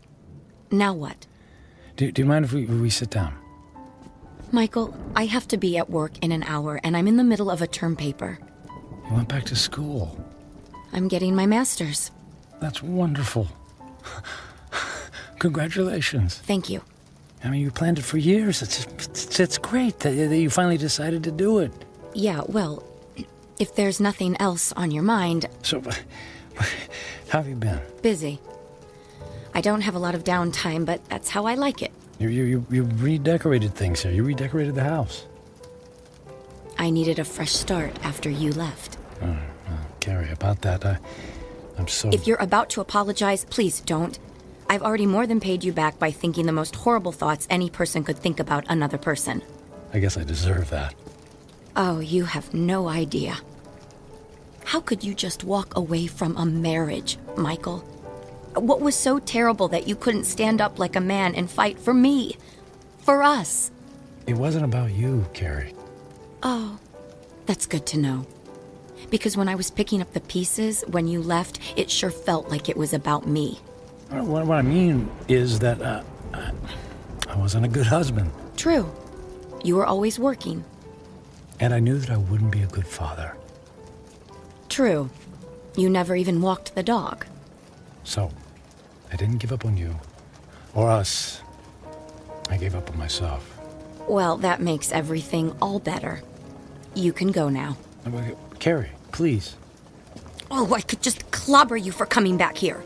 It isn't fair for me to have to dredge up these old feelings again. Well, maybe a civilized conversation without any bickering would do both of us some good. I don't think so. Please, Carrie, it's more important than you know. For what purpose, Michael? So you can go back to your high-powered, big-shot job in the city and feel good about yourself? I just don't want to leave loose ends. Please, for better or for worse, can we just talk? I'm not looking for forgiveness, just closure. Well... One cup of coffee? I'll even make it. All right. 1 cup, and I'll make the coffee. Yours always tasted like motor oil. Thank you. Thank you so much. Thank you.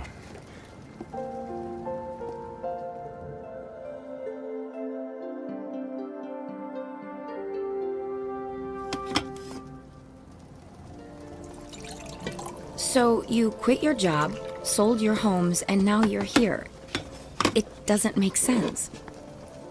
Yeah, about that. I guess I just realized that being a workaholic isn't very much fun, after all. But that's all you know. When we were married, you barely slept at night. You were up early to track the Asian stock market. You stayed up late to finish paperwork. I can count on one hand the number of times we actually went out on anything resembling a date. And even when we did go out, you acted like it pained you to be away from your business calls. That is all over now, Carrie. Money doesn't mean a thing to me. I find that hard to believe. Believe it. It's true. So, what? You're gonna take up oil painting? Or become the stand-up comedian you always wanted to be? Nothing like that. Actually, it's quite serious. Last week, What was that? Came from the living room. Oh, the tree! The wind knocked the tree into my house! Carrie, wait a sec, Carrie, don't go over there. It might be dangerous. That's a tornado warning! Oh my god! The house across the street! The roof just caved in! All right, look, let's get into the basement. The power just went out! I had flashlights downstairs. Wait, outside, look. What? Michael, come on, there's no time! Oh, look, in the street, there's a kid in a bike. Oh no! That's Jimmy from next door! He doesn't know which way to go. Oh, Michael, he's going to be hurt. I'll get him. Michael! What are you doing? Michael! Jimmy, keep your head down. Jimmy, I'm coming for you. Help me! I'm right here, buddy. I'm right here. I'm gonna carry you into the house, okay? What about my bike? I'll get you a new one. Let's get out of the storm, okay? Okay. Put your arms around my neck and hold on. I'm trying. Squeeze real tight, Jimmy. I'm scared. And I'll be brave for the both of us, Jimmy. Okay? Got to get this door open. Michael, I can't budge it. Carrie, push. Push as hard as you can. Carrie, push. Pushing. Harder. As hard as you can. There, you got it. We made it. We made it. Into the basement. Come on. Come on, Jimmy. That's it. Let's go get safe. Okay.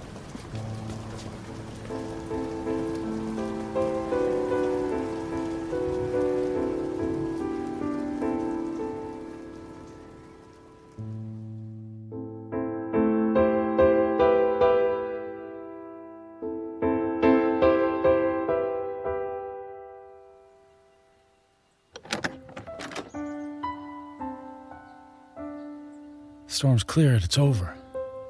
Is the wind gonna get me? No, honey. You're safe. Look. That car. It's been overturned. At least there's no more damage to the house. Mom! Jimmy! Jimmy! Oh, Jimmy, we didn't know where you were. We had him in the basement with us. I was so scared. And then the wind came, and then this man came and saved me. You saved my Jimmy? Well, not really. Yes, you did, Michael. You ran right into the path of the tornado and brought him inside. Oh, come here and let me give you a hug. You don't have to. Okay. How can I ever thank you? You don't have to. It was my pleasure. Is our house okay, Mom? Yes, sweetie. We were very lucky. Jimmy, you're a very lucky little boy. Yes, and thank you again for my son's life. Yeah, thanks. You're welcome. Michael, you saved Jimmy's life. You're a hero. I didn't even have time to think. I just saw him and ran. It was still amazing. When the chips were down, you really came through. I'm proud of you.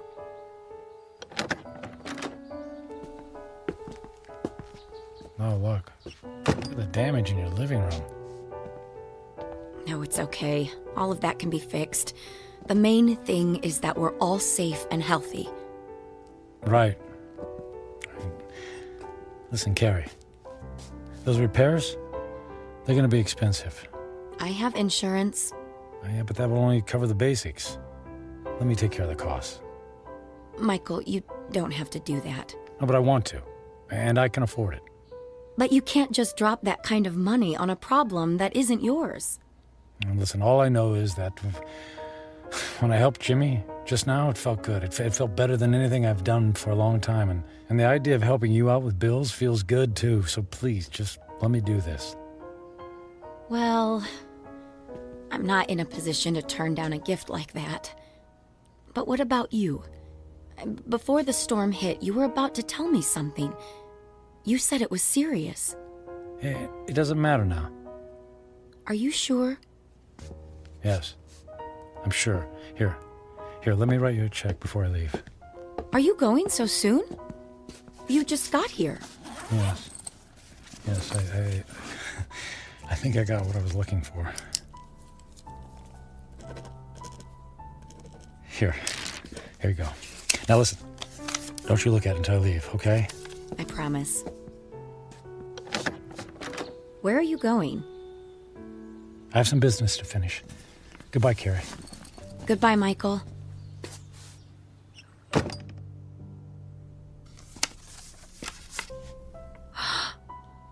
$1 million? Michael! Michael!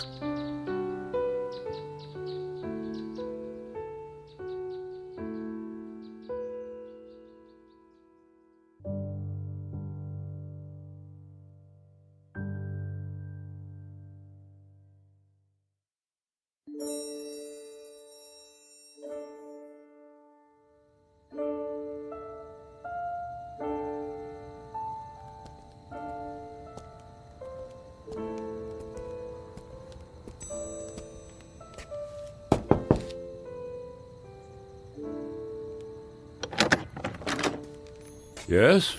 What is it? Forget the late hour, Reverend. I realize it's nearly midnight, but I wanted to visit the chapel and the door's locked. Unfortunately, in these times, we must protect ourselves against theft. The doors remain locked overnight. Is there any way I could just go inside for a few moments? No, I'm sorry. If you can come back in the morning, yeah.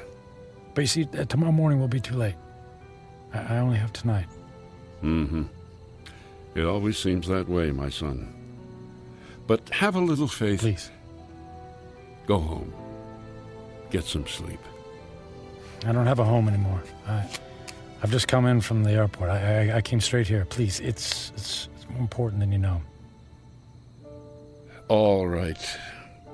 You seem to be in great need. Thank you. Thank you, Father.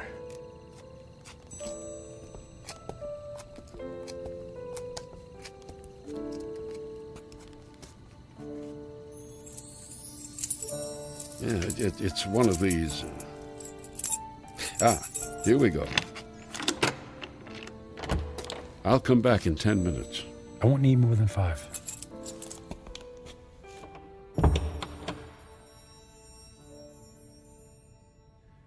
Now that I'm here, I don't know what to say. It's been a long time since I've set foot in a place like this. In fact, I can't remember the last time. I suppose it's true. People come back when they're in trouble, but I'm not exactly in trouble. In fact, all of my troubles will be over in just a few minutes. Then why am I here? Maybe I just wanted to see if I could find a moment of peace before everything ends. Just a single solitary moment when I don't have to feel so alone. The truth is, I'm alone because of my own actions, by the selfishness of the man I've become. I was given love, but I turned away from it in favor of my career. I gave up friendship in favor of business colleagues who couldn't care less if I lived or died. So what did it all mean? What is the sum total of my life? I have no job, no home. I'm going to die without a single friendly voice in my ears. I did have some good times with Carrie. Thank goodness for Carrie. I don't blame her for being angry. And despite her anger, she took me into her home. She forgave me. And Jimmy, I saved his life. He'll have a chance to grow up, to have a family, and a little boy of his own. I gave that to him. I did make a difference after all. Maybe I had to go through it all so that I could be there to save his life. If that's true, then it's worth it. I'm Glad things turned out the way they did. I did something worthwhile. My life mattered after all.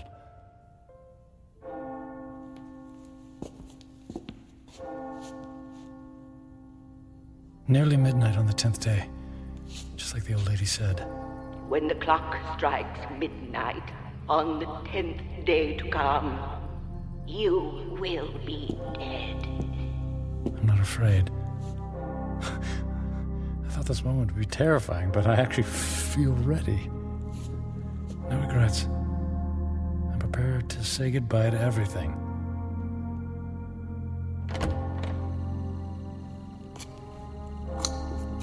Excuse me, sir. I'll have to ask you to leave now. Yes, I'll go, and thank you. From the bottom of my heart, thank you. No, may I ask one favor? What is it? If anyone asks, can you tell them I was ready and that I was grateful? Grateful? For what? For everything. It was all a gift.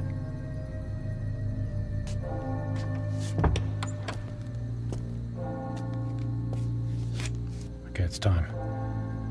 I don't know what to do. But I mean, if I should... How? Church bells. They stopped. Okay. It's midnight on the 10th day. And I'm still alive. Nothing happened. Okay. Nothing's happening. The old woman said I had 10 days to live, that I would die at the stroke of midnight. She lied. She lied.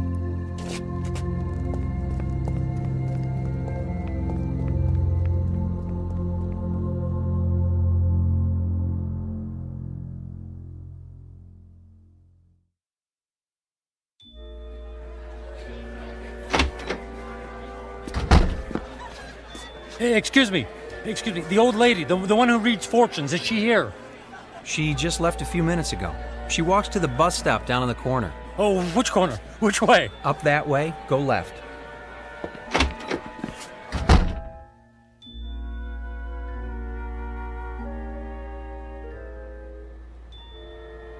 Where is she? I don't let her be. Ah, there she's. Hey, don't get on that bus. Wait. What is it? Who's calling? You lied to me. Who is it? Who are you? What do you want? Look, I'll stand in the light so you can see my face. Now, do you remember me? Ah, yes. The angry man. And I'm still angry. You told me in 10 days, at the stroke of midnight, I'd be dead. 10 days are now over. I sold my home. I shut my life down because I believed in you. Yes. I told you that in 10 days you would be dead. So? And I was correct. The man I spoke to 10 days ago is dead. What? What do you mean? That man was selfish and cruel. That man was friendless and meaningless. Can you say the same things about yourself today? I guess not. He's gone. Bury him. Give yourself the rarest of all gifts in life. A second chance. A second chance? Huh. Sounds too good to be true. And yet, here it is, yours for the taking. You're right, things are different now.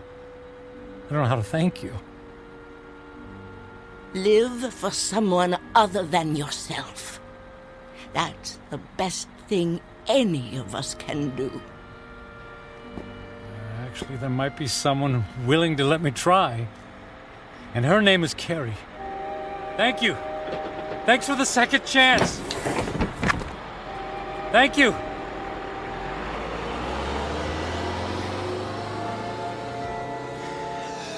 Thank you. Thank you so much.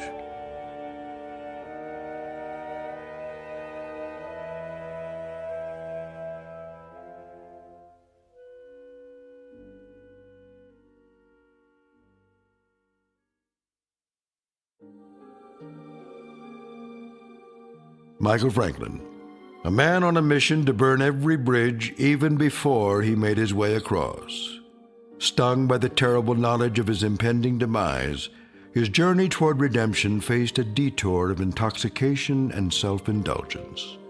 As he now knows, such things are not the stuff of satisfaction, only empty calories and heartache. Ironic, then, that a man who placed such a premium on personal wealth could only feel full upon losing everything. A stark, lonely truth, but an eternal one. Upon such truths are built second chances here in the Twilight Zone.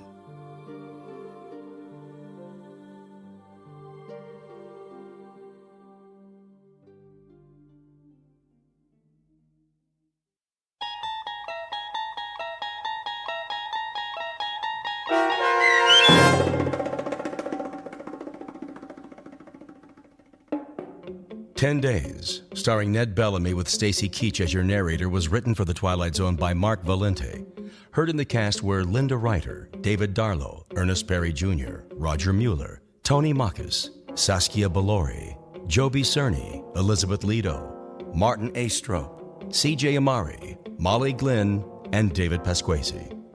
The producers of The Twilight Zone wish to thank CBS Enterprises and the Rod Serling estate for making this series possible.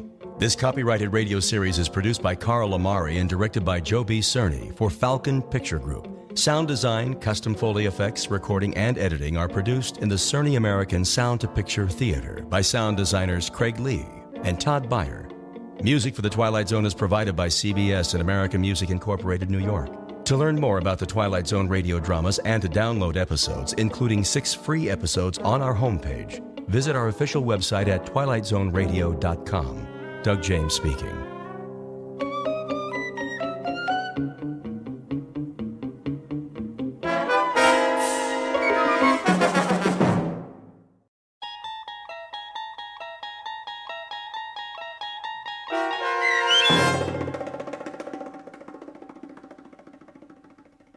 Black Leather Jackets, starring Marshall Ullman with Stacy Keach as your narrator, was adapted for radio by Dennis Etchison and written for The Twilight Zone by Earl Hamner Jr. Heard in the cast were Elizabeth Lido, Jason Bradley, Christian Stolte, Doug James, Fernette Lebo, Jeff Lupetin, Roger Mueller, Meg Thalken, Vince Amari, Alex Sopener, Carl Amari, Kurt Nabig, and Jason Mallow. To learn more about the Twilight Zone radio dramas and to obtain audio cassettes and CDs of these programs, visit our website at twilightzoneradio.com. The producers of The Twilight Zone wish to thank CBS Enterprises, Carol Serling, Dennis Etchison, Dick Brescia Associates, Claire Simon Casting, Terry Jennings, XM Satellite Radio, the American Forces Radio and Television Service, Sirius Satellite Radio, our sponsors, and our radio affiliates for helping make this series possible. This copyrighted radio series is produced and directed by Carl Amari and Roger Wolski for Falcon Picture Group. Doug James speaking.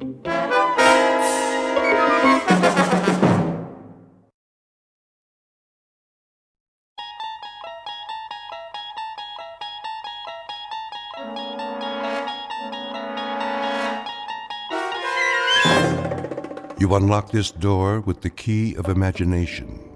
Beyond it is another dimension, a dimension of sound, a dimension of sight, a dimension of mind. You're moving into a land of both shadow and substance, of things and ideas. You've just crossed over into the Twilight Zone.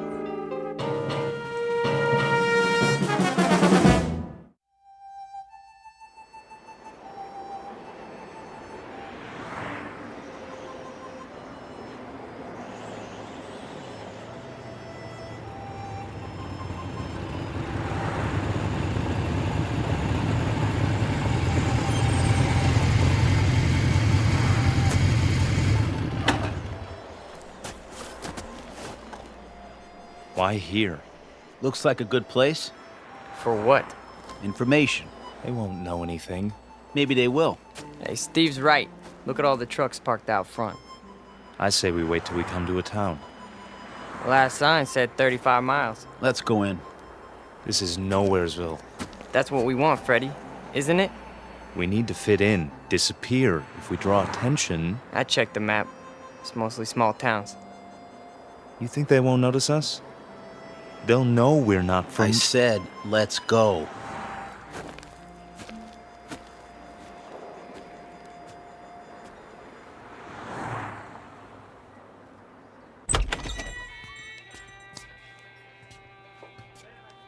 Hiya, boys. Sit anywhere you like. Got some seats at the counter. Thanks. 3 cold ones? Sure. Fine by me. How's your water? That all you want, Blue Eyes? I just wondered how your water supply is. Pure as can be. Down the mountain and over the dam. 1 double shot of H2O coming up. And, 2 long necks. Make it 3. That's more like it, honey. Any, towns around here? You bet. Stay on the highway and you'll hit Fairview. Lots of bikers stop at the motel just inside the city limits. Fairview. Nice place, is it? Oh, it's okay. Kind of quiet. Shops, schools, not much to do. Sounds just right. Yeah? You boys looking to settle down? We might. No kidding. Well, what do you know? Saw your choppers out there. Figured you were just passing through. Hey, they have houses to rent in Fairview? He means pads. Cribs. Some place to crash. Well, I couldn't say, but you could ask. Where? There's an office on Main, R.C. Jones Real Estate. Park your choppers down the street, though. Don't want to give them a heart attack. We'll remember that. Here's from a bill, Franny. Sure thing. Coffee, burger, and a Coke. How you keep the change? For your tip. Why, thank you kindly, George. You come back and see me on your next run now. You know it, doll. You boys need menus? I got a burger basket special with fries. No thanks. Sure? Strong young fellas like you. We don't eat. He means we already ate. What? That's it. We scarfed. This morning, we really chopped down. You dig? Oh, I dig you loud and clear, Daddy-O.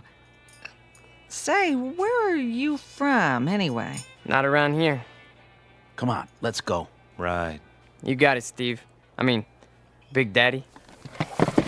Hey, you didn't touch your beers. That's okay. We're not thirsty. Here you are. Hold on. Something wrong? This ain't all for me. Isn't it enough? It's too much. Here, let me give you some change. Keep it. Yeah, for your tip.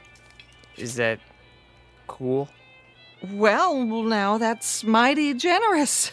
You boys come back and see me now, anytime. 2 specials, Fran. Table 4. Sure. Those boys stiff you? No, Harry, that's just it. They gave me $23.17 for 3 beers. Maybe they're from another country. Maybe so, Harry. But wherever it is, must be a long, long way from here.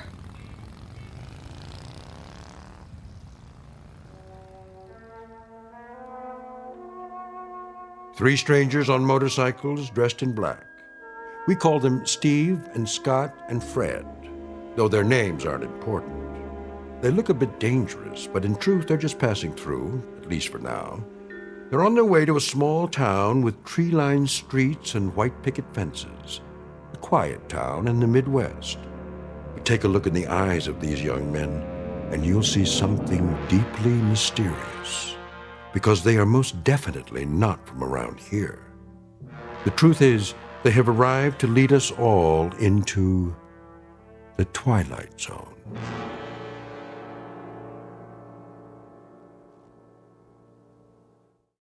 And now, The Twilight Zone and our story, Black Leather Jackets, starring Marshall Ullman, with Stacy Keach as your narrator.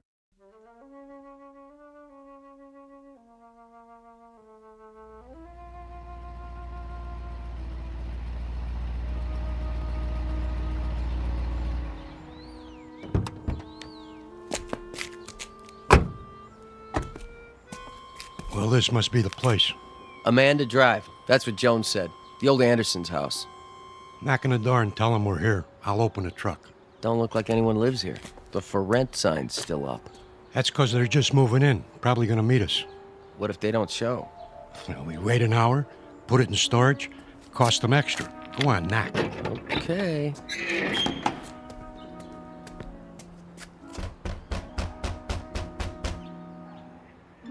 Nobody here. Give it another try. Locked up tight as a drum.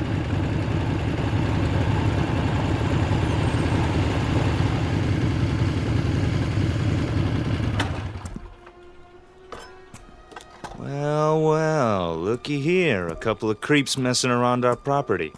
You the guys that live here? We ain't the fuzz, that's for sure. Got your stuff in the back. Open the door and we'll move it in. Hey, careful with the big cases. They're fragile. Whatever you say, pal. Somebody got the key to the house. Watch your feet, bozo. You're walking all over my grass. I might want to smoke it later. Get it? Grass? Smoke? I still need the key. Well, we don't. Yeah, we don't need no stinking keys. Scotty? Yeah, I'll take care of it. Done. Hey, how'd you do that? He didn't even touch the doorknob. He just stared at it. Quit, John, and start humping boxes. But it was locked. I tried it myself. Ain't you got any furniture? Chairs, rugs, stuff like that? I said move. Now. Yeah, move it. Okay, Mac. Yeah, creep. Make like a leaf and shake it. Come on, boys. We got work to do.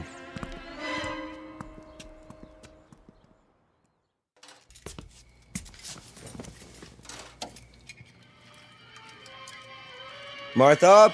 Yes, dear. Here's that movie you wanted to see. Be right there.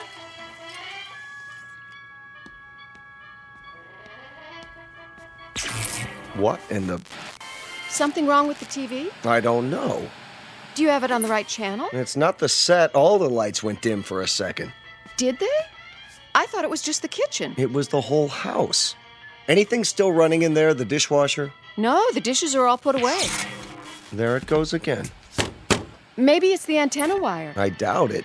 It slipped loose once before. That's easy enough to check. What do you see? It looks all right to me. Then what do you suppose? Martha, come over here. See something? The roof next door. There, against the moon. What is that? Looks like some kind of electrical device. Now, that wasn't there this morning, was it? No, the Andersons didn't leave anything.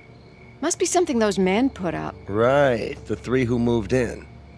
Wouldn't that be just our luck? What? Not only are they motorcycle-riding hoods, they're ham radio operators. Is that bad? You don't know what it does to TV reception. I have a good mind to go over there. Honey, please. Daddy? What is it, Ellen? I'm not sure. I had my radio on while I was studying, and all of a sudden it began picking up these weird voices. What did I tell you? Ham operators. What's that? We can go without television for one night. Tomorrow we'll find out what's to be done about it. First thing I'm going to do is see if they have a license. For what? Do you think you ought to? Those young men look so unfriendly. You mean the ones who moved in next door? Does anybody know their names? No, but I'll find out. I think 2 of them are brothers. Odd types to have in this neighborhood. They don't really fit in somehow. The other one has blue eyes. How do you know? They were unloading the truck when I came home from school. Lots of boxes. Electrical equipment, probably. And these long silver metal things like giant tanks or capsules or something. You stay away from them, young lady. You make it sound like an order. It is. But you don't even know them. Your father's just concerned for your safety, dear. Go upstairs and finish your homework. I'm not going to wait till morning. I'm going over there right now. Stu.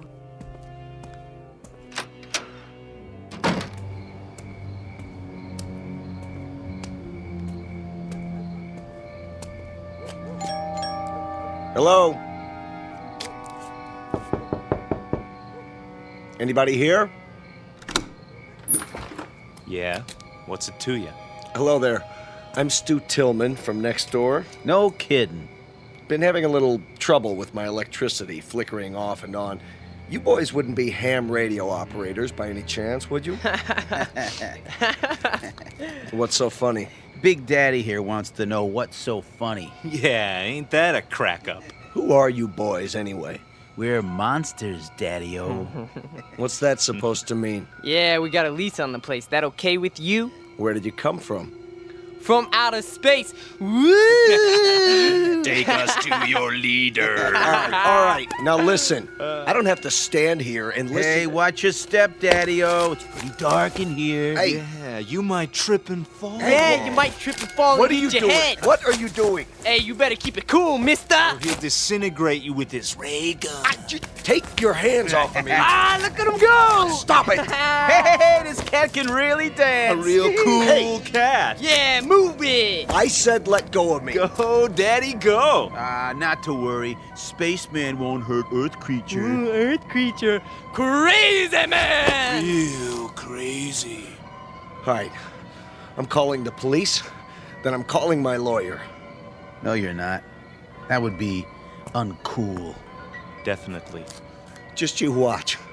You're some kind of hoodlums. Cool it. The police probably have warrants for your arrest. They'll be very interested to know where you are. I told you to cool it. Stay away from me. Look in my eyes. You're gonna be plenty sorry for this. Just wait till I... Forget it. What? Forget everything. There. Feel better now? Yes. Better.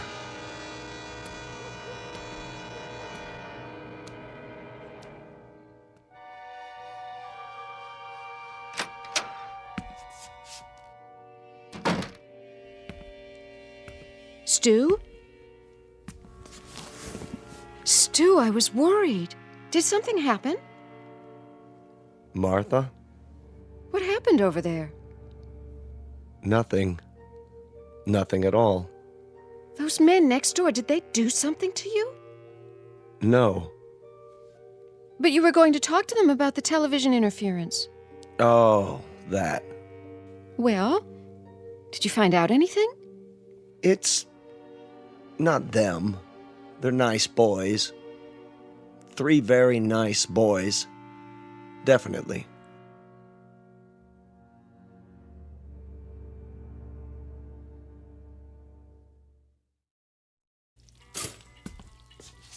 Morning, Mom. Gotta go. Oh, no, not till you have your breakfast. But I'll miss the bus. Then you'll just have to walk.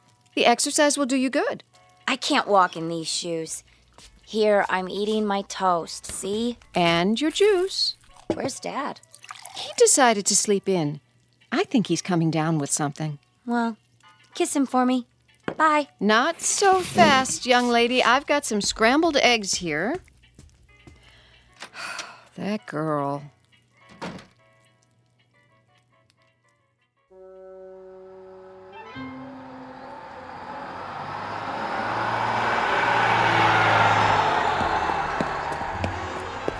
Hey, wait for me! Oh, darn you anyway. Hey, trouble? You see that bus? Yes. I mean, yeah. I checked it out. What gives? Drove off right in front of me. It's a game with them. They just love to make people suffer. Why would they do that? Beats me. Definitely, uncool. Just thank your lucky stars you don't have to depend on buses to get around. Stars are lucky? It's just an expression. I understand a great deal about constellations. That is, the nature of galactic structure. But as to... Huh? I mean, I dig stars the most. They're really cool. So, they're lucky? That's a gas. So are you. What do you mean? One minute you talk like a professor, and the next minute you sound like a... What did they call them? Beatnik or something. Thanks. You're a real cool chick. There you go again. Why do you try to talk that way? Sounds like you've been watching too many old movies. I have? I have. Before I came here, I made a study of popular culture. Music, motion pictures, satellite television. You're a trip, you know that? Trip, meaning to travel to another destination. I believe I understand. You need a ride? Well, you aren't going past the school by any chance, are you? I could. With me on the back of your motorcycle? Why not? It can carry 2 passengers. That would definitely be cool. Well, there's a first time for everything. Come on, little lady. Hold tight. Tightly, I mean. Uptight. Out of sight. Here we go. Just look at that. What is it? She's on the back of his motorcycle, our daughter. Come away from the window. I told her to keep away from them. She missed her bus and he offered her a ride, Stu. I'm sure that's all there is to it. I could have given her a ride. But you're not a handsome young man in a leather jacket, dear.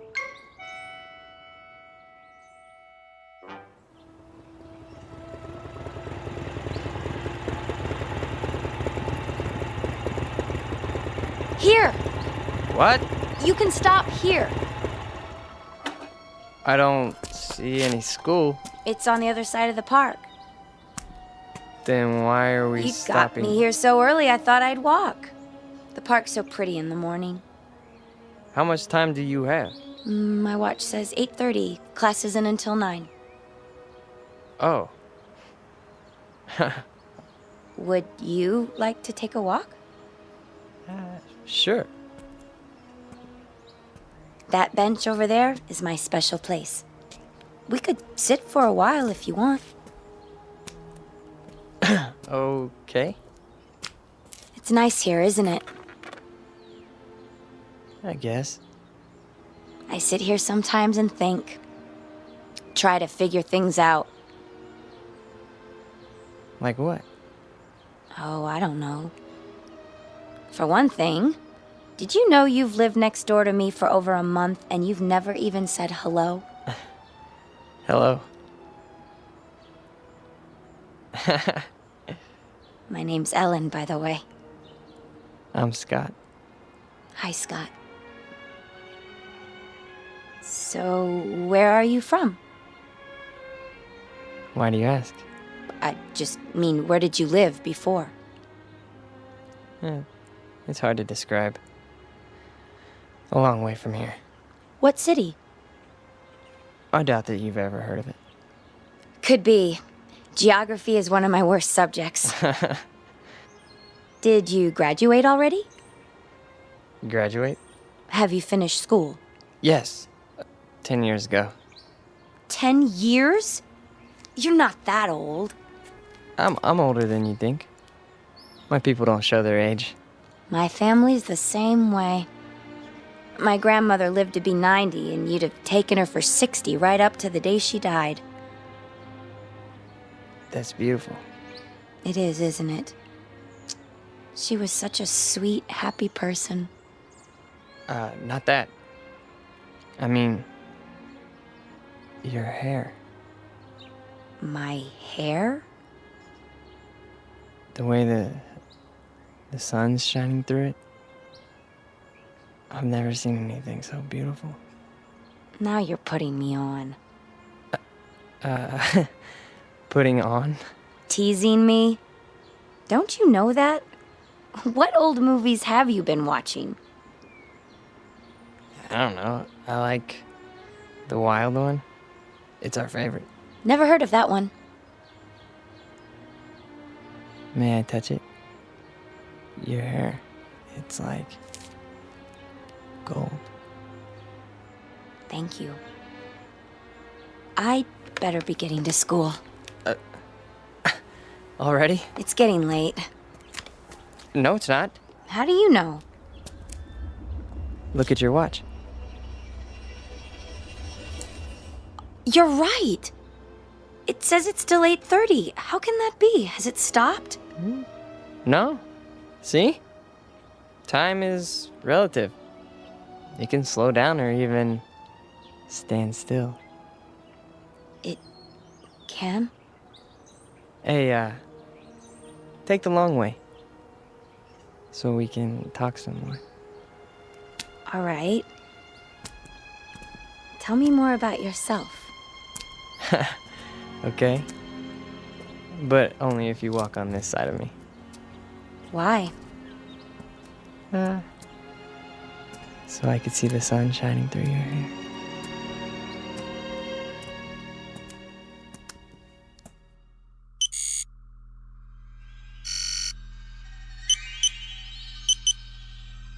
It's time. I know that.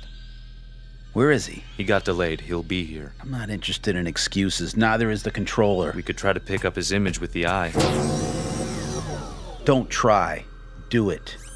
There he is, on the screen. Looks like he's walking in a park with a human female. Has he no sense of time? What do we do? Proceed without him. We can't. The controller told us. It's my responsibility. I'll make the decision. Sir. Reporting in, sir. Be at ease. Where's your brother? We can no longer trust him. What has he done? He's formed an attachment for one of the beings here. What sort of attachment? I'm not sure yet. A kind of alliance. He's with a young human in spite of our orders. Continue without him. I'm sure he's on his way now. I said continue. We have been in touch with all units. Good. The second wave has landed successfully and are now concealed as planned. With the arrival of the third wave, we will be in key positions throughout the continent. Excellent. The locals, are they suspicious? Not a bit, sir. They're a stupid race, exactly as our research told us. An inferior breed given to hatred, cruelty, making war, and killing one another because of greed. The universe can well do without them. You will receive your instructions for the final move in a few Earth days. Very well, sir. I'll tell brother as soon as he gets here. No time for that. We have to bring him in, now.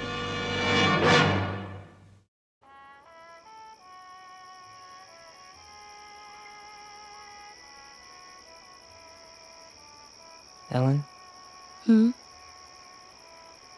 Are you warm enough? Yes. It's a beautiful night. You can pull the blanket over your legs if you like. I'm fine, really. Just lying here, looking at the stars. The constellations are very strange here. Not as I was taught them. Scott, can I ask you a question? Sure. You won't get mad? I couldn't get mad at you. Well, where did you come from? Really? Does it matter? I suppose it doesn't, but you're so different from anybody I've ever known. Is that bad? No, not really. Tell me the truth.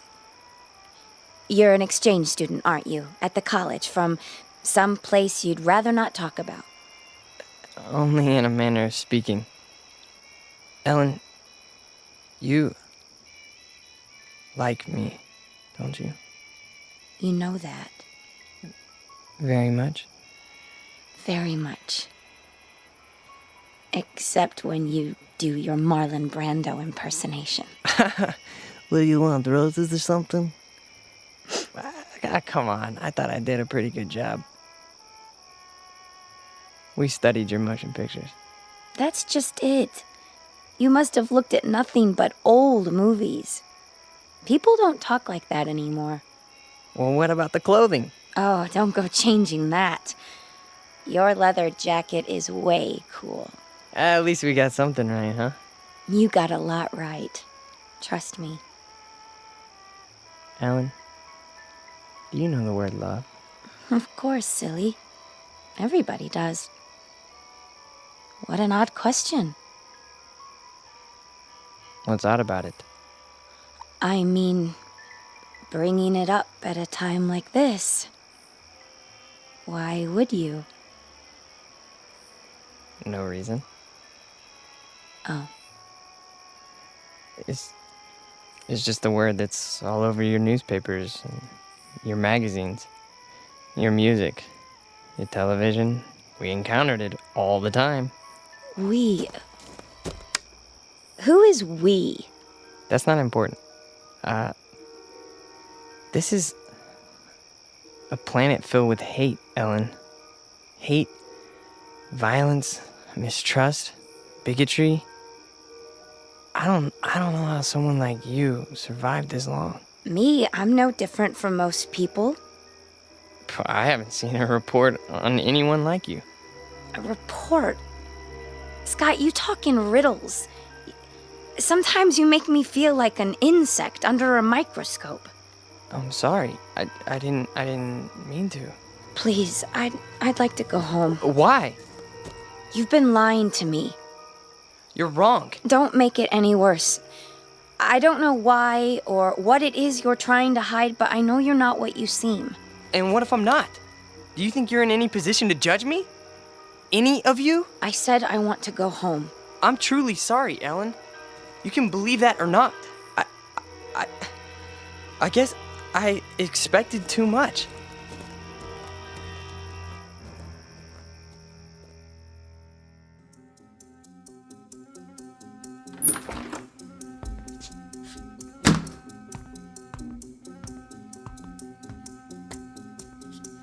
Where have you been?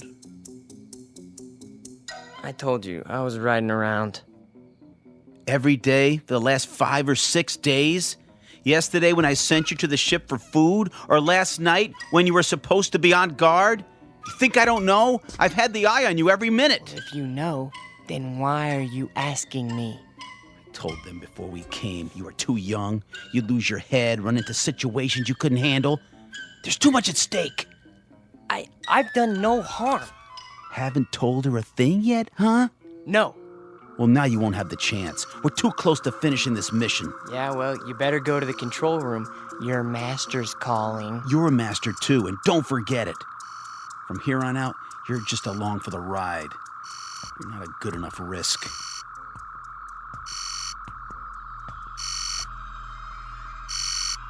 The controller. I heard. Report. Bacteria Unit 59 reporting in. The test has been an unqualified success. Good. Unit 70 through 100 have reported the same result. What is your time estimate? 30 minutes to the reservoir. Approximately 24 hours for the bacteria to multiply to saturation. How soon before you see results? Within 30 hours, we should witness 50% fatalities. I estimate a total of 48 hours before total extermination. Have you coordinated with other units in your area? We have. And the result? There are 29 bacteria units near the water supplies in this state. We should reach complete contamination of the population within 2 days. Very well. Begin Operation Invasion, Phase 2, at once. Yes, sir. At once. So, the time has come. Ah, brother. You've decided to do your duty. It's not what I was told would happen. Of course it is. Not this way. A portion of the population was to be saved. For study, if nothing else. The controller's word is final. Yeah, well, not if I can help it. Where are you going? We've got to stop him. Doesn't matter now. He's too late to stop it.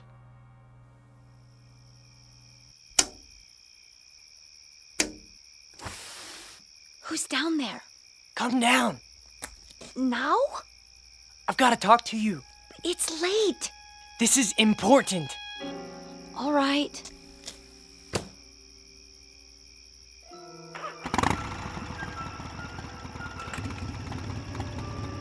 Brother! You're there in the bushes! I can see you! Back to the house and wait, Scott. You're making a mistake. These people aren't worth it. Scott, what's going on? Ellen, you've got to get away from here. What is it? You're in danger. I don't understand. Something terrible is going to happen here. Many people are going to die. I want you to go away as far as possible. I can take you where you'll be safe. You're frightening me, Scott. Please. What do you mean? What's going to happen? I can't tell you that. And it wouldn't matter if I did. Look, we've got to leave right now. Are you trying to scare me into running away with you? Ellen, listen to me. In 24 hours, every man, woman, child, cat, dog, anything else alive is going to be dead. Don't, please. No, not just in this town. All over your country. All over your world. My world? It's your world too? No, it's not. What do you mean? Scott, who are you? Look up. We came from out there, Ellen. From beyond those stars. There are thousands of us here on Earth right now. Our people, we need room. We're gonna set up colonies here. I don't believe you. We've had bacteria units in every country on this planet for months.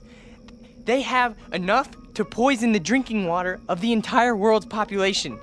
Scott, I'm going to walk with you over to your house. No, it's too late. Even if it is, I think we'd better wake your friends and let them get you to a doctor. No, you don't understand. You haven't seen, okay? The leader, the controller speaks to us from a giant television screen. All we ever see is his head. A metallic mask with slits for eyes, a nose, a mouth, but no lips. And his voice, that's... Scott, I love you, but you're not well. You're... Oh, Scott. Ellen!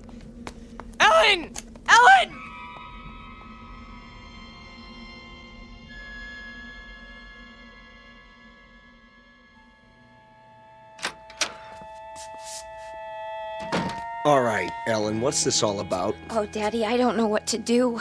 You can start by telling me what went on out there. He woke me, throwing stones at my window. He said he had to see me. Daddy, I think he's lost his mind. He's never been this way before. Tonight, he was almost raving. Exactly what did he say? Crazy things. That he's some kind of spaceman and they're taking over the Earth and we're all going to die. Poor boy. We'd better get him help. Ellen? Why aren't you in bed? Stu? Hold it. I'll explain everything. Sheriff Station? Deputy Harper? Let me speak to the sheriff, please. Sheriff Farley's on vacation. Sir, can I help you? My name is Stuart Tillman. I live at 11575 Amanda Drive. Yes, Mr. Tillman. There's a mentally disturbed boy living next door. That right? And before he does any harm to himself or anyone else, I think he ought to be picked up. Honey, what's happened? Oh, Mother. There now. What makes you think he's mentally disturbed? He's been scaring my daughter with some kind of man from Mars story. Claims he's part of an invasion force that's going to take over the world or some such nonsense. All right, Mr. Tillman, let you stay right where you are. We'll take it from here. In fact, I know exactly what to do. Definitely. Hey, Rich? Yeah? Yeah, we got control on Amanda Drive. Sure do. We'll be right there, Mr. Tillman. Thank you. Are the police coming? Yes, in a few minutes. That's good. Now, will somebody please tell me what's wrong? Sure, in a minute. Only what? I wonder what he meant by control.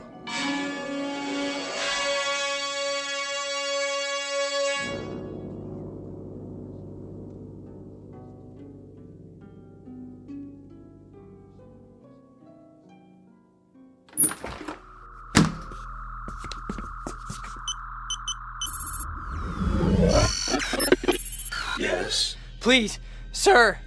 This is an unauthorized transmission. No, sir, I beg you to listen to me. You may speak. What we're doing is wrong. You question my judgment? No, we should save these creatures, not exterminate them. It's true. They murder and hurt one another and are subject to unreasonable hate and prejudice, but the murderers, the cruel ones, are the brutes found in any race. These people have capacity for love. I know it. Our research disproves that. They are a world of angry, frightened people. No, I tell you. I have lived among them. They learn love from their God, and they teach it to their children. There is more of love than hate here. There's no need to kill them. It's too late. Not if you order the plan to stop.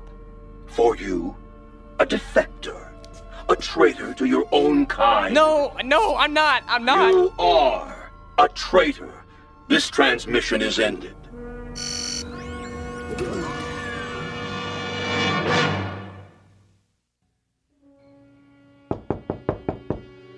Here they are now. Are you sure this is necessary? Yes. Please, Daddy, tell them not to hurt him. Mr. Tillman? How are you? I'm Deputy Sheriff Harper. This is Deputy Miller. Evening, sir. Come in, please. Now, what about this neighbor boy? Tell him, Ellen. I don't know where to start. All right, your father said he was mentally ill. What made you think that? Ellen, please listen to me. There's no more time. Scott, I'm sorry. I didn't know what else to do. No. Come on in, son. Just tell me all about it. Don't listen to him. He's one of us. He's part of the advanced units. No, come on, calm down. What kind of unit was that? No, get out, Ellen. Run as fast as you can. It's too late for me. It's coming. It's almost here. Oh, Scott, you're only making it worse. Who are they? What have you done? Now, they told me you were ill, son, so I took the necessary precautions. These men are from the hospital. Now, just stand right there. Stay away from me!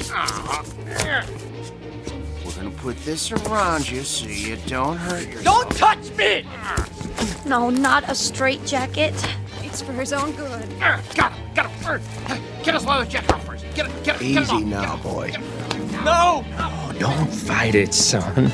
That'll only make it more difficult. No! You don't understand. I'm begging you. Listen to me, please. No. Please, no. You'll see that he gets help. Don't worry, folks. We'll take good care of him. And someday, I'm sure he'll thank you. You have a good evening now. They left his leather jacket. Can I keep it for him until he gets out? I don't see why not, honey. It might be a while, though. Oh, Mom. What am I going to do?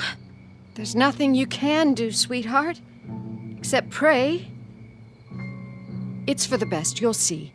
Now, come and sit down. I'll get you a glass of water.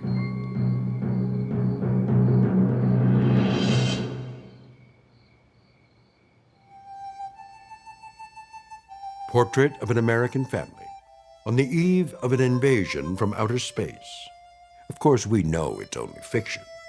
And yet, you might think twice when you drink your next glass of water. Be sure it's 100% pure and not imported directly from the Twilight Zone. We'll return to the Twilight Zone in just a moment. You are about to enter another dimension. A dimension not only of sight and sound, but of mind. A journey into a wondrous land of imagination. Next stop, the Twilight Zone. Hi, this is Stacy Keach. I'd like to take a moment to tell you about our Twilight Zone website at twilightzoneradio.com. At twilightzoneradio.com, you'll find the latest information on these Twilight Zone radio dramas, including behind-the-scenes photographs, plus the newest product releases, trivia contests, ways to contact us, other Twilight Zone-related info and merchandise, plus links to other fascinating websites. So make your next stop twilightzoneradio.com. Visit twilightzoneradio.com to purchase these Twilight Zone radio dramas on cassette and CD, or call toll-free 1-866-989-ZONE. That's 1-866-989-9663.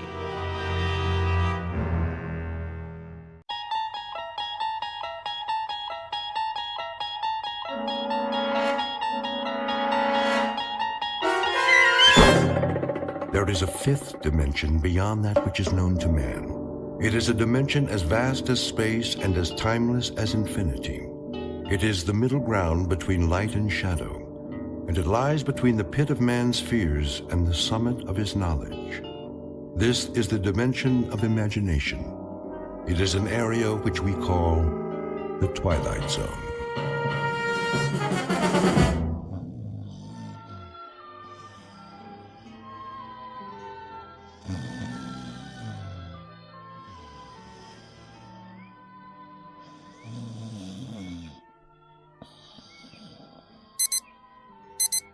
Yeah.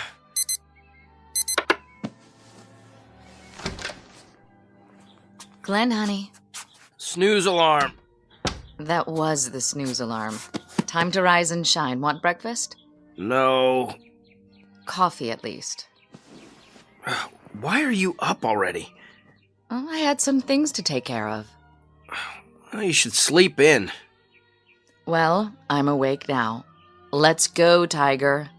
All right. Careful. Sorry. What happened? Nothing. I knocked over the picture. Too much stuff on this table. Don't worry about it. I'll clean it up. You'd better get ready. Okay.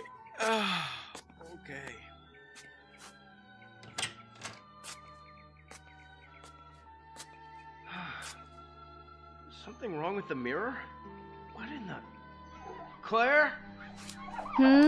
Something isn't right. Look at this magazine ad. Really a nice layout. Who did it? Claire? Not McCloskey, that's for sure. Claire! I wonder if it was Wolfus or... Look at me! Look at me! Yeah? What do you see? Oh, Glenn, please. I asked you a question. Coffee's in the kitchen. Why don't you take your shower and... Who do you see?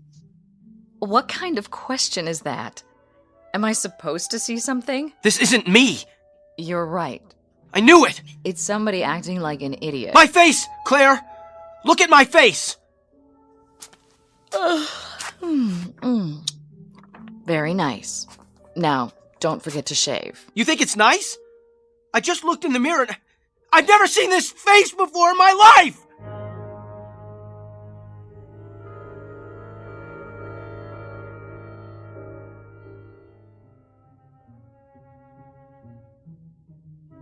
Meet Glenn Holbrook, a man who believes in the old adage, to know thyself, and who, until this morning, made a practice of doing exactly that.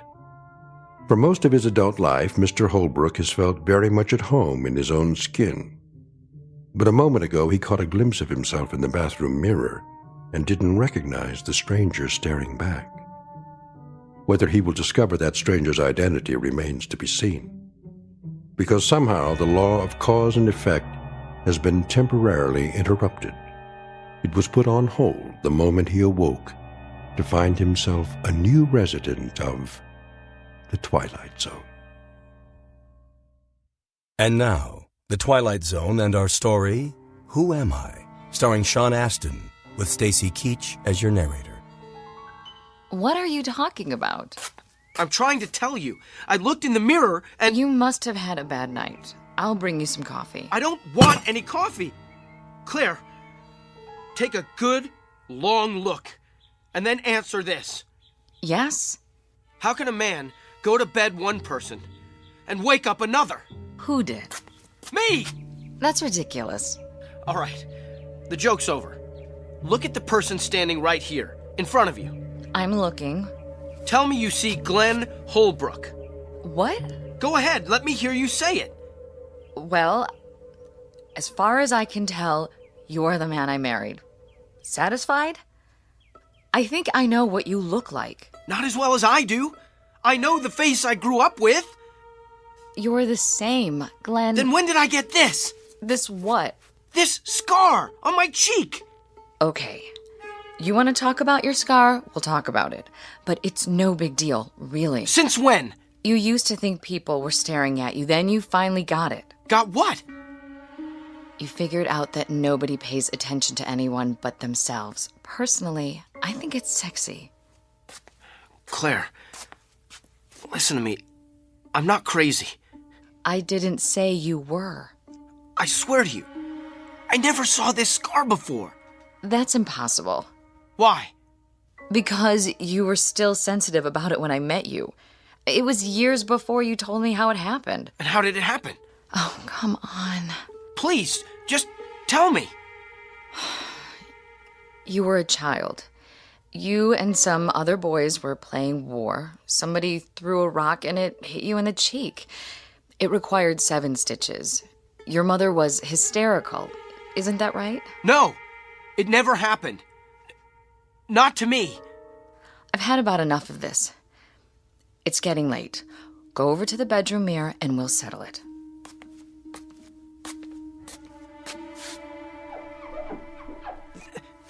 These eyes are brown. My eyes are blue. Oh, come on. This face, this chin, the hairline, trust me, the man I am looking at is a total stranger. Please, Glenn, you're scaring me. Well, think of what it's doing to me. I had a face. Not great, but pretty decent looking, I thought. Wait, where's the picture? I'll prove it to you. Picture? The one I knocked over when I turned off the radio. I threw it away. When? Just now. I was only in the bathroom for a minute. I didn't want you to cut yourself. The glass was broken. I know the glass was broken, but where's the picture, the photograph of the both of us? In the trash. What? It was ruined. Don't worry, I'll have another print made. I want to see it. I put the trash bag in the hall. It's covered with coffee grounds and garbage by now.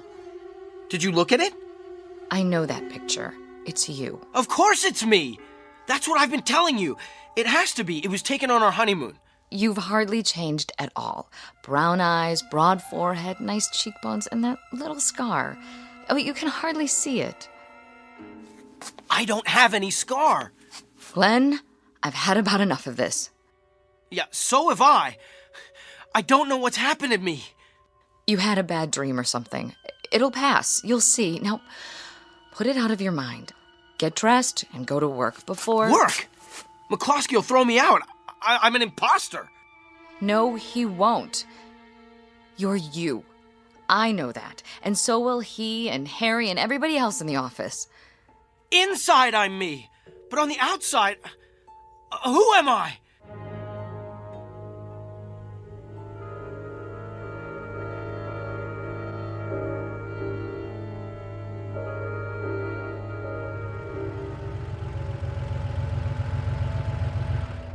Morning, sir. Good morning, Willard. I know. Park it away from the other vehicles. Don't worry, sir. I'll take real good care of her. No dings allowed in my lot. Willard, you recognize this car, right? Sure do. Been parking it for you. How long is it now? A couple of years. And you recognize me? I should by now. Hey, thanks again for the Christmas tip. You didn't have to do that, you know. Mr. McCluskey pays me just fine, but, well, I sure did appreciate it. Got my girlfriend some French perfume. Oh, keys in the car? Wait, just a minute. Yes, sir. What's my name? Huh? My name? Oh, sorry. You want me to call you Mr. Holbrook? Well, if that's who you think I am... Well, who else would you be? Well, that's a big question. How's that, Mr. Holbrook? Nothing, Willard. Just checking.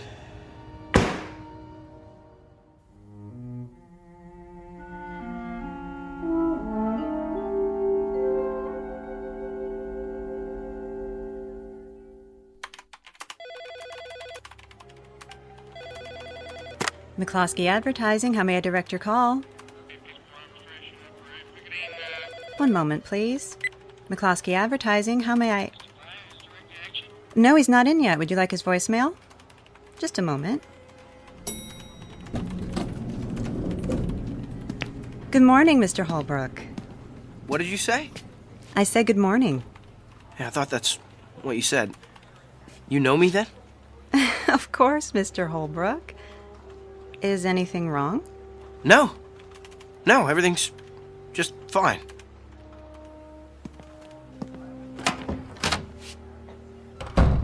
Hi, boss.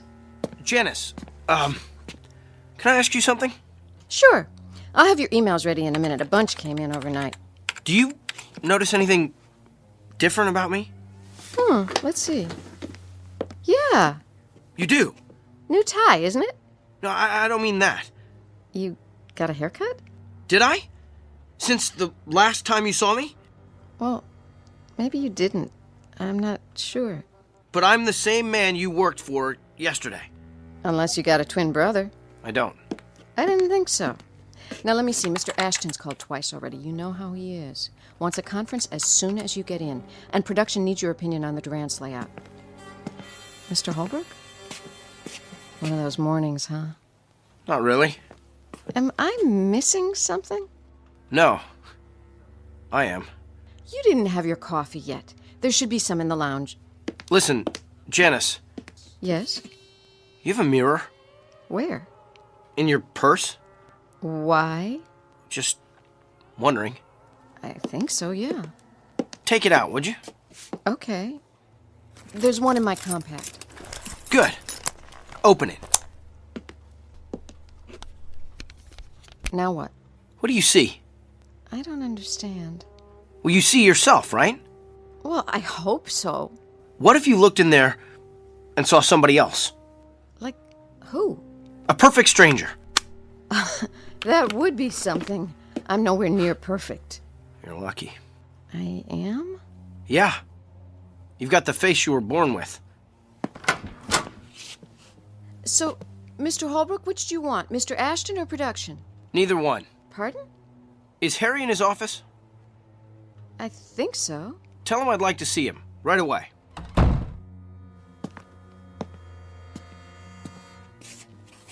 Mr. Ashton on line 1. Well, I'll get back to him. Where's Harry? I'm just calling. Get him in here. Yes, sir.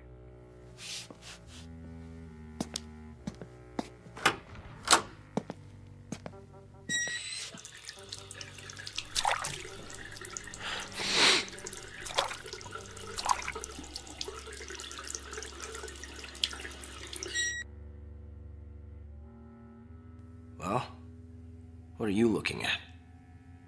Nice scar there, buddy.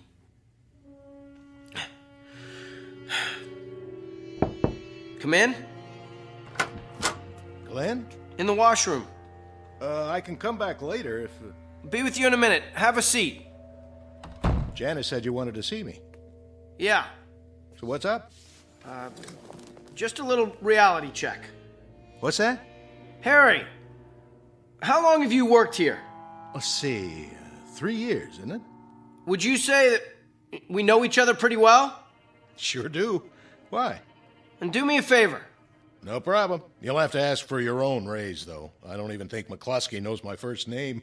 If you had to give a description of me, what would you say? To who, the cops? What'd you do? Just tell me. What you look like? Yes. Describe me. Is this some kind of test? No. Play along for a minute. Let's see. You're 5'9" or thereabouts, medium build. What about my face? Your face? What does it look like? I don't get it. I know you don't. Please, it's important. Oh, well, I don't know. Kind of a longer face, dark hair, what they call an aquiline nose, brown eyes. Say the eyes again? Well, they could be green, I guess. No, come to think of it, brown. You're sure? Hey, what's this all about? Do I have any identifying marks? Not that I know of. Never saw you in the gym, of course. No scars? Oh, yeah. I forgot about that. And where is it? You can hardly see it. Where? On your cheek, the last time I looked. Hey, you okay in there? You tell me. Looking good. Very corporate. So, do I pass? You get an A+, I'm sorry to say. What's wrong? If I told you, you wouldn't believe me. Thanks for coming by, Harry. That it? That's it. Well, I'd better be getting back. Hey, want to grab some lunch later? Why not? Okay, then. Be seeing you. Oh, Harry. Yeah? You still have that bottle of scotch in your office? From the Christmas party? I think so. You want a belt? I've got a client later. He might want one. Be my guest. I'll send it over. Thanks. Some ice, too?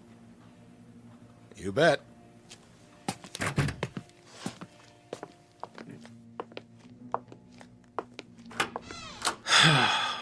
Yeah, I've got a client, all right.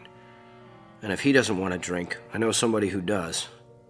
My old pal, Scarface here. Mirror, mirror on the wall, who's the strangest one of all?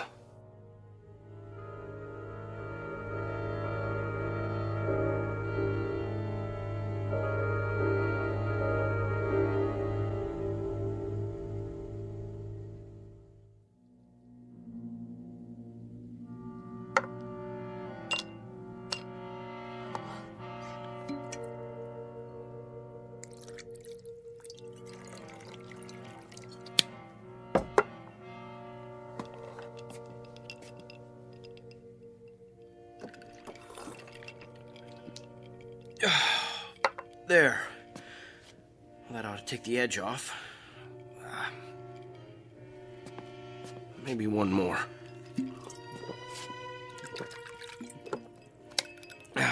Now, let's have another look at that mirror. Eyes front and center. Here we go. 10, hut! Stop looking at me!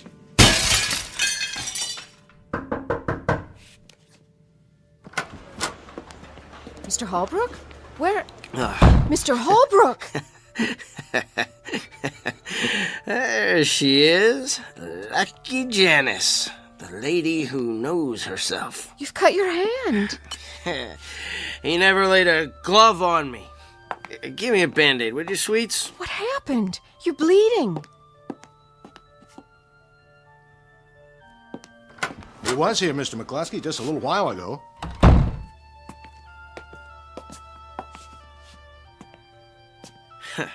Hi, Harry. What's going on? Wrap a towel around it for now. Nah, it's only a little scratch. What's going on here?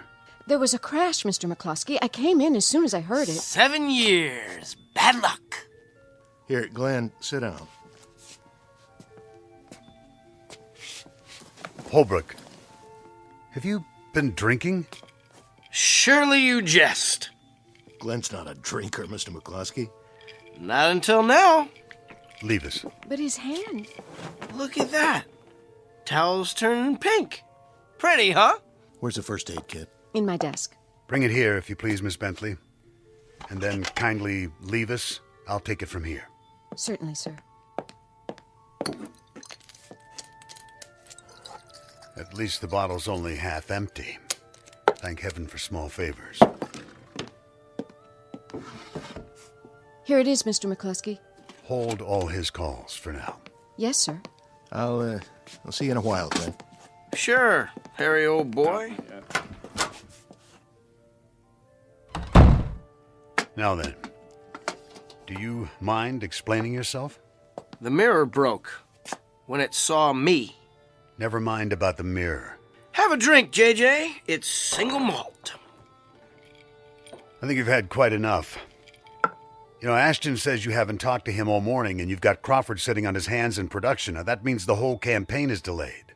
I'll get a new mirror. Have to paint it black, though. I don't like what I see. Holbrook, you're a good man, but you've got to get a hold of yourself. Give me your hand. Too late to fix me. The damage is done. If I thought so, I wouldn't bother. Yeah, this is going to sting. What is it? Ow! You've been putting in a lot of hours at the agency. Pushing yourself too hard. Well, glad you brought it up, JJ. See, it wasn't really me. All this time I thought it was, but... Hold still. You don't have to do that. I know I don't. But I believe in the personal touch, especially for those who've stayed with me through thick and thin.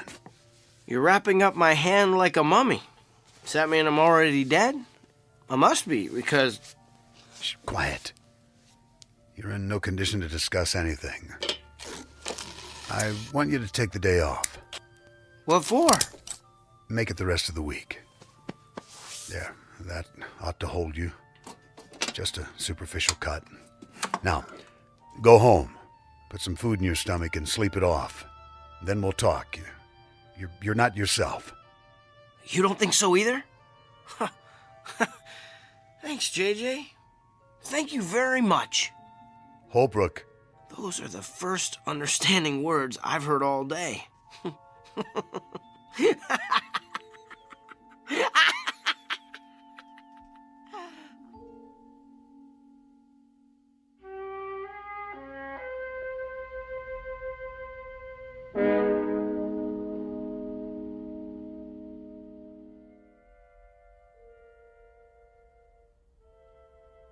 Continue, please, Mrs. James. I'm not sure what you want me to say, Doctor. Anything that comes to mind. You still have a few minutes. Well, as I've told you, I have trouble sleeping, and every little thing seems to set me off. Perhaps that's it. It? The cause of your irritability. The domestic discord. Lack of sleep? Well, my physician did say I need more exercise. No, that's addressing the symptoms. But what is the root cause? Let's try a different tack. How do you feel toward your husband? It's not his fault. He works hard. I'm sure he does. But you said there's financial strain. Do you wish he had a better job? Oh, every woman wishes that. We marry them and they promise us the moon and we wait and we wait and... Yet some women are happily married, are they not? Well, all I can say is they must know something I don't. Perhaps they do. However, that's not the issue. You can't make him over, you know. Sometimes I wish I could. You're angry at your husband for not making enough money. But you can't face that about yourself, so you sublimate it. The result, it comes out in little ways. You can't sleep, bicker endlessly. Yes? Your 2 o'clock is here. Thank you, Louise. I'm sorry, Mrs. James. Your hour is up. See you Tuesday. But what am I supposed to do until then? I see 2 choices. 1, go to a financial counselor, or 2, trade your husband in for a new model. Well, what's been your experience, Doctor? You're married, I take it. Alas not. Good day.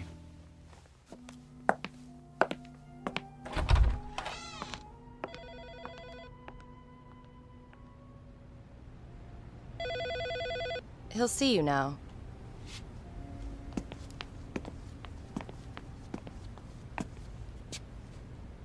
Dr. Blackwood? How do you do, Mr. Holbrook? I really don't see any point to this. It was my employer's idea. Here's the file, Doctor. Why don't you sit down, Mr. Holbrook? And wait for it to all go away? Tried that. Didn't work. As you wish. Let's start with the facts. You believe you woke up a few days ago with... a face that wasn't yours. Don't tell me. It's all in my mind. You went to your office expecting that no one would recognize you, but they did. So you started drinking as a form of self-medication? And I smashed a mirror. Don't forget that. McCloskey never will. Mr. McCloskey is responsible for your being here. He thinks a lot of you. Why shouldn't he? I've given him 5 years of my life, and he has an option on the rest. I take it he considers you almost a son. Someone worth salvaging. I'm an investment. At least the old Glenn Holbrook was. Was he? Well, compared to this, yes. How would you like it if you had to wear this face for the rest of your life? The question is why it bothers you so. Won't you have a seat? I'm not lying down on the couch. Whatever you're comfortable with. Now, let's look at the situation.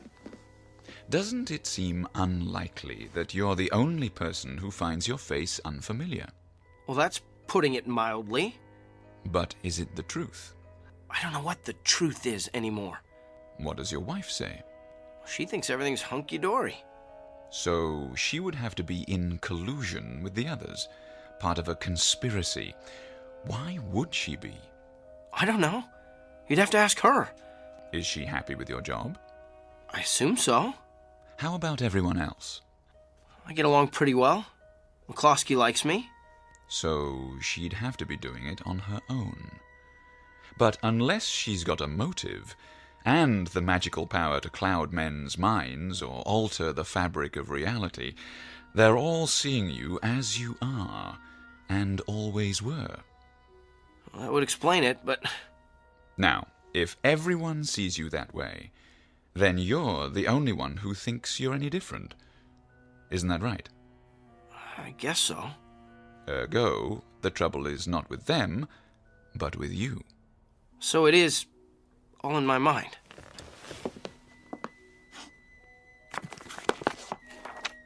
These books are filled with case histories, Mr. Holbrook.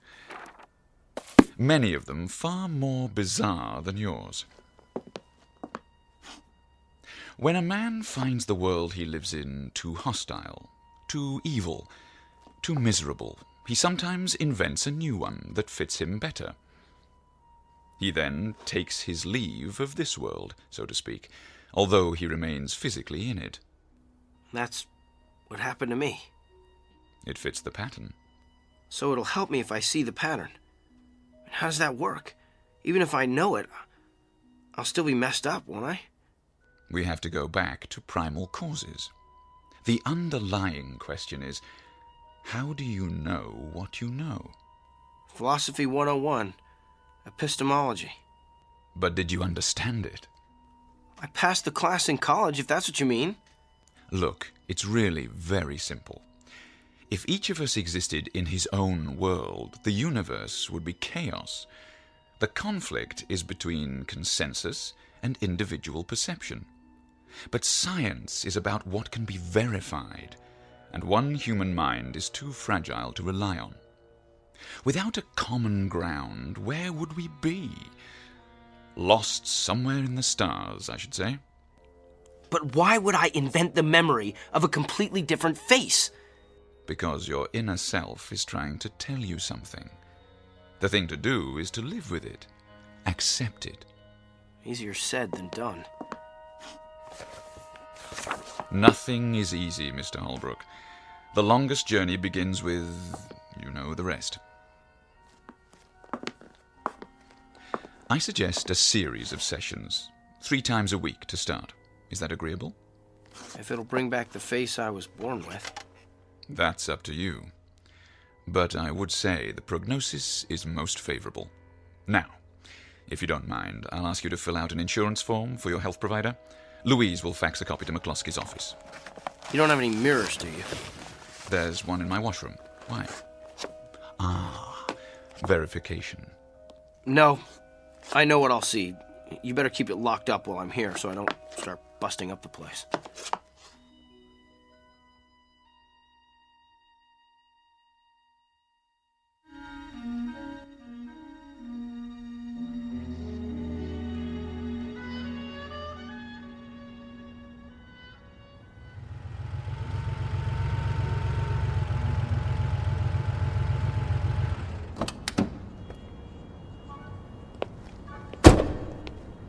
Morning, sir.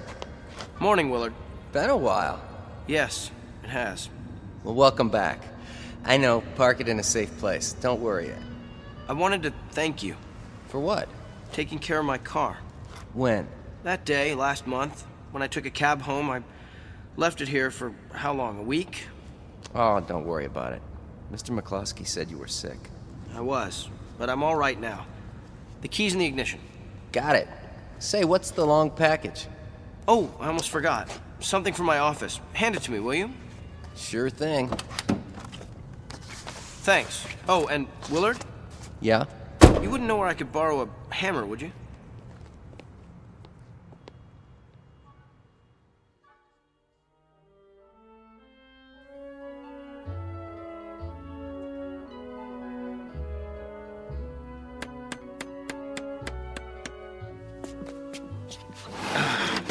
There. All done. Brand new mirror, huh? Yep, got it at the home shack on the way to work. That should make old McCluskey happy. The least I could do. You really had him going. Now, if I'd broken that mirror, I'd be out on my ear. Hand me the towel so I can polish it up. Here you go. Mirror, mirror on the wall.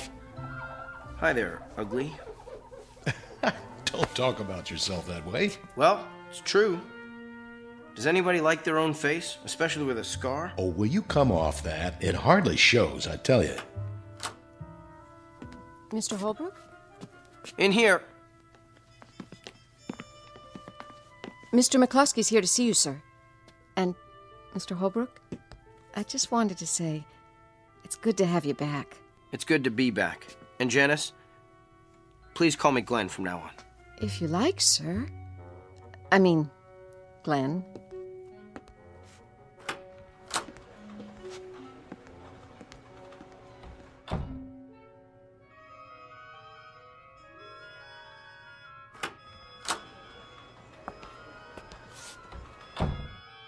Good morning, sir. Morning, Shannon.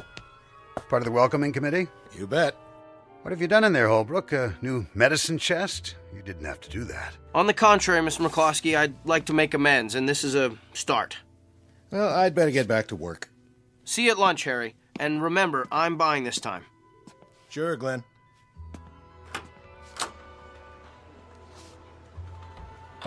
You're doing well. Blackwood thinks so, too. Well, thank you, sir. I owe you an apology. Water under the bridge. A man has a right to let go once in a while. I've done some funny things in my time, too. Really, Mr. McCloskey? Tell you about them someday. I just wanted to stop in and say hello. We'll go on as if nothing happened. Okay, by you? More than okay. Onward and upward. That's the spirit, my boy. If you need advice about anything, you let me know. My door's always open. Thank you, sir. Call me JJ.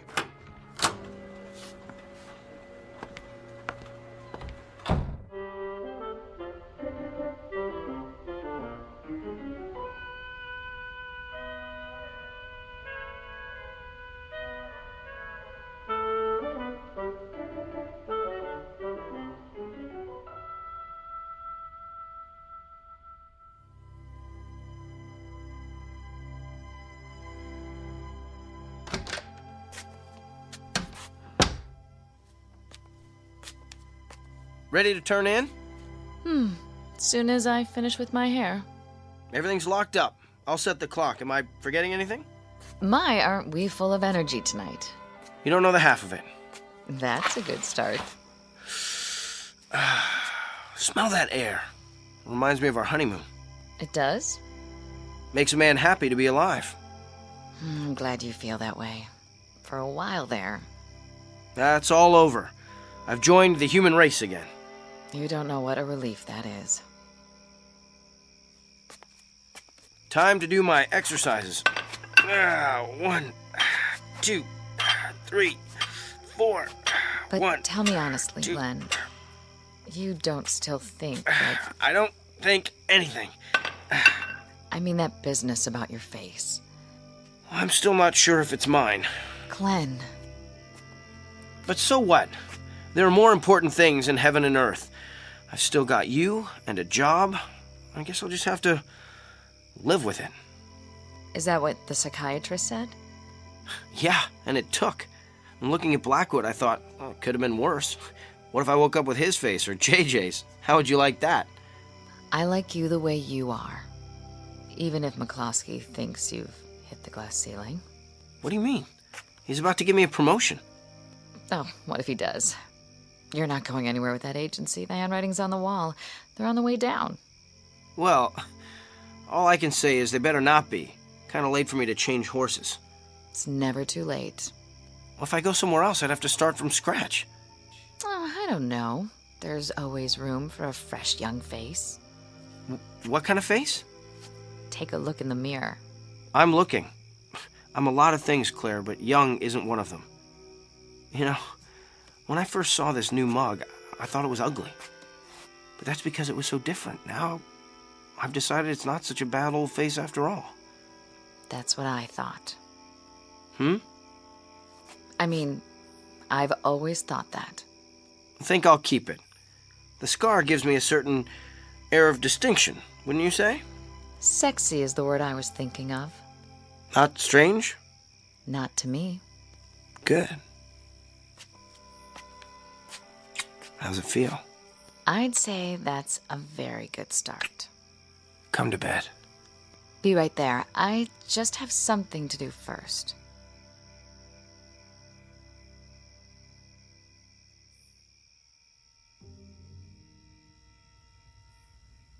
Five black candles to form the pentagram. By one flame united. Asmodeus, Lord of Darkness, hear my plea. I summon your power. Magic words of Samothrace. Give my man a comely face.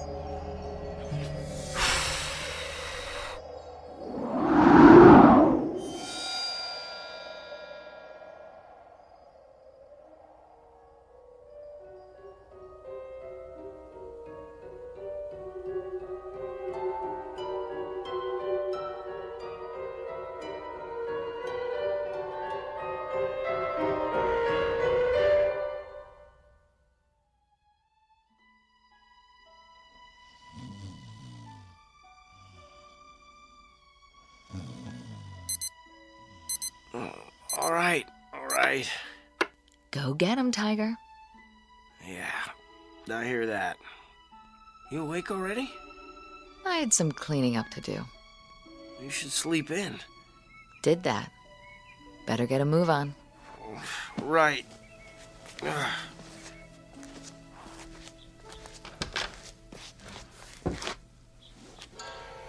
What in the...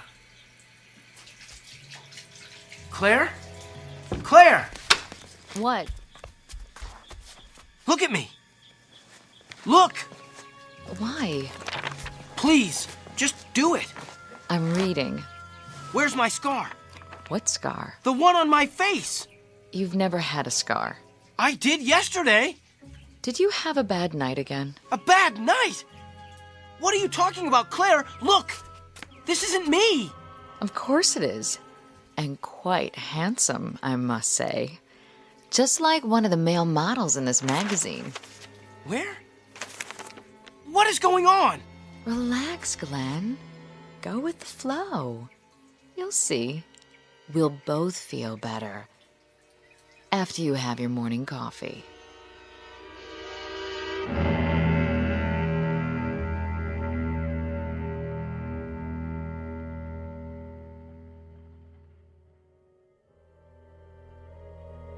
Glenn Holbrook, a man who may or may not know himself after all, who believes the old homilies about turning over a new leaf, and that a good night's sleep can make a new man of you, whether you need it or not. Tonight's object lesson about cause and effect in the Twilight Zone.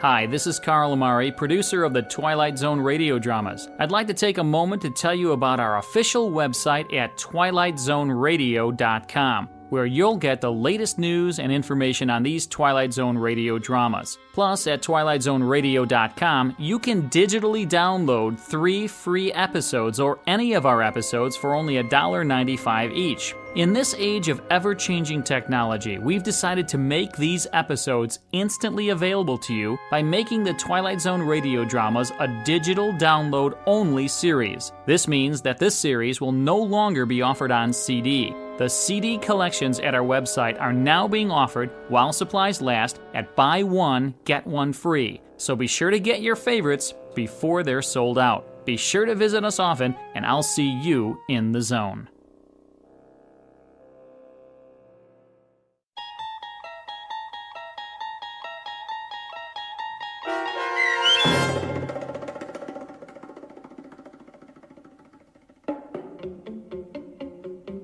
Who Am I? Starring Sean Astin with Stacy Keach as your narrator, was adapted for radio by Dennis Etchison and written for The Twilight Zone by Jerry Soule. Heard in the cast were Alyssa Fraden, Nick Sandys, Norm Woodell, Rick Peoples, Fernette Lebo, Kurt Nabig, Meg Thalken, Heidi Klefstad, and Sarah Court. The producers of The Twilight Zone wish to thank CBS Enterprises and the Rod Serling Estate for making this series possible. This copyrighted radio series is produced and directed by Carl Amari for Falcon Picture Group. Custom Foley effects, sound design, and mixing are done in the Cerny American Sound to Picture Theater by Cerny American creatives Bob Benson, Todd Beyer, Craig Lee, and Tim Cerny. To learn more about the Twilight Zone radio dramas and to contact us, visit our official website at twilightzoneradio.com. Doug James speaking.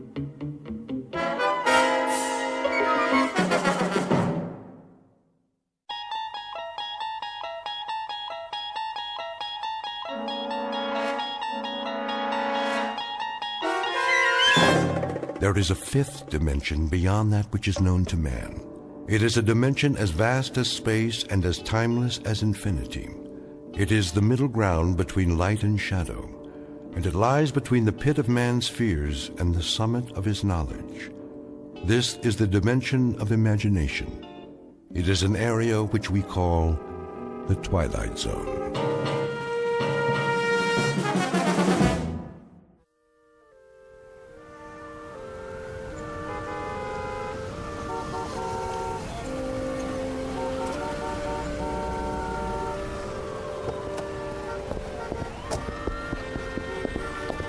No double parking. Move it, son. Yes, I heard you. I said move it. Oh, but you see, I'm not double parked, not at all. Then what are you doing? That's a yellow zone, ain't it? So it is. But I won't be a moment. I just have to use the payphone. That one right there on the corner. All right, officer? Loading and unloading only. One call. That's it. I've been driving up and down for blocks. 10 blocks, to be exact, in search of a phone. And there's phone booths all over the place. Yeah, and they're all out of order. Hard to believe. I know. In a city like this. Ain't my problem. No, but it's mine. I have a call to make, a very important call. Why don't you go home? You got a phone, don't you? Of course I do, but it can't wait. Layla might go out for the evening, and I gotta catch her first and tell her, ask her if it would be all right to. I'll give you 10 minutes. That's it. Or you get towed. You don't want that to happen, do you? Oh, no, not at all. $87 plus the ticket. Take my advice. Find a parking space. I tried that, but there aren't any. 2 minutes. You'll see. I'll be right back. Go on around. Keep it moving.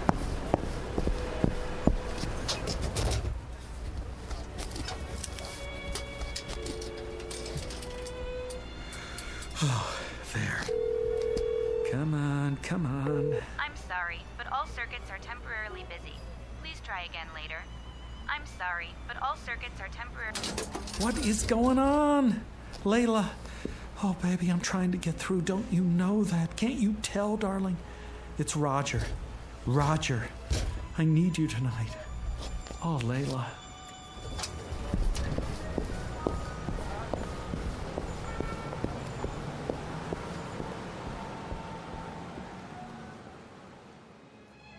Mr. Roger Shackleforth, age, youthful 20s. Occupation, being in love, full-time. Not just in love, but madly, passionately, illogically, miserably, all-consumingly obsessed with a young woman who has a vague recollection of his face, and even less than a passing interest. In a moment, however, you'll see a switch in attitude, because Mr. Roger Shackleforth, the young gentleman in question, will take a short but very meaningful journey into a calling area known as the Twilight Zone.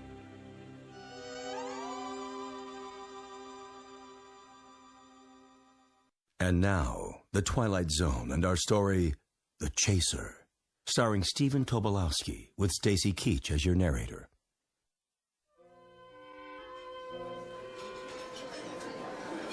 More coffee, Jenny. No thanks, Margie. Well, maybe just a smidge or it'll keep me up. Miss, can I use your... All the way in the back. No, not that. The telephone. Do you have a public telephone? Sure do, on the wall. Good, I'll need some change. Here. Better get in line, though. What? The young man's been at it for... I don't know how long.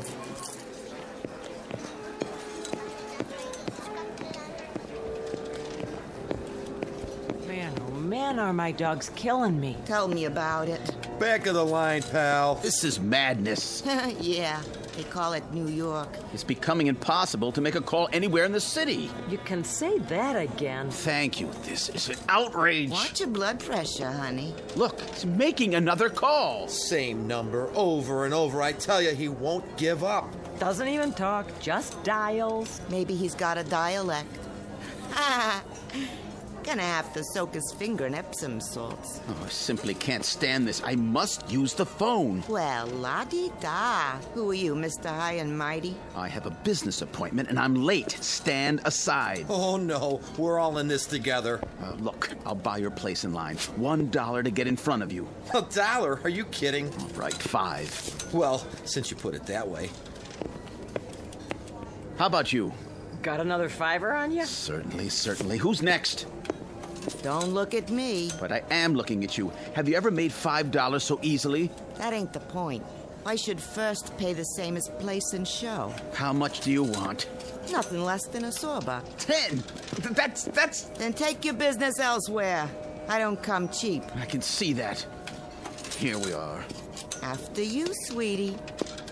Time, young man. I've had quite enough.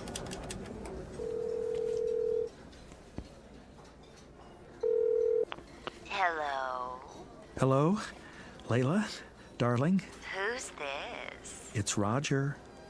Oh, hello, Roger. What is it? I was just wondering, Uh-huh. I happen to be in the neighborhood. May I come to see you? No, I can't. But darling, It's out of the question. why? I couldn't bear to see anybody tonight. I'm such a mess. Oh, Layla, you can never be a mess. Listen, darling, I have to see you. Roger, it's impossible. But I must see you. Furiously, fiercely must. I love you. I can't hear you. We must have had a bad connection. I'll have to hang up. But Layla... Roger, you've got to stop this. You're acting like a baby. I can't see you now, and that's that. Well, then, talk to me. What do we have to talk about? I don't know, say something, say anything. Just let me keep hearing the sound of your voice. All right, Roger. I'll say something.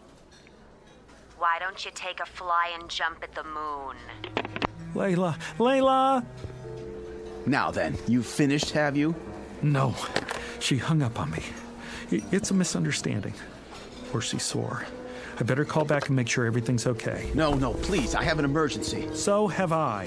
It won't do any good to call. Take my word for it. How do you know? I understand. I heard it all. You can't do it over the telephone. Will you stop pushing me? If he won't, I will. Yeah. Me too. Time. But... Here, take this card. It'll solve your problem. What are you... Take it. Go and see this man right now. Believe me, there's no other way I know. Go and see this man at this address, and he'll help you, guaranteed. But I don't even know where that is. Not far, just a few blocks. Give it a try. You'll see it works. All your problems will be solved before the night is over. Hurry now. Thank you. Operator, I got an emergency. Have a nice night now here. Be just... Hey! Where's my car?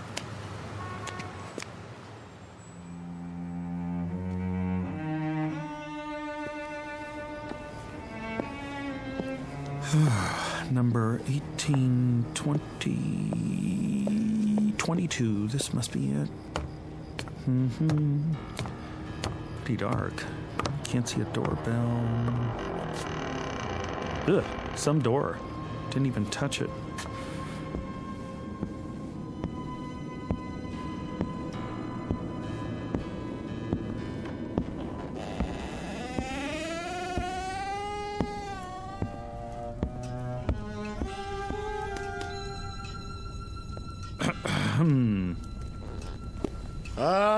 All right, I see you there. Stop skulking around.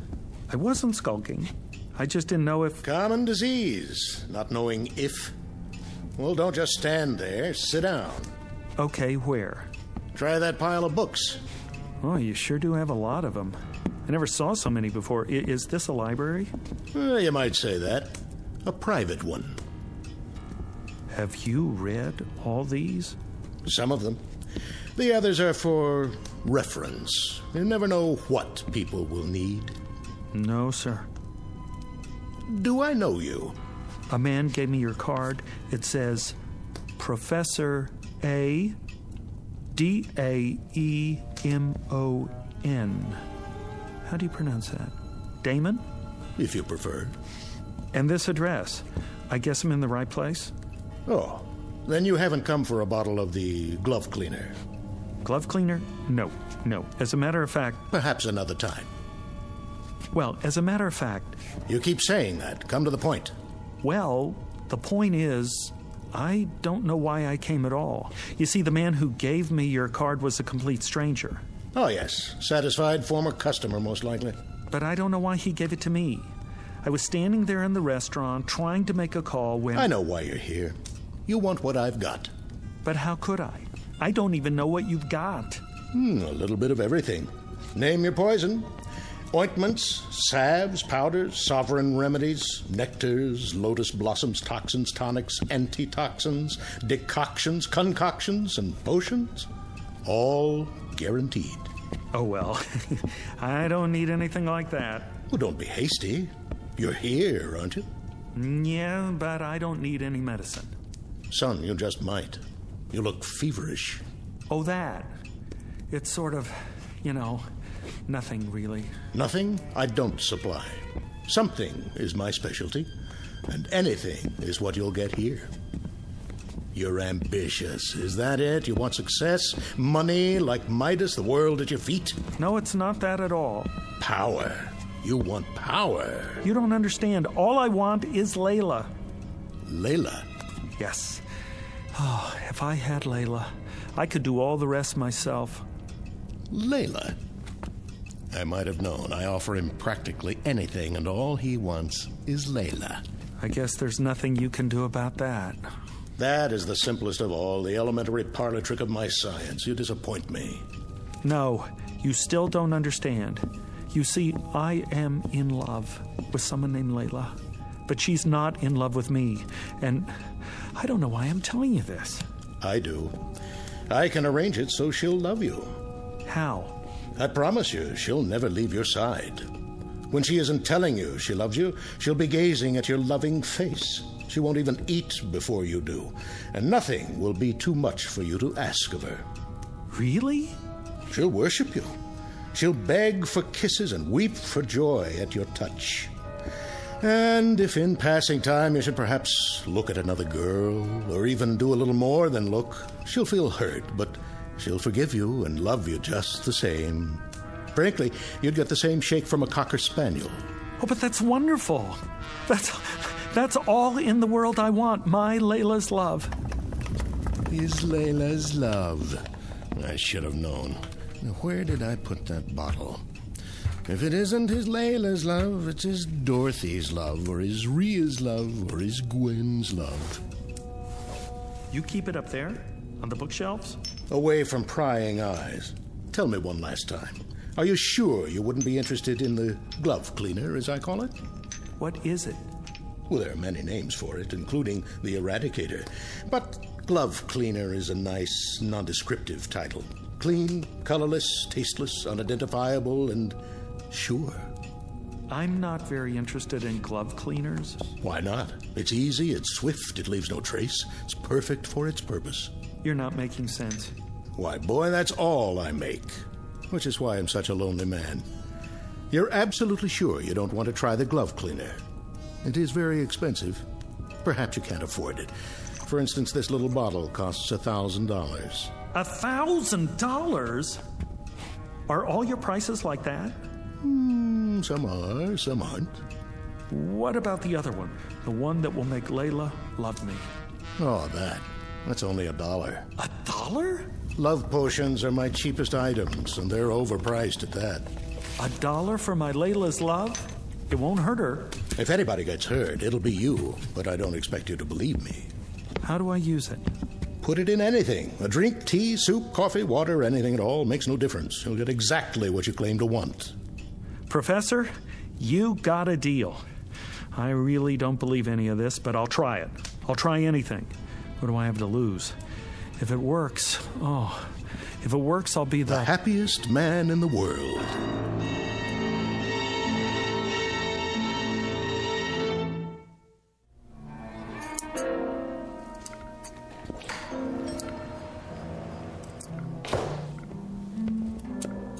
Yes?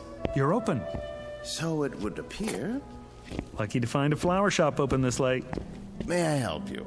I certainly hope so. And the occasion? What? What is the event, sir? A prom, perhaps, or something along more somber lines? Somber? An injury, a lingering illness, leading to a departure. Dare I say, an interment? Oh, no. Nothing like that. Alas. A celebration! Ah. And what, may I ask, are we celebrating this evening? You may ask, and I'll tell you. We are celebrating fulfillment, contentment, consummation. Ah, the reading of a will. No. It's much more than that. A life sentence in the arms of my love without the possibility of parole. My condolences. We have some lovely wreaths. Don't you understand? I'm talking about true love. The kind that you want to shout from the rooftops. Sparks, fireworks. A boutonniere. No, something more. A wrist corsage, then. Or a tasteful nosegay. What is the biggest thing you have? In what respect? I know. A rose. By any other name. Color. How about blue? Yellow. Green? Pink. Red? White. Sold.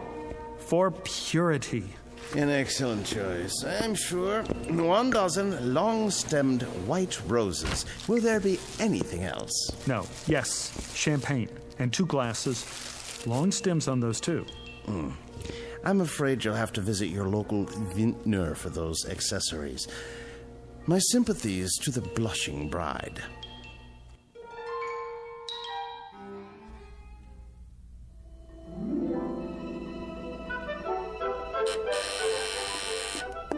Who could that be? Yes? Layla, it's me. Roger, I told you I was busy tonight. Busy? How busy can you be in a dressing gown? I'm just about to put on my dress. Call me. When?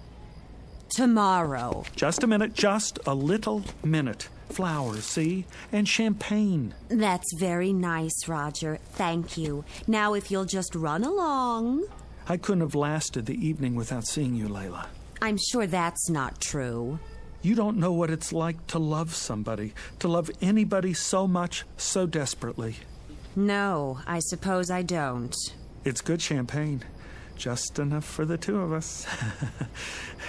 Now, that's not asking much, is it? All you have to do is give me 5 minutes for 1 drink. Roger, you are acting like a clod. A silly, stupid, sophomoric clod. I love you. Stop saying that. But you don't know what I went through to get here. My car was towed. I've been walking for the past hour. How can you be so cruel? All right, 1 drink. 5 minutes, and then you go. You won't regret it.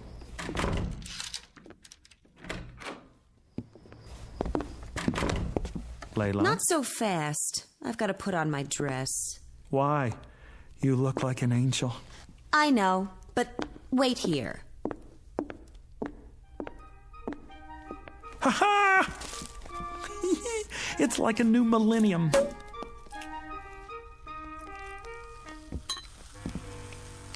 Don't be too long, darling. Just long enough to prepare one very special glass of champagne for you.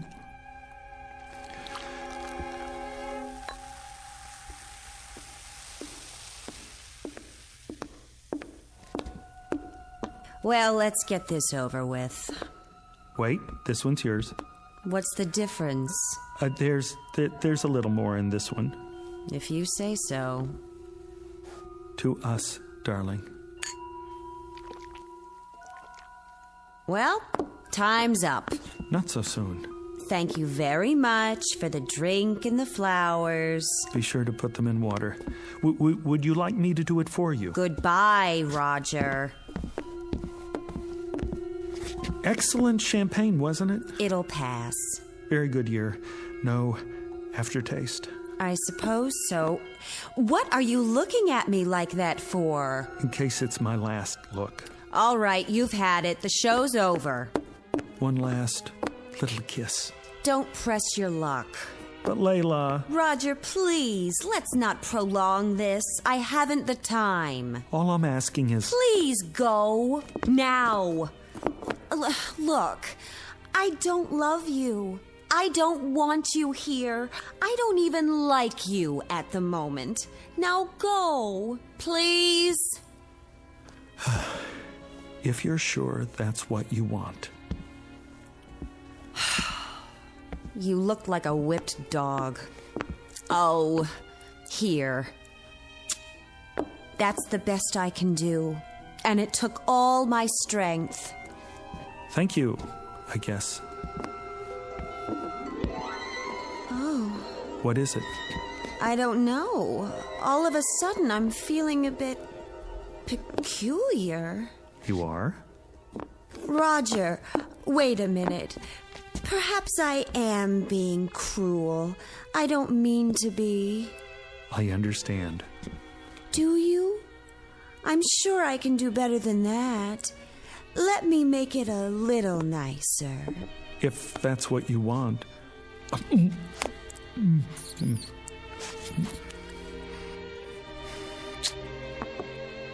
That was definitely an improvement.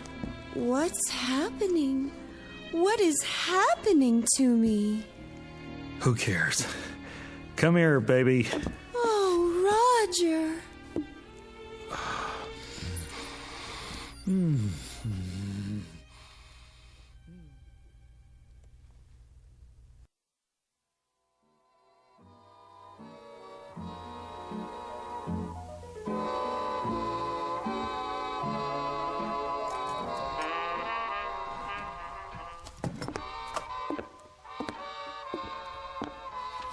Can I get you anything, darling?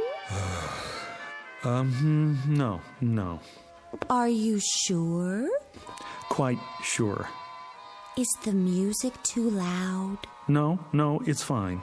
Let me turn it up for you. It's fine, I said. What are you doing? Reading. Oh. Is it a good book? Great. Because if it isn't, I can get you another one. Layla, would you sit down, please? Of course, darling, if you want me to. Here? Oh, I meant somewhere else. All right, my love, if that's your wish.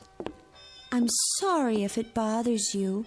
It's just that I love to kneel at your feet. Well, kneel in a chair. Okay. Which one, darling? Anyone. Doesn't matter.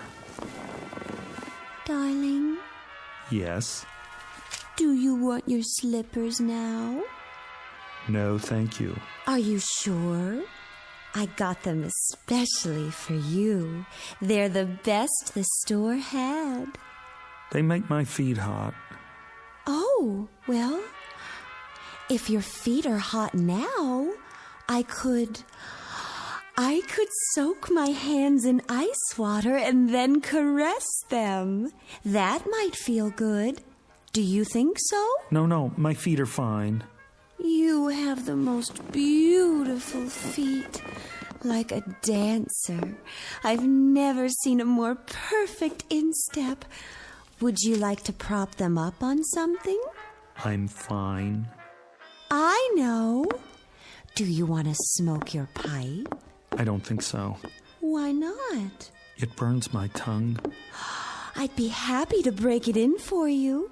I could smoke it all day while you're at the office, and then when you come home... Thanks, Layla, but no thanks. You're welcome. Oh, darling, I'm so sorry. I'll get you a cigarette. Don't worry about it.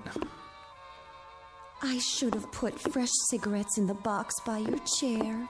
Here, I'll light one for you. Am I doing it right? Fine. Would you like me to rub your back, darling? You just finished rubbing my back. I know. It's just that I adore touching you, and I'd be glad to rub it again. Maybe later. Am I disturbing your reading? No.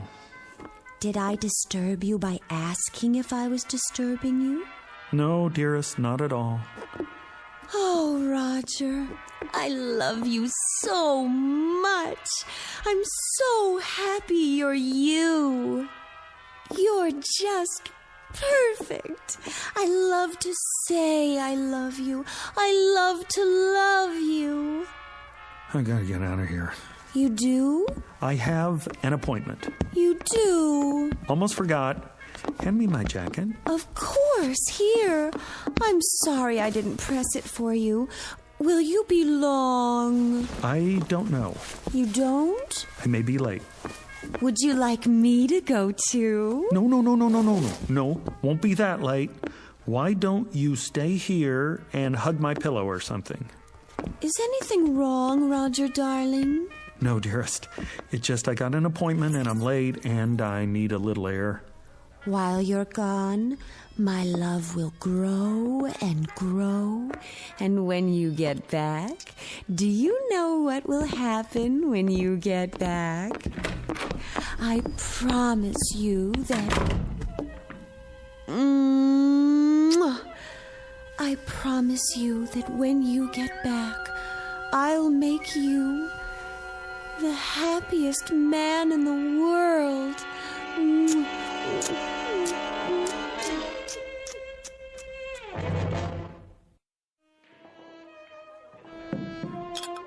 Here you go, buddy. Thanks. It's too bad it's not a happy hour. You're running up quite a tab. Happy hour. Haven't had one of those in 6 months. Let me guess. Your old lady? That's just it. She's not old. She's young and beautiful. Perfect face, perfect figure. What's to complain about? I don't have any complaints, except that she's too perfect. Huh? Waits on me hand and foot, sees to my every need, ready to drain off my tension at a moment's notice. Nice work if you can get it. Hey, take my advice. What's that? Sit back and enjoy it. Ain't everybody's got what you got. Guys would kill for that. Luck had nothing to do with it. How do you mean? What, you make a deal with the devil or something? Sometimes I wonder. That's it. Maybe I did. Maybe I did after all. Where is this guy so I can make a deal myself? Here's a piece of advice for you. If anybody says he's got the solution to your problem, tell him to get lost. Keep the change. Thanks, buddy. See you next time. I doubt it. With any luck, there won't be a next time.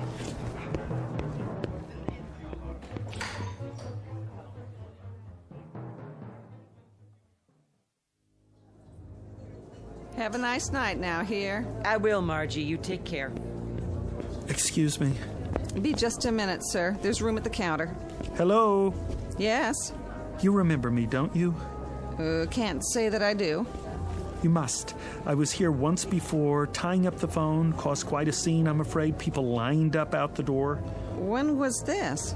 6 months ago, exactly. You don't say. Been in here much since then? Not once. I didn't think so. I was desperate to make a call, you see. I kept standing at the payphone, dialing over and over again, and everyone got terribly irritated. Happens sometimes, but I can't say I remember you. Listen, there was a man here that night, middle-aged, carrying an overcoat and a package. He said he was late for a meeting uptown. He bought his way to the front of the line, and when I finally left, he gave me some advice. Handed me his business card, this one right here. What's this now? So he told me to go to the address on the card, said it would solve my problem. I don't know anything about that. That's fine. What I want to know is, do you remember the man? Is he a regular customer? Because if he is, I have to find him and ask him what happened to his problem and what he knows about the address on this card. Anything at all. Sorry, mister. I can't help you. People come and go all the time. Could have been anyone. Then at least keep the card. And if you ever see a man trying to give out one like it, grab it. Tear it up. You can't imagine how much grief you'll save some poor soul.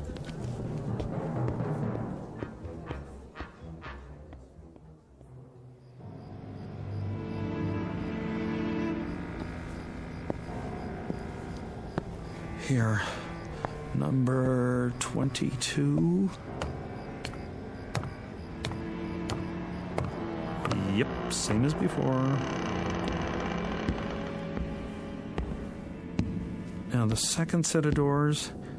Here we go.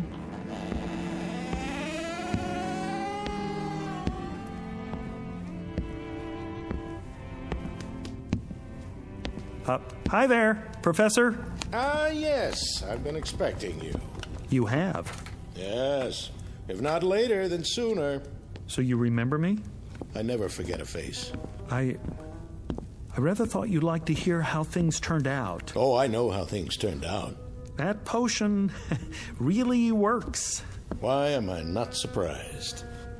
Well, how are things with you? Things haven't changed with me in years. Pretty ugly situation we got. What situation is that? In the world, I mean, with China, You don't look so good either. Me? Oh, I'm just as you would expect. That's what I thought. I just dropped by to tell you. I'm glad to hear it. Is this what you're looking for? That's the bottle of the glove cleaner? Mm-hmm. You sell much of that stuff? Now and again. What's in it? See for yourself. No color, no odor, nothing that leaves a trace, no way to detect its presence. And it's sure. Guaranteed. It's what you came for, isn't it? Me? No. Not at all. How much did you say? $1,000.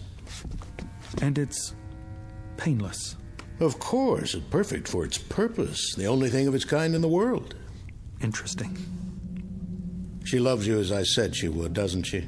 A constant love, and nothing you can do to her will change it.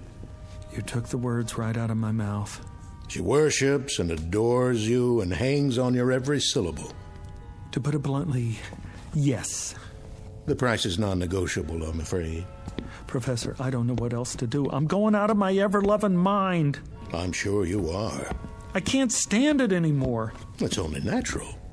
I never imagined there was such a thing as being loved too much. Well, you wouldn't. Isn't there an alternative? Some way we could just quiet it down a little. If there were, I'd be out of business. You must have a potion that will transfer a little of her love to someone else, like a nice little teacup chihuahua, for instance, a Labrador retriever, St. Bernard. Not a chance. She's all yours. But she's so nice to me. So very good, night and day. The glove cleaner is the only way. I'll put it back. I can't do that. There must be another way. This is the only way. You don't know what it's like. All the time. Love, love, love. It's enough to give you diabetes. I do know. How do you think I came to invent the glove cleaner? But $1,000, that's all my savings. It's always that way. No trace. Absolutely undetectable. I take checks and credit cards. All right.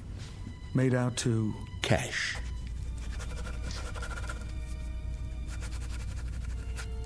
One thing I must caution you about. What's that? Use it immediately. Do you hear me? Immediately.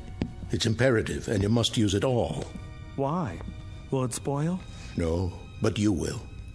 Once you delay, you're lost. Believe me, if you fail the first time you try to use it, you'll never have the courage to try again. Never. Goodbye, Professor. Farewell.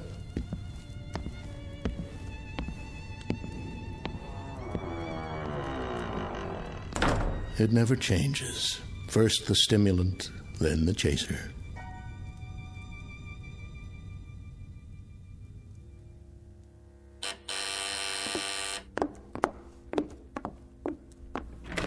My darling. Hello, Layla. Come on, take the chain off. Of course I will. Oh, Roger, I'm so glad to see you. I know you are. Why, look what you've brought me. Oh, I thought we ought to have a party. Just the two of us. After all, not every couple stays married for 6 whole months. Roger, what a lovely surprise. You said you might be late, and instead you come back with champagne and flowers. I'll put them in water. Later. I'll get the glasses. Can't have a party without glasses. It's just like the first time. Only tonight you don't have to beg to stay. Why don't you sit over on the couch? I'll open the champagne. Go on. If that's your wish. Do you want candlelight? It would be so romantic. Let's have candles, all right? Sure. Candlelight, schmandlelight. Anything you say. Oh, darling, it's so wonderful being married to you. I've never been so completely happy in my whole life. I live to love you. Only you. That's nice. I mean, that's nice. Really. Do you need any help? No. I'll serve you.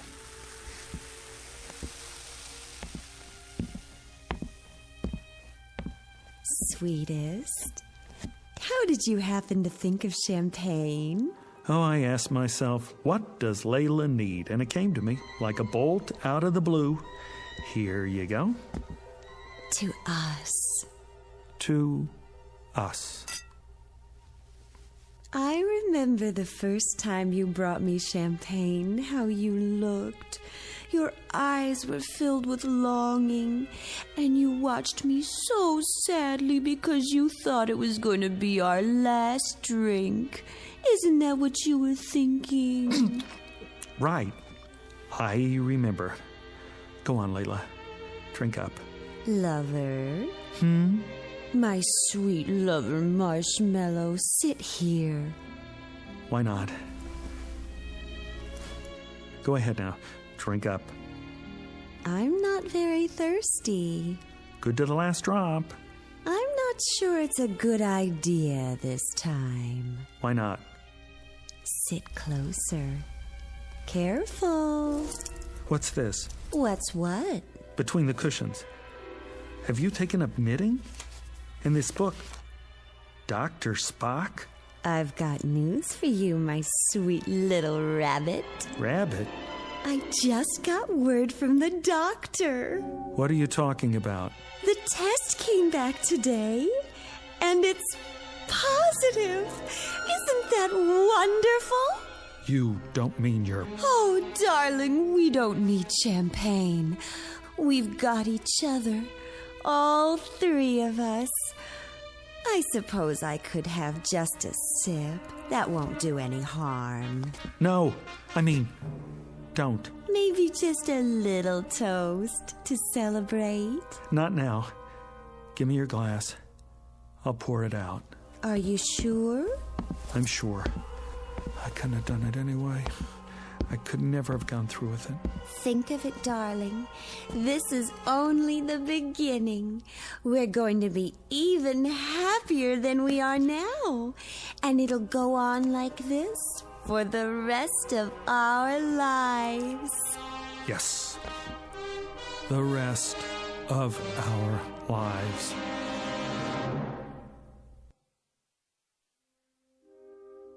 Mr. Roger Shackleforth, who has discovered at this late date that love can be as sticky as a vat of molasses, as unpalatable as a hunk of spoiled yeast, and as all-consuming as a six-alarm fire in a canvas tent.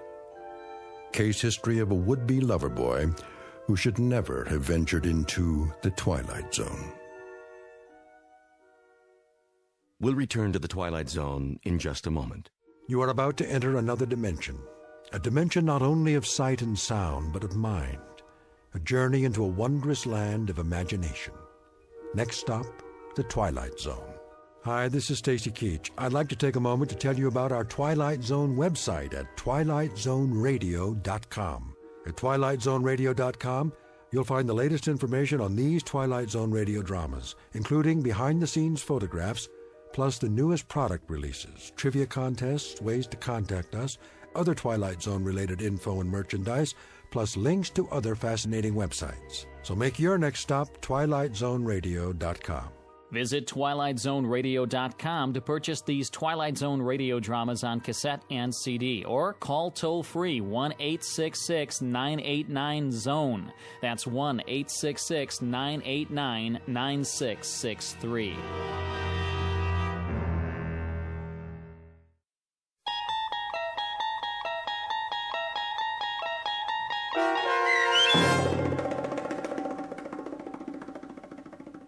The Chaser, starring Stephen Tobolowsky, with Stacy Keach as your narrator, was adapted for radio by Dennis Etchison and written for The Twilight Zone by Robert Presnell Jr., based on a short story by John Collier. Heard in the cast were Michelle Graff, Roderick Peoples, Joby Cerny, Doug James, Jeff Lupetin, Carl Amari, Roy Melanze, Meg Falcon, Jennifer Laterio, Linda Reiter, Peggy Roeder, and Craig Harris. The producers of The Twilight Zone wish to thank CBS Enterprises and the Rod Serling Estate for making this series possible. This copyrighted radio series is produced and directed by Carl Amari for Falcon Picture Group.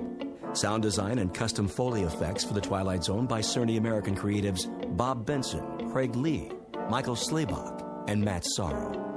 To learn more about the Twilight Zone radio dramas and to contact us, visit our official website at twilightzoneradio.com. Doug James speaking.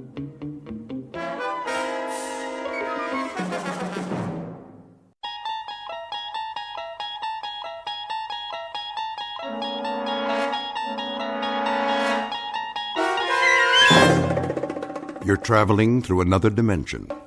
A dimension not only of sight and sound, but of mind. A journey into a wondrous land whose boundaries are those of imagination. Your next stop, the Twilight Zone.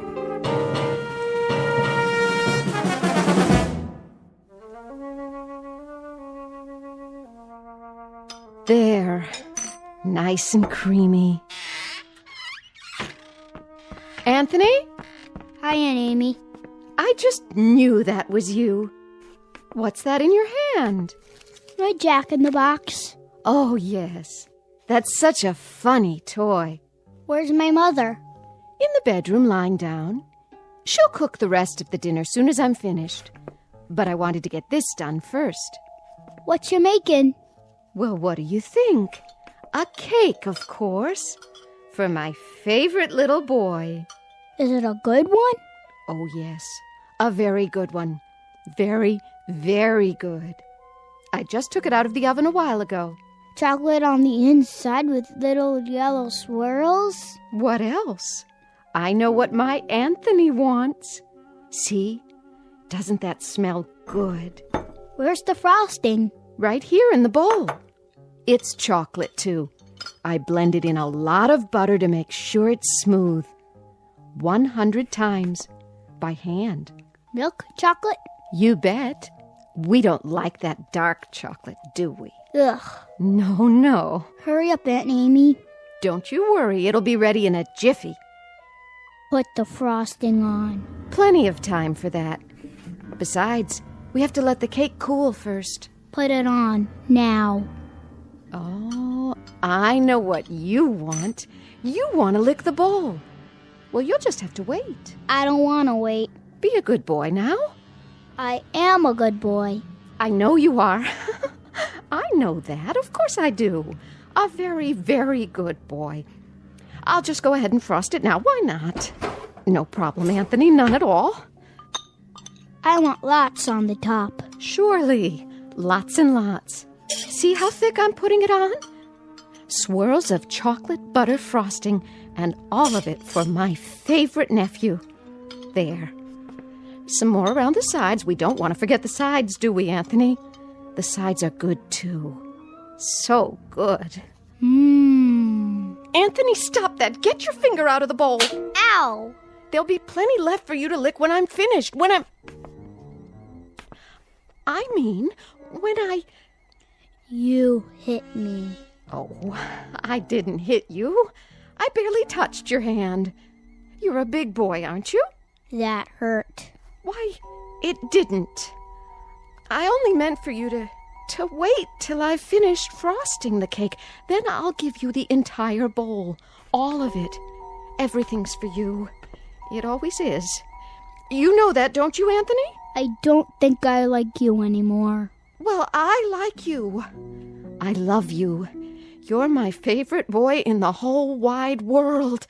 I mean it. I really, truly mean it. Come and give your Auntie Amy a kiss. No. Then I'll give you one. I'm going outside now. Yes. Yes, you do that. Go outside and play. Playing is good. Here, take the bowl with you. Anthony? Anthony, come back! Don't you want your frosting? You can have the whole bowl.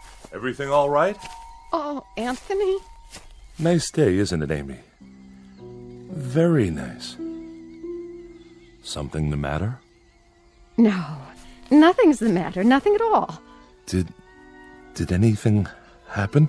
Oh, I was just frosting the cake, and Anthony couldn't resist tasting it. Well, who could? I used to love frosting when I was his age. Didn't you? It's good, isn't it? So good. Why wait? We can go ahead and have the cake now if Anthony wants. It's perfectly fine with me. Now, Amy, why don't you apologize to the boy? You can do that, can't you? Anthony, I'm sorry. Come on back, boy. Anthony, please. Anthony.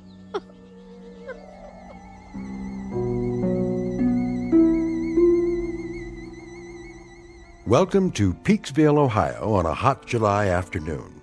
At first glance, you'd think this is a farm like any other, and the little boy, Anthony by name, is like any other little boy.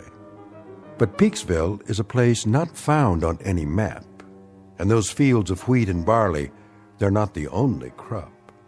Something else grows in Peaksville, and for want of a better term, we'd call it horror. One day, exactly 6 years ago, a boy was born. And as far as the people are concerned, that's all that matters. There isn't anything else. Because Anthony controls it all. In just a moment, we'll take a closer look at Anthony Fremont and the people in the village and the village itself. A world in which nothing exists except Peaksville. A world Anthony manufactured and which he now rules with absolute power. A nightmare of rare design, located dead center in the Twilight Zone. And now, The Twilight Zone and our story, It's a Good Life, starring Mike Starr, with Stacy Keach as your narrator.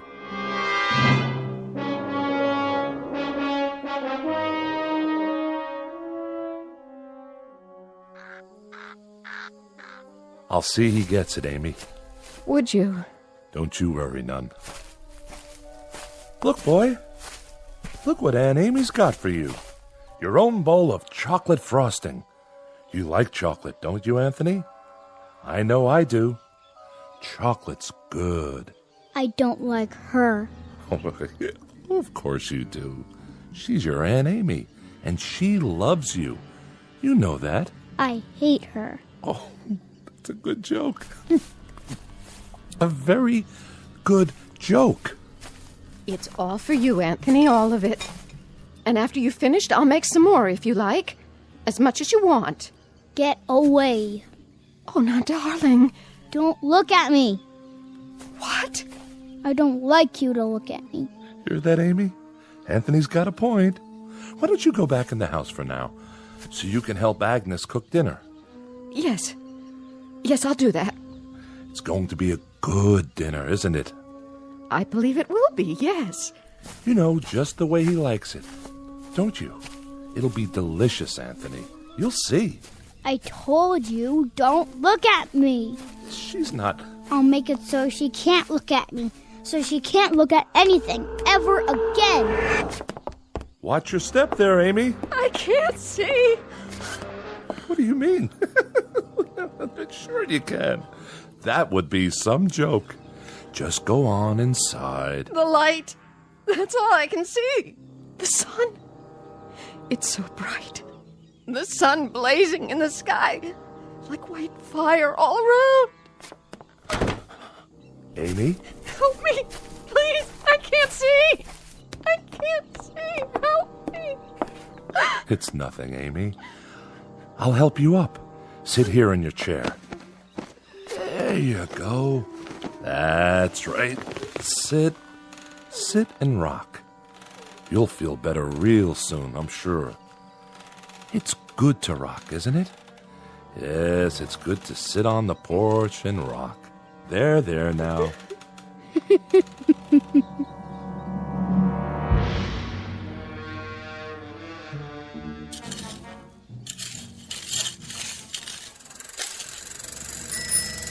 Hi there, Bill. Afternoon, Mr. Fremont. I brought the groceries from town. Gee, that was fast. Thank you, Bill. Very thoughtful of you. My pleasure. Howdy, Anthony. Hi, Mr. Soames. Mighty good to see you today. Mighty good. It's such a good day. A real good day, isn't it, Anthony? It's terrible hot, though. Terrible hot. Oh, I wouldn't say that. No, ma'am. I wouldn't say that at all. It's fine. Just fine. A real good day all around.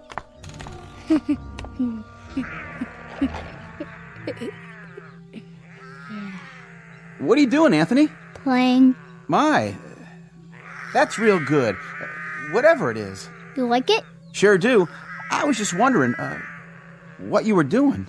I made something. By golly, you did. Know what it is? I can't rightly say that I do. Take a guess. Oh, I'm not very good at guessing. Guess. Go on, Bill. You can do that, can't you? Well, now, some kind of animal, is it? It's a gopher with 3 heads. See? Oh, yeah. He's a real fine one. I ain't ever seen a gopher with 3 heads before. He's alive, huh? Must be, the way he's moving around. He was. I'll make him dead now. I'm tired of playing with him. Be dead, gopher. You be dead. Now, that's real fine, Anthony. That's real fine, what you done. Sure is. Yeah. You made him dead, all right. Look at him laying there. It's good that you done that. Real good. Tell me what it looked like. Well, it was like a regular gopher, only more interesting. Was it ugly, though? Oh, I wouldn't say that. I wouldn't either. I'll bet it was ugly. Grotesque looking. That's the way Anthony likes things. What a good joke. You'd better bury him now. Okay. Want some help? No, I'll wish him into the cornfield. You do that. Gopher, go into the cornfield. Go be in the cornfield. Well, what do you know? Ain't that something? What are you doing here anyway? Me? What do you mean, Anthony? I'm delivering the groceries. What do you think? Go ahead and do it then. Why, sure. I'm the delivery man. That's me. You better. You don't want me to wish you did, do you?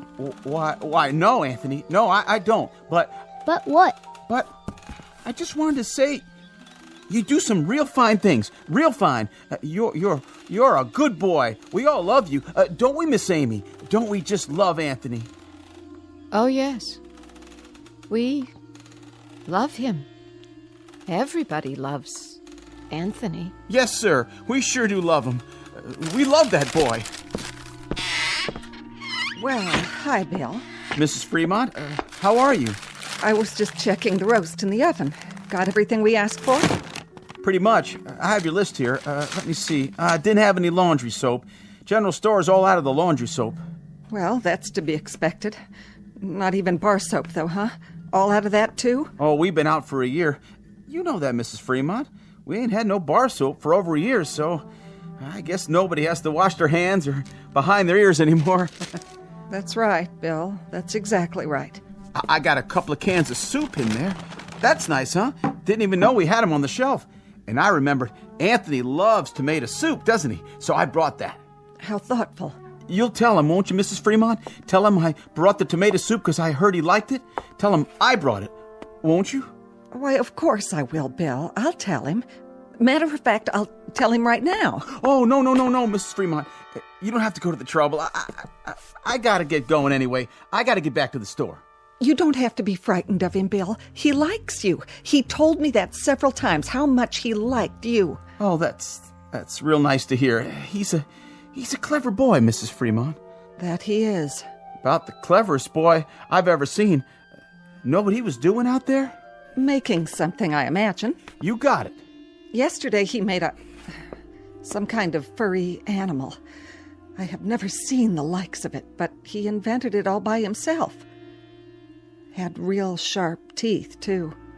Long and sharp. Could have done some real damage. It tried to bite him. I was kind of hoping that it would. Mrs. Fremont. But Anthony wished it into the cornfield before it could do him any harm. I gotta be going, Mrs. Fremont. I'm real glad. I mean, it's real fine that Anthony keeps making these things. Real fine indeed. Yes, ma'am. It's great. See you tonight, won't we, Bill? Tonight? Why, sure. It's TV night tonight. Oh, yeah. Anthony's going to put pictures on the television, and we're going to have a surprise party for Dan Hollis. A real nice surprise party. I'll be there, Mrs. Fremont. You can count on me. Where? What? Nothing. Bye now, Miss Amy. Be sure to say goodbye to your nephew for me. I will.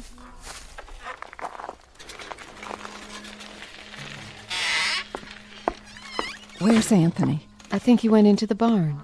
Oh. Leastways, I heard the door open. I keep telling him he shouldn't go in there, but... Amy, why, it's real nice that Anthony goes into the barn. A real good thing. But Agnes, he isn't even around now. You don't have to say that. But even so, Amy, even so, it's nice that he goes into the barn when he wants to. It's real nice. We mustn't even think anything bad about him, Amy. Do you understand? But he isn't around. Amy, dear, you know as well as I do, sometimes he can hear what we're thinking, no matter where he is. He doesn't even have to hear it with his ears. It's like when you lost your temper. That was only for a second. 1 second. I know, but look what he did to your eyes. Now you can't even see. So you just think nice things, Amy. Real nice things about how good it is that Anthony's going into the barn to do whatever he does in there. And tonight we'll have Dan Hollis's birthday party, and we'll have a nice time. A very nice time. But it's such a hot day. I hope it cools off tonight. Oh, I wouldn't say it was hot, Amy. It's just right. It's a good day. Don't you think so, too? A real good day.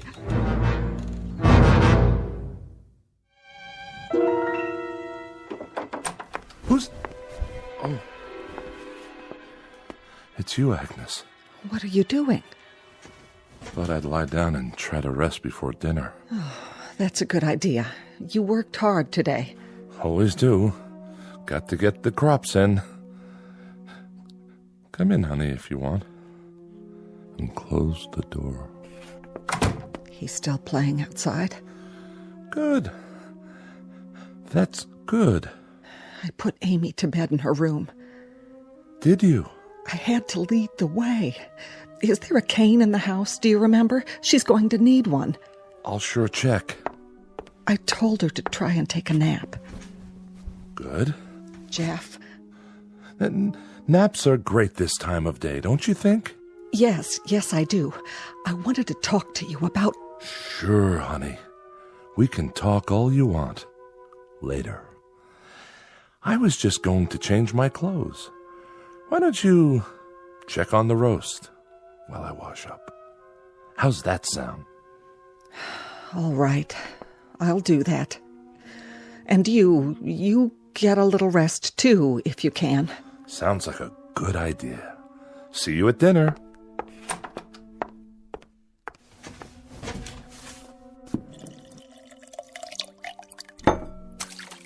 Oh. Well, howdy, son. You crept up on me. You look funny. Do I? You need a towel. Well, by gosh, I sure do. I was just about to dry my face.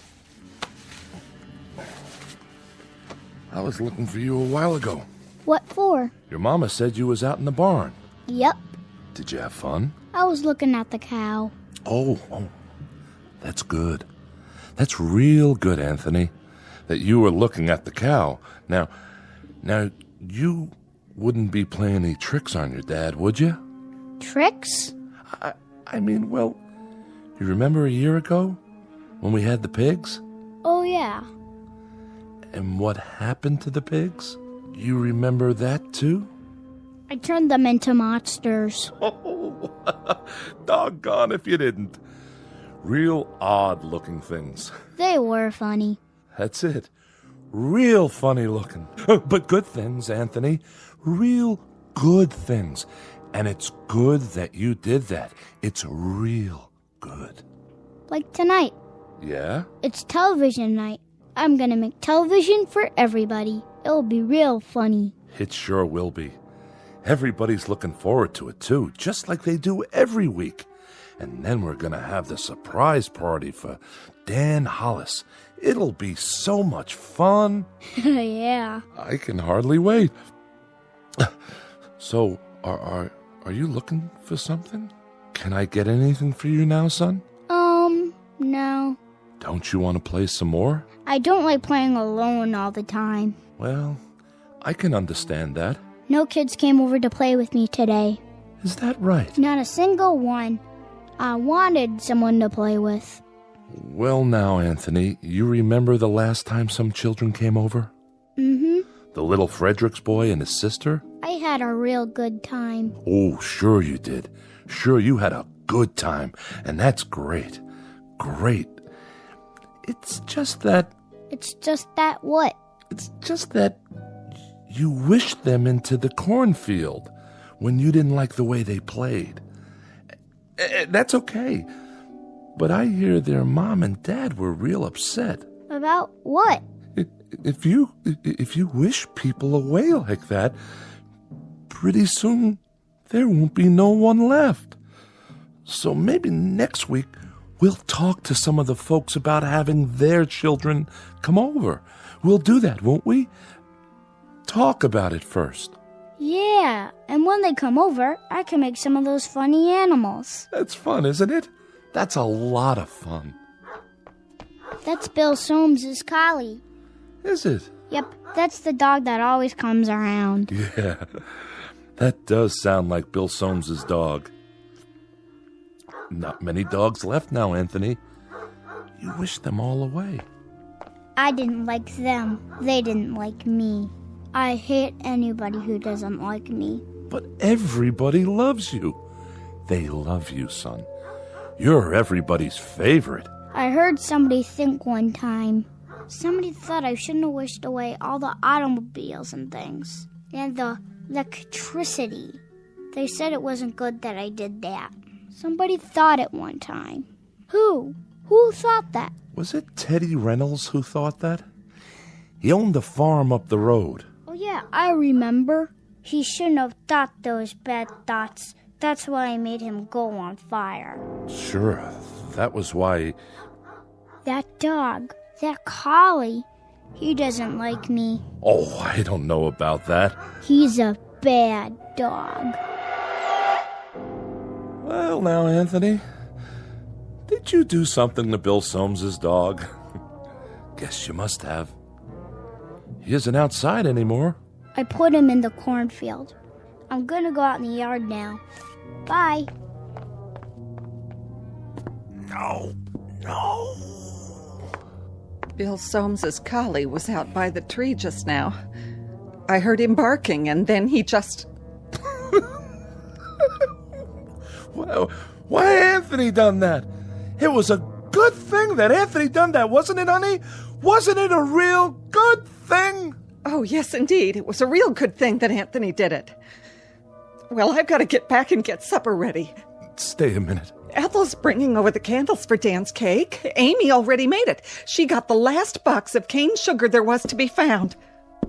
Agnes? The very last box. And Dan hasn't got one single inkling that there's a surprise party for him. Not one.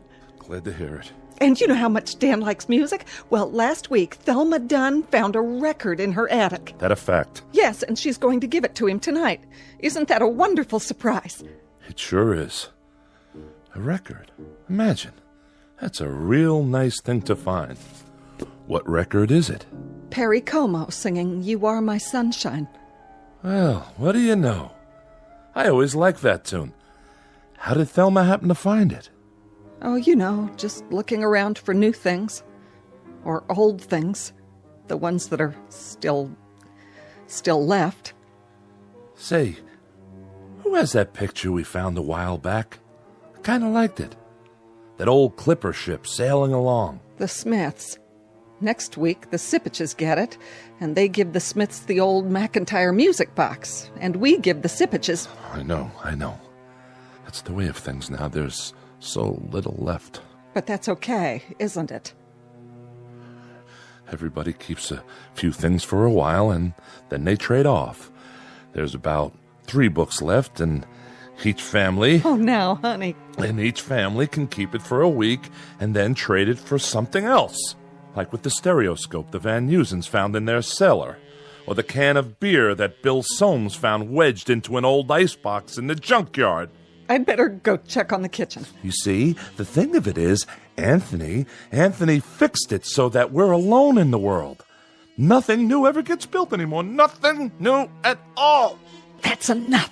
No, it's not nearly enough. Remember 6 years ago, old Doc Baker, rest his soul, he took one look at Anthony when he was born, and he screamed and dropped him. Tried to kill him right then and there. He knew.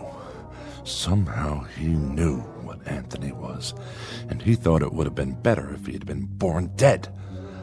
But Anthony, my son, he whined and let out a cry, and then he done this thing.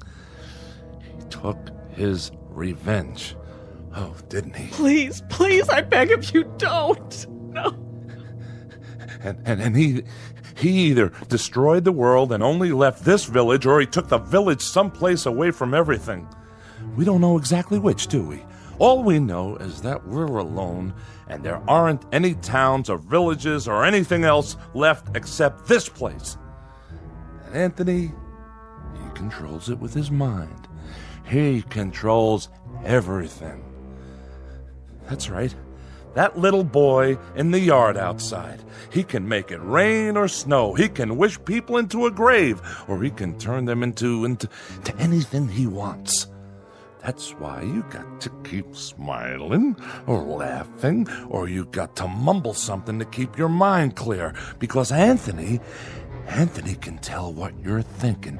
And if it's a bad thought, his mind will snap at you, and he'd do most anything at all. Please, for the love of God.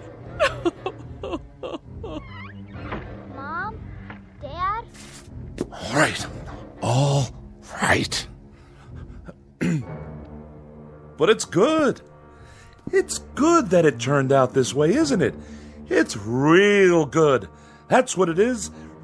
Really, really, really good.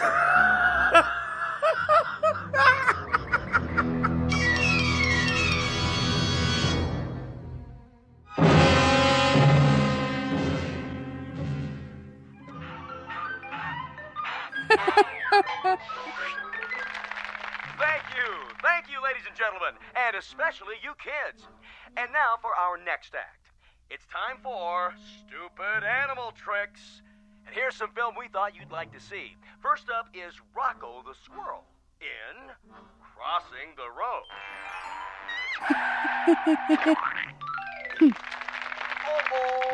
Oh, poor Rocco. And now, the bird and the BB gun. Oh, my.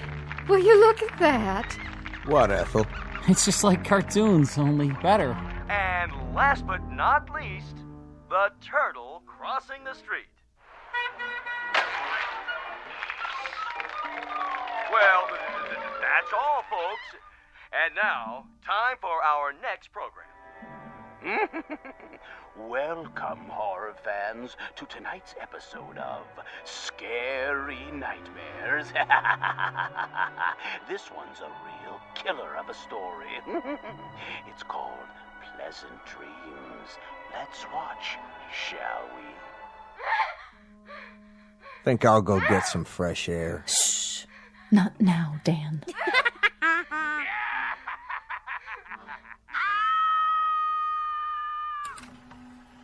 That's all the TV there is.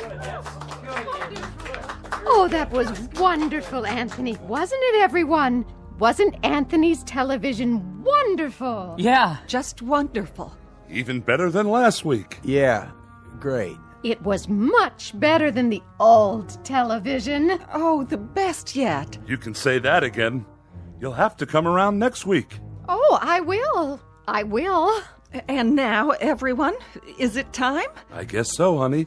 The surprise for Dan's birthday. Oh, you shouldn't have done anything. Go ahead, Ethel. Give your hubby the big surprise. All right. Here you go, Dan. I wrapped it for you special. What's this? Open it. Yeah, go ahead. Well, if you say so. I hope you like it. What's this, a record? It's Perry Como. A real collector's item, you might say. No kidding. I haven't heard Perry Como in years and years. Such a great crooner. You know what a crooner is, don't you, son? No. It's a singer. Someone who sings the old songs.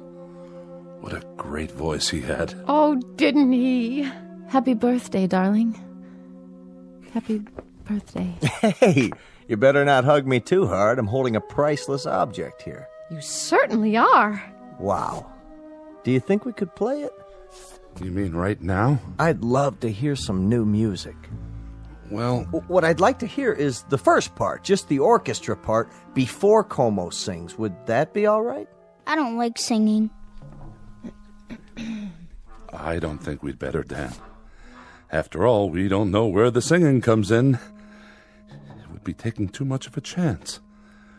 Better wait till you get home. Put it on the table for now. But we don't have a Victrola at home. That's all right. Better to keep it safe. These old records break so easily. I guess you're right. Of course I am. There. It's good that I can't play it here. And now I think it's time for Pat Riley to play some piano for us. How about it, Pat? Would you? That's a great idea. Well, then, it'd be my pleasure. Move right in, Anthony, so you can watch him. It's great what he can do with those fingers of his. I'm a little nervous. Oh, don't be. You play beautifully. Okay, then. Here it goes. Guess I'm out of practice. It'd be good if you told me what to play, Anthony.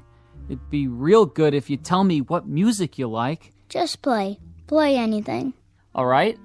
I'll play Night and Day. That's a nice old tune. It sure is. That's always lovely. Yeah, go ahead.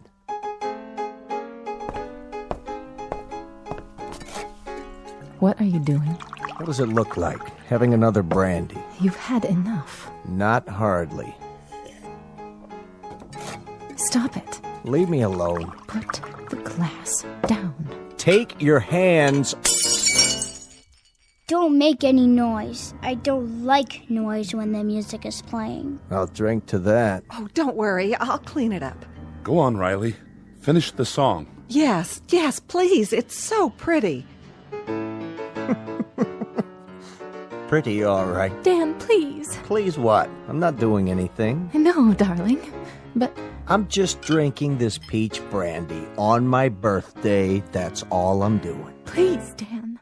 For the love of heaven, please don't say anything else. Who's saying anything? I'm not saying anything. I'm listening. Shh. Play, Pat. This is real good brandy. Real good. You people know something? There's only 5 bottles of real liquor in the whole village. 5. 1 rye, 2 scotch, 1 after-dinner cordial, and this here. And when that's gone, there won't be any left at all. None. Keep playing. Nuts. Nuts! Can't even play my record. Can't even play Perry Como. Don't play that anymore, Pat. That's not what I want you to play. Play this. Happy birthday to me. Happy birthday to me. Dan! Happy... Please, stop! Oh, please, Ethel, be quiet! Dan! Ethel, you have to stop now. Happy birthday, dear Danny. Happy birthday to me. Play it, Pat. Play it so I can sing it right. You know, I can't carry a tune unless somebody plays it. I'll do my best. That's enough. I said that's enough. Go outside for a while, Dan. Get a breath of fresh air. You and her, you had them. You had to go have them, didn't you? If there's any fault, it's yours. You are my sunshine, my only sunshine. You make me happy when I am blue. You monster. You dirty little monster. You murderer. Hey, what you thinking, Anthony? You go ahead. You think about me. You think bad thoughts about me and maybe some man in this room. Some man with guts. Somebody who's sick to death of living in this place and is willing to take a chance. Maybe he'll sneak up behind you and lay something heavy across your skull and end this once and for all. You're a bad man. You think that, Anthony. You go ahead. I'm a bad man. Keep thinking that. Somebody get behind him. That's all it takes. Somebody end this now. Pick up a bottle or a stick or something, anything, and... You're a very bad man, and you keep thinking bad thoughts about me. But now you can't anymore. You can't even see me. My eyes? Your eyes aren't real. They're like a toy. That's all you are now. A toy Jack-in-the-Box.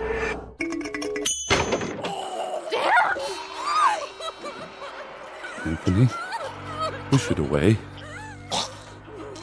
Wish it into the cornfield. We've all looked at it enough. Please, son. Wish it into the cornfield. All right. That's better. He was a bad man, so I turned him into a clown Jack-in-the-Box. A clown that still had his face. You shouldn't think bad thoughts either, lady, or I'll do the same thing to you. It's a good thing you did that to Dan. It's a very good thing. Play some more music, Mr. Riley. Oh, yeah, it was swell. Just swell. A real good thing. I like that song. Come on, Anthony, I'll lift you up so you can sit on the piano. Would you like that? You know something? What's that, Amy? Careful, watch your step. Why don't you sit down again? I kind of liked it a little bit better when there were cities outside. And we could get real television and radio and things like that. Didn't you? Why, Amy, it's good for you to say such a thing. Very good, but you must be making a joke. Anthony's television is much better than anything we ever used to get. Oh, yes. It's fine. It's fine. Anthony's are the best shows we've ever had. Yeah. Very best. Look at that, will you? It's snowing outside. Anthony, are you making it snow? Yeah, I'm making it snow. I like snow. So do I. We all do. But that'll kill off half the crops. That's what it'll do, Anthony. And then we won't have anything to harvest or eat. Did you know that? Mm-hmm. But I guess it's good that you're making it snow. It's real good. And tomorrow will be a good day. No matter what. A very, very good day. No profound comment here. No clever words about the human mind and the power of thought or the need to survive. We only wanted to introduce you to one of our favorite citizens, and we do mean favorite, little Anthony Fremont, age 6, who lives in a village called Peaksville, in a place that used to be Ohio. And if by some strange chance you should ever run across him, you'd best think only good thoughts, because anything less than that is attempted at your own risk. In the Twilight Zone.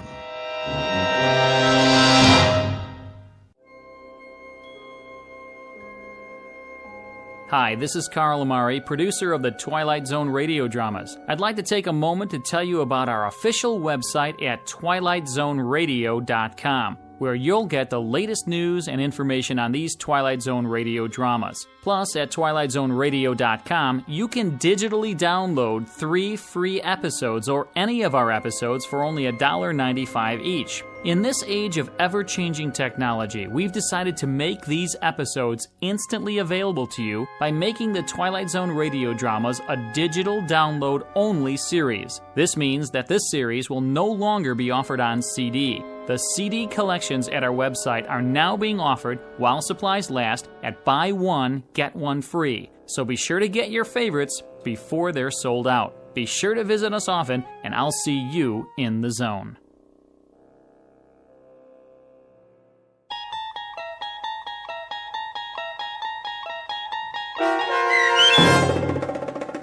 It's a Good Life, starring Mike Starr with Stacy Keach as your narrator, was adapted for radio by Dennis Etchison and written for the Twilight Zone by Rod Serling from a story by Jerome Bixby. Heard in the cast were Meg Thalken, Frenette Lebo, Christian Stolte, Jeff Lupetin, Doug James, Brooke Sanford, Carl Amari, piano stylings by Daniel Choka, and introducing Zachary Leipzig as Anthony. To learn more about the Twilight Zone radio dramas and to obtain audio cassettes and CDs of these programs, visit our website at twilightzoneradio.com.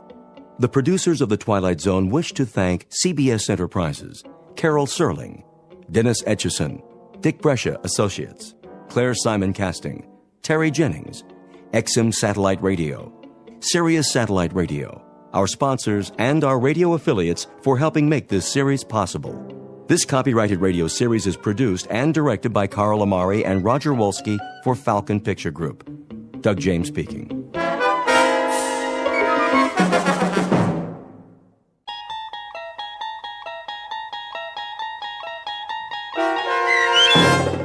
People Are Alike All Over, starring Blair Underwood, with Stacy Keach as your narrator, was adapted for radio by Dennis Etchison and written for the Twilight Zone by Rod Serling, based on a story by Paul W. Fairman. Heard in the cast were Christian Stolte, Lisa Joyce, Richard Hensel, Steve Key, Derek Purcell, Doug James, Linda Ryder, Brooke Reed, Charlie Kummerer, Amanda Amari, and C.J. Amari. To learn more about the Twilight Zone radio dramas and to obtain audio cassettes and CDs of these programs, visit our website at twilightzoneradio.com. The producers of The Twilight Zone wish to thank CBS Enterprises, Carol Serling, Dennis Etchison, Dick Brescia Associates, Claire Simon Casting, Terry Jennings, XM Satellite Radio, Sirius Satellite Radio, our sponsors, and our radio affiliates for helping make this series possible. This copyrighted radio series is produced and directed by Carl Amari and Jason Mallow for Falcon Picture Group. Doug James speaking.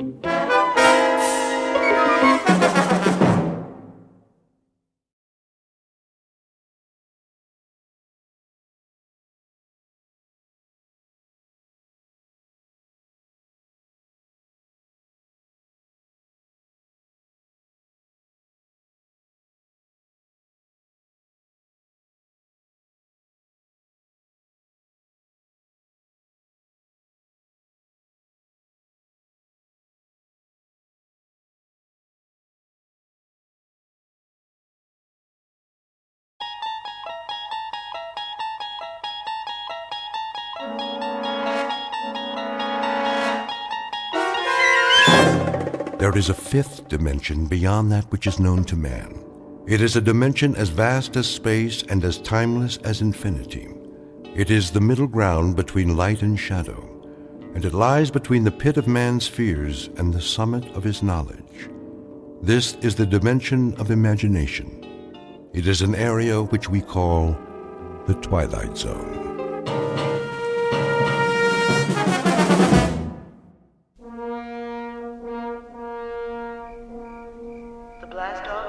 Must be cleared by 0200 hours. All personnel, please stay behind the steel fence. Repeat, the blast-off area must be cleared by 0200 hours. That you, Markison? Evening, Conrad. Thought I'd find you out here. You thought right. Look at her. Like a needle pointed straight up at the sky. Pretty big needle. Odd, isn't it? Why do you say that? For us, I mean. Odd way to spend the last night. Yeah, I couldn't sleep. Neither could I. But what a thing to do. A last night on Earth you don't spend in the middle of the desert looking at your transportation. A last night you spend it enjoying Earth. You walk around its streets, you go into its bars, you dance with its women. Yeah. You drink in its view, savor it, enjoy it. But not us. That ship out there. We'll have all we want of her and more. She'll be our world for quite a while. 113 feet long by 18 feet wide. And yet here we stand, Conrad, watching her. Just 3 hours before we take off. Maybe we're trying to get used to the idea. Oh, we'll have plenty of time to get used to it. That'll be our city and country and house and front yard and backyard for the next 3 months. And we won't have any choice in the matter. Markson, could I ask you a question? Go ahead. Are you afraid? Of some things, I guess. The unknown, loneliness, the silence up there. But the ship, after all the work that's gone into her, I don't think so. How about you, Sam? It's different. You're ready for this. 3, 4, 5 years. It's all you've prepared yourself for. But it's not the same with me. We both went through the same flight training. I know, but I'm a scientist, Markison, a biologist. My whole life, my world has been books and slides and microscopes. I'm being sent up there because they need my mind. Pity they just can't send that and leave my body back here where it belongs. But speaking frankly, yeah, I am afraid. I'm frightened of the place we're going and what we might find there. Martians? Well, that's not very likely. They're the one thing you don't need to be afraid of. They shouldn't be feared, even if we do run into them. Whoever we meet up there, whatever kind of creatures they are, if they exist, they'll still be people of one sort or another. You don't really think that? Why not? I've got a philosophy about people, and I mean all people. I'm sure that when God made human beings, he developed them from call it a fixed formula, with the same batch of ingredients. We have a pattern of behavior designed to meet certain needs, and those needs are going to be identical no matter what the form and the place. And that means we're all essentially the same on Earth or in the farthest reaches of space. Think about it, Sam. People. On Mars.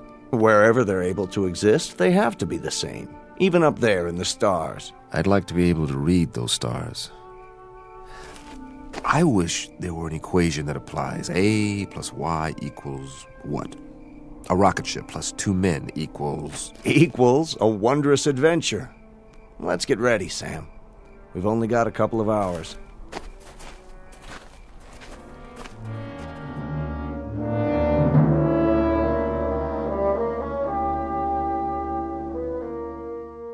You're standing at the edge of a highway into space, one soon to be traveled by a flimsy, 2-legged animal with an extremely small head.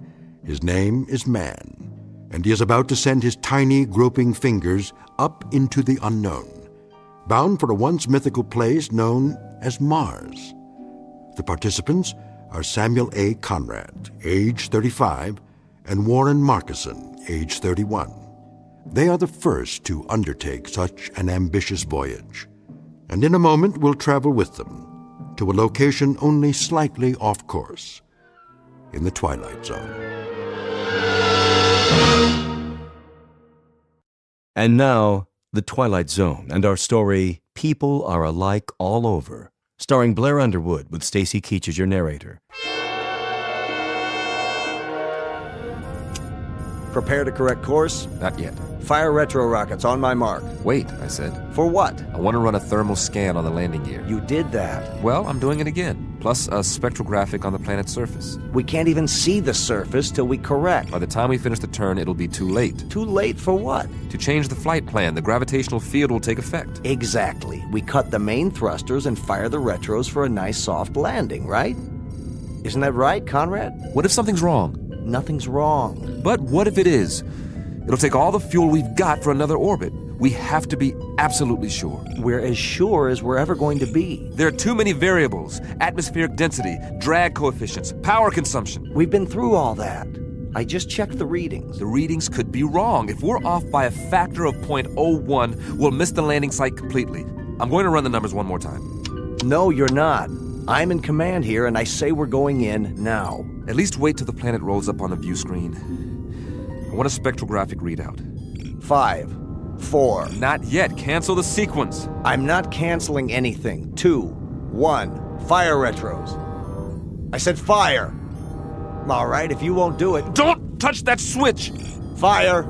Fire! You fool! Strap into your seat now!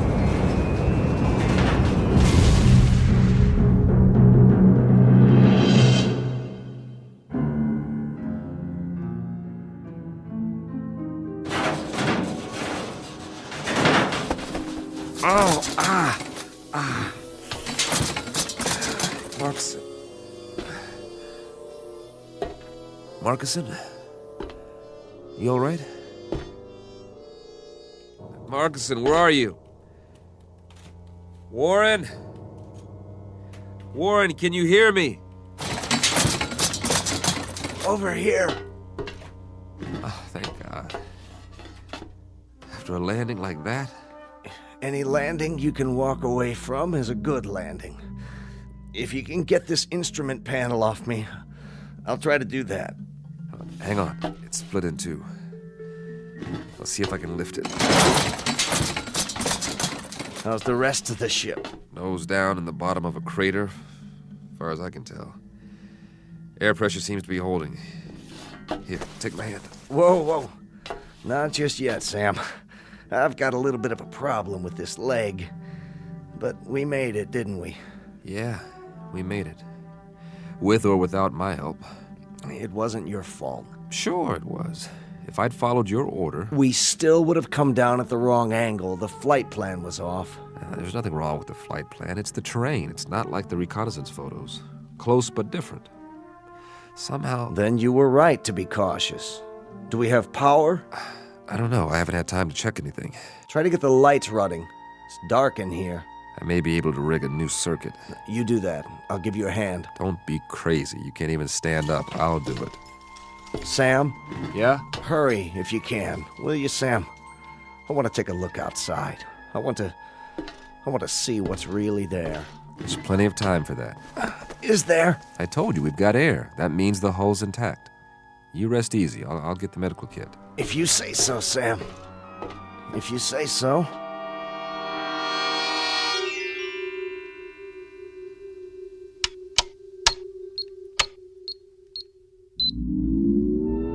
Yes! Sam? I've got the circuits up. We are in business. What are you doing? Running a diagnostic on the equipment. Stay down. How long did I sleep? A couple of hours. Don't worry, you needed it. You run an atmosphere check? Yeah. So, is it safe out there? That's the question. What's the matter? Something wrong with the sample? No, I got a good one.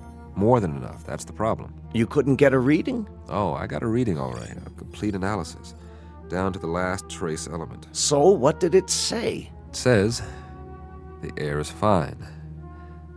Almost identical to the mix on Earth. Well, what are we sitting here for? Let's go plant the flag. Hold on. You're not going anywhere with that leg. You go then. Just get the hatch open so I can see what's out there. I'm not going anywhere. Of course you are. Sam, we're the first men on Mars. What's the matter with you? Not yet. What are you waiting for, a printed invitation? It's the reading. But you said it was fine.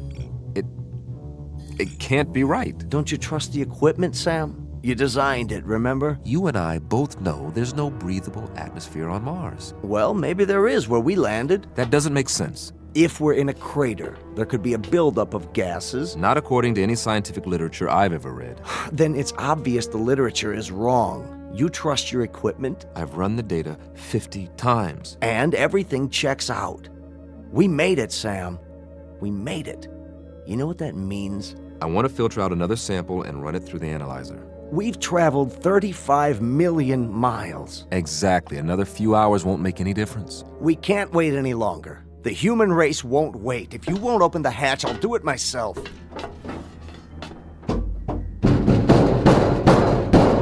You won't be able to get it open. The hydraulics out. Patch in the auxiliary power supply. You said the circuits are up. I'm telling you, we can't. Maybe you can't, but I can. You're going to wreck your other leg. I'll use the manual override. That's what I'll do. I'll disconnect the hydraulic lift at the wall and... I told you to take it easy. Sam.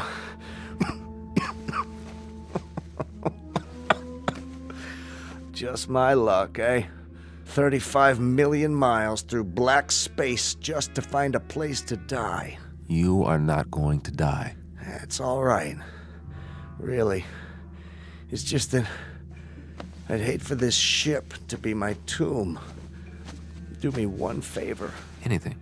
When it does happen, and I think it'll be soon. Don't talk like that. Get me outside, one way or another. don't be afraid. I've got a strange hunch that if anybody's out there, they'll help you with the funeral. That's how people are. And they are people, Sam. As long as they've got minds and hearts, that means they've got souls. And that makes them people. No. For God's sake, don't die now. Don't leave me alone here. Warren! Warren! What's that? Listen. Do you hear that, Warren? Do you hear that? Something's out there. And it's coming. It's coming right up to the ship. You said that whatever's out there is like us. Well, I don't know that. There's no way to find out, and I'm not ready to find out. Go away! Whoever or whatever you are, go away!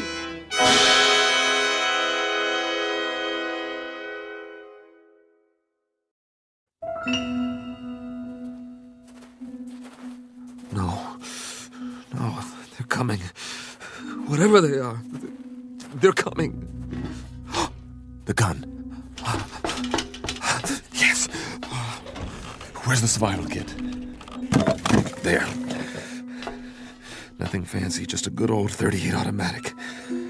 That ought to do the trick. Get away! I said, get away from the ship! All right, if you won't go away, you want me to come out, I'll come out. You think you're ready for me? Huh? Huh? Where's that lever? Whoever or whatever you are, let's find out if you can eat lead. What the? Come on. Where are you? What are you waiting for? You see this? It's a gun. Know what a gun is? Want to find out? Step into the light so I can see you.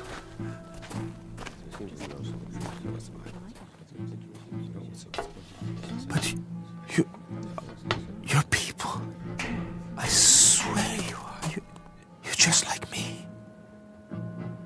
Face, body, everything.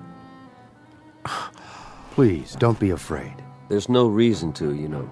What do you have in your hand? Oh, this it's a pistol. It's a... I was only going to use it if... May I see it? What? I suppose so. Just don't touch the trigger. It contains explosive missiles. They're called bullets. We didn't know if you were ever going to come out. We've waited most of the night. Very glad to see that you've finally done so, however. This is amazing. I'm Conrad. Samuel Conrad. That's my name. Do you understand? Name? We understand, Mr. Conrad.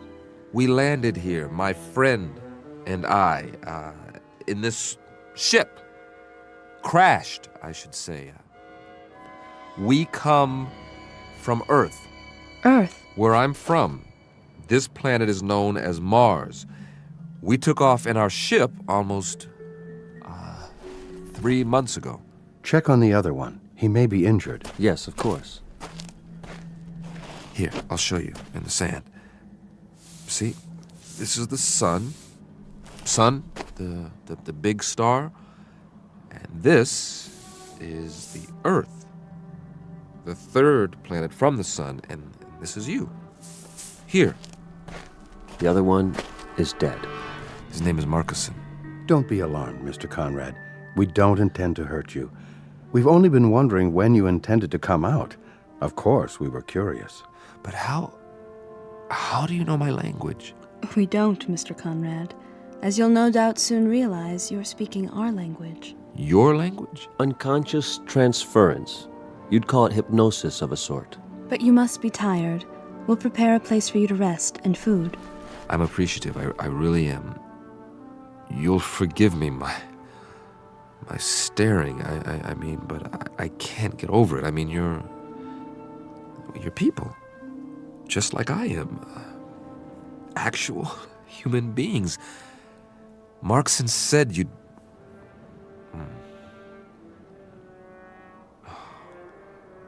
Marcus.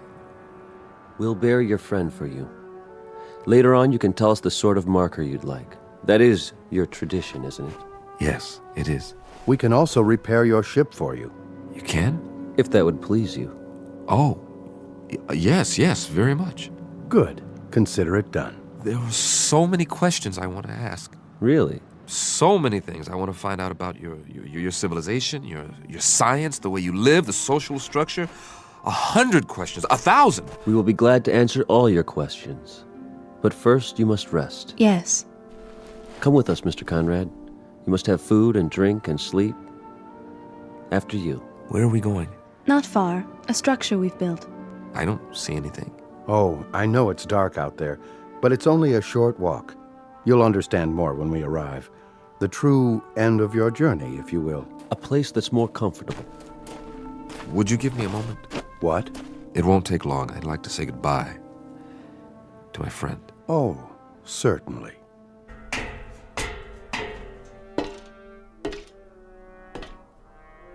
Marcus, I hope you know what's happened. I hope you know that you were right. There are Martians, after all, and they're people. It's incredible, but they really are just like us. You knew, didn't you? Somehow, you knew. Oh, I'm sorry, old friend, that I didn't believe you. And that you didn't live to see them. Are you ready, Mr. Conrad? Yes, I'm ready.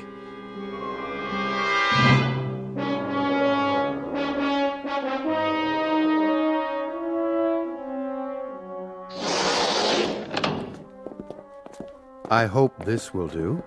I'm impressed. On Earth, this would be considered very modern. The angles, the lines. Are the walls stainless steel? Well, not exactly. Something like it. Would this be considered a typical house here? In a sense, it would be the equivalent of an apartment, I believe you call it. Except that there's no furniture. I don't believe it. Everything is built into the walls. What's the power source? Not electricity, surely. It's a simple principle, really. You'll hear all about it. About everything. But we promised you food. Your table and chair. From the ceiling. That's brilliant. And on the table, your meal. It will taste somewhat different from what you're accustomed to, but I trust you'll find it agreeable. Here. Thank you so much. All of you. You know, I am hungry. Very hungry. Please sit down, Mr. Conrad, and eat.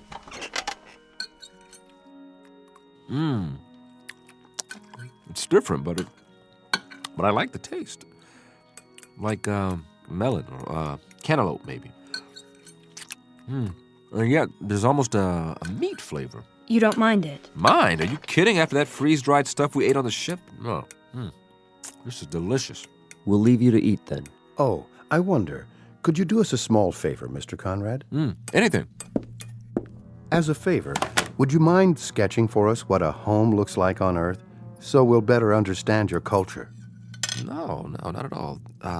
This is what we call a ranch house. It has only one story. Here, look, I'll show you. This is roughly the shape. The front door here, and this is what's known as a picture window.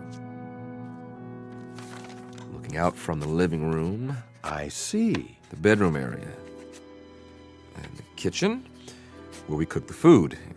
Here, I'll put down some more details about the interior. Please. Couch, chair, television set. Then inside the kitchen, over here, the refrigerator, maybe a freezer, and the stove. A freezer and a stove? Well, one to keep the food from spoiling and one to heat it up. Remarkable. In the bedroom, the bed, the bureau, the mirror. Do you understand mirror? Reflection? To look at yourself. Of course, I've forgotten. Will you look at that? Here's your mirror, along with the sink, towels, running water, and this will be your bed. All the comforts of home. Eat in pleasure, Mr. Conrad, and then rest. We'll come back later. Thank you. Thank you so much. Oh, miss? Yes? I didn't ask any of your names. That's all right. You have a name, don't you? I'm called Tina. Tina, I wish you'd, will you tell the others for me how much I appreciate all this? The trouble you've gone to, this is a pretty wonderful thing that's happened to me, so thank you. Do you understand? Thank you. I mean, to come millions of miles and meet people of your own kind, I was so frightened before. I was so miserably frightened, and then... Please don't be. I know what I was afraid of now. I was afraid of loneliness, of silence, of the unknown. But now my friend was right. There's no need for fear now. No need at all. No one will hurt you, I promise. You must believe that. I do now.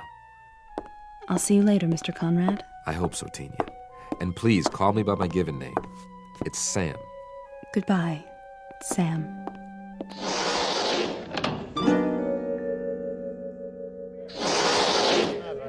There she is. Sorry, he had more questions. What did you tell him? That we'd be back later. He understands. How did he take the language transference? Oh, quite easily. His quotient is low enough. You should see the wave chart. He has the mind almost of an infant. And you must have a look at his ship. I have done so. So primitive as to be almost unbelievable. You wonder how he made it here. Tina, how does he react to things? What? He asked you a question. I'm sorry, how does... His reactions. Most trusting, emotionally very complex. He feels loneliness, curiosity, excitement. He seems to crave companionship. And what is your recommendation? For what we should do with him. I think we should let him go. Let him go? How can we let him go? He means us no harm, and he's... He's what? Tell us what he is. Go ahead, Tina. Feel free to speak. He's so much like us, that's all. Did you hear that, everyone? He's so much like us. Excuse me. Tina, where are you going? I have something to do. At this hour, surely not. Perhaps to observe our new arrival. After all, he is almost one of us now. One of us indeed.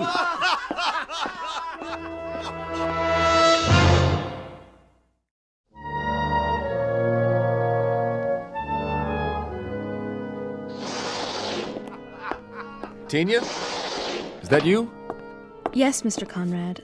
I was just... What's the joke? Oh, something one of my friends said. Oh, what was it? Something humorous, that's all. At least he thought so.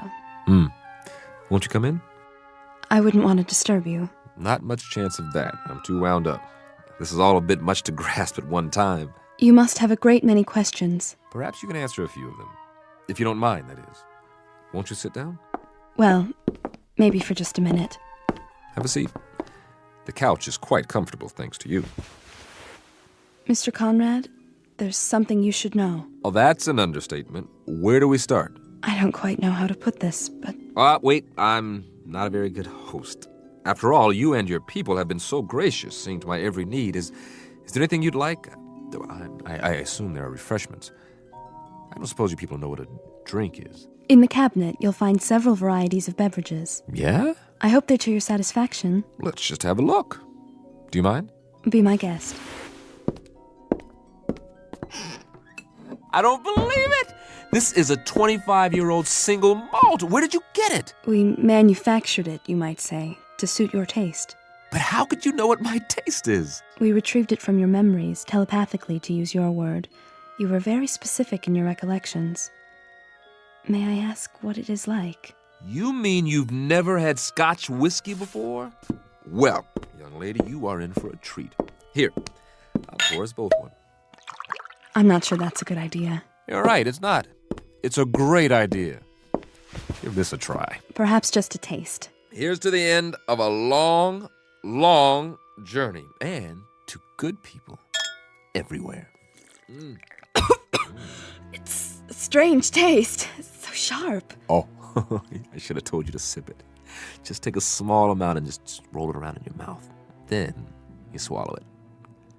Ah, yeah. How's that? It's interesting. You said your people manufactured this. How, exactly? You must use some sort of molecular reconstruction powered by... what is the power source here, by the way? Solar? Hydrogen fusion? We've been experimenting with this on Earth for years, but so far... Please, Mr. Conrad, You seem nervous. It's just that... Not my fault, I hope. I've never been very good at small talk, getting to know people socially. And now I'm more aware of that than ever. You're behaving perfectly. That's not the problem at all. You're the one who should be uneasy with us. Suspicious. What's to be suspicious about? Do you want to know the absolute truth? This experience, meeting all of you, it's lifted a burden off my chest. All this time, not knowing what to expect. But you're so kind. You're so understanding.